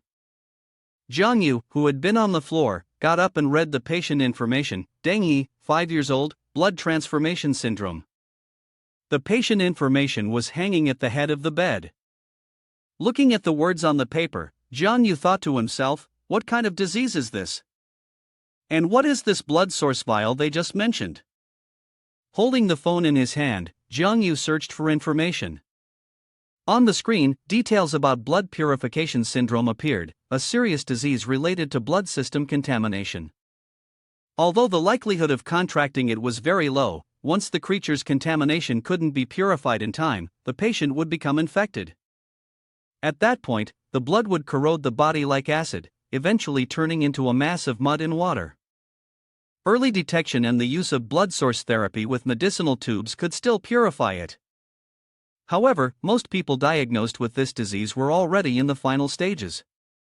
Looking at the information he had just found, Jiang Yu thought to himself, Deng He is only 5 years old, and has always lived in the real world. How could she get this disease? Then, a thought struck him, could it be related to those creatures? They must have secretly entered the real world, as the news reported recently. In the flower garden downstairs, sunlight shone brightly, and Deng Ku was on the phone. As soon as the other party picked up, Deng Ku asked, How many blood source therapy tubes do you still have? Upon hearing the question, the other party started rambling. Please, 1 tube costs hundreds of thousands, and the materials are rare. If you change the method, you could produce a high-quality blood source therapy tube. Why waste it? Deng Ke stared at the phone and yelled loudly. I asked you, how many tubes do you have left? Hearing his raised voice, the other party replied. Deng Ke, you'd better know your place. You want a blood source therapy tube, huh? Fine, come to me and get it. Looking at the list of calls on his phone, Deng Ke whispered to himself. Hua hua, Daddy will definitely save you, don't be scared. His face was filled with anger, but also determination. His hand clenched into a tight fist. Deng Ke made up his mind to save his daughter, even if it meant sacrificing himself. Jiang Yu hid behind the tree behind Deng Ke, witnessing everything. He thought, is he going to get a blood source tube? Why do I have a bad feeling about this? The phone showed a call screen for Li Uncle. As soon as the other end picked up, Jiang Yu immediately said, Li Uncle, the daughter of a friend of mine has hemoconcentration syndrome. Can the blood source tube cure her? Li Uncle, who was smoking a cigarette, replied, not sure. How old is the patient? Jiang Yu asked. Very young. Jiang Yu responded, 5 years old. Li Uncle then continued, in that case, the probability is almost zero. Children's resistance to pollution is extremely low. If detected early, using a blood source tube might still be effective, but in the final stages, it's almost impossible to save. Suddenly, a voice rang out, Jiang Yu. Jiang Yu turned towards the voice. Xiao Xiao. The girl with long blue hair, tied low on both sides, wearing black glasses, a purple shirt paired with a brown skirt, and a red tie, was holding 2 glasses of water, smiling happily as she met Jiang Yu. Long time no see. Weren't you at the special training camp? Why are you back here? She asked. Jiang Yu, holding the phone in one hand and trying to shield himself from the cold with the other, replied to Xiao Xiao, because I performed well, I got released early. What about you, aren't you going to school today? Xiao Xiao then recounted, a few days ago, I was captured by a monster, and a night guard saved me. Now that he's severely injured, I came to visit him. Xiao Xiao, with a mischievous tone, said, it's only been a month since we last met, and you've changed so much. Your temperament is completely different now. Jiang Yu, feeling a bit embarrassed, scratched his head and said, so what? I think you've changed a lot too. How have you been recently? Bowing his head, Xiao Xiao's voice sounded a little sad, I'm still the same, but I see that all of you get to go to the barracks, and I don't. When danger strikes, I can only let others handle it. Fortunately, the night guard saved me.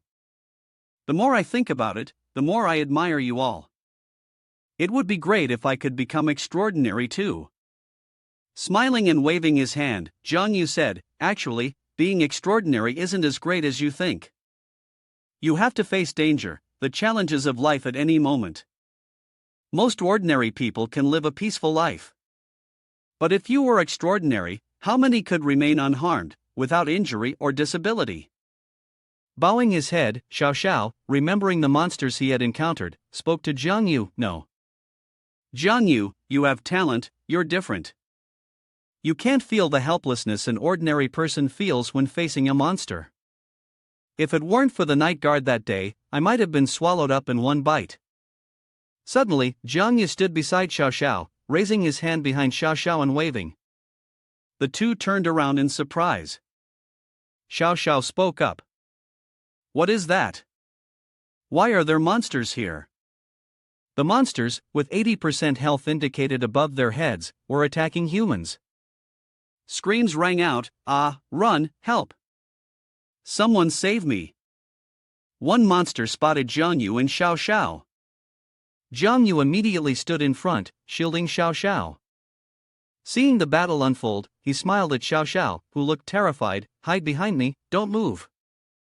His body exuded a powerful energy, fluctuating between dark and light.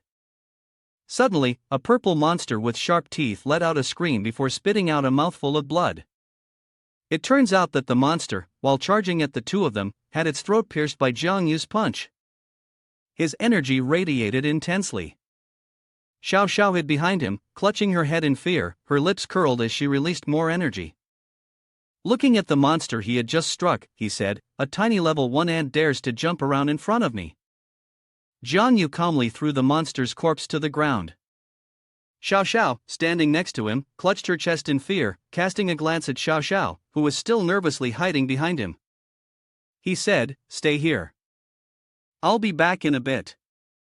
Two creatures were attacking people on the street. One jumped onto the roof of a car, while the other was chasing a person crawling along the road. People were screaming in panic as they ran. "Ah, help!" A young man with a shaved head saw the creature closing in and shouted loudly, "Don't! Please, someone help me!" Jiang Yu harnessed his strength and delivered a powerful kick to the monster's head, his voice booming like the king of hell demanding a soul. Die!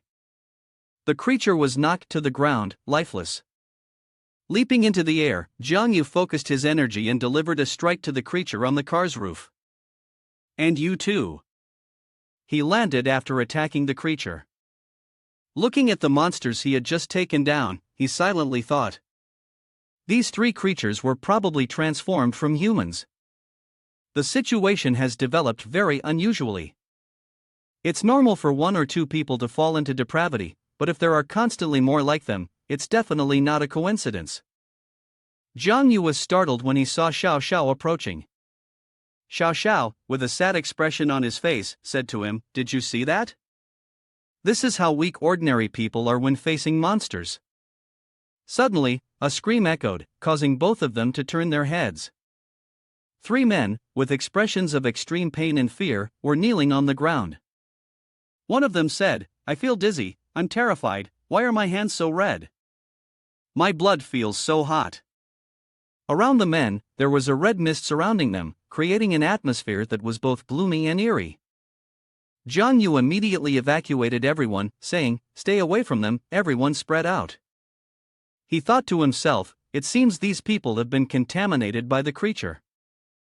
I'm good at killing monsters, but when it comes to contamination, I have no idea what to do. I can only inform the Night Watch organization and leave it to them." Facing Jiang Yu, Xiao Xiao spoke up, "Jiang Yu, you're really strong now. Thank you for saving me." Jiang Yu smiled and replied, "Old classmate, no need to be so polite. You should go home now, stock up on supplies, and don't wander around. I have other matters to attend to, we'll meet again later." Xiao Xiao nodded in agreement. "All right." Jiang Yu turned and ran off. Xiao Xiao headed in the opposite direction. Turning to look at the figure that had just run away, Xiao Xiao silently said to himself, "Jiang Yu, thank you once again. Now I understand the strength of extraordinary people. Although I'm still just an ordinary person, I will look up to you all and help more people." The phone in his pocket rang with a message notification. It was a message from Li Uncle, "Are you still alive?" Jiang Yu replied, "I'm afraid I won't be able to take care of you in your old age." Li Uncle's response, "It's fine, there's a night shift team taking care of me. You can't imagine how good my position is." Jiang Yu quickly typed a reply, "I've taken a screenshot. Now I'm going to report you." Li Uncle immediately retracted the message without any unnecessary actions. The system sent a notification, "Li Uncle has withdrawn a message." Then, Li Uncle sent another message, "The violent creatures near your area have already sent someone to deal with them. If you're fine, head back to the camp." After reading the message, Jiang Yu couldn't help but smirk, thinking, if that's the case, I should take this opportunity to sneak into the Shadow Realm and loot. I just killed 3 creatures, so that's 3 tasks for the week done. Now, it's time for a hunting spree. Hee hee. The atmosphere was dark and ominous. A red creature with 20% health was absorbing energy. After finishing, the monster became even more powerful, and a red aura began to accumulate around it. Its health bar rose to 40%. Suddenly, a blue flash streaked across its face. A loud explosion followed as the monster was hit by a massive surge of green energy. The attack was so powerful that the monster was sent flying into the air. Jiang Yu had launched that attack. Shadow species, one hand absorbing the creature, while the other arm transformed into a sharp, blade-like sword. He silently chuckled to himself, I didn't expect that a second-tier creature could be so strong, yet I managed to kill it in an instant. This feeling is really refreshing. Suddenly, he realized, wait a minute, something seems off about this absorption. Looking at his arm that had turned into a translucent, razor-sharp blade, he wondered, what is this? Jiang Yu stared at his newly transformed state, scrutinizing every part of his body with surprise. He asked himself, what the hell is this? The scales weren't quite scales, and his entire body seemed to be embraced by darkness, covered in a mysterious black hue. He couldn't tell if it was some kind of magic or an unclean substance he had absorbed. He quickly Googled to check what this was. The system then displayed a lot of information about the Shadow Realm form, telling him that this state not only reduced energy consumption but also boosted his power, increased his speed, and granted a terrifying force that could cause enemies to hesitate and expose their weaknesses. On top of that, the system asked him back, will this form become stronger in the future? This made his face scrunch up in displeasure. It was probably because of his genius level status or due to absorbing the monster, so the system decided to throw in a bonus question to mess with his mind. But anyway, this was his first time using the Shadow Realm. He figured he would test its power on a few more guinea pigs and find out if it was real or just fake. Thinking of this, he quickly rushed off to find the target. Everywhere he passed, golden dust scattered through the air, carried away by the wind, drifting far into the still night.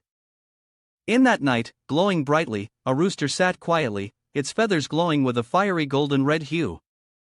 The color surrounding it was so dazzling that anyone who looked at it would be enchanted. The first person drawn to this golden rooster was none other than Jiang Yu. The reason he was attracted was that he was so hungry and craving chicken soup. Naturally, when he saw such a plump chicken, a wicked thought crossed his mind. He thought about climbing up to the roof to catch it, but suddenly he paused. Earthquake! He wondered, confused as to why there would be an earthquake in the Shadow Realm. The still, motionless rooster made him question the cause. Could it be that it thought he wasn't moving? Who would have thought that in the next moment, the rooster ran faster than several exciters on a dog stealing spree? He tried to chase after it, but it seemed to have already left him far behind. The golden and green figures played a game of chase in the empty night, but he couldn't even outrun a chicken.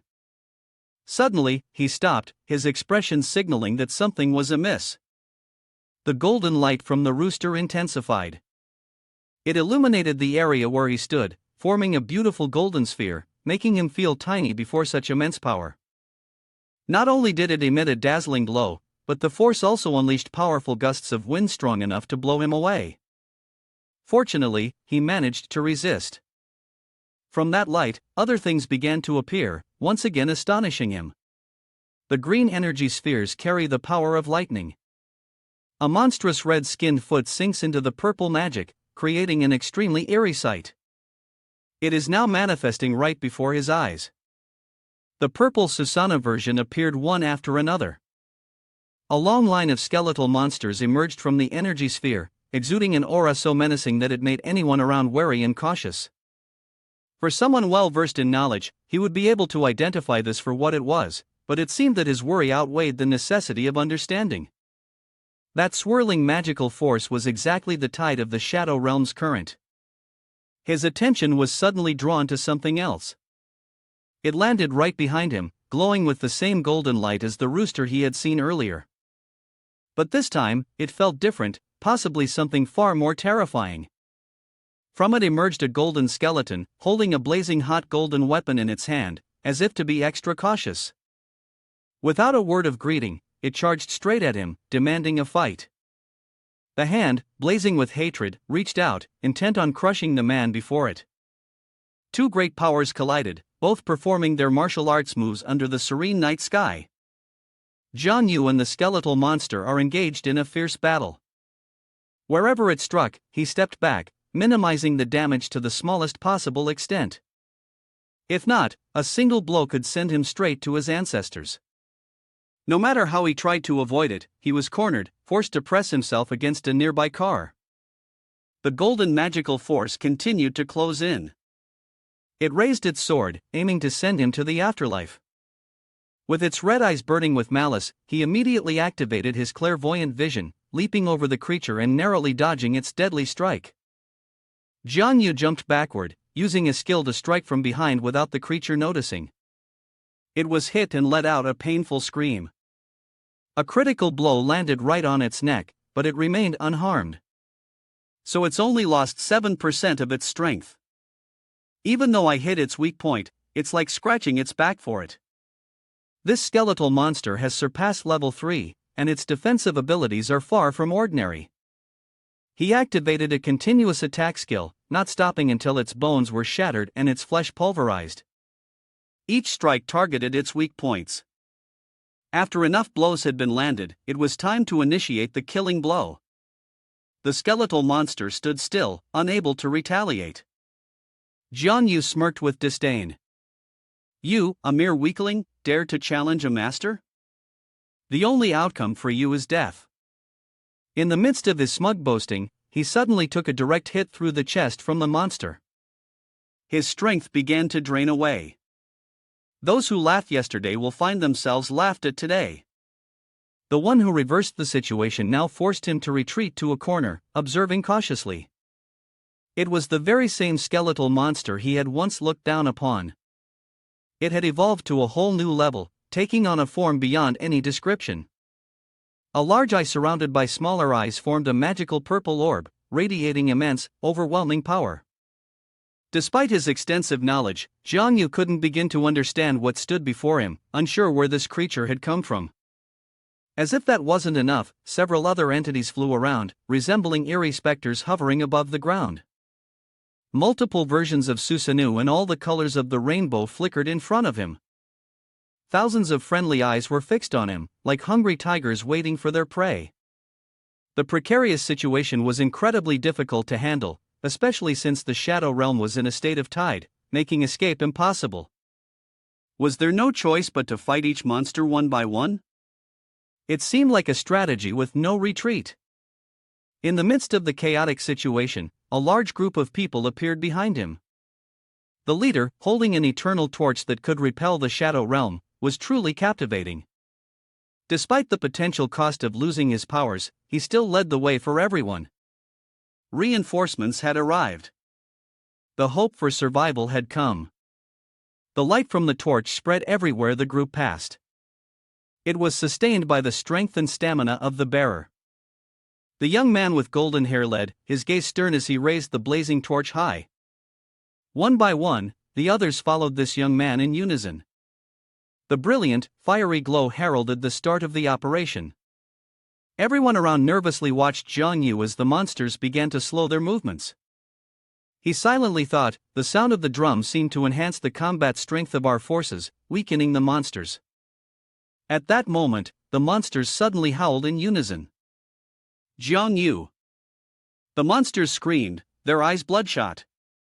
Jiang Yu looked at them, clenching his fists with determination. He leapt forward with his powerful legs, charging at them. In that instant, both opposing sides rushed into battle, the monsters continuously making threatening noises. But just as Jiang Yu was about to strike, a bomb flew toward the battlefield. The bomb fell, exploding and causing the monsters to scream in agony as they were reduced to dust. Taking advantage of the situation, Jiang Yu seized the opportunity to launch an attack. He used Shadow Devour on the group of monsters, sending them to meet their ancestors. At this moment, the system displayed a notification showing the name of the bone-armored monster, a second-tier elite, introducing the cost of killing it and the malicious bone quality increase. The price was waived, and Shadow Devour was harvested, increasing the number of shadow points, as well as enhancing the hardness of the bones and the strength of the monster it had used. After receiving the notification, Jiang Yu, feeling pleased and satisfied, muttered, "Very good, today I'll definitely feast in style." But then, Jiang Yu suddenly realized the issue. His eyes widened in surprise as he looked at the group of monsters. Wait a minute, there's no need for so many at once. At that exact moment, rockets continued to be fired at the monsters. Jiang Yu sighed, "Oh my, the long-range firepower is too strong." In another battlefield, powerful strikes were delivered to the monsters. They also tried to fight back. The people who had launched those attacks now appeared as human figures, sighing, grumbling, and then quickly returning to their battle-ready states. All three launched powerful blows onto the monsters. At this point, the two managed to subdue the monsters and prevent them from causing further havoc. One of them landed a fatal strike and shouted. The attack was so strong that the monster's head flew off. Meanwhile, two men were standing in front of a fortress, exchanging something. Suddenly, the cannon's barrel fired an enormous amount of powerful shells. On the other side, the three monsters were still howling as if they wanted to devour them alive. Suddenly, a light enveloped everything, and the artillery shells arrived, causing the monsters to painfully flee immediately.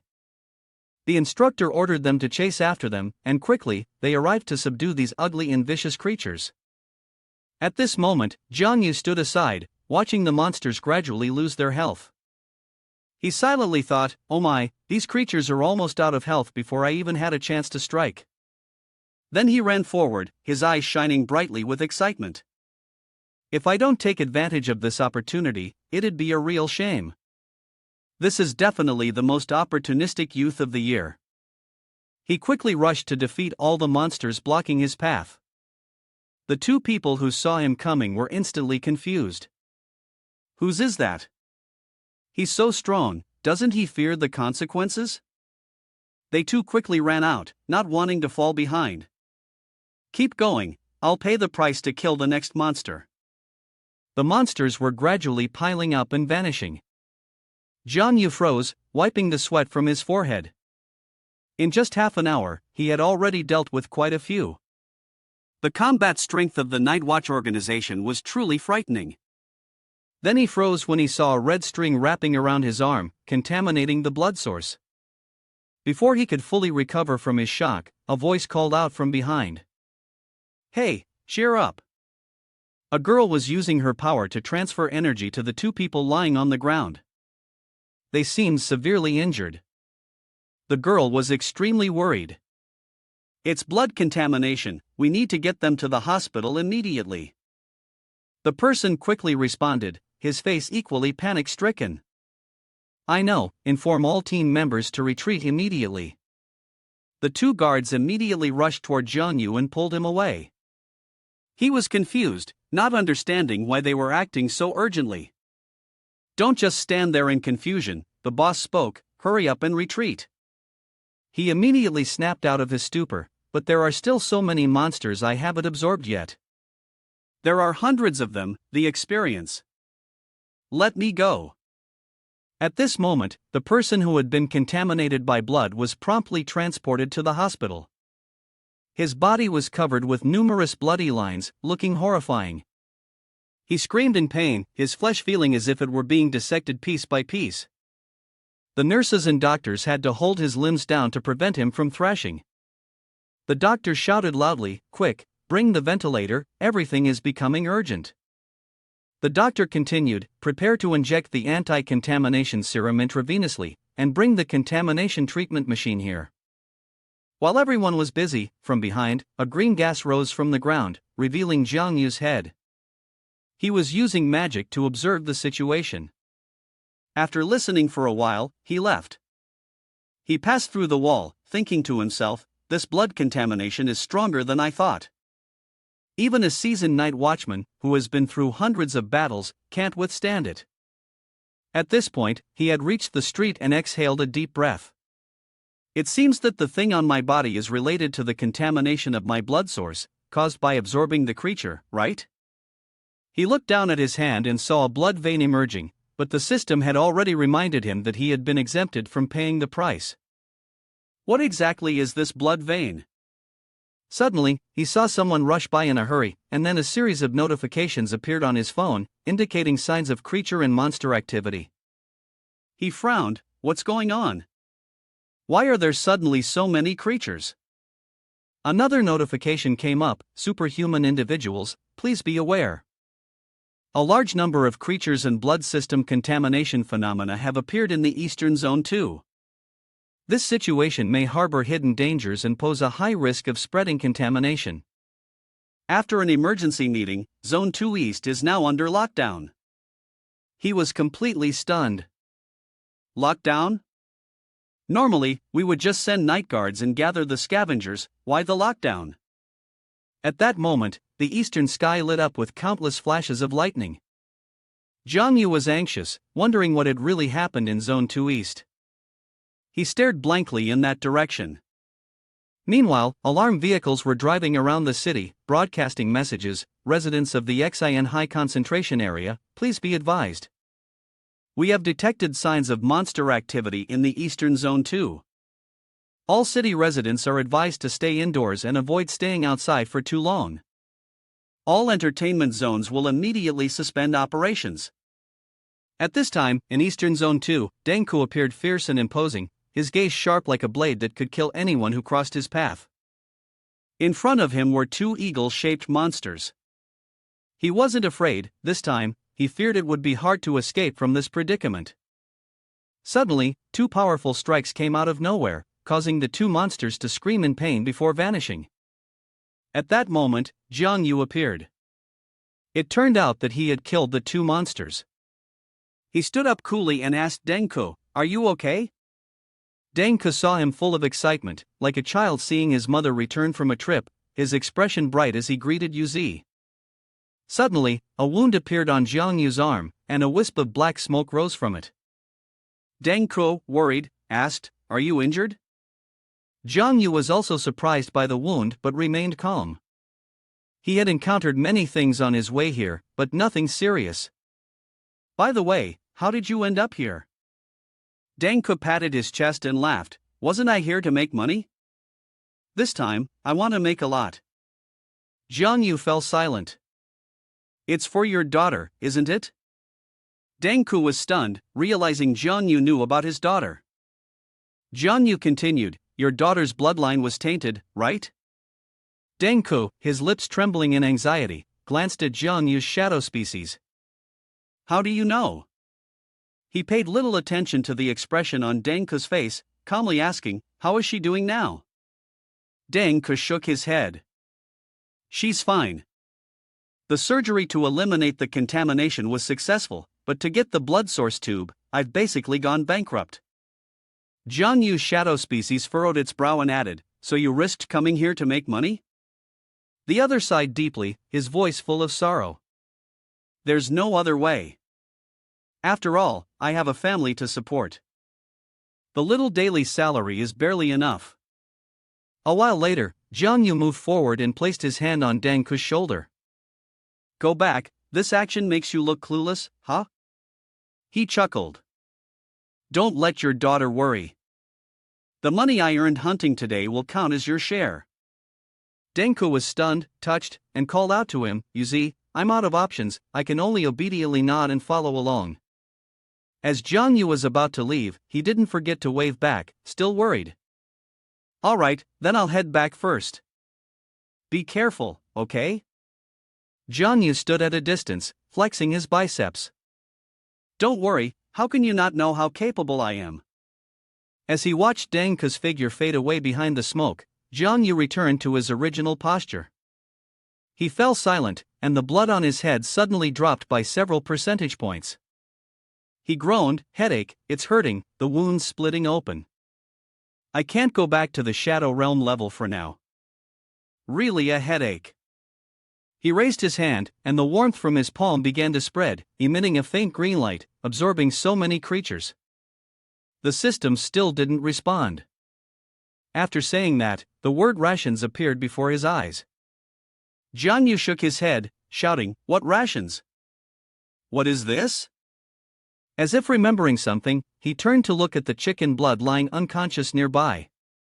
Could it be that something urged him? Jiang Yu moved closer and bit it.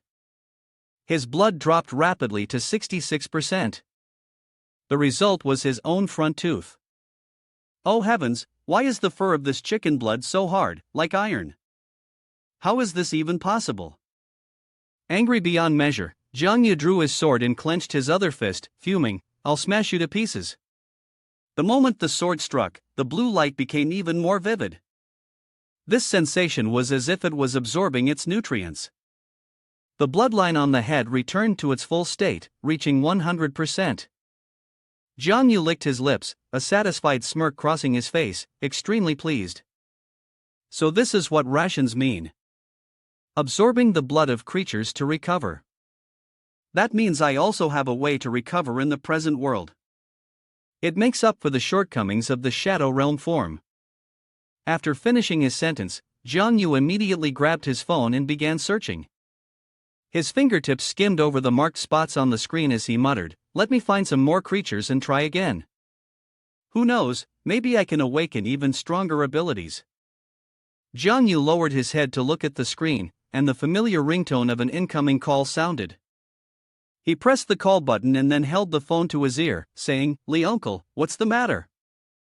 Why are you looking for me?" The voice on the other end answered, "If you hadn't answered my call, I would have already sent someone to pick up your corpse. Are you in the eastern part of Area 2? Come back immediately." Jiang Yu was startled, his voice dropping as he hurriedly explained, "No, I'm eating out, not in Area 2's eastern side." Lee uncle, upon hearing this, shouted loudly, "Who do you think you're fooling? The bloodline contamination this time is very unusual, and it's not something you should be messing with. Listen carefully, the blood contamination brought by the creatures this time is something even a third-tier transcendent can't resist. Those with severe symptoms will develop blood-like claw patterns on their bodies and could lose control, transforming into a monster at any moment." Jiang Yu replied, "Yes, I understand." Hearing his response, Lee uncle's tone softened slightly. Jiang Yu continued to ask, "The entire area has already fallen, and the blood contamination will soon spread, right? It will just retreat back into the crowd, won't it?" Uncle Lee answered, Based on the number of infected people, it seems to have been around for more than half a month." Jiang Yu felt something was odd upon hearing this. He said, "It's been such a long time, and yet the outbreak is mainly concentrated in the eastern area, Zone 2, and it all happened at the same time. Uncle Lee, don't you think this is strange?" Uncle Lee remained silent for a moment before shouting, "Don't try to get any information from me. This is none of your concern." Jiang Yu, desperate as if afraid Uncle Lee might hang up, quickly asked, "Wait, I have one more question. Among the cases of blood contamination treatment, is there someone named Denku?" Uncle Lee, upon hearing this, placed the phone between his shoulder and ear, quickly flipping through the records before answering, "Denku isn't listed, but his daughter is on the list, and she's one of the 3 with the most severe conditions." "Why do you ask? What's this about?" The voice on the other end of the line fell silent.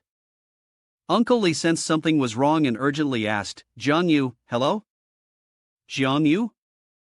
At this moment, Jiang Yu had transformed into Shadow Realm form, standing face to face with another blood parasite. He was anxious, and beads of sweat were already dripping down his face. This feeling was similar to being targeted by the I-type creatures in the past. Once again, the creature was after him. Could it be that shadow and blood are mortal enemies, fated to destroy each other? At this moment, several words appeared in Jiang Yu's mind: blood contamination, shattered fragments, rations. He seemed to realize something. Jiang Yu stood there in shock for a moment.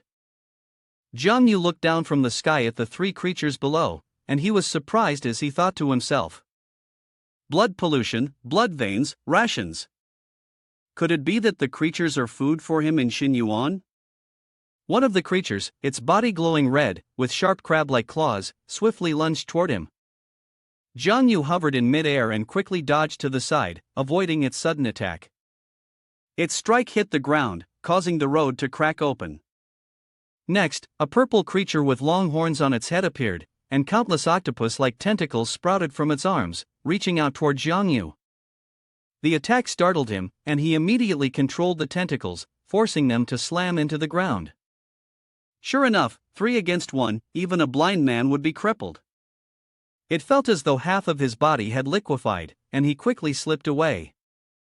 A true hero doesn't suffer losses in front of him, lure them away first, then take them down one by one. The 3 creatures also chased after Jiang Yu. However, his next move left them dumbfounded.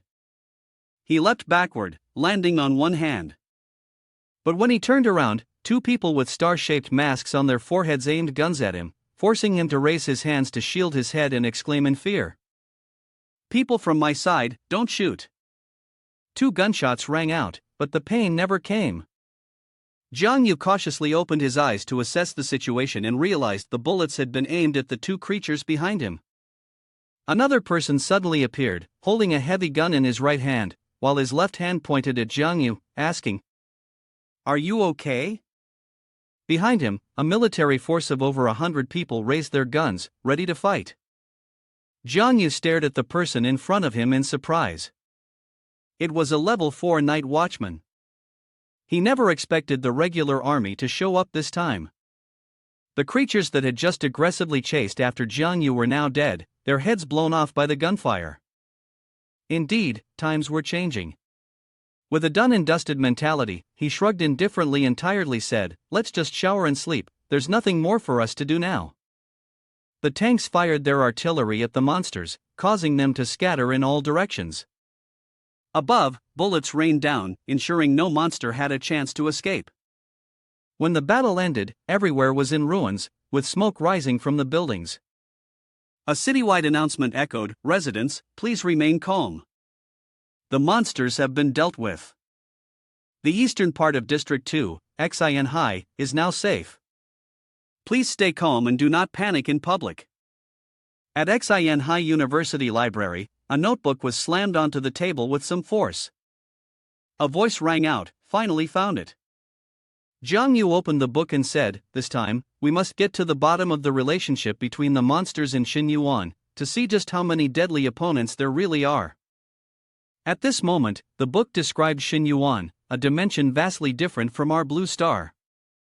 Its social structure and races were exceptionally unique. The author had read numerous materials and combined personal experiences in Xin Yuan to write this book. It simply outlined the composition of creatures in Xin Yuan, by Li Qing Wang.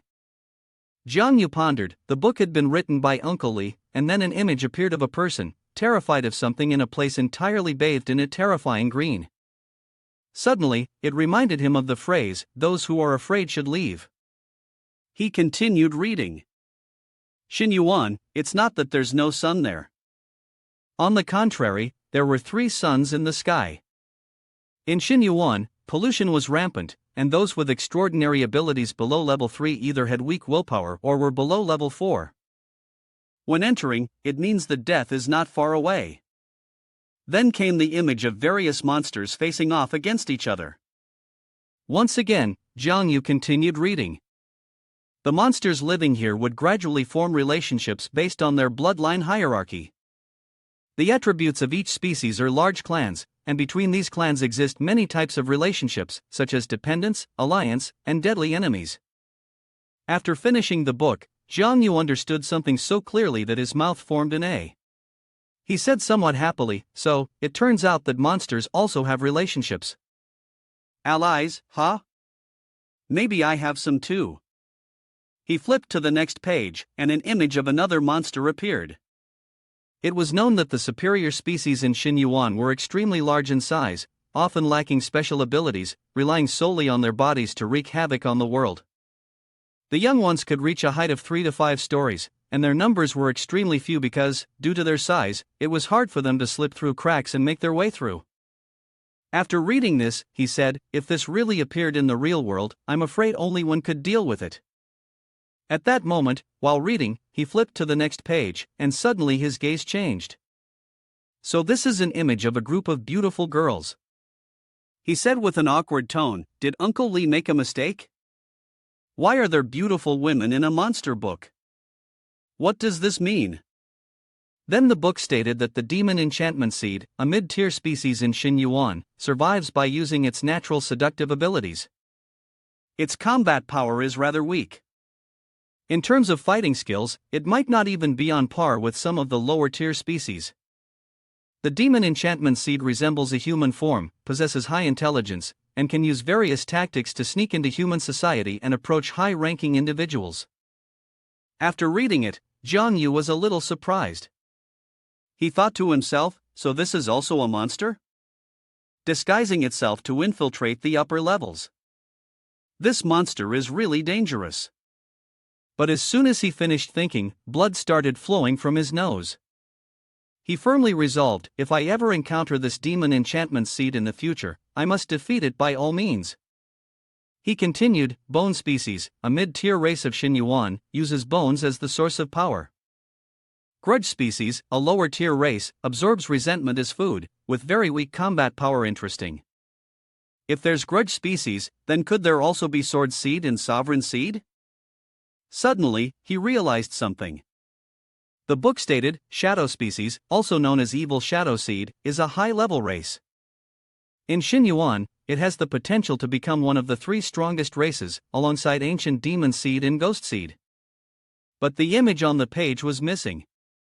The page also mentioned that compared to other races, shadow species tends to develop many subgroups as their followers, practicing class domination similar to our human society. He picked up the book and read on. Oh my, it turned out that shadow species was like the demon king in Xinyuan. He had thought this race was just good at stealthy assassinations. The book continued, however, for some unknown reason, the shadow species collapsed in just one night. According to the writer's understanding, shadow species saw their lower-tier subordinates as objects of indiscriminate slaughter. If they didn't self-destruct, under such oppressive rule, sooner or later, they would be overthrown by a coalition of monsters. Shadow species. He threw the book down on the table without any pity. Suddenly, his face showed a hint of fear and anxiety. He said, "No way, right? If that's the case, then the shadow species has no allies in Xinyuan at all." At this moment, the images of the 3 types of monsters appeared in a very special, terrifying, and dangerous style. He couldn't believe it and said, "All deadly enemies." Inside the library, Jiang Yu was sitting with his arms crossed, sighing, thinking to himself, back in the day, now it all falls on me. Truly unlucky, but the fact that they are targeting me just shows they still fear me, worried that one day I might grow stronger. As Jiang Yu thought, he nodded to himself. In his mind, the image of himself as a sovereign when he matured appeared, and Wang Wu came to mind. He thought, perhaps there will be a day when I can be like him back then, when Wang Wu returns the moment he appears. Suddenly, Jiang Yu laughed out loud and said, at that time, I'll sweep through Xinyuan and make those demon beings my servants. Just thinking about it is exciting. Ha ha. The people around him were startled and looked at Jiang Yu. While laughing, a hand suddenly placed itself on his shoulder. Student, keep your voice down in the library. Jiang Yu was startled, looked back, and froze. Sorry, Teacher Su. Teacher Su looked at him and smiled. Ha ha. You really are like your Uncle Lee. Occasionally, you laugh like a fool by yourself. Jiang Yu stood up and asked Teacher Su, you know Uncle Lee? Teacher Su whispered, keep your voice down. Your Uncle Lee was once my student. Jiang Yu said, is that so? In that case, Teacher Su, you're also considered someone I know now. That means it's related to the true courtesy you mentioned before. He hadn't finished speaking when Teacher Su interrupted, saying, don't rush. Wait until you reach the 3rd level, and you'll understand. Jiang Yu continued, so, how can I reach the 3rd level? Is there any trick? Teacher Su looked at him with one eye and said, I used to say that fear is not necessarily a bad thing, in fact, the more the better. Because that is the process of condensing supernatural power, and it's also a necessary condition for reaching the 3rd level. He continued, if, after reaching the 3rd level, you still feel fear, and your willpower disperses, the power in your chest will also disappear. After that, it will be even harder to make progress. After listening to Teacher Su, Jiang Yu fell into deep thought, fear rising in his heart. Then, what about people like me, who are born without fear of anything, and even have twisted thoughts about monsters? Does that mean I'll never reach the 3rd level? While he was thinking, Jiang Yu heard Teacher Su say, Alright, don't overthink it. If you have any problems, you can come find me anytime. He snapped out of his thoughts and said, yes, thank you, Teacher Su. As they were walking, Teacher Su suddenly stopped, turned around, and said, Oh, right, I almost forgot. There's an exam at the special training camp at the end of the month. Make sure you're prepared. Jiang Yu froze, then said, Huh? An exam? At the end of this month? He yelled out, Oh my god, isn't that the day after tomorrow? On the day of the exam, there were 2 invigilators standing guard in the classroom. On the podium, there were a few students. Jiang Yu helplessly put his hand on his head and thought, I'm not afraid. Even though I'm bad at math, literature, and foreign languages, my knowledge of the supernatural is second to none. The bell began to ring. Jiang Yu slowly picked up the test paper, and upon seeing it, he was astonished, his eyes wide open. Oh, the question on the paper is, what is the full name of the basic superhuman class? Ajing San, Bi Li Si, Si Wang Lu, Dia Jialu. Jiang Yu stared at the question, gripping his pen tightly, and said aloud, What kind of test is this? Jiang Yu scratched his head and thought, although this is for grading, I honestly can't remember the names of those teachers. Never mind, I'll just leave this question blank. The next question appeared to be more strange. His face darkened as he said, It seems like I still don't know. Jiang Yu tried to make sense of question 3. The content of this question is, what legal regulations must a superhuman follow? Reading this, he was slightly confused. He then read the next question, question 4. What are the emergency treatment methods when a soul breed is killed? Jiang Yu became even more bewildered. By question 5, he began scratching his head. What weapons does a superhuman typically use? By this point, all he could do was clasp his hands in prayer. Tears streamed down his cheeks as Jiang Yu painfully thought, Forget it, whatever happens, happens. He then moved on to the essay question, which read, You are at home when suddenly you hear loud knocking on the door. Upon observing, you see a level 1 bone species outside, and you're unsure if it has noticed you. Reflecting on yourself, what do you think is the best way to handle this situation? The second sentence is the initial entry into the world of level 1 transcendent beings, merely the process of adapting to one's abilities, where each person's abilities are different, and many people lack the capacity to relate to themselves. What do you think is the most appropriate way to train one's abilities? Training abilities. The third sentence also relates to self-awareness, dealing with the inevitable encounter with monsters and the pollution they bring when becoming a transcendent being. What do you think can be done to avoid pollution or minimize its damage to the body? Jiang Yu carefully read the 3 essay questions, his eyes brightened like stars, and he happily said, These questions are all about real-life experiences, and I'm really good at this. Jiang Yu quickly wrote down his answers on paper. He confidently thought to himself, and then there's the final composition question. Oh my god, this question was clearly made for me. The sunlight shone on the high-rise building as Jiang Yu happily walked out of the exam room, confidently flipping his hair to look cool. Lu Yaoyao, seeing Jiang Yu in this way, said, From the looks of you, it seems like the exam went well. He replied, Of course, I won't say it's a perfect score, but this time, I'm sure I'll pass. Lu Yaoyao then said, Keep dreaming. Every time you finish an exam, you feel great, but when the results come out, they're always terrible. Hearing her, he immediately turned around to look at her. What's that supposed to mean? When it comes to monster slaying, I do have some solid experience. This time, there's definitely no problem. Seeing Jiang Yu's confident attitude, Lu Yaoyao softly said, Alright then, I guess I really underestimated you. Then, she immediately looked away, brushed her hair, and continued, By the way, did you meet Xiao Xiao when you went back to Xin High? He replied, Did she tell you? Lu Yaoyao glanced at Jiang Yu and said, She mentioned that you've changed a lot recently, almost unrecognizable. After saying that, she thought for a moment, her face flushing slightly, and then added, Or should I say, Jiang Yu looks really good now. Jiang Yu happily responded, Changes are normal, but this old friend of mine has changed even more than I have. Lu Yaoyao retorted, Changed?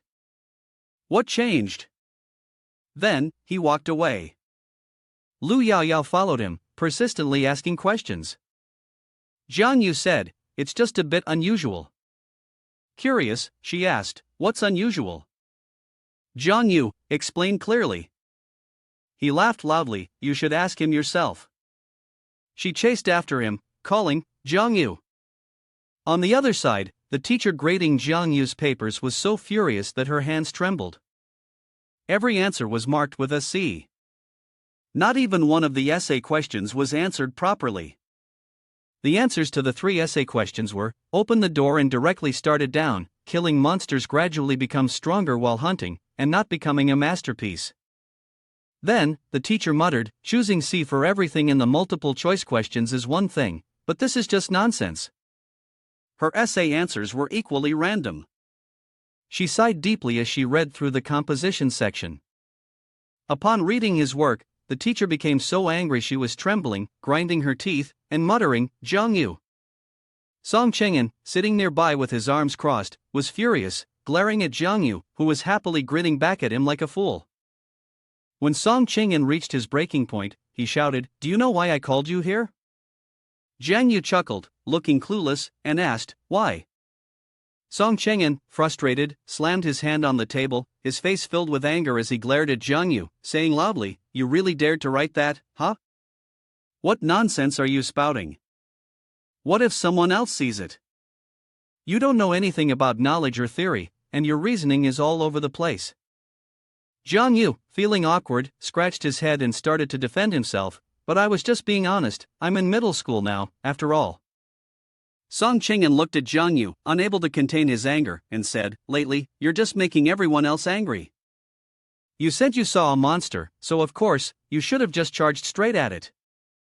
Song Chengen furrowed his brows, his face scrunched up, and said, So, you think that just because you're in middle school now, you don't need to learn these theories anymore?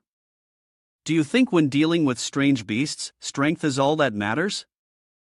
Jiang Yu smiled and replied, Theory is important, but it has to be applied in practice, so actual combat is still the most important. Upon hearing this, Song Chengen immediately lunged forward. He knelt with one knee on the table, clenching his fists, facing Jiang Yu as if he were about to attack him. But at that moment, Song Chengen just smiled and said, Is that so? If you value actual combat so much, how about you take a real combat test then? Jiang Yu looked at Song Chengen with concern, wondering, Oh no, he's not planning to give me a beating, is he? Song Chengen turned away, waving his hand to signal Jiang Yu to follow. Don't worry, it's not me. Jiang Yu was still a little anxious, a few drops of sweat trickling down his forehead. He asked, Then who is it? Song Chengen just smiled. You'll know when you get there. Song Chengen led Jiang Yu to another place, and as soon as they arrived, Jiang Yu immediately felt a strange, oppressive force in this unfamiliar location. He asked, Where is this place? Why does my body feel so heavy? Song Chengen nodded. The heaviness is normal. This is a closed-off area, a superhuman faction of the high-level academy. There are special prohibited items here, which maintain a high intensity of dispersing pressure. Many second-year students have died at this checkpoint. The probability of failing the course is twice as high. Hearing this, Jiang Yu's eyes filled with confidence. The probability of failing? From what I see, it's more like the probability of advancing. Song Chengen led Jiang Yu further in, to a solid combat arena surrounded by barriers. In the center of the arena stood a tall figure, waiting. Song Chengen raised his hand to gesture toward the center, a triumphant smile on his face as he said, Go ahead, your opponent today is him. Jiang Yu, unconcerned, climbed over the barrier and entered. As soon as he stepped inside, he straightened up, raised his hand above his head in a salute, and said, Hello, instructor. The person inside turned upon hearing the greeting, his eyes filled with murderous intent. An invisible force seemed to emanate from him, rushing toward Jiang Yu, causing him to feel a wave of fear. He nervously stood still, his mind racing. What's happening? Just making eye contact, why does my head feel so empty, and my body is losing control? Could it be that his power is affecting me? Jiang Yu tried to lift his gaze to look at that familiar face, muttering, Wait, I think I've seen him somewhere before. She recalled the horrifying scene. Back then, he had shattered the training field with just one strike. That's right, the video also mentioned that he had broken Li Uncle's record 29 years old, the youngest in the history of military generals, and currently the 5th-ranked military general. Jiang Yu was shocked. Her opponent turned out to be the current military general of Dezhou. She almost wanted to exclaim, "Just one look from him, and it's like my body has lost its reins, like a wild horse, out of control." Facing Jiang Yu's anxiety, Feng Xiangyang, on the other hand, remained calm. If they really fought, Jiang Yu had just thought of this when his sharp intuition sensed the danger. He realized that he was about to be defeated. Immediately, he took a defensive stance to brace for a powerful kick from Feng Xiangyang. But due to the gap in strength, he was still heavily impacted. It was so close, his chest ached sharply, and he bit down hard to keep the blood from spilling from his mouth. His body pushed back. This time, Feng Xiangyang attacked with a punch, and Jiang Yu struggled to dodge it. It continued like this for a while before Feng Xiangyang finally stopped. Jiang Yu wiped the blood flowing from his nose, thinking, "Oh, he didn't even bother with any pleasantries, he just went straight into a fight. If I hadn't avoided that last blow, I'd probably be in the hospital for a month by now. And yet, my body is more intrigued than ever." But just now, it was quite exciting. He immediately activated 100 battles into a combat-ready stance, prepared to fight against the general of Dezhou. Such an opportunity comes once but cannot be sought. Feng Xiangyang continued to throw punches. This time, Jiang Yu swiftly dodged and circled behind Feng Xiangyang to counterattack. However, this trick was too weak. Feng Xiangyang coldly looked at Jiang Yu's face above, and directly struck. "Everything is wrong." While dodging, Jiang Yu tried to analyze the situation, thinking he could still manage. Though fast and powerful, his opponent's moves were very simple. Feng Xiangyang noticed that Jiang Yu was still able to dodge and frowned. His eyes turned pitch black, with his pupils flickering red and white. Jiang Yu recognized the change. At the moment when he was distracted, Feng Xiangyang's hand struck his head, and blood immediately spurted out. Song Chang'an, witnessing this, anxiously shouted, "Jiang Yu!" Jiang Yu used both hands to block one of Feng Xiangyang's, politely saying, "Don't worry, I'm not going to die. I've figured out a way." In reality, he was fine, but it was a close call. At least the heavens still had some mercy on him. The red flames and blue lightning emitted from the two of them intertwined, creating an oppressive atmosphere. At that moment, Feng Xiangyang suddenly spoke, "It seems the level 1 power doesn't do anything to you." Jiang Yu froze in place. "What? Level 1? This means you can experience the feeling of imminent death once again." Feng Xiangyang's face darkened. "Then let's try level 2. When his arm touched Jiang Yu's shoulder, he felt as if a colossal force was pressing down on his own.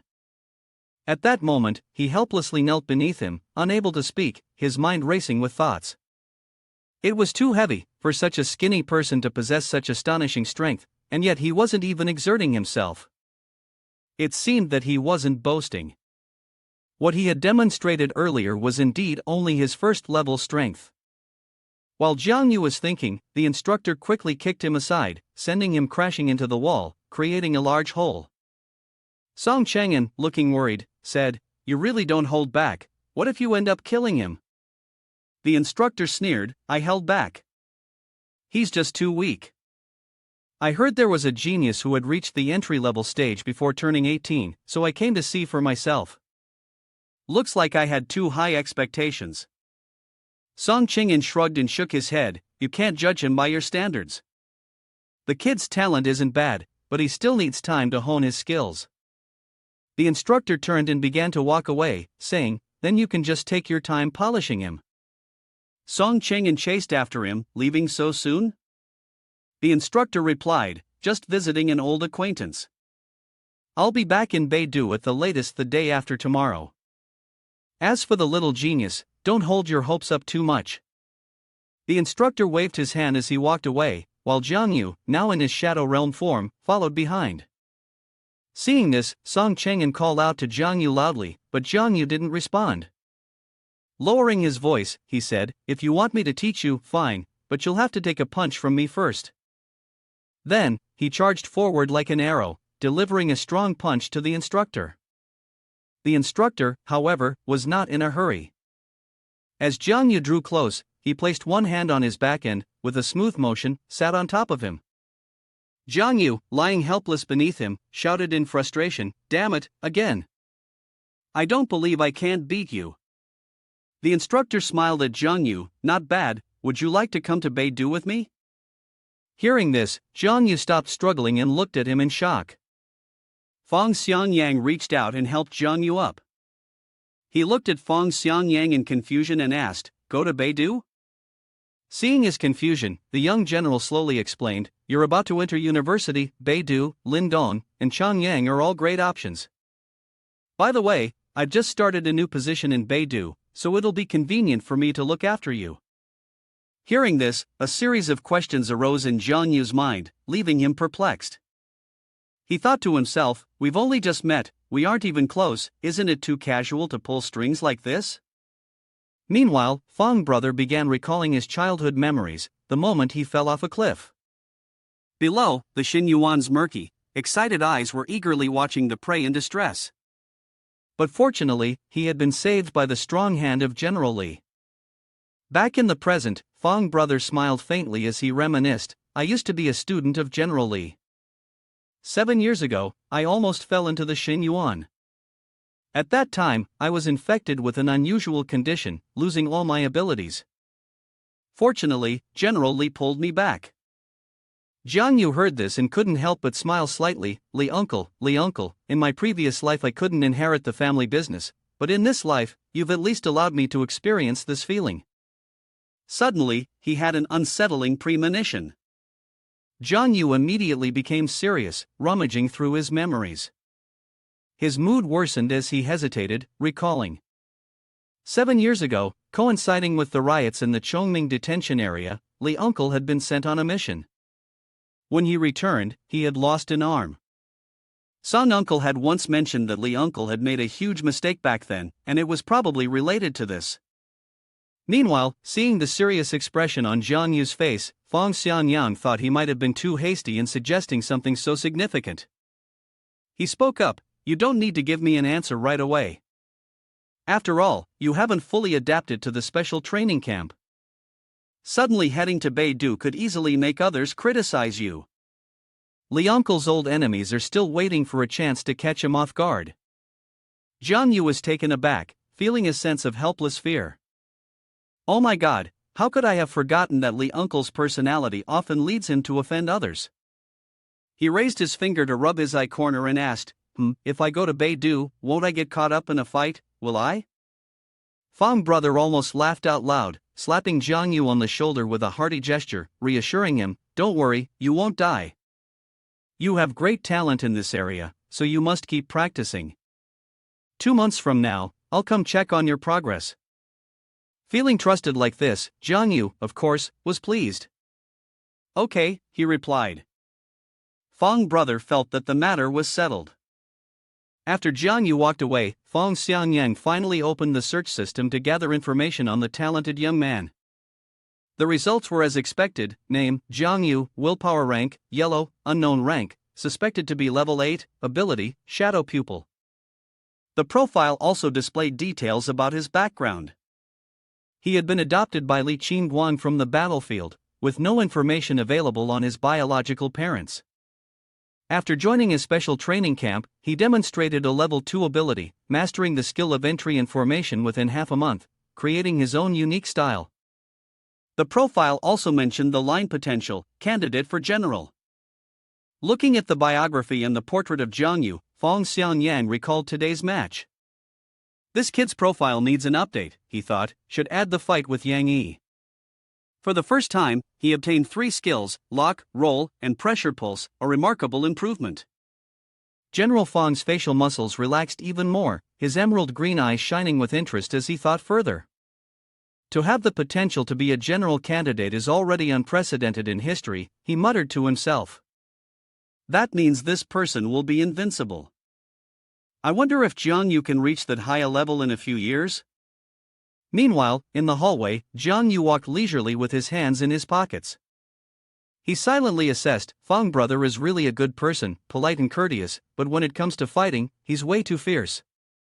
He reminisced about today and continued his thoughts. The young general in his growth period, if I hold onto this thigh, it will save me a lot of detours. If I could add another general as a protector, that would be even better. Just as the thought crossed his mind, the phone rang. Jiang Yu looked at the notification, stunned. It seemed to be from Yang Zi. On the screen was a message sent by a girl with short red hair, cut to shoulder length. The content said that the materials taken from the creature last time had been processed into blood enhancement drugs, and upon use, it would burn the blood in the body and guide the user, helping them comprehend the state better. Would you like to try it? On the other side, she also sent a picture of herself in a light purple form-fitting dress with a collar, accentuating her soft, seductive curves. In her right hand, she was holding a test tube containing a dark liquid. Jiang Yu felt as though he had won the lottery, laughing out loud, his face flushed with joy, his eyes almost piercing through the screen to reach Yang Zi. Oh my god, does this mean I can try it without paying anything? The scene shifted to a sunlit building, where the red plus sign of the Ministry of Health appeared even more dazzling in the sunlight. The door to the room was wide open, and Jiang Yu excitedly rushed in, still shouting. What medicine? I want to try it. Inside the research room, Yang Zi was startled by something she was doing. Jiang Yu glanced at her and asked. Why did you lock the door? Yang Zi, holding a thermometer, impatiently reminded him. Behave yourself. Jiang Yu covered his crotch with both hands, pretending to comply. Yes, ma'am. Seeing this, Yang Zi felt helpless, her eyes dark as she spoke. Then, she quickly walked over to inspect him from head to toe, before concluding. All vital signs are normal, and your bodily functions seem fine. Jiang Yu was also somewhat disappointed, realizing that the reason was to check his physical indicators, which caused him to miss out on the joy. Next, Yang Zi brought out a pair of ankle chains and fastened them onto him. Jiang Yu was confused and asked, "Why do I feel so confused?" Then, his mood shifted to excitement, his face flushed with admiration. Oh my, as expected of my only older sister. Even the method for testing the drug is this thrilling. He clenched his fists, happily agreeing, all right. Put it all on. Soon, the chain wrapped around both of Jiang Yu's ankles. He curiously asked, what's next? What do we do now? Yang Zi calmly pointed to a chair in the distance, go sit over there. The two of them moved to the chair, which was surrounded by a large ark. Jiang Yu sat down, and Yang Zi chained his hands as well, even securing his thighs. Jiang Yu felt a little embarrassed, seeing his hands and feet completely bound, with even his whole body immobilized. Yang Zi quietly remarked, I'm afraid you might not be able to endure and try to run away halfway. Jiang Yu chuckled helplessly and replied, that won't happen. It's an honor for me to contribute to medicine. Yang Zi, satisfied with his answer, pinched his cheek, causing Jiang Yu's face to flush even more. Afterward, she placed a black drug tube into Jiang Yu's mouth and gently explained, this tube is the version that my teacher fixed. We've already tested it on many first-grade students, and now we just need one second-grade student for testing. The side effects aren't serious, it's just that you'll feel overly excited and won't be able to sleep for a few days. The sound of Yang Zi grew softer as she added a smile, reminding, if you feel uncomfortable later, just tell me immediately. Looking at the girl in front of him, Jiang Yu suddenly had an ominous premonition. He silently worried, why does this sister's smile look so frightening? Could it be? Without waiting long, Yang Zi's slender hand pressed the switch button. As soon as the system was activated, the sharp crackling noise made one's ears ache. Soon after, a current passed through Jiang Yu's body, causing him to cry out in pain. Ah, it hurts all over like thousands of needles piercing my skin. After a while, the machine completed its task and stopped. Jiang Yu slumped in the chair, feeling as though he had just faced death itself. Meanwhile, his mind was filled with dozens of dissatisfied thoughts. Damn it, this is stimulating, but not in the way I imagined. Yang Zi looked at Jiang Yu with a confused frown, her hand raised to her mouth as she questioned, oh, it's burnt? Could it be that the effect of the medicine hasn't fully kicked in yet? Once again, her hand pressed the start button, trying it again. The current, which had just stopped, was now revived. The freedom that surrounded Jian Yu made him feel the pain even more intensely, almost to the point of tears. Jian Yu stammered in protest. Stop, don't. Yang Zi grinned, deliberately misunderstanding Jian Yu's words. Don't stop, huh? She pressed the switch again. Well, you've got some backbone. Alright then, I'll fulfill your wish. The current grew stronger, stimulating Jian Yu's body even more. After a while, a deep blue light was forced out of his body by the electric shock, becoming denser with each passing moment. Jian Yu opened his eyes wide to sense it, the dark green air slowly rising and then gathering into a shape similar to a lightning bolt. Yang Zi, satisfied, said, "It seems the effect of the medicine is starting to take effect." Jian Yu furrowed his brows as he looked up, his expression somewhat complicated. Is this my power?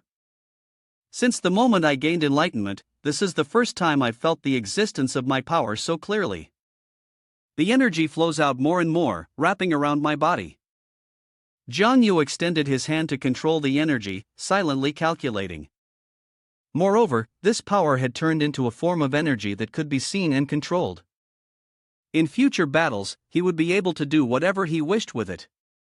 Seeing Jian Yu's expression, which seemed to show quite a bit of satisfaction, Yang Zi asked, "How is it?" The pain from the lightning has completely disappeared, and instead, your power is becoming clearer with every moment. Jian Yu smiled, replying with ease, "I can clearly feel that both my power and physical abilities are increasing rapidly." Yang Zi nodded in approval. Very good, it seems this medicine is quite suitable for someone at the second level. Upon hearing this, Jian Yu became excited and said, "Then I should take it every day, and I'll have gathered enough power in no time, right?" Yang Zi's expression turned serious as she stopped smiling. Don't get ahead of yourself. This power is different from the energy you refine through normal combat. Moreover, if you take too much, your body won't be able to handle it, which will lead to death. Hearing this, Jian Yu responded with regret, "Is that so?" It would indeed be bad if it affects my lifespan. But then, as if thinking of something, his face brightened. Wait, what if I'm not afraid of dying early? You said earlier that only if I can digest it all will the power I gain be the same as the power refined through regular combat.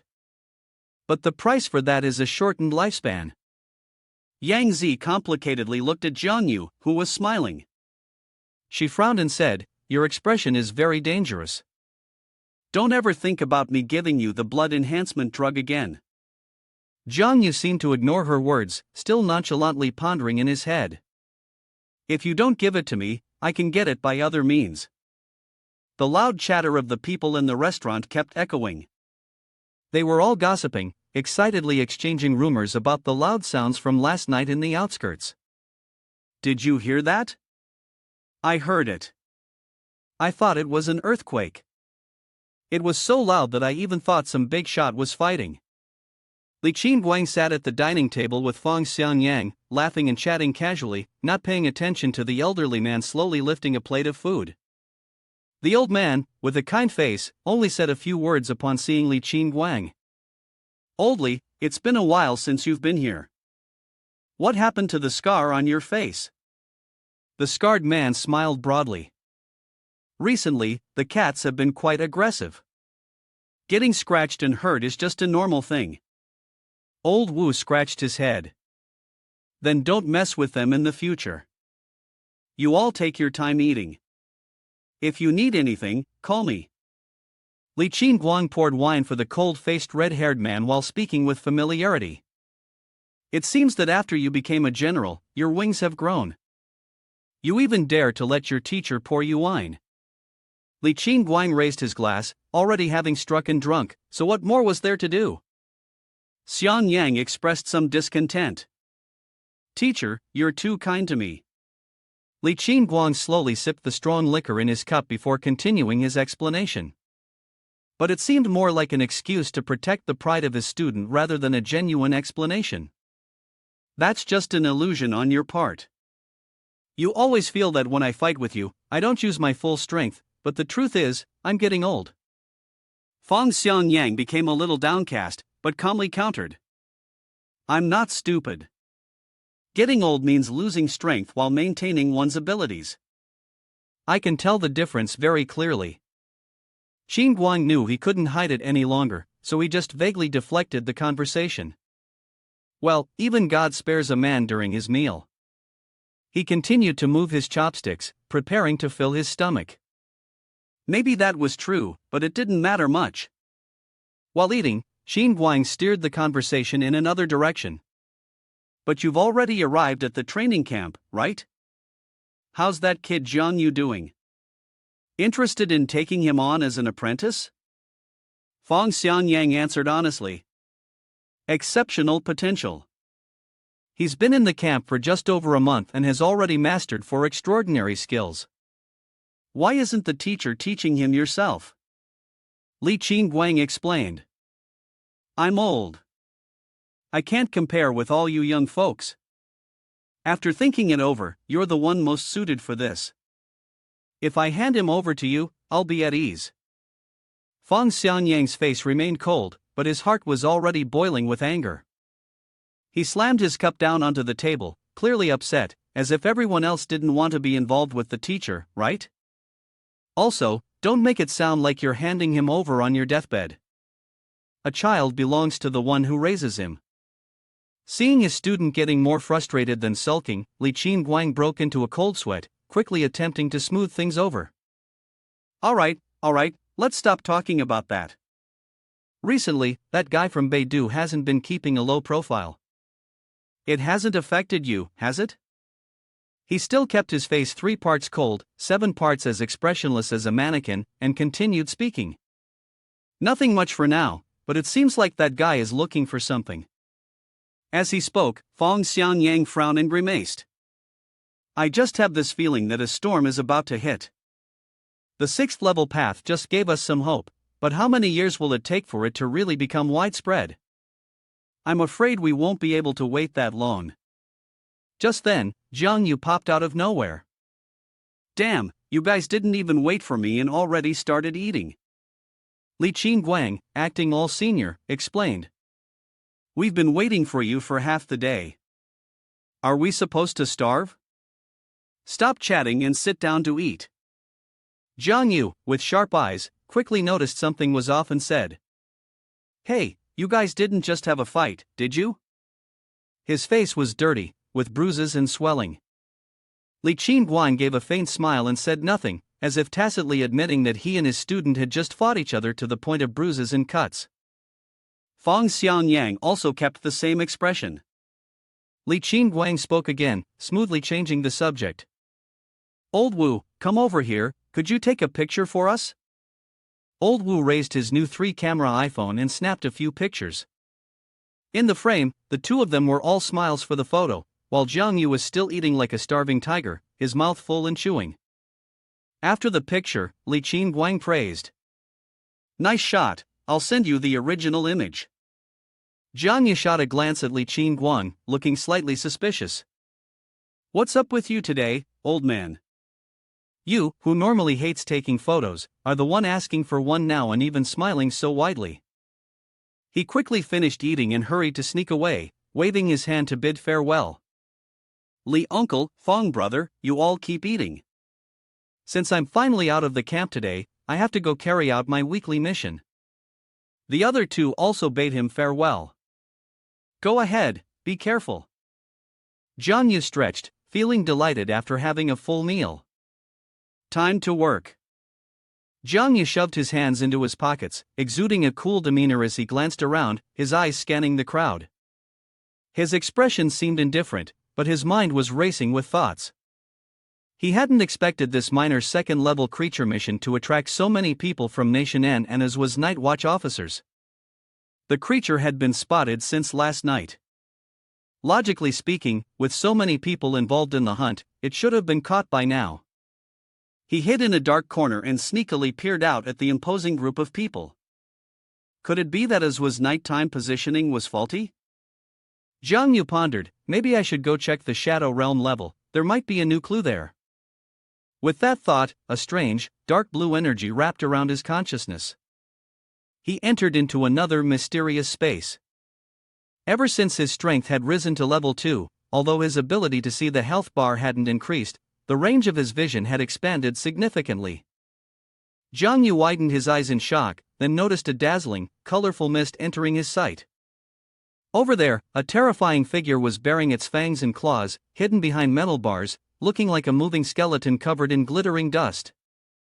No wonder so many people had failed to find it, turns out it was hiding in the nearby complex. It really knew how to hide. Jiang Yu was excited, a stream of dark blue-green energy surrounded his body. He thought to himself that a second-level creature with 70% of its health remaining could still be defeated.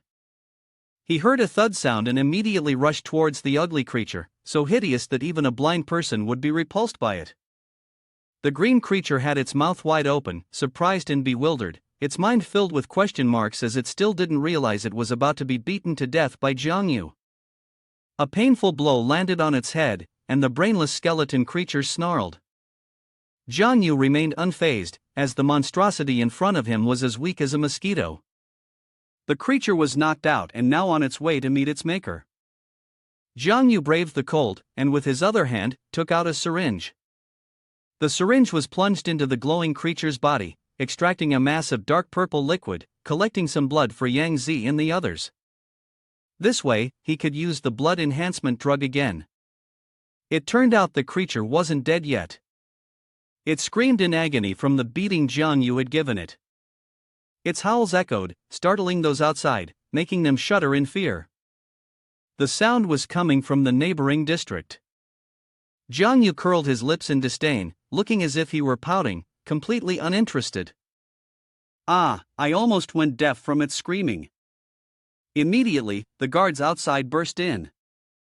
The Night Watch organization had arrived. Jiang Yu raised his hand casually and said, "Hello, I'm the one who took care of Azua, the night watchman. I happened to come across this creature and cleaned it up. Everyone, take the corpse with you." He slung the backpack over his shoulder, planning to make a quick escape. A sudden, blood-curdling scream rang out. "Hey!" Jiang Yu was momentarily stunned. What's going on here? Could there still be a monster? Jiang Yu scrambled to run, along with the rescue team trailing behind him. His long legs were surrounded by a strange bluish-purple light that gradually appeared. A girl, dressed in a school uniform, had fallen into the clutches of the mutated creature, her voice trembling as she cried, "Help me, Xiao Xiao." The security team members cursed the monster Hao Zi with great intensity. "Stop! You can't run, release the hostage now." But it paid no attention and instead threatened them by slashing at the hostage girl's exposed, trembling chest. At this rate, the situation was definitely looking grim. Feng Xiaoxiao found herself helplessly in Hao Zi's grip, unable to hold back her tears, which began to flow uncontrollably. Seeing this, Jiang Yu, who was standing at a distance, was shaken and thought to himself, "Damn, if I take action now, the chances of Xiaoxiao dying are incredibly high." Without hesitation, he quickly made up his mind and charged into action. There was no other choice, he would have to give it a try. As soon as the words left his mouth, in an instant, an energy with remarkable style enveloped the entire space, effortlessly controlling the abomination. The security team members were stunned, utterly shocked, and they exclaimed in disbelief, "What?" Before they could even process what had just happened, the abomination writhed in agony, screaming in pain. Seizing the opportunity, Jiang Yu swiftly delivered a fatal blow. Hao Zi's head immediately rolled off, tumbling down the ground like a bouncing ball. He then easily landed on the ground like a powerful deity. Jiang Yu, suddenly breaking into a brilliant smile like the male lead in a romance film, turned his face slightly and softly asked, "Xiao Xiao, are you okay?" Seeing him, the girl stood there for a moment, dazed and lost in thought. Jiang Yu, noticing this, became quite anxious and hurriedly waved his hand, calling out loudly, "Hey, what's going on? Are you stunned?" Feng Xiaoxiao, as if just awoken from a dream, awkwardly responded, Yeah, a little." Suddenly, the man with green hair approached from a distance and interrupted their conversation. "Thank you, young man. The situation just now was really dangerous, but luckily you were here. We'll take this girl to the hospital. Upon hearing this, Feng Xiaoxiao, clearly displeased, immediately shook her head and cut him off. No need, I have anti-pollution medicine at home. Her words were harsh. The green-haired man stood stunned, his mouth agape. Huh? But what if something happens on the way? Really too cunning, Feng Xiaoxiao immediately clung to Jiang Yu, rubbing her face happily as she affirmed, "It's fine, he's my classmate, he'll take me home," causing him to panic and flush with embarrassment. Ah, Feng Xiaoxiao is really calculating, she said in a soft voice, looking at him again and asking, "Right, Jiang Yu?" Jiang Yu, confused, scratched his head and replied, "Aha." At the same time, he thought to himself, what exactly is Feng Xiaoxiao up to? Could it be that she really likes me? At this point, there's really nothing more to be done. The man with the blue hair sighed helplessly. Alright, with this friend of mine around, there shouldn't be any problems. But both of you still need to be careful. Recently, creatures have been appearing a lot in this area. Before he could finish his sentence, Feng Xiaoxiao quickly grabbed Jiang Yu and pulled him away, waving her hand in a quick gesture, giving a brief nod. Don't worry, night guard, goodbye. The man with the blue hair, seeing this, had no choice but to laugh wryly. Take care on the road. Just then, a person with hair that looked like a metal furnace suddenly appeared with an urgent report. Leader, we've checked. This creature is the one that killed the 3 owners of the restaurants before. His words were a bit too blunt. The man with the blue hair was shocked, quickly asking, "What?" Holding a report in his hand, the person with the furnace-like hair continued, "The 3 victims were all in the same line of business. Luckily, we caught them that day, otherwise, more people would have been harmed." "This is really strange," the man with the blue hair muttered, unknowingly saying a familiar name. Feng Xianran entered a spacious, luxurious room, as dazzling as a bridal chamber. Feng Xiaoxiao shyly took the initiative to speak. "Please, come in." Seeing the empty room, Jiang Yu quickly asked, "Uncle, Aunt, where are they?" "Aren't they home?" Xiao Dan immediately responded. "They're out working. They don't usually stay at home." As Jiang Yu glanced around, his attention was drawn to the nearby rabbit cage. He crouched down, puzzled, and asked, "Since when did you start raising rabbits, Xiao?" "I've never heard you mention it before." Jiang Yu repeatedly spoke sweet words full of implications, so adorable and plump. "Indeed, people only ever think about food." Jiang Yu unknowingly made a firm declaration, which caused the little bunny to startle in surprise. "Spicy braised pork must be delicious." Seeing this, Feng Xiaoxiao skillfully swayed her hips in a provocative manner, gently reminding him, advising him not to get too close. The delicate girl, emitting an aura of sunshine, added, "Be careful, it might bite you." Upon hearing this, Jiang Yu's face immediately turned bright red. He quickly replied, "Is that so? Then I really should be more careful." At the same time, a fiery passion stirred within him as he thought, "Oh my god, dressed so seductively, is this a test for me? If I stay here any longer, I'll definitely be unable to resist." Jiang Yu quickly turned around, coughed awkwardly, and made a hasty retreat. "Well, since you've arrived home safely, I've said everything I needed to say. I'll be going now." Seeing this, Feng Xiaoxiao pouted and coquettishly suggested a conversation starter. "Don't you want to have a cup of tea with your classmate?" This left Jiang Yu momentarily stunned, like a deer caught in headlights. Then, Feng Xiaoxiao slyly added a provocative remark. "Or should I say, are you scared?" At this point, there was really no turning back. A moment later, the table was piled high with food and drinks. Jiang Yu sat still beside Feng Xiaoxiao, his face full of sincerity. Seeing her smooth, fair legs right in front of him, he couldn't help but swallow loudly, thinking to himself, "It felt a little strange the last time we met, but Feng Xiaoxiao has really changed, and the more I look, the more I can't resist." This time, Jiang Yu couldn't help but feel uneasy as she assessed the situation.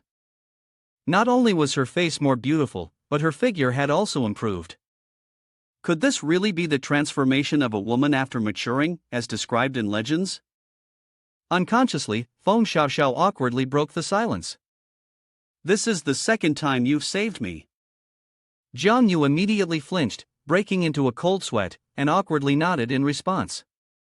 Yeah, it's really a coincidence. Maybe you should get some personal protection items and carry them with you. After all, it's not like you can always run into me by chance. Hearing these blunt words, Feng Xiaoxiao immediately shook her head without hesitation. No need. If it really happens, I'll just have to accept it. After all, I'm just an ordinary person. Then, she quickly changed the subject and added, By the way, how's Yao Yao been doing in the camp lately? Upon hearing the familiar name Yao Yao, Jiang Yu smugly replied, Still the same as before. She trains every day, then rests. When she's free, she talks to me. Suddenly, these words caught Feng Xiaoxiao's attention. She became jealous and immediately asked, Is it just talking? Of course, just talking. Jiang Yu nervously backed off and smiled, then continued, What else? Lu Mu goes with me too. Then I can rest assured. Feng Xiaoxiao breathed a sigh of relief and continued, That's good.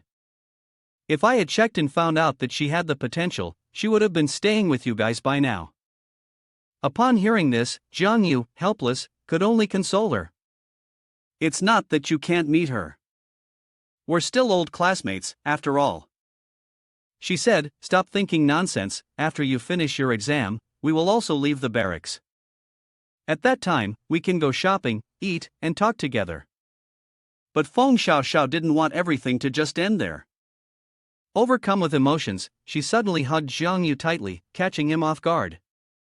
He didn't have time to react, only managing to call her name, Xiao Xiao.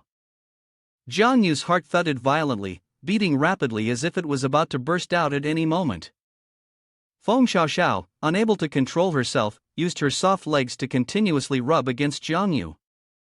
Seeing him standing frozen, with no reaction, Xiao Xiao took advantage of the moment and began to fondle his body. At this point, Jiang Yu could no longer stay still. He quickly regained his composure, shoved her away, and angrily shouted, Feng Xiaoxiao, do you know what kind of relationship I have with Yao Yao? Why are you doing this? Hearing his accusations, Xiao Xiao lowered her head, lost in thought for a moment. After a while, tears welled up in her eyes, and she resolutely lifted her face to assert, I'm not willing to accept this. Then, Feng Xiaoxiao sat down, dejected, and began recounting everything. Lu Yao Yao is my best friend. She's beautiful, excels in her studies, has great talent, and everyone likes her. I admire her, but at the same time, I envy her. I know it's wrong, but I can't calm myself down. She spoke softly with a hint of sadness, adding, It wasn't until one day that Yao Yao told me she wanted to learn music, that she didn't want to become extraordinary. At that moment, I was overjoyed, thinking that finally, I could prove myself. So, I tried my best. But life seemed to mock me. Xiao Xiao recalled with a heavy heart the day Yao Yao first met Jiang Yu. Returning to the present, Xiao Xiao furrowed her brow, unwilling to accept, emphasizing that my efforts had turned into nothing more than bubbles. Her eyes welled with tears as she gave a bitter smile, sobbing. She and I have become two people from two different worlds. Suddenly, a sound came from the door, breaking the awkward atmosphere between the two. Feng Xiaoxiao's parents unexpectedly entered. Her father, with a look of anger and frustration, shouted, Who would have thought that the three of them would end up dying at the hands of a monster? But I suppose it's just a case of karma. Hearing this, her mother immediately replied without hesitation, After so many years of hiding, to suddenly leave like that, it still leaves one heartbroken. They quickly entered the house. Her father, startled and shocked by Jiang Yu's sudden appearance, opened his mouth in astonishment and called his name. Without hesitation, Jiang Yu immediately responded, Aunt, Uncle, but Xiao Xiao's father, still in shock, asked insistently, You two are not? Of course not. Jiang Yu, flustered and taken aback, quickly denied, No, Aunt, Uncle, it's not what you think. Then, he seemed to come to his senses and used an excuse to leave. Right, I still have something to do, I'll be leaving now. Seeing this, Xiao Xiao's mother was slightly confused and called out to him, Huh? After you eat, then go. Jiang Yu did not hesitate for a moment, immediately brushing his hands and quickly replying, It's alright, my family has already cooked, and they're calling me back to eat.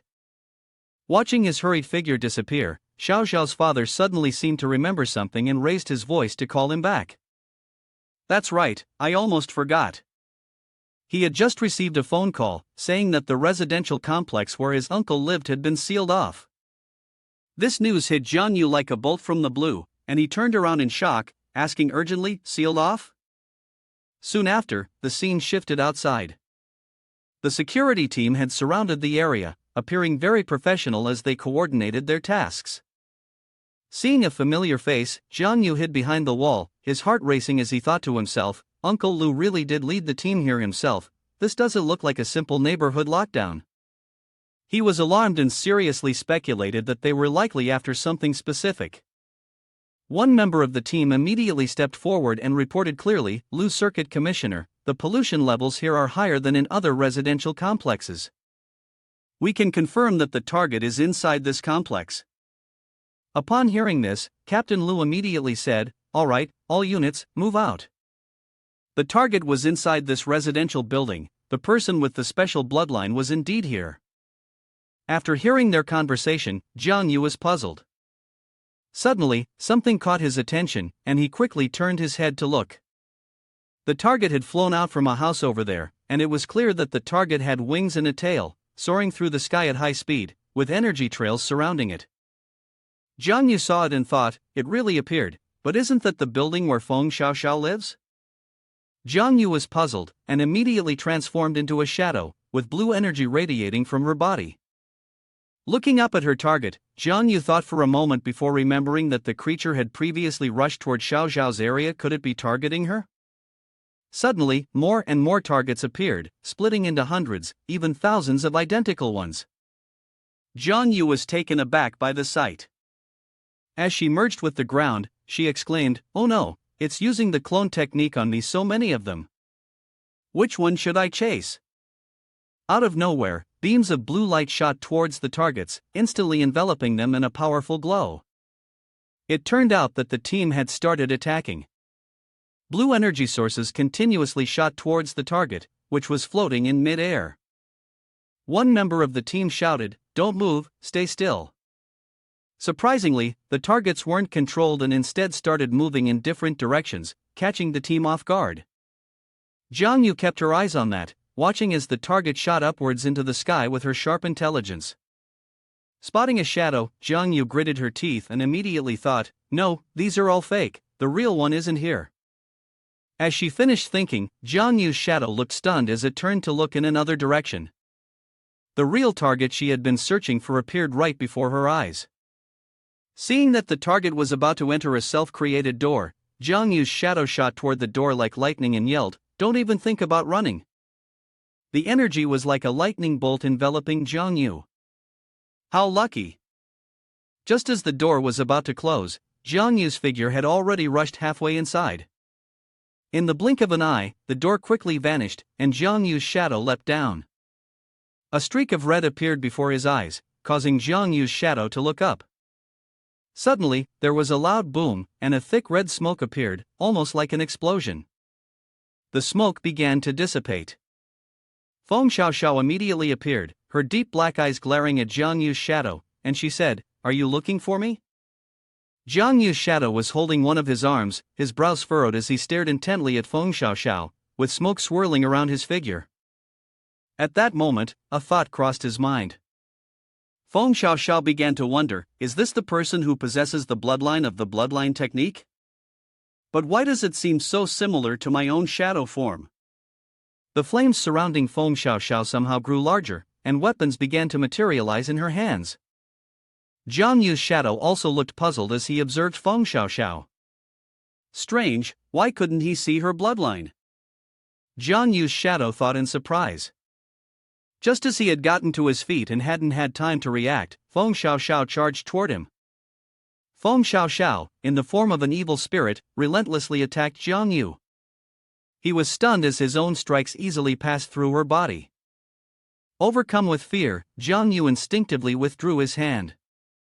He was alarmed, his brows furrowed in confusion, and he thought to himself, this person's strength is much weaker than I imagined, almost no threat to me.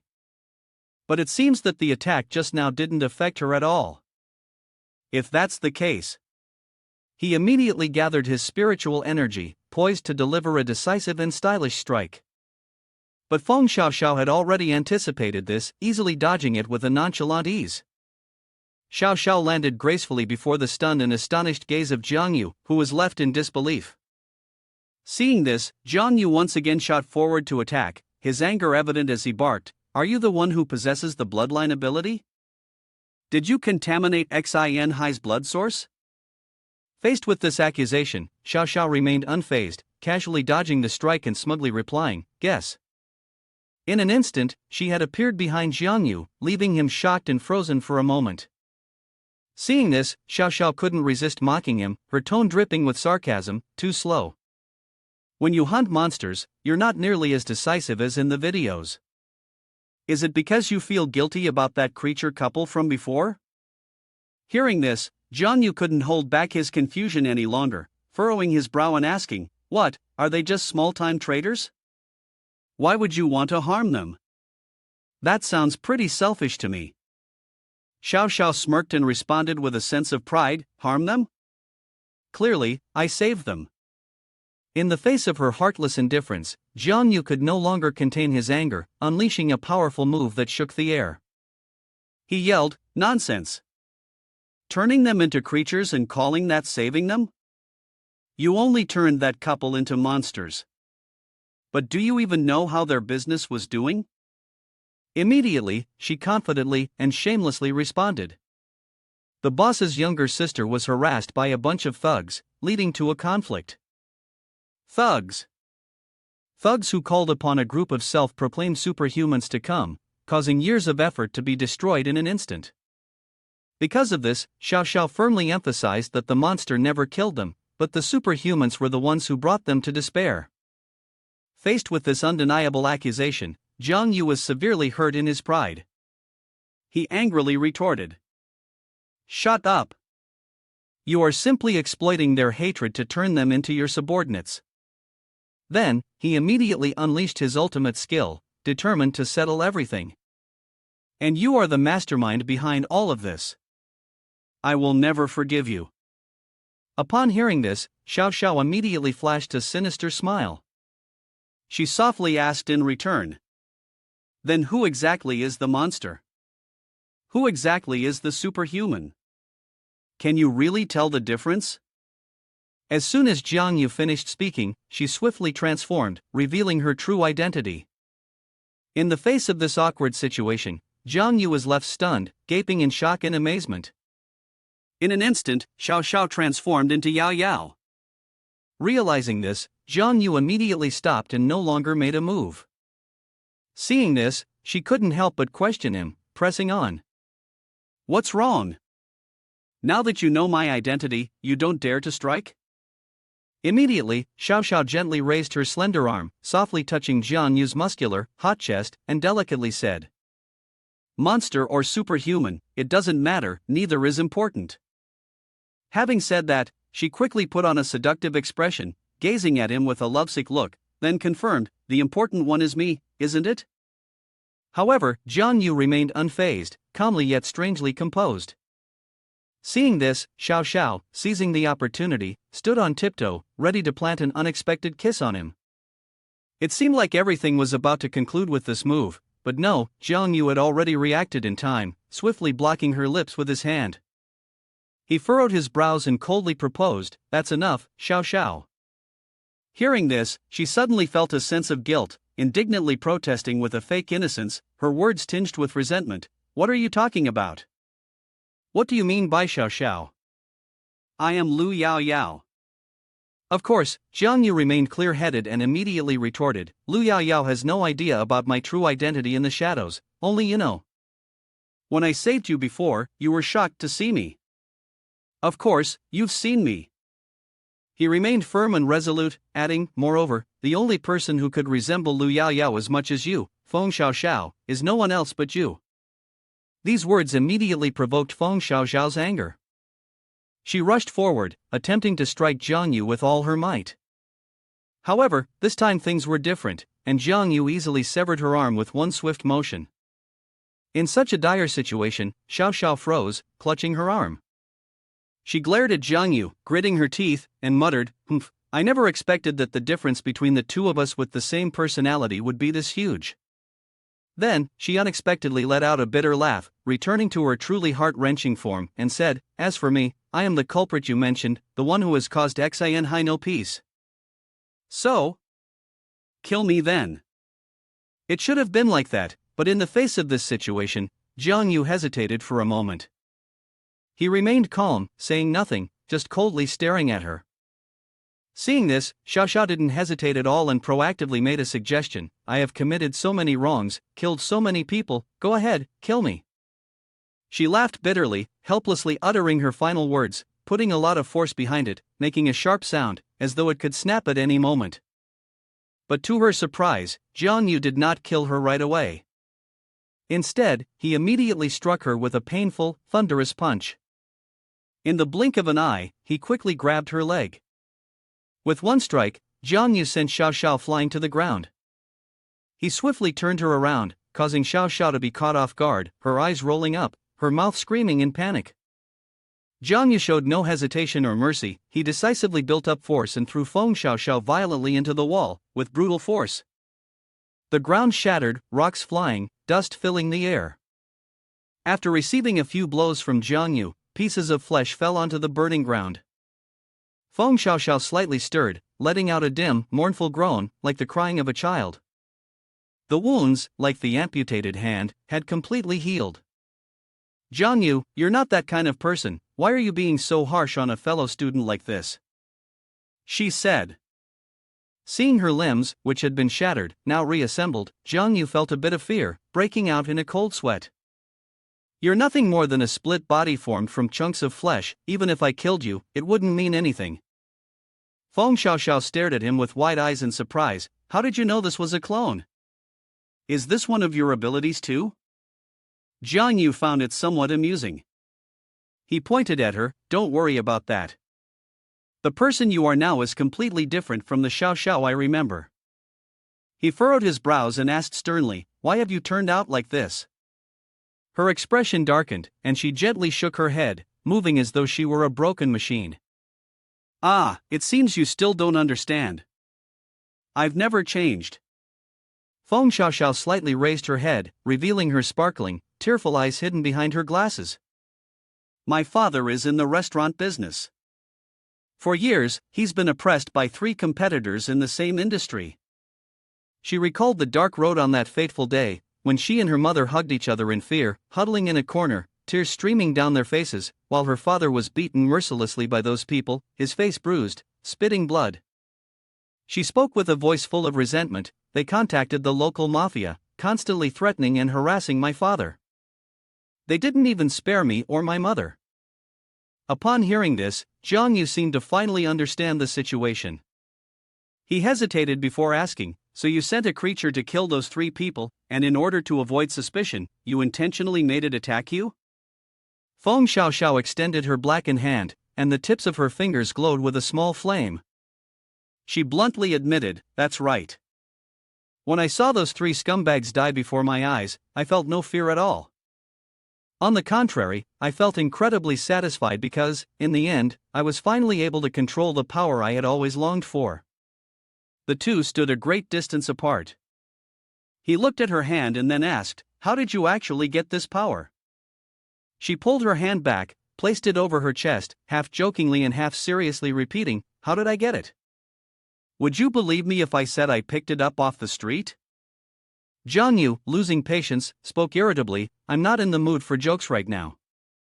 Feng Xiaoxiao deliberately exhaled a long breath, casting him a sideways glance. "It seems you no longer trust me. Well, whatever, you can think of me however you like."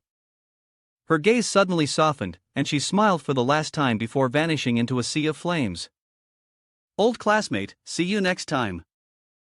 Seeing her actions, Jiang Yu shot forward at full speed. He reached out to grab her, shouting, "Wait, Feng Xiao Xiao." However, before he could touch her, she had already vanished into thin air, and the flames dissipated.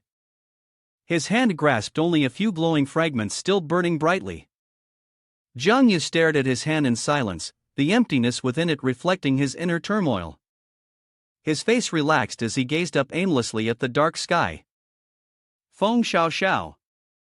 Jiang Yu stared at his cold, empty hand, a deep sense of loss welling up inside him.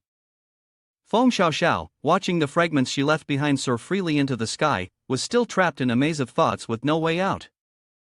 Throughout the battle, no blood had ever appeared on Feng Xiao Xiao's head, which suggested that she was very likely just one of the avatars of that strange creature, not the original entity. Meanwhile, their efforts to stir up trouble in Xin Hai were likely part of an even larger scheme. The more he thought about it, the more certain he became.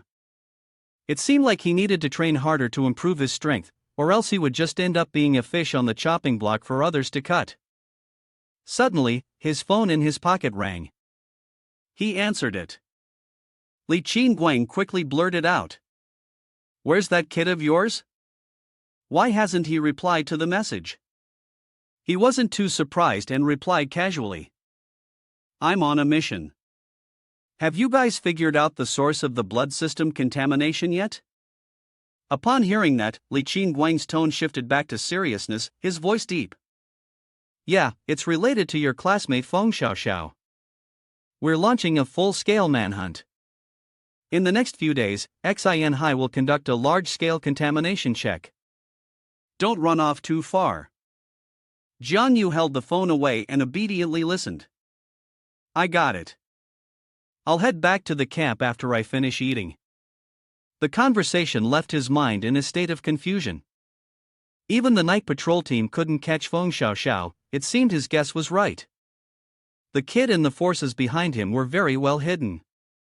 After the exhausting, brain-draining mission, the best way to relax was to have a good meal.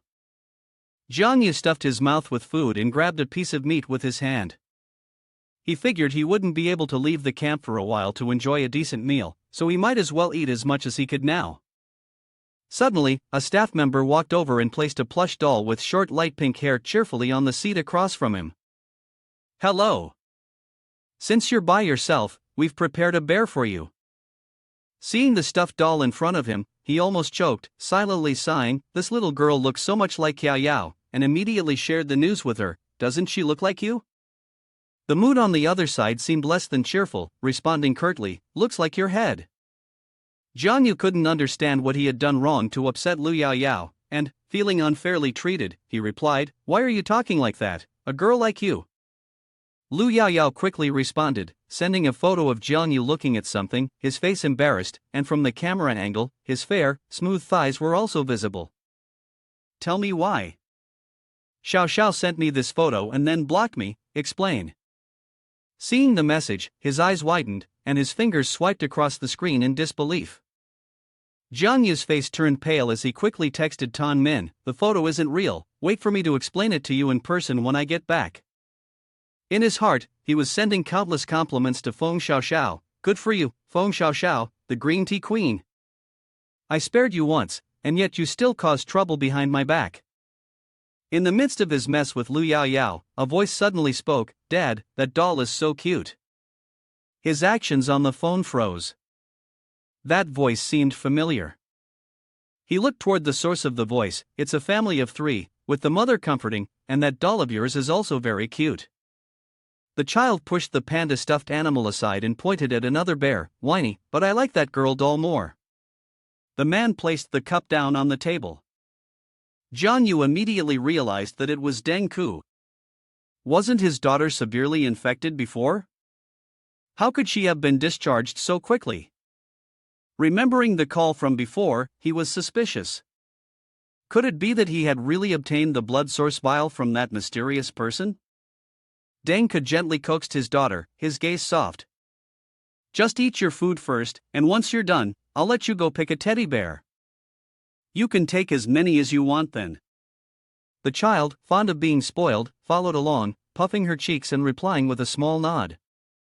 Jiang Yu walked over to their table, holding a human-shaped doll, grinning and saying, "Bad guy who loves to tempt kids, here's one for you." The little girl happily accepted it with both hands. Really? You're so nice. Deng Ke chuckled. Thanks, brother. Jiang Yu gave the little girl a gentle pat on the head, but his mind was busy connecting the dots. Since the incident at the Chuyang Corporation last time, no more blood source vials had been sold outside. Now, secretly circulating blood source vials of unclear origin, he couldn't shake the feeling that it was somehow connected to Feng Xiaoxiao. Feeling Jiang Yu's intense gaze, Deng Ke became a little uncomfortable. Brother, have we met somewhere before? Jiang Yu responded naturally, it might just be a fleeting encounter, nothing worth digging into. He had to find the right moment to probe into the origins of the blood source vials through Deng Ke. Seeing the happy family of three, he couldn't bring himself to do anything, smiling politely before walking away. But today was different. He decided not to disturb their reunion anymore. Watching his figure slowly disappear into the distance, Deng Ke's gaze grew increasingly strange. The wife sitting next to him noticed her husband's unusual behavior and asked with a raised voice, "Honey, what are you looking at?" The corner of Deng Ke's mouth lifted slightly.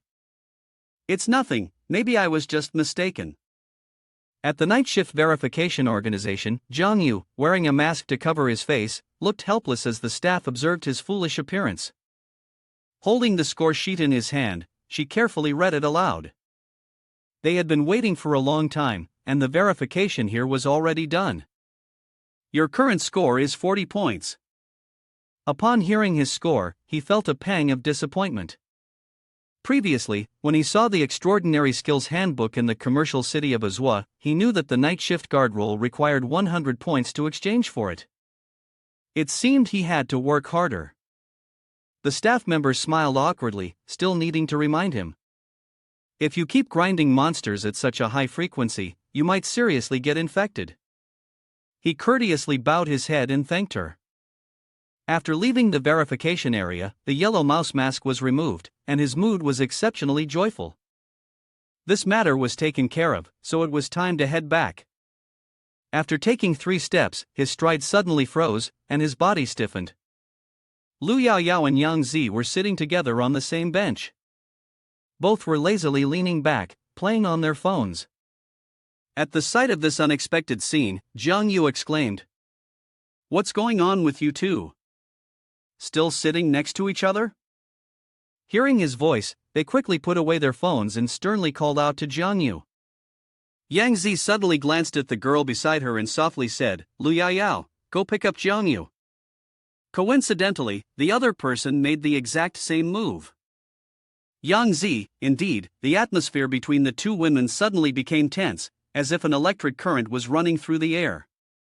Though unaware of what was happening, Jiang Yu, driven by a strong will to survive, turned around, getting ready to flee like an athlete, using all his strength to escape. But a man's instincts would never surpass a woman's intuition. Just as he was about to act, a hand that had anticipated his move grabbed tightly onto Jiang Yu's collar. "I knew you were going to run," Lu Yaoyao frowned, her hand on her hip, "so I came to the station early to stop you." "Now tell me, what exactly is going on between you and Xiao Xiao?" Jiang Yu looked around and whispered, "It's broad daylight, at least show some respect for your man." Everyone at the station turned to look. Lu Yaoyao, embarrassed, released her grip, her cheeks turning red. "Don't talk nonsense, he's not my man."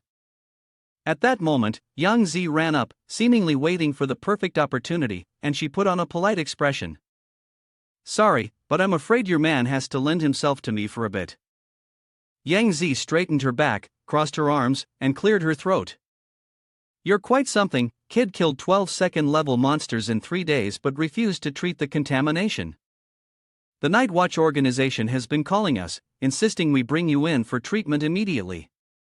Jiang Yu scratched her face, thinking to herself, the operations at the verification point are really fast.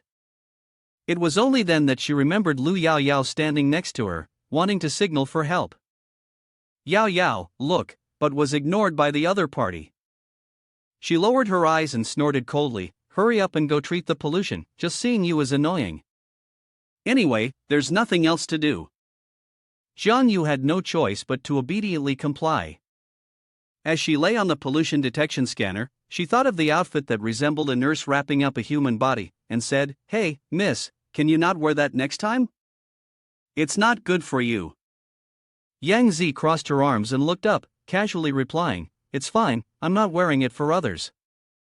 She sweetly looked at him, her face slightly flushed. "From now on, I'll only wear it in front of Lu Yao Yao. How about that, want to see?" He clicked his tongue. "Don't do that, someone might lose their life." Yang Zi covered her mouth and laughed. "Now you're scared? You have bad intentions but no guts. Alright, get up, the checkup is over. The result will be out soon, but it looks like the pollution level is very light." Jiang Yu sat up, smiling confidently. "It's not just light, it's not polluted at all." She was inputting data into the screen when she heard this and asked, "Not polluted?" Jiang Yu jumped off the machine, happily running toward the exit, waving her hand. "That's right, now you can make the report.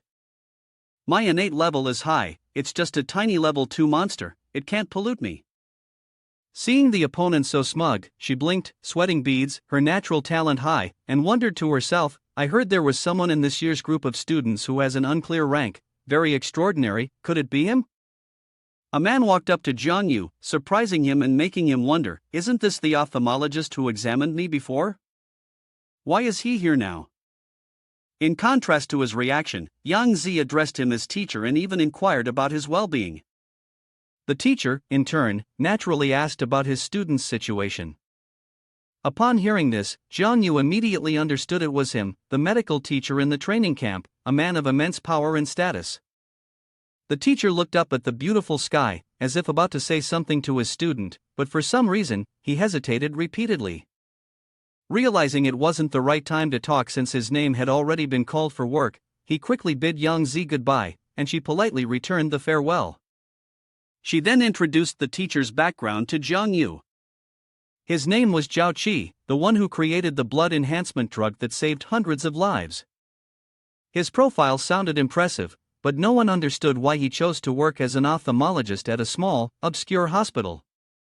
It turned out that he wanted to conduct an experimental survey on metabolic pollution, so he kept his true profession hidden.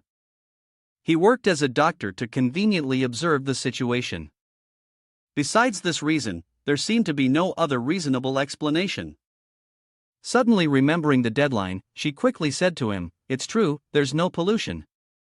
Knowing that his loved one was still waiting for him, he told her to finish the report first while he went to take care of something briefly.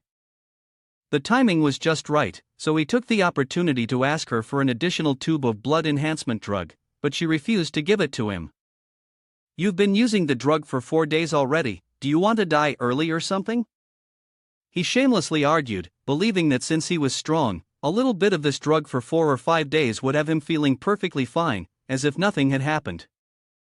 Her enthusiasm in trying to persuade her made her hand him a tube of the drug. Jiang Yu didn't bother with the instructions and drank the whole thing in one go. Afterward, feeling an overwhelming surge of energy, his eyes widened. But he overdid it with the dosage, and his body quickly began to smoke, his eyes turning bloodshot and rolling back, his mouth drooling uncontrollably, looking as if he were a drug addict. Yang Zi watched him helplessly, feeling both concern and frustration. She had warned him, but he insisted on taking risks. Blood sprayed from his mouth like rain. He collapsed onto her, lifeless as a corpse. She had no idea what to do with him anymore. Time passed unnoticed, and he woke up while lying on her soft lap. Fortunately, he woke up in time, otherwise, he'd have been reported to the barracks and faced punishment.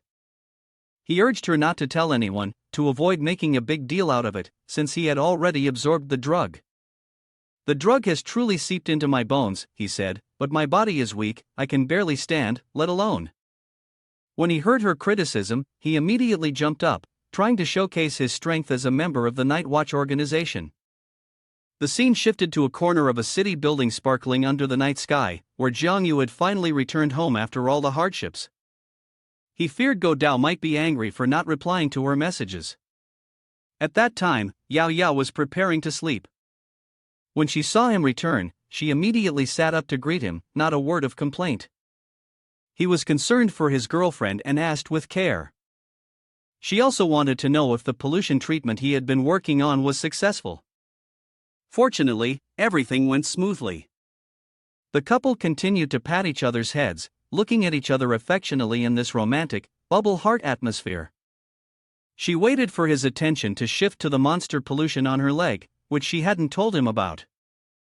It was dangerous, yet she remained calm, thinking it wasn't a big deal, just applying medicine and it would be fine. Seeing his girlfriend injured, he couldn't help but feel heartbroken. Jiang Yu gently lifted her foot and used his strength to heal her. He wasn't sure if Shadow Devourer could remove the monster pollution, but he decided to try and test his luck. The boy's skillful hands gently placed her small foot down. Jiang Yu was worried because his Shadow Devourer couldn't absorb the monster pollution from her leg. Yao Yao didn't blame him at all. She simply handed him a bottle of the ointment she used every day to apply to her leg. This pollution can't be sucked out. The only option is to use alcohol to massage the wound to relieve the pain. Jiang Yu gently rubbed the ointment on her leg, afraid she would feel pain, so he warned her in advance, "If it hurts, tell me right away so I can adjust the pressure." After a while, she winced in pain. He urged her to hold on a little longer, saying, "Almost done."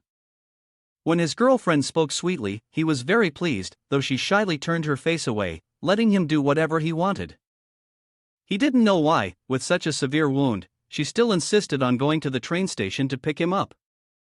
Yao Yao, while holding on, lied that she wanted to know what had happened to Xiao Xiao, but in her heart, she desperately wanted to see him and risked everything to be with him.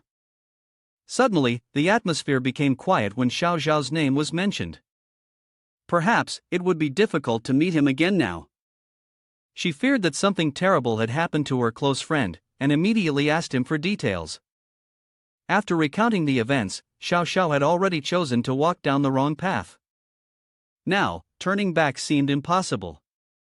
Yao Yao regretted not having talked to him more in the past, and now, she felt it was too late, as things had turned out this way.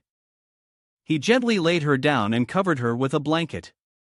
He comforted her, saying that she wasn't at fault.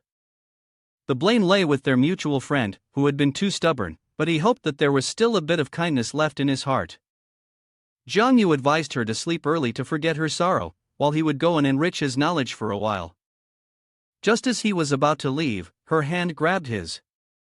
She was afraid that one day he would leave her, so she wanted to confirm whether he would stay by her side, right? The strength of love gave him the courage to say, "I will be by your side forever." The next day, in a restaurant, two men were discussing something so loudly that it made Jiang Yu lose his appetite. They talked about how the family needed to stop the bleeding and organize a night watch, and they had given them a few vials of medicine. The source of the blood to save a life. He immediately knew that the topic of conversation was about the vials of medicine, and the blood supply was illegal, with no clear origin. There is a story about a company secretly selling this medicine at a price 1/10 of the original, making the other person doubt whether it's the real deal or a counterfeit. I don't know where that guy got the news from, but if it's true, many people's lives could be saved by the reduced cost of the medicine. Jiang Yu made an effort to follow the two of them after finishing his meal, hoping to catch some fresh drama from these people. With his foot stepping forward, and theirs following behind, it looked no different than stalking characters in a TV drama. The man named Hao Zi quickly contacted his secret organization, reporting that their night watch was very strict, and it seemed like the person on the other end was calling him back, so he had to hurry. A greenish-black magical force appeared right before the middle-aged man. He didn't understand what it was, but it was strangely unsettling. Suddenly, he realized something hidden beneath this magical force. Jiang Yu was there, appearing and disappearing within it, trying to follow the man and see where he would go. Under the bright moonlight in the quiet city, as it peacefully fell into sleep, in a deserted building, three monsters, glowing in brilliant shades of magic, green and purple, gathered together. The leader, furious, didn't know who had brought the people from the training camp, wondering if they were seeking an early trip to heaven by doing so. The subordinate admitted it was his fault for bringing them. He explained the situation clearly to the boss. The people from the training camp just happened to block his actions, but the fleeting scent of her was undoubtedly a delicacy from the mortal world. With something delicious right in front of him, he casually took her for himself while she was still warm. Hugo found Bai En Min's words hard to swallow and turned angrily to his subordinates. He raised his hand and pulled up the red curtain, revealing a group of people they had captured, which could be considered their harvest. From children to adults, no one had been spared. A girl with porcelain white hair sat alone in a corner, lost in thought. Hugo approached to greet her. She was Li Xiaodi, a student from the training camp. Despite the presence of such a dangerous person, she remained unfazed, even calling him a traitor to humanity, someone who no longer wanted to be human and instead chose to become a monster. A female demon standing behind him asked, "What should we do now?" "We can't kill her, but we can't let her go either." Having no other option, Hugo called his superior. A solution came swiftly. In less than 2 seconds, the decision was made. He eagerly returned to deliver the good news. "The girl from the training camp will become an ally of yours, and the night watch team will take over her duties. Now, the feast can go on full swing." At the mention of the feast, the monsters cheered as if they had struck it rich, celebrating their victory in high spirits. Hugo stepped onto the banquet floor, accompanied by the beautiful and alluring female demon clad in a tight outfit. The traditional sparkling wine was a must to kick off the celebration. Hugo immediately popped a bottle, and the wine splashed all over the female demon, who playfully scolded him and struck exaggerated poses like a courtesan in a brothel. Upstairs, the party raged on, but down below, in the iron cage, it was another story. Groups of monsters stormed in, dragging the captives out, indifferent to their screams and desperate cries for mercy. The woman grabbed a man and demanded that he play a game with her. If she won, she would fulfill his request, but if she lost, she would offer her life for him to feast upon. Meanwhile, Li Xiaodi was forced to sit in the center, sharing a cup with the leader of the monster group. He asked her if she wanted to drink, but he forgot that her limbs were now practically paralyzed. He shoved his finger into her mouth, pried it open, and poured the entire bottle of wine into her without a shred of tenderness. To him, trampling on others was a source of amusement. The Night Watch organization was nothing more than a slight display of higher ability. Beyond that, he could twist them around however he pleased. Saying that, he pressed his body against hers with sinister intent. He believed that the flesh of an extraordinary person must be incredibly delicious, yet he had never had the chance to taste it. With prey right before him, how could he not try? His finger, restless, sliced across her neck, and a stream of red blood flowed from her pale skin, surely a divine delicacy. Li Xiaodi's face was filled with suffering as she shut her eyes, tears streaming down her cheeks. If she couldn't see, her heart wouldn't ache. Her expression was 3 parts helpless, 7 parts resigned, as though she were an old woman. She could do nothing but endure and silently pray in her heart, hoping that someone would come to rescue her from this earthly hell. Suddenly, a mysterious hand reached out, turning off the lights. This seemingly caused Hao Zi to jump in surprise and furiously assume someone was playing tricks. He seethed with anger, gritting his teeth, and shouted loudly, "What's going on? Who turned off the lights?" But immediately after, all the stage lights were switched on, shining directly onto the stage. On stage, Jiang Yu suddenly appeared like a superhero, with dazzling lights shining down and radiating the brilliant aura of a male lead. At that moment, he had already grabbed Hao Zi, who was wearing a white shirt, from behind, leaving him in a dazed, stunned state, thrown off balance. The monsters in the audience below the stage also turned around in surprise to look at Jiang Yu. With a murderous gaze from behind, Jiang Yu looked at Hao Zi, who was filled with panic and seemed ready to flee, and smirked with interest as he spoke, "Food, good evening." Upon hearing this, Hao Zi hurriedly raised his hand and tried to run, shouting in fear, "Run, Hugu!" As soon as Li Xiaodi, with her alluring figure and a face still wet with tears, saw Jiang Yu, she immediately brightened up, as if she had been pulled from hell by divine intervention, knowing for sure that she would be saved. Happily, she called out the name of her idol, "Yu Zi brother, it's Yu Zi brother coming to save us." Hao Zi, upon hearing this, turned his head to look at Jiang Yu. He was still fiercely defiant and spoke arrogantly, "Where did this little brat come from, daring to ruin our plans? Where are my men? Get him, and turn him into breakfast." With that, all the monsters under his command rushed forward in unison, claws bared and fangs showing, ready to tear into Jiang Yu like hungry creatures attacking a long-lost prey. They crowded together in a dense mass, scratching and tearing viciously, emitting a thick cloud of poisonous air that surrounded them.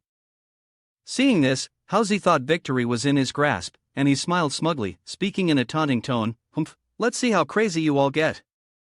Li Xiaodi stood at one side, anxiously sweating as she silently recited prayers, hoping for Jiang Yu's safety. "It's okay, Yu brother, please don't let anything happen to you." Meanwhile, at the chaotic scene with Jiang Yu, the monsters still seemed unaware of anything unusual.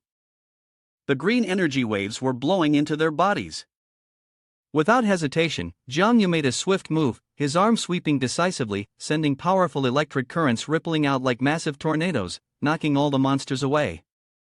From his current position, the air was filled with the green energy he had just unleashed.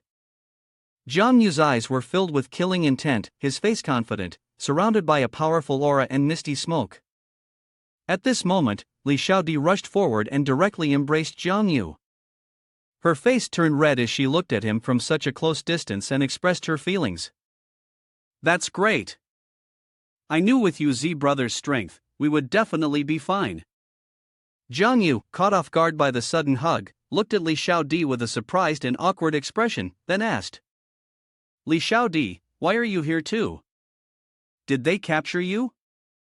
Li Xiaodi, burying her head into Jiang Yu's chest and rubbing against him like a cat, with a pleased expression, answered in a spoiled tone. I just happened to run into them on the road. I didn't expect they would fall for their trap. Luckily, Yu brother arrived, or I wouldn't have made it." This made Haozi furious, boiling with rage because Jiang Yu had almost sent his men to their doom. He roared angrily, "You little brat, you dare injure my men and even try to steal my breakfast." At that moment, he was as fast as a whirlwind, using all his strength to charge forward. He reached out towards Jiang Yu, intending to strike him, shouting angrily as he rushed, looking for death. Seeing the opportunity, Jiang Yu simultaneously swung his hand to meet the attack from Haozi. Just as Haozi got close, Jiang Yu quickly extended his hand to block his punch. The two collided head-on, their forces surging up like waves, emitting blinding flashes of light. The instant Jiang Yu's hand connected with Haozi's, he swiftly grasped Haozi's fist, then twisted his arm back forcefully, bringing him down in an instant. The pain was excruciating, and Haozi screamed in agony. In the end, he was forced to kneel and beg for his life. With a commanding presence, Jiang Yu stood before him, forcing him to reveal the identity of their boss. In immense pain, Haozi, like a coward, knelt on the ground and quickly confessed, I'll talk. I only know his last name is Liu." Upon hearing this, Jiang Yu continued to press, "Is there anyone higher up than him?" But Haozi had no knowledge of that. He hurriedly replied, "I don't know that. I've only interacted with him. Even if there are people above him, I wouldn't know about them." Hearing this, Jiang Yu's face turned cold, and he uttered a chilling sentence, preparing to end his life. "If you don't know anything, then you're of no use to keep alive." Terrified, Haozi trembled like a leaf in the wind, begging Jiang Yu for mercy. "I truly don't know anything about the higher-ups." In the form of him kneeling and begging, it was completely different from the arrogant demeanor he had earlier. It was like night and day. At this moment, he must have realized that he was at the bottom of society, which made him tremble and bow down to plead. Just then, there was movement from the door right next to Jiang Yu.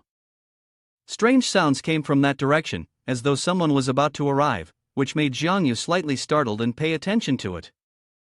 A few minutes later, the door suddenly exploded with a loud bang, and a group of people rushed in. It turned out to be members of the patrol team, the law enforcement officers, and one of them shouted loudly, "I advise everyone not to move." Haozi clung to the instructor's leg, pleading for help. "Sir, save me. I was threatened by a shadowy figure and almost died. Please, you must arrest them." However, the instructor looked around and saw no one. Suddenly, Li Xiaodi ran over and appeared in front of the instructor, warning him. "Sir, don't be deceived by them. Clearly, these creatures wanted to turn us into food." If it weren't for you Z brother stepping in just in time, we would have probably been devoured and used as food for them. The instructor heard the name UZ brother and it sounded very familiar, as if he had encountered him somewhere before. Isn't UZ brother the person who was quite famous on the internet some time ago? The instructor informed his team that the leader of the creatures and their subordinates had been captured. Although there had been some issues initially, fortunately, no one on their team had been injured. His teammates also informed him that they had located the mastermind, Lu, and were preparing to arrest him. The shadow hiding behind also heard everything. If the patrol team had already caught the prey, then there would be no need for me to make another trip. But was that Lu guy really the mastermind? The shadow thought, after all, I don't really care much about this. Leaving it behind, there might still be some clues. Today's gathering wasn't small either. It's only been used once, and my stamina is already depleted, so I need to go back to replenish my energy. With that, Jiang Yu's shadow disappeared and left. Li Xiaodi stood there, thinking about UZ brother's matter. It seemed like UZ brother's energy had already vanished, so he must have left. She also couldn't help but sigh over her dream lover. It's only been a month since we last met, and he's become so strong. Moreover, that arrogant behavior is very similar to the great demon king in the training camp transitioning scene now. Jiang Yu was warming up his body to recover his strength. Yang Zi seemed quite skeptical. He had already consumed 10 vials of blood replenishment medicine. Logically, it should have cost him 3 years of life, but there were no signs of any harm to his vital signs, so now I'm pretty suspicious about the structure of his body. Hearing this, Jiang Yu teased Yang Zi. I'm right here. You can come check it out. It's definitely not a good idea to challenge a girl. Yang Zi, however, didn't hesitate and approached to check. She touched him and said, if even the equipment can't detect anything, how could someone with my naked eyes possibly figure it out? Saying that, she placed her hands on his body. The close distance made Jiang Yu, a young boy, feel a little shy and his face turned red. Yang Zi looked at him and smiled, but I believe there will come a day when I'll discover what secret you've been hiding in your body. Yang Zi said, from now on, you can take the medicine by yourself. Jiang Yu wondered, no need for the equipment anymore? She also explained that the equipment was only used to check for signs of life in case something went wrong, but now that his medicine intake was stable, it wasn't needed. However, Jiang Yu still preferred the equipment. Hearing this, Yang Zi teased him, it's more comfortable when you can see it, right? Yang Zi then had an idea. She would call Jiang Yu later to show him, but Jiang Yu was worried that Yao Yao might find out. No, it's true that my heart is stronger, but I don't have the time. You didn't record what I just said, did you? Yang Zi held up her phone, of course I recorded it. Next time, bring me 20 vials of creature blood, or I'll send this recording to Yao Yao. Yang Zi didn't forget to keep the recording for credibility, but Jiang Yu was more focused on the news on his phone. The news was about a boss named Lu. Jiang Yu thought deeply, recalling how they had used Xin Hai to disrupt the world, even pulling Feng Xiao into it. Now, to easily capture the mastermind like this felt a bit embarrassing. It seemed he would have to personally visit the pharmaceutical factory to check things out. After thinking this, he bid farewell to Yang Zi, I'll go ahead, I have something I need to do. At the same time, at the abandoned factory, where the monsters had been captured earlier, the police had arrived to deal with them. The police officers were examining the scene and taking inventory, then reporting to their superiors. Behind them were 2 evidence containers, both fully packed. Inside were vials of blood from the monsters, countless in number, each vial belonging to a different species. At the same time, Jiang Yu had also arrived and secretly reached out to steal one of the evidence vials. He ran to a nearby area, sat down, and began staring intently at the vial in his hand as he spoke his thoughts aloud. I can't believe there's actually a workshop making counterfeit blood vials, I thought it was just some other method. Jiang Yu brought the vial closer to his eyes to inspect it more closely. What puzzled him was that the person with the bloodline ability could already create the vials. Was it really necessary to have a workshop? Although the workshop could certainly improve packaging efficiency, it was also very easy to expose. Staring at the vial in his hand, Jiang Yu wondered, could there be some trick to this vial? Not wanting to think too much and tire his mind, Jiang Yu decisively brought the vial to his mouth, without any hesitation, and immediately drank it all in one go. After finishing the vial of blood, his first impression was somewhat indescribable. He slightly grimaced as he swallowed, then paused to reflect and savor its taste. Suddenly, Jiang Yu was startled, holding the empty vial he had just finished drinking from in disbelief, his mouth agape, as if questioning the meaning of life. I can't believe this weird thing actually tastes sweet, like tangerine. While it does have some effect, at best, it can only keep me alive, but it can't cure anything. Having said that, Jiang Yu immediately tossed the bottle of medicine aside, turned around, and began walking away without a second glance, while muttering his own thoughts aloud. It seems the boss behind this really is that Lu person. Is all this just to sell that get-rich-quick medicine? But at that moment, Jiang Yu suddenly froze as if he had realized something, and turned back to stare intently at the empty, drained medicine bottle lying on the ground, a question forming in his mind. Wait, if this blood source medicine is a fake with added chemicals to enhance the taste, then how is Hua Hua, Deng Ke's daughter, treated? The more he thought about it, the more questions kept arising. Could it be that there's more than one kind of fake blood source medicine on the market? If that's the case, is the person they arrested just a pawn pushed out into the open? Jiang Yu then took out his phone and opened the wanted poster image of Feng Xiaoxiao, continuing to wonder what role Feng Xiaoxiao might still be playing in all of this. Shortly after, Jiang Yu quickly dialed Deng Ke's number, hoping to get answers first, but as he hurriedly made his way, the phone just kept ringing without anyone answering. The line kept disconnecting, making Jiang Yu feel increasingly suspicious. He became more and more anxious. What's going on? Why is the phone off now? Then, suddenly, Jiang Yu stopped, staring at the bus in front of him, a feeling of unease creeping in, as he began to suspect that something might have happened with Deng Ke's side. Jiang Yu quickly boarded the bus, and as soon as he stepped in, his expression turned to one of surprise, as if he had just seen something. He quickly observed all the passengers on the bus and then fell into a moment of deep thought. He noticed that none of them had any visible blood vessels, which made him suspect that perhaps they were all manifestations of Feng Xiaoxiao. The scene before him was of a red bus speeding along a dusty road, resembling an action movie. Inside the bus, passengers were packed like sardines in a can, and the air was so stifling that everyone felt extremely uncomfortable. Amidst the crowd, there was a middle-aged man whose face looked as though he had just lost his food ration card, his expression clearly showing signs of anxiety. From a distance, Jiang Yu sat, staring intently at the man, a cold shiver running down his spine. He doesn't have blood vessels, Jiang Yu thought to himself. The bus shook, and the middle-aged man stepped off like a lifeless corpse, staggering as if he had just finished a bottle of hard liquor.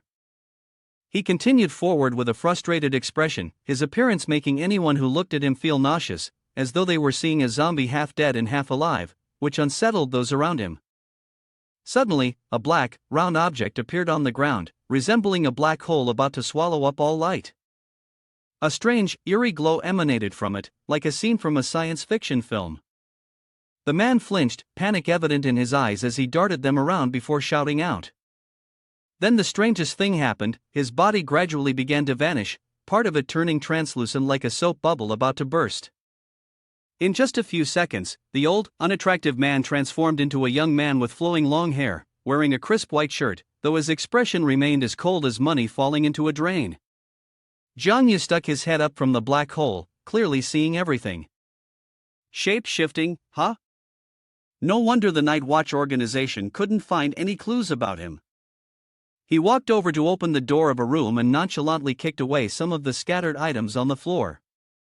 It was unclear what was on his mind, but his hands didn't stop, continuously smashing everything in front of him. Standing outside the window, Jiang Yu could only scratch his head in confusion. What on earth does this guy want? Suddenly, the man yanked the white curtain aside, revealing an unimaginable sight. A young man, his six-pack abs clearly defined like a sculpture, so captivating, but his body was covered in scratches, lying in the bathtub. His eyes were closed, as if he was enjoying the cool water amidst the sweltering heat of summer. The man looked at the young man, his face showing satisfaction as he muttered, "Damn, the timing is just right." Then, he spread his arms wide, tilted his head back as if he were a deity summoning power, his eyes wide open, mouth agape. From his mouth, a black object shot out, exactly like the one before. But this time, it was even more terrifying. His eyes had turned completely white, and around him, flashes of bright red light erupted. The object rushed quickly into the neck of the young man in the bathtub, making horrific gurgling noises, like the sounds of hell itself.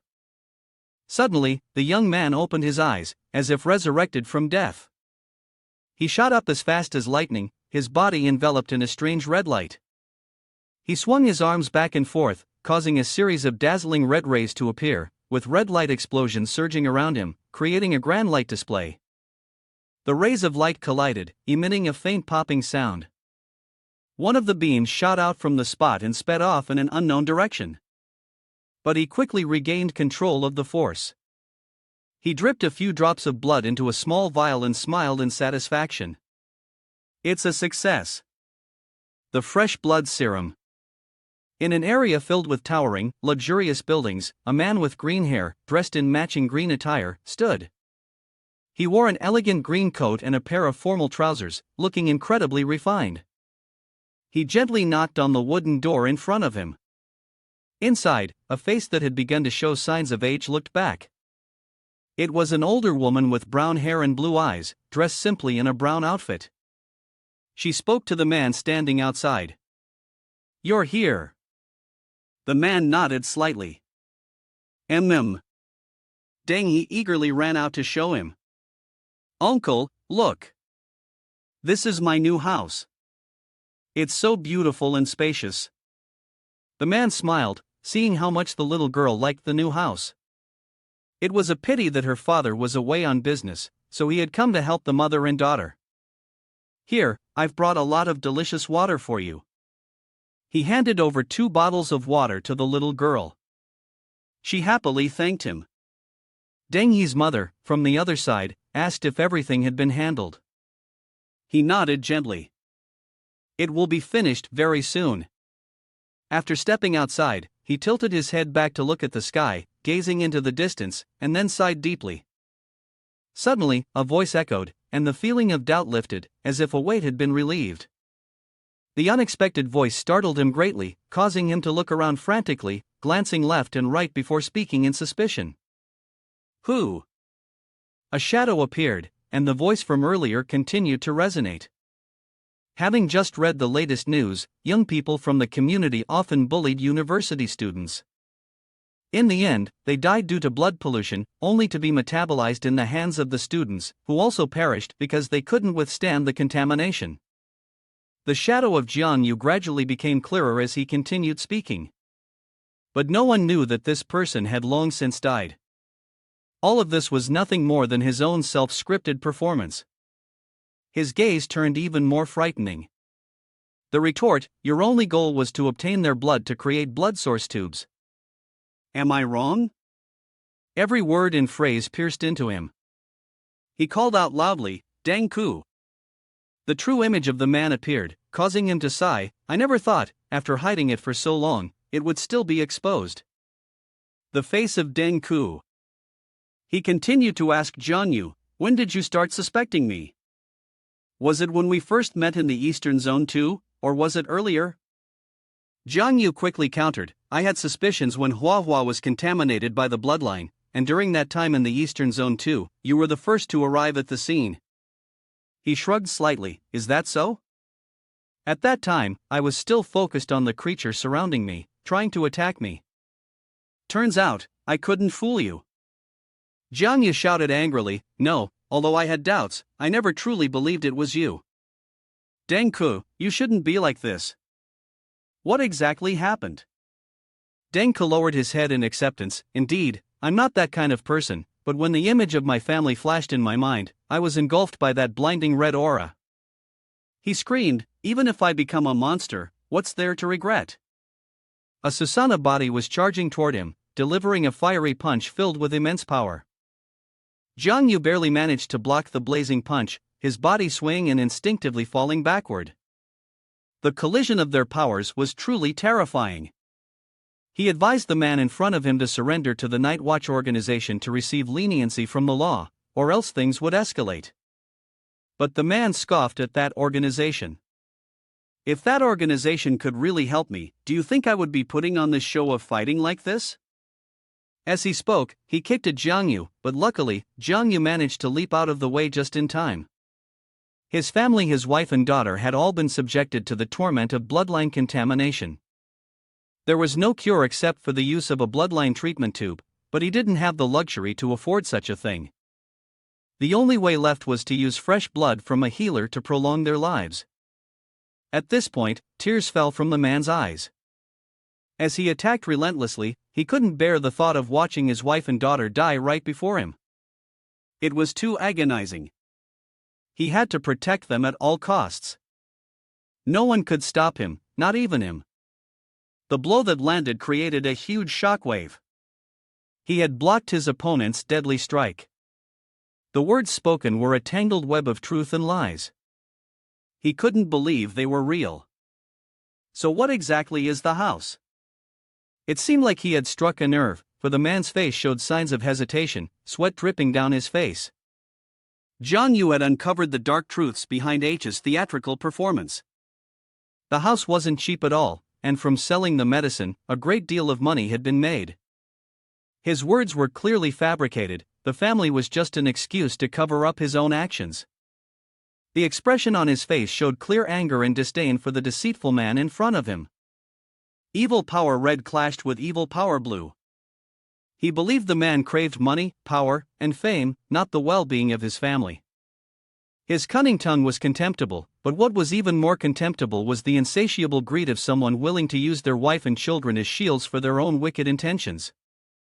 He kicked the man hard in the stomach, causing blood to pour from his mouth, and then, adding more to the force with a powerful magical strike, slammed him into the wall out of sheer frustration. The man realized he had used his full strength to punish him and knew he could no longer hide his lies. He admitted it to avoid the situation getting worse. Let's fight then, what's there to be afraid of at this point? The two of them unleashed their skills and charged at each other, fighting a fair battle with all their strength, seeing who would have the chance to meet death first. Dengko rushed forward, slamming his red skill down onto the ground.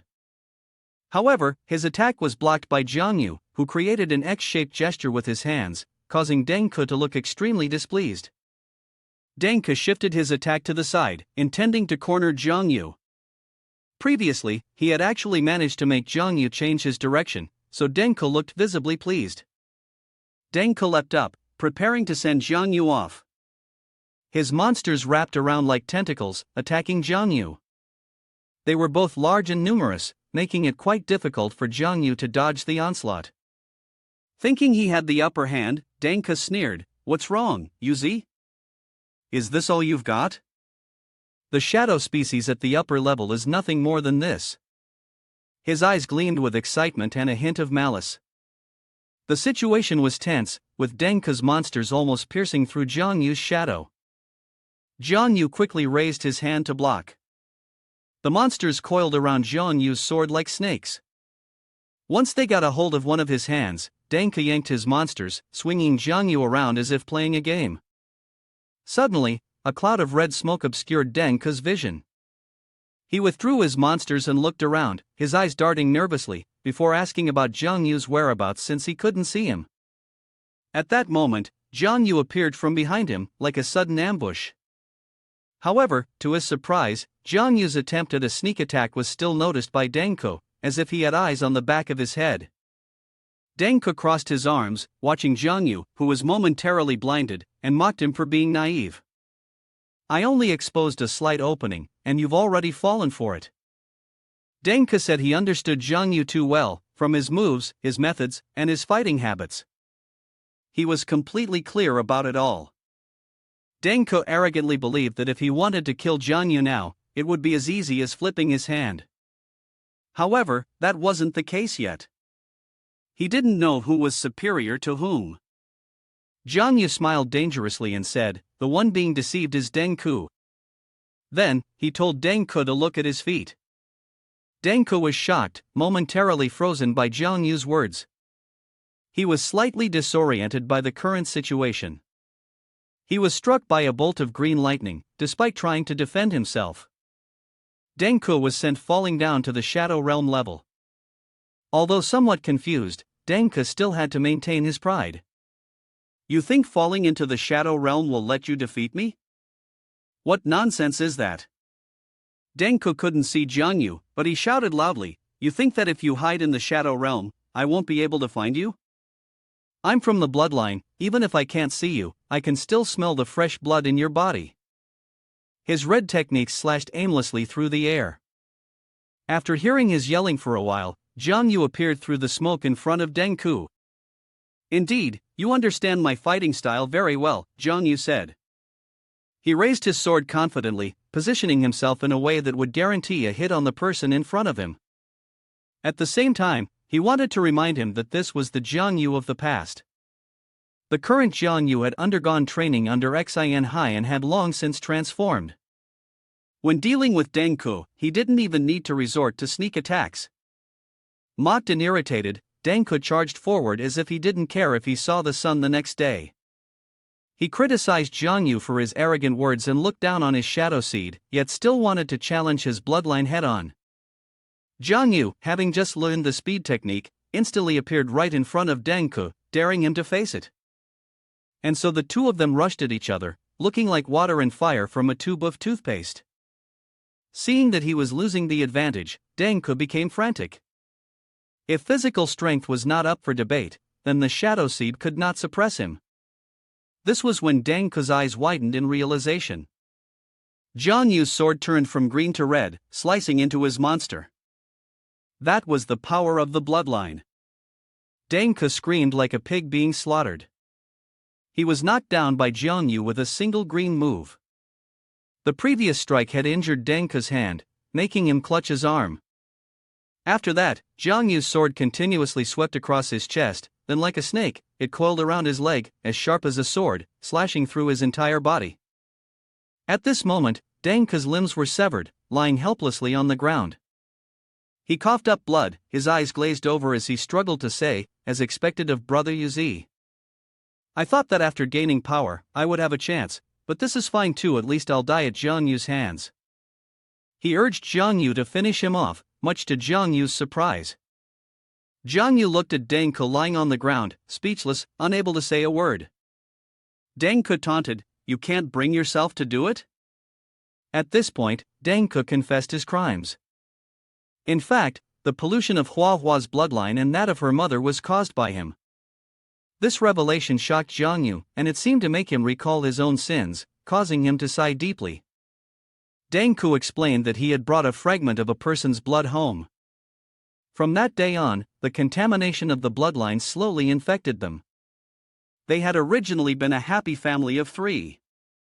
Denku raised his newly grown arm, as if asking Jiangyu to quickly end his sinful life. Denku realized that Jiangyu was right, his family was just an excuse, and what he truly wanted was power. However, growing influence and power did not bring him any sense of security. A series of blood debts kept him awake every night. By this time, his body was hemorrhaging from all parts. But when Denku finally came to his senses, it was already too late. There was no turning back because his family was already lying on the bed. Denku held his face, wanting to cry. He wasn't afraid of death, but he truly regretted that his greed had brought harm to his family. Now, he didn't want anything anymore. He just wanted his family to live. Jiangyu shook his head and spoke, "But the price to be paid is the lives of others. If your family knew about this, would they still want to live?" Denku's bloodshot eyes seemed to suddenly realize how foolish he had been. Jiangyu took out his smartphone. He wasn't planning on killing Denku but rather leaving his punishment to the Night Watch organization, showing some leniency because they were acquaintances. Jiangyu wanted Denku to reveal where his fragment of a person had come from. "Do you expect me to believe that you found it on the road?" Jiangyu asked. Jiangyu remembered that Feng Xiaoxiao had said the same thing. Could it really have been found on the road? But then Jiangyu thought of something odd. How could a fragment of a person just be casually found on the road? Someone must have deliberately placed it there to lure them. While Jiang Yu was deep in thought, Deng Ke suddenly screamed in agony, like a pig being slaughtered. At that moment, he was suspended by a red mist hanging in the air. Jiang Yu anxiously called out to him, unsure of what had happened, as Deng Ke seemed to be in discomfort from the mist. A massive red monster suddenly charged toward them. Above its head, a health bar displayed 18%, with an additional point added. Its appearance was ferocious, with two sharp, backward curved horns on its head, resembling the demons of the forest. At this moment, Jiang Yu panicked as he realized there was still one person's blood left. The monster grabbed Deng Ke, as if it were draining his life force, leaving him looking gaunt and frail. In a hurry, Jiang Yu struck with a burst of his own green energy to rescue Deng Ke. After being hit, what looked like tentacles quickly released their grip on him, causing him to fall. The red light dissipated, revealing a figure in a doctor's outfit, who then spoke to Jiang Yu, "Don't get in my way." Surrounding the bloodied doctor were blazing black and red sparks. Jiang Yu didn't care and continued to charge toward him at the speed of light. He summoned his sword from his arm, ready to end the life of the doctor standing before him. The doctor wasn't defenseless either. He raised his hand, and a variety of red monsters appeared. One of the monsters, with its tongue outstretched, snaked around Jiang Yu's shadow under the doctor's control. The doctor then commanded the monsters to enter Deng Ke's chest, each one landing without fail, causing him to cough up a small amount of blood that painted the air in red. From within Deng Ke's body, a red gem appeared. Seeing this, Jiang Yu called out to Deng Ke, fearing that he might be beyond saving. The masked doctor continued to control the monsters, which swirled around his hand. At that moment, the red hue of the monsters surrounding him deepened, and his health bar now read 37%. When he opened a path through the monsters, the red pathway looked quite dangerous, with his entire body surrounded by a brilliant red light, preventing him from escaping. Jiang Yu shouted for him to stop. Seeing that the doctor was about to escape, Jiang Yu quickly cut down the monsters that were holding him back and shouted, "Get out of my way."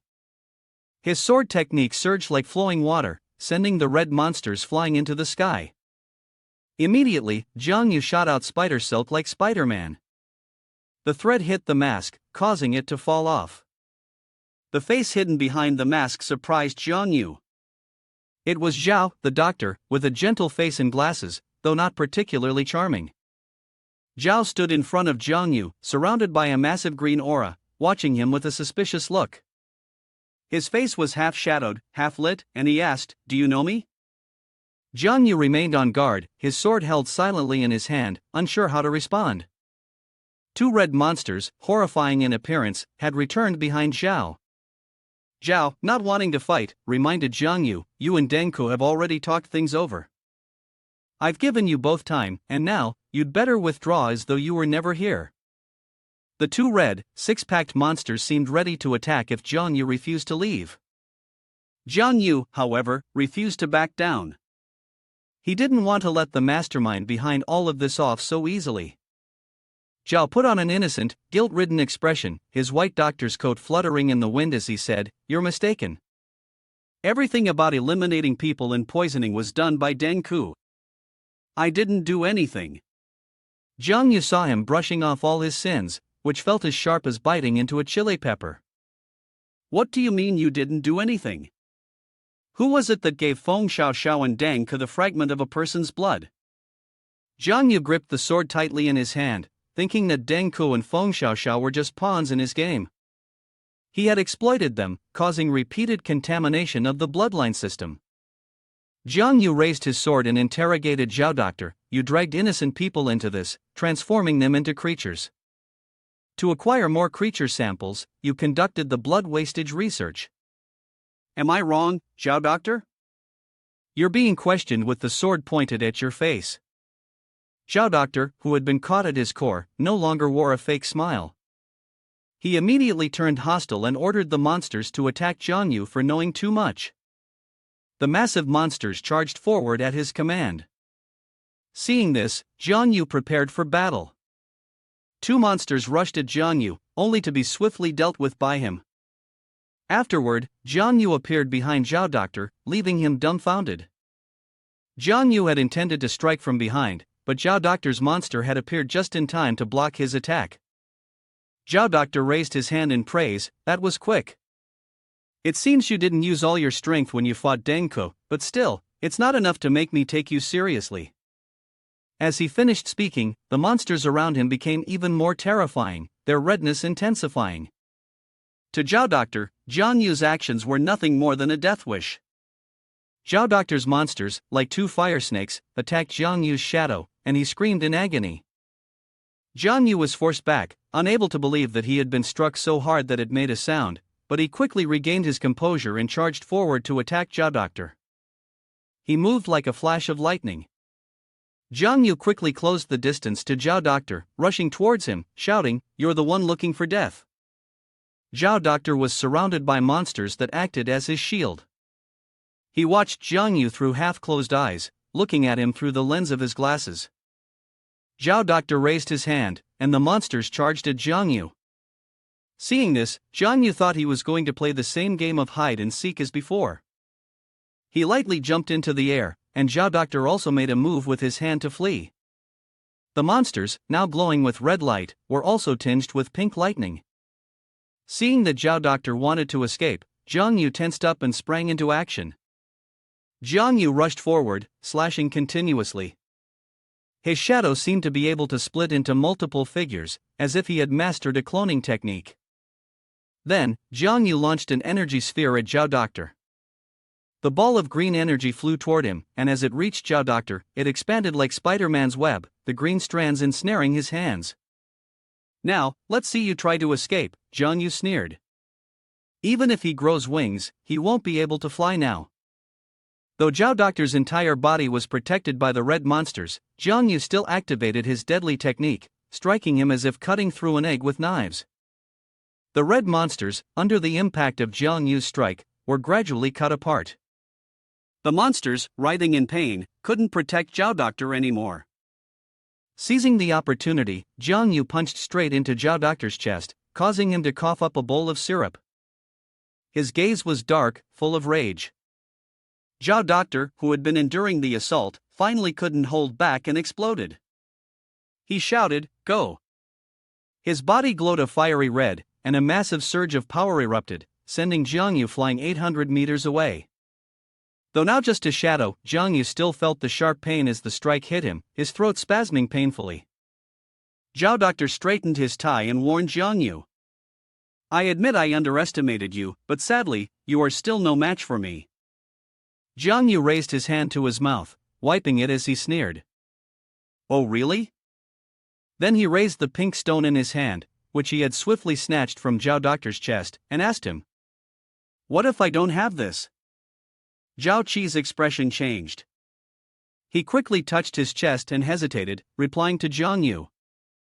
The shadow species gripped the object tightly in his palm, taunting him. "I'll keep this, and use it against you." Immediately, it was as if he had lost his mind. His eyes filled with murderous intent, and with a loud shout, he cried, "Give it back to me!"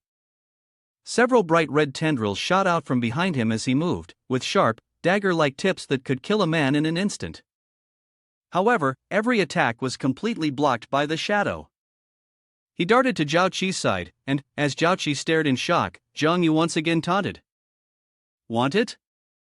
Then, in a low voice, he said, "Come take it yourself." As soon as he finished speaking, hundreds of wounds pierced through Zhao Qi's flesh. He gritted his teeth, his face contorted with pain as he fought to endure the agony gnawing at his bones. Before Zhao Qi stood only an impenetrable darkness, with everything around him a chaotic mix of shadow and distortion. Something shapeless. He could sense the power of the image, but he could only curse quietly to himself. Damn it, is this really the power of the image? If I had known, I should have grabbed the fragment a step earlier before he found it. Even now, he refused to give in, his eyes narrowing, the corners of his eyes deeply creased, as if reflecting his thoughts. I can't accept it, every time I'm just one step short. I lost sleep and sacrificed countless days and nights to develop a drug that could resist Xin Yuan. He remembered all the effort he had put in day and night, only for his work to not only go unrecognized but to receive a devastating blow. And just when he was one step away, his research was abruptly halted by his superiors, his decade-long hard work discarded with a single sentence. Zhao Qi felt a strange emotion rising in his heart. It urged him on and boiled over, as he lowered his head in silence.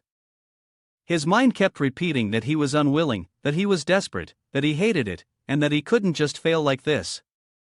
At that moment, a voice suddenly shouted from within him, and then a voice rang out. "Are you calling me?" That day, Xin Yuan appeared before him, something like a rift in space, and everything around it was shattered.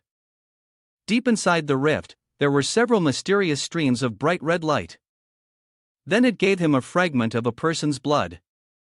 He recalled the moment when he was at his most helpless, and a ray of light appeared for him. The instant he touched that stone, Zhao Qi understood that the people who had abandoned him had done so for a reason, and thus, he was willing to surrender to Xin Yuan. He decided to be reborn into another version in the new flames. Even though he discarded his human form, now manifesting in the body of a demonic entity, he added. To conceal my actions from prying eyes, I have divided a fragment of a person into multiple parts for those who needed it. Through them, I gathered a vast number of creature samples, continuing my research. These fragments, by absorbing the host's blood energy, grew stronger.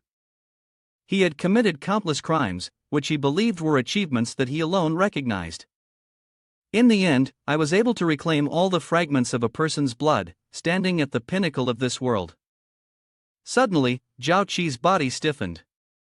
He tensed his face, grinding his teeth. It wasn't easy to get to this point. How could I give up now? He pulled out 2 test tubes containing red liquid from his jacket pocket and added, "If you've underestimated the drug I've developed." Zhao Qi opened his mouth without hesitation and drank it all. "Then I'll show you its true power." A torrent of overwhelming strength surged toward him, the endless magical power of Xin Yuan. Zhao Qi extended his hand to receive it, and from his hand, long, fiery red claws with sharp tips materialized. In the face of the enormous power of his opponent, the shadow species briefly showed surprise, and he wanted to find a way to conceal himself. In that moment, he thought, this guy doesn't even have a fragment, yet he possesses such great strength. He took a step back before speaking. Suddenly, the gate to the shadow realm trembled slightly, and Zhao Qi's sharp claws seemed to greet him from nowhere. Zhao Qi stood proudly beneath, watching as the shadow species was dragged out by his own hand. He was in utter shock, unable to comprehend how could this man actually pass through the shadow realm dimension. The red light illuminated Zhao Qi's face, making him appear even more eerie, as though he had guessed the thoughts of the shadow species. He spoke, surprised, "Huh? The compound in this vial that I've researched is specifically meant to deal with Xin Yuan." With that, he swung his hand, and the massive palm followed suit, slamming the shadow species onto the ground. At the same time, he added, "And naturally, it also contains elements to counter your shadow seed." Zhao Qi roared in fury, "Drinking my potion is clearly brilliant, yet those high-ranking idiots don't even acknowledge it."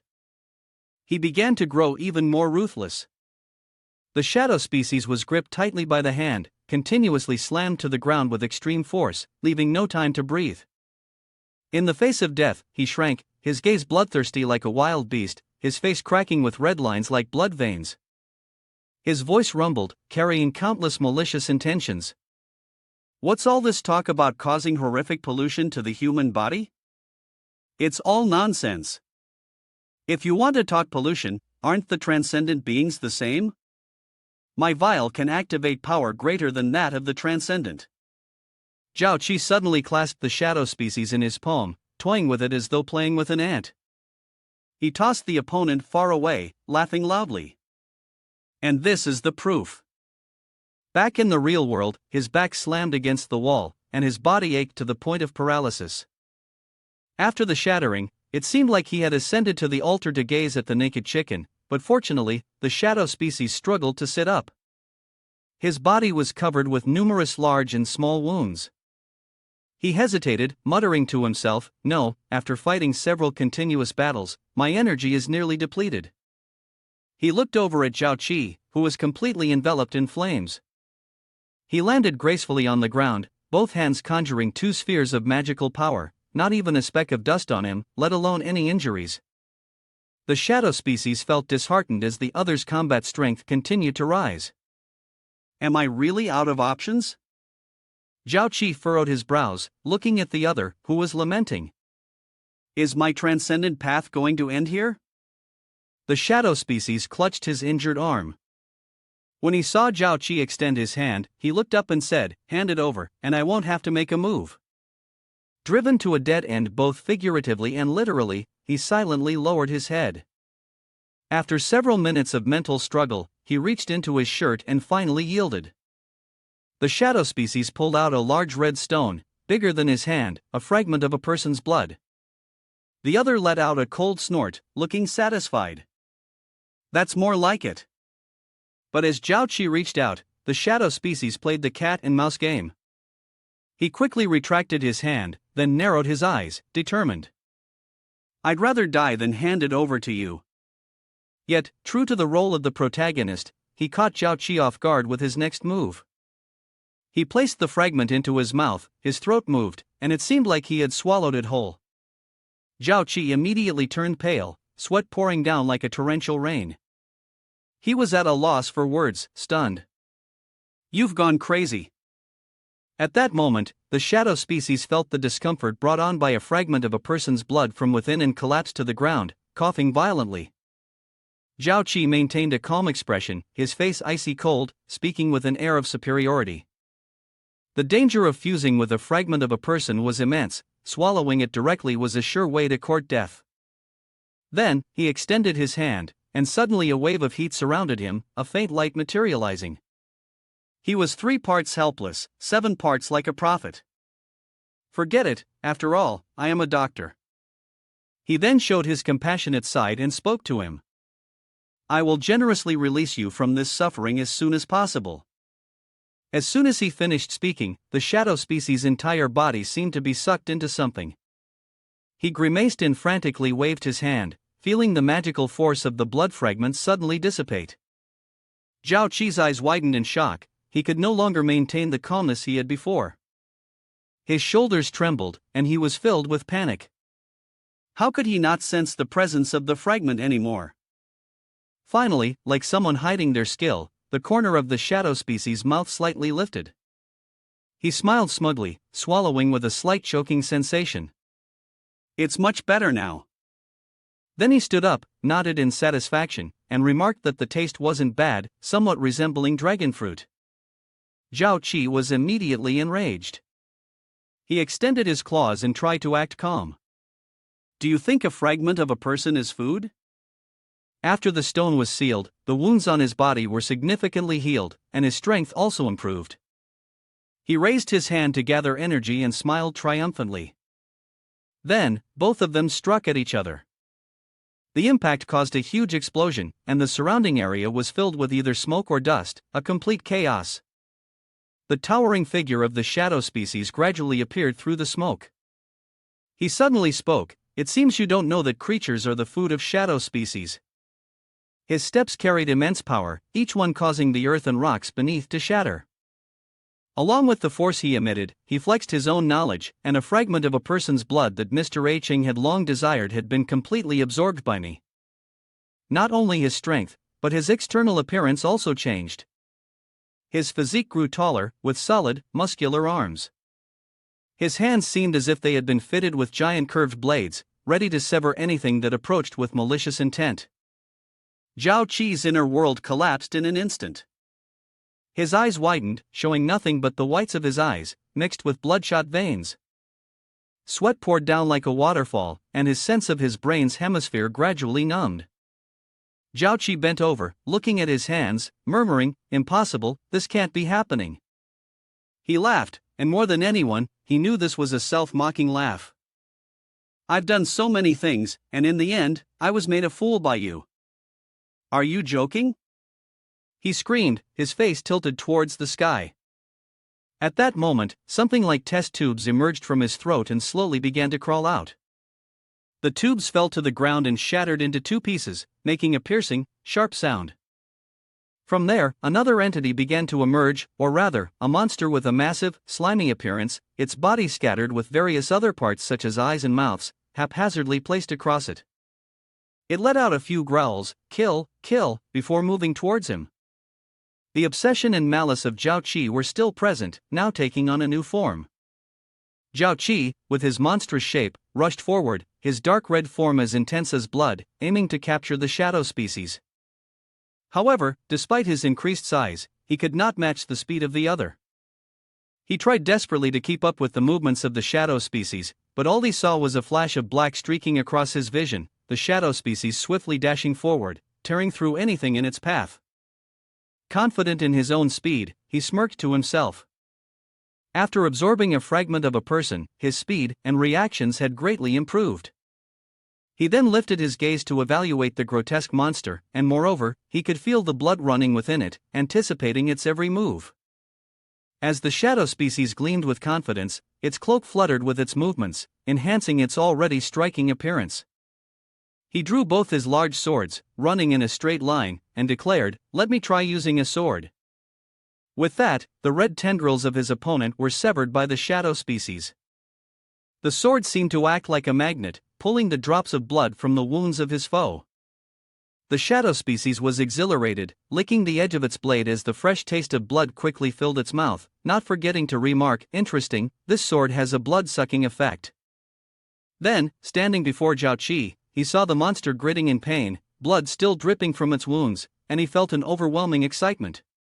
He added more information about the sword. Moreover, it can not only drain blood, but more importantly, it can also prevent the enemy from regenerating health. Blood continued to pour from his body like a waterfall. Zhao Qi screamed several times from the pain that wouldn't stop. The shadow species sneered and smiled arrogantly, then he raised his eyes, paying attention to the movement of Zhao Qi. Seeing this, the shadow species leapt high, and the phantom dimension opened up, but Zhao Qi blocked it, preventing him from entering. Zhao Qi stepped back, assumed a defensive posture, and let out an annoyed huff. He thought to himself as he looked at his current body, puzzled. He had initially intended to slip into the phantom dimension but couldn't succeed. It seemed that this form had limitations regarding the shadow seed's abilities. Zhao Qi stood frozen on the floor, the wound from earlier still bleeding, looking at the pool of blood continuously flowing, forming a large puddle. He was stunned. This blood flow is really exaggerated. Did I use too much force just now, breaking my own blood vessels? His gaze moved to where the blood pool began, and his body stiffened in shock. The ground itself was evaporating, everything the blood touched was corroded, as if it were a powerful acid. The shadow species quickly jumped back, and Zhao Qi, astonished, said, "Is something this unbelievable really possible?" Seeing the opponent's reaction, Zhao Qi bared his teeth and laughed loudly, gleefully saying, "It's too late to discover it now." His blood flowed like lava, and wherever it spread, everything evaporated. At the same time, the flames around them flared up violently. Suddenly, he yelled, "Let everything melt in hell." Zhao Qi walked through the stream of lava, using his hands to fling the deadly liquid ahead of him. Fortunately, the shadow species reacted quickly, jumping into the air. Had it been hit by that substance, it was unclear what state it would have ended up in. Zhao Qi's body resembled some kind of sticky liquid, oozing and dripping onto the ground. He growled, "You think just jumping up will save you?" Then he released another wave of corrosive blood, but the shadow species managed to dodge all of it. After Zhao Qi's continuous onslaught, the shadow species realized that while the blood was powerful, it seemed to be operating based on the amount of blood Zhao Qi was using. Once his blood ran out, it would be the shadow species' turn to counterattack. As if sensing his thoughts, the shadow species looked up at him and asked, "Are you waiting for my blood to run out?" Suddenly, he pulled out two creatures, one green and vicious, the other purple. Both were particularly ugly. Zhao Qi used his power to absorb them into his body. After absorbing the creatures, Zhao Qi's blood supply was replenished. The shadow species gritted its teeth and said, "So you're using creatures to increase your blood supply." The ground beneath them turned into a sea of molten blood, the liquid rising above Zhao Qi's chest. He roared with bitterness, "You can't escape."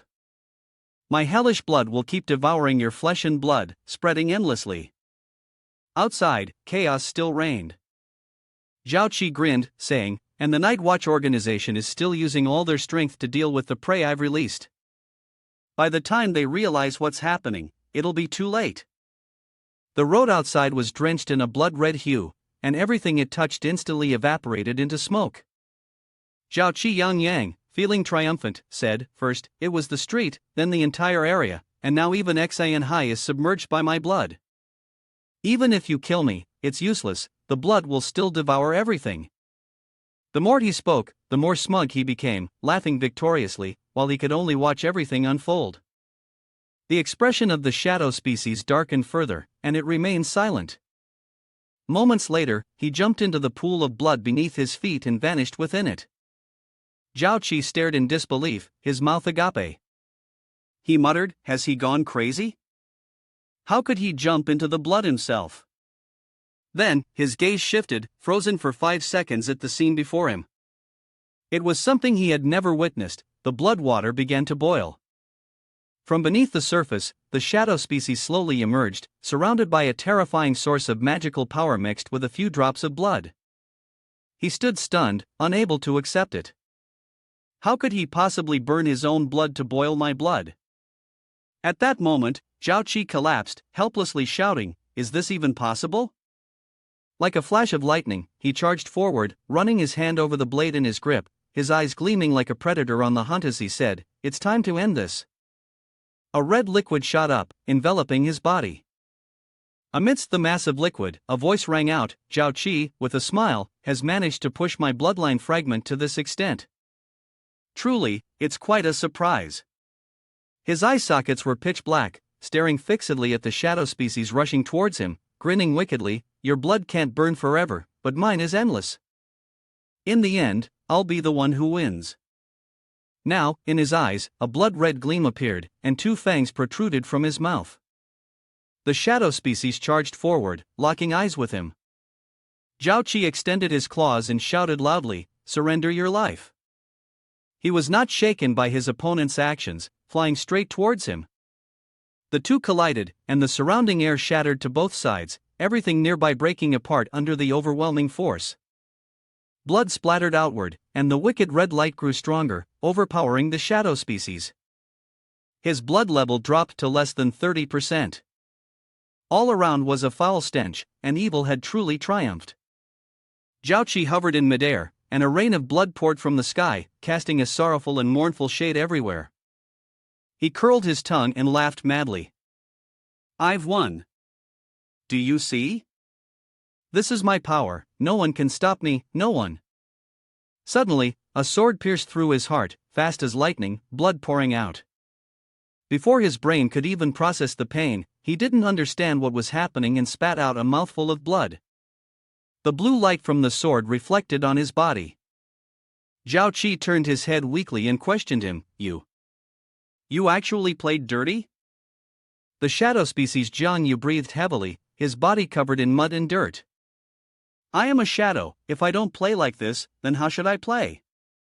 He gripped the sword in his hand, pressing it deeper with force. Zhao Qi screamed in agony, his anger boiling over. I can't accept this, I don't want to die, there's still so much I haven't done. Perhaps before death, people always recall their long journey through life. As a doctor, he had devoted all his time to studying and research, constantly immersing himself in dry, difficult to understand terminology. I've always tried so hard, but no one ever paid attention to me, no one ever recognized me. In his subconscious, he had always believed, so I must prove myself. I have to be better than anyone else. I want those who look down on me to pay the price. I want everyone to see. Suddenly, he raised his hand as if trying to grasp something. But his palm was empty, and he couldn't take hold of anything. A warm stream of water trickled down his cold cheek. The salty taste made his tongue numb. I want to become the center of power, I want to be the lord of this world. His words became more strained, his eye sockets were filled with a deep red, and tears continued to fall, as though he wanted to express his innermost desire. He said, I want. Before he could finish, his vision blurred, but he couldn't accept it. I want. Finally, Zhao Qi collapsed onto the cold ground. After several minutes of gasping for breath in his final moments, his doctor's coat was soaked in fresh blood. He had truly died, taking with him the ambitions and dreams he had carried since childhood. Deng Ke staggered out from the pile of broken things, unsteady on his feet, tightly clutching his arm. Captain Lu appeared out of nowhere, furrowing his brow and asking, "You're awake?" He raised his chin, looking at the two people beside him. "Take him away." The other person obediently extended their hand, and then handcuffs were placed on him, restricting his movement. Deng Ke did not resist at all, slowly following the two individuals. At the end of the narrow alley, Jiang Yu walked against the light, recalling Deng Ke's words, "My wife and Hua Hua are counting on you." The space between his brows furrowed, his eyes flickering for a moment, but he remained silent. The fragile figure of Deng Ke seemed to imprint deeply in his mind. He stared for a long time, watching as it grew more and more distant. The next day, at a dumpling shop by the roadside, the shopkeeper cheerfully brought the customer's order, a steaming basket of dumplings. "Here are your dumplings, please enjoy." Jiang Yu picked up a dumpling, the soft, moist skin melting in his mouth. He nodded in approval. Very delicious. "Freshly made dumplings early in the morning are indeed the best," the shopkeeper said with a satisfied laugh. "Yes, our dumplings are quite famous in this area." Jiang Yu puffed out his cheeks, chewing the dumpling, and casually mentioned, "By the way, I heard from the locals here that a few days ago, some people who were scavenging caused some trouble for you." The shopkeeper's smile faded, and he pointed, "Yes, they thought they had some skills and went to bother my daughter." Jiang Yu slightly moved his chopsticks and put the half-eaten dumpling down. "So, have you reported it to the night patrol?" "The scavengers fall under their jurisdiction." The shop owner remained calm. "So what if you report it?" "Lock me up for a few days and then release me, they'll still seek revenge." He straightened his face. "So you taught them a lesson, didn't you?" The other person immediately darkened, taking a step back. The two of them stood motionless, staring at each other for a long while without saying a word. The shop owner sat down on a chair and sighed. "It seems you really found me, I thought no one would know." The other person raised his hand, a fragment of blood glowing faintly, his expression even harder to read. "Did you come to take it back?" "I had a sense of it the moment you walked through that door." Jiang Yu took the stone from the other person, surprised. "You just handed it over like that? Aren't you afraid? What if your daughter gets bullied again in the future?" The shop owner shook his head vigorously, a trace of sorrow flashing in his eyes. He coughed. "Of course I'm afraid. But I can't protect her forever. It's better to rely on oneself to grow stronger than to depend on something of unclear origin." He smiled, taking 3 vials of medicine from his pocket and placing them on the table.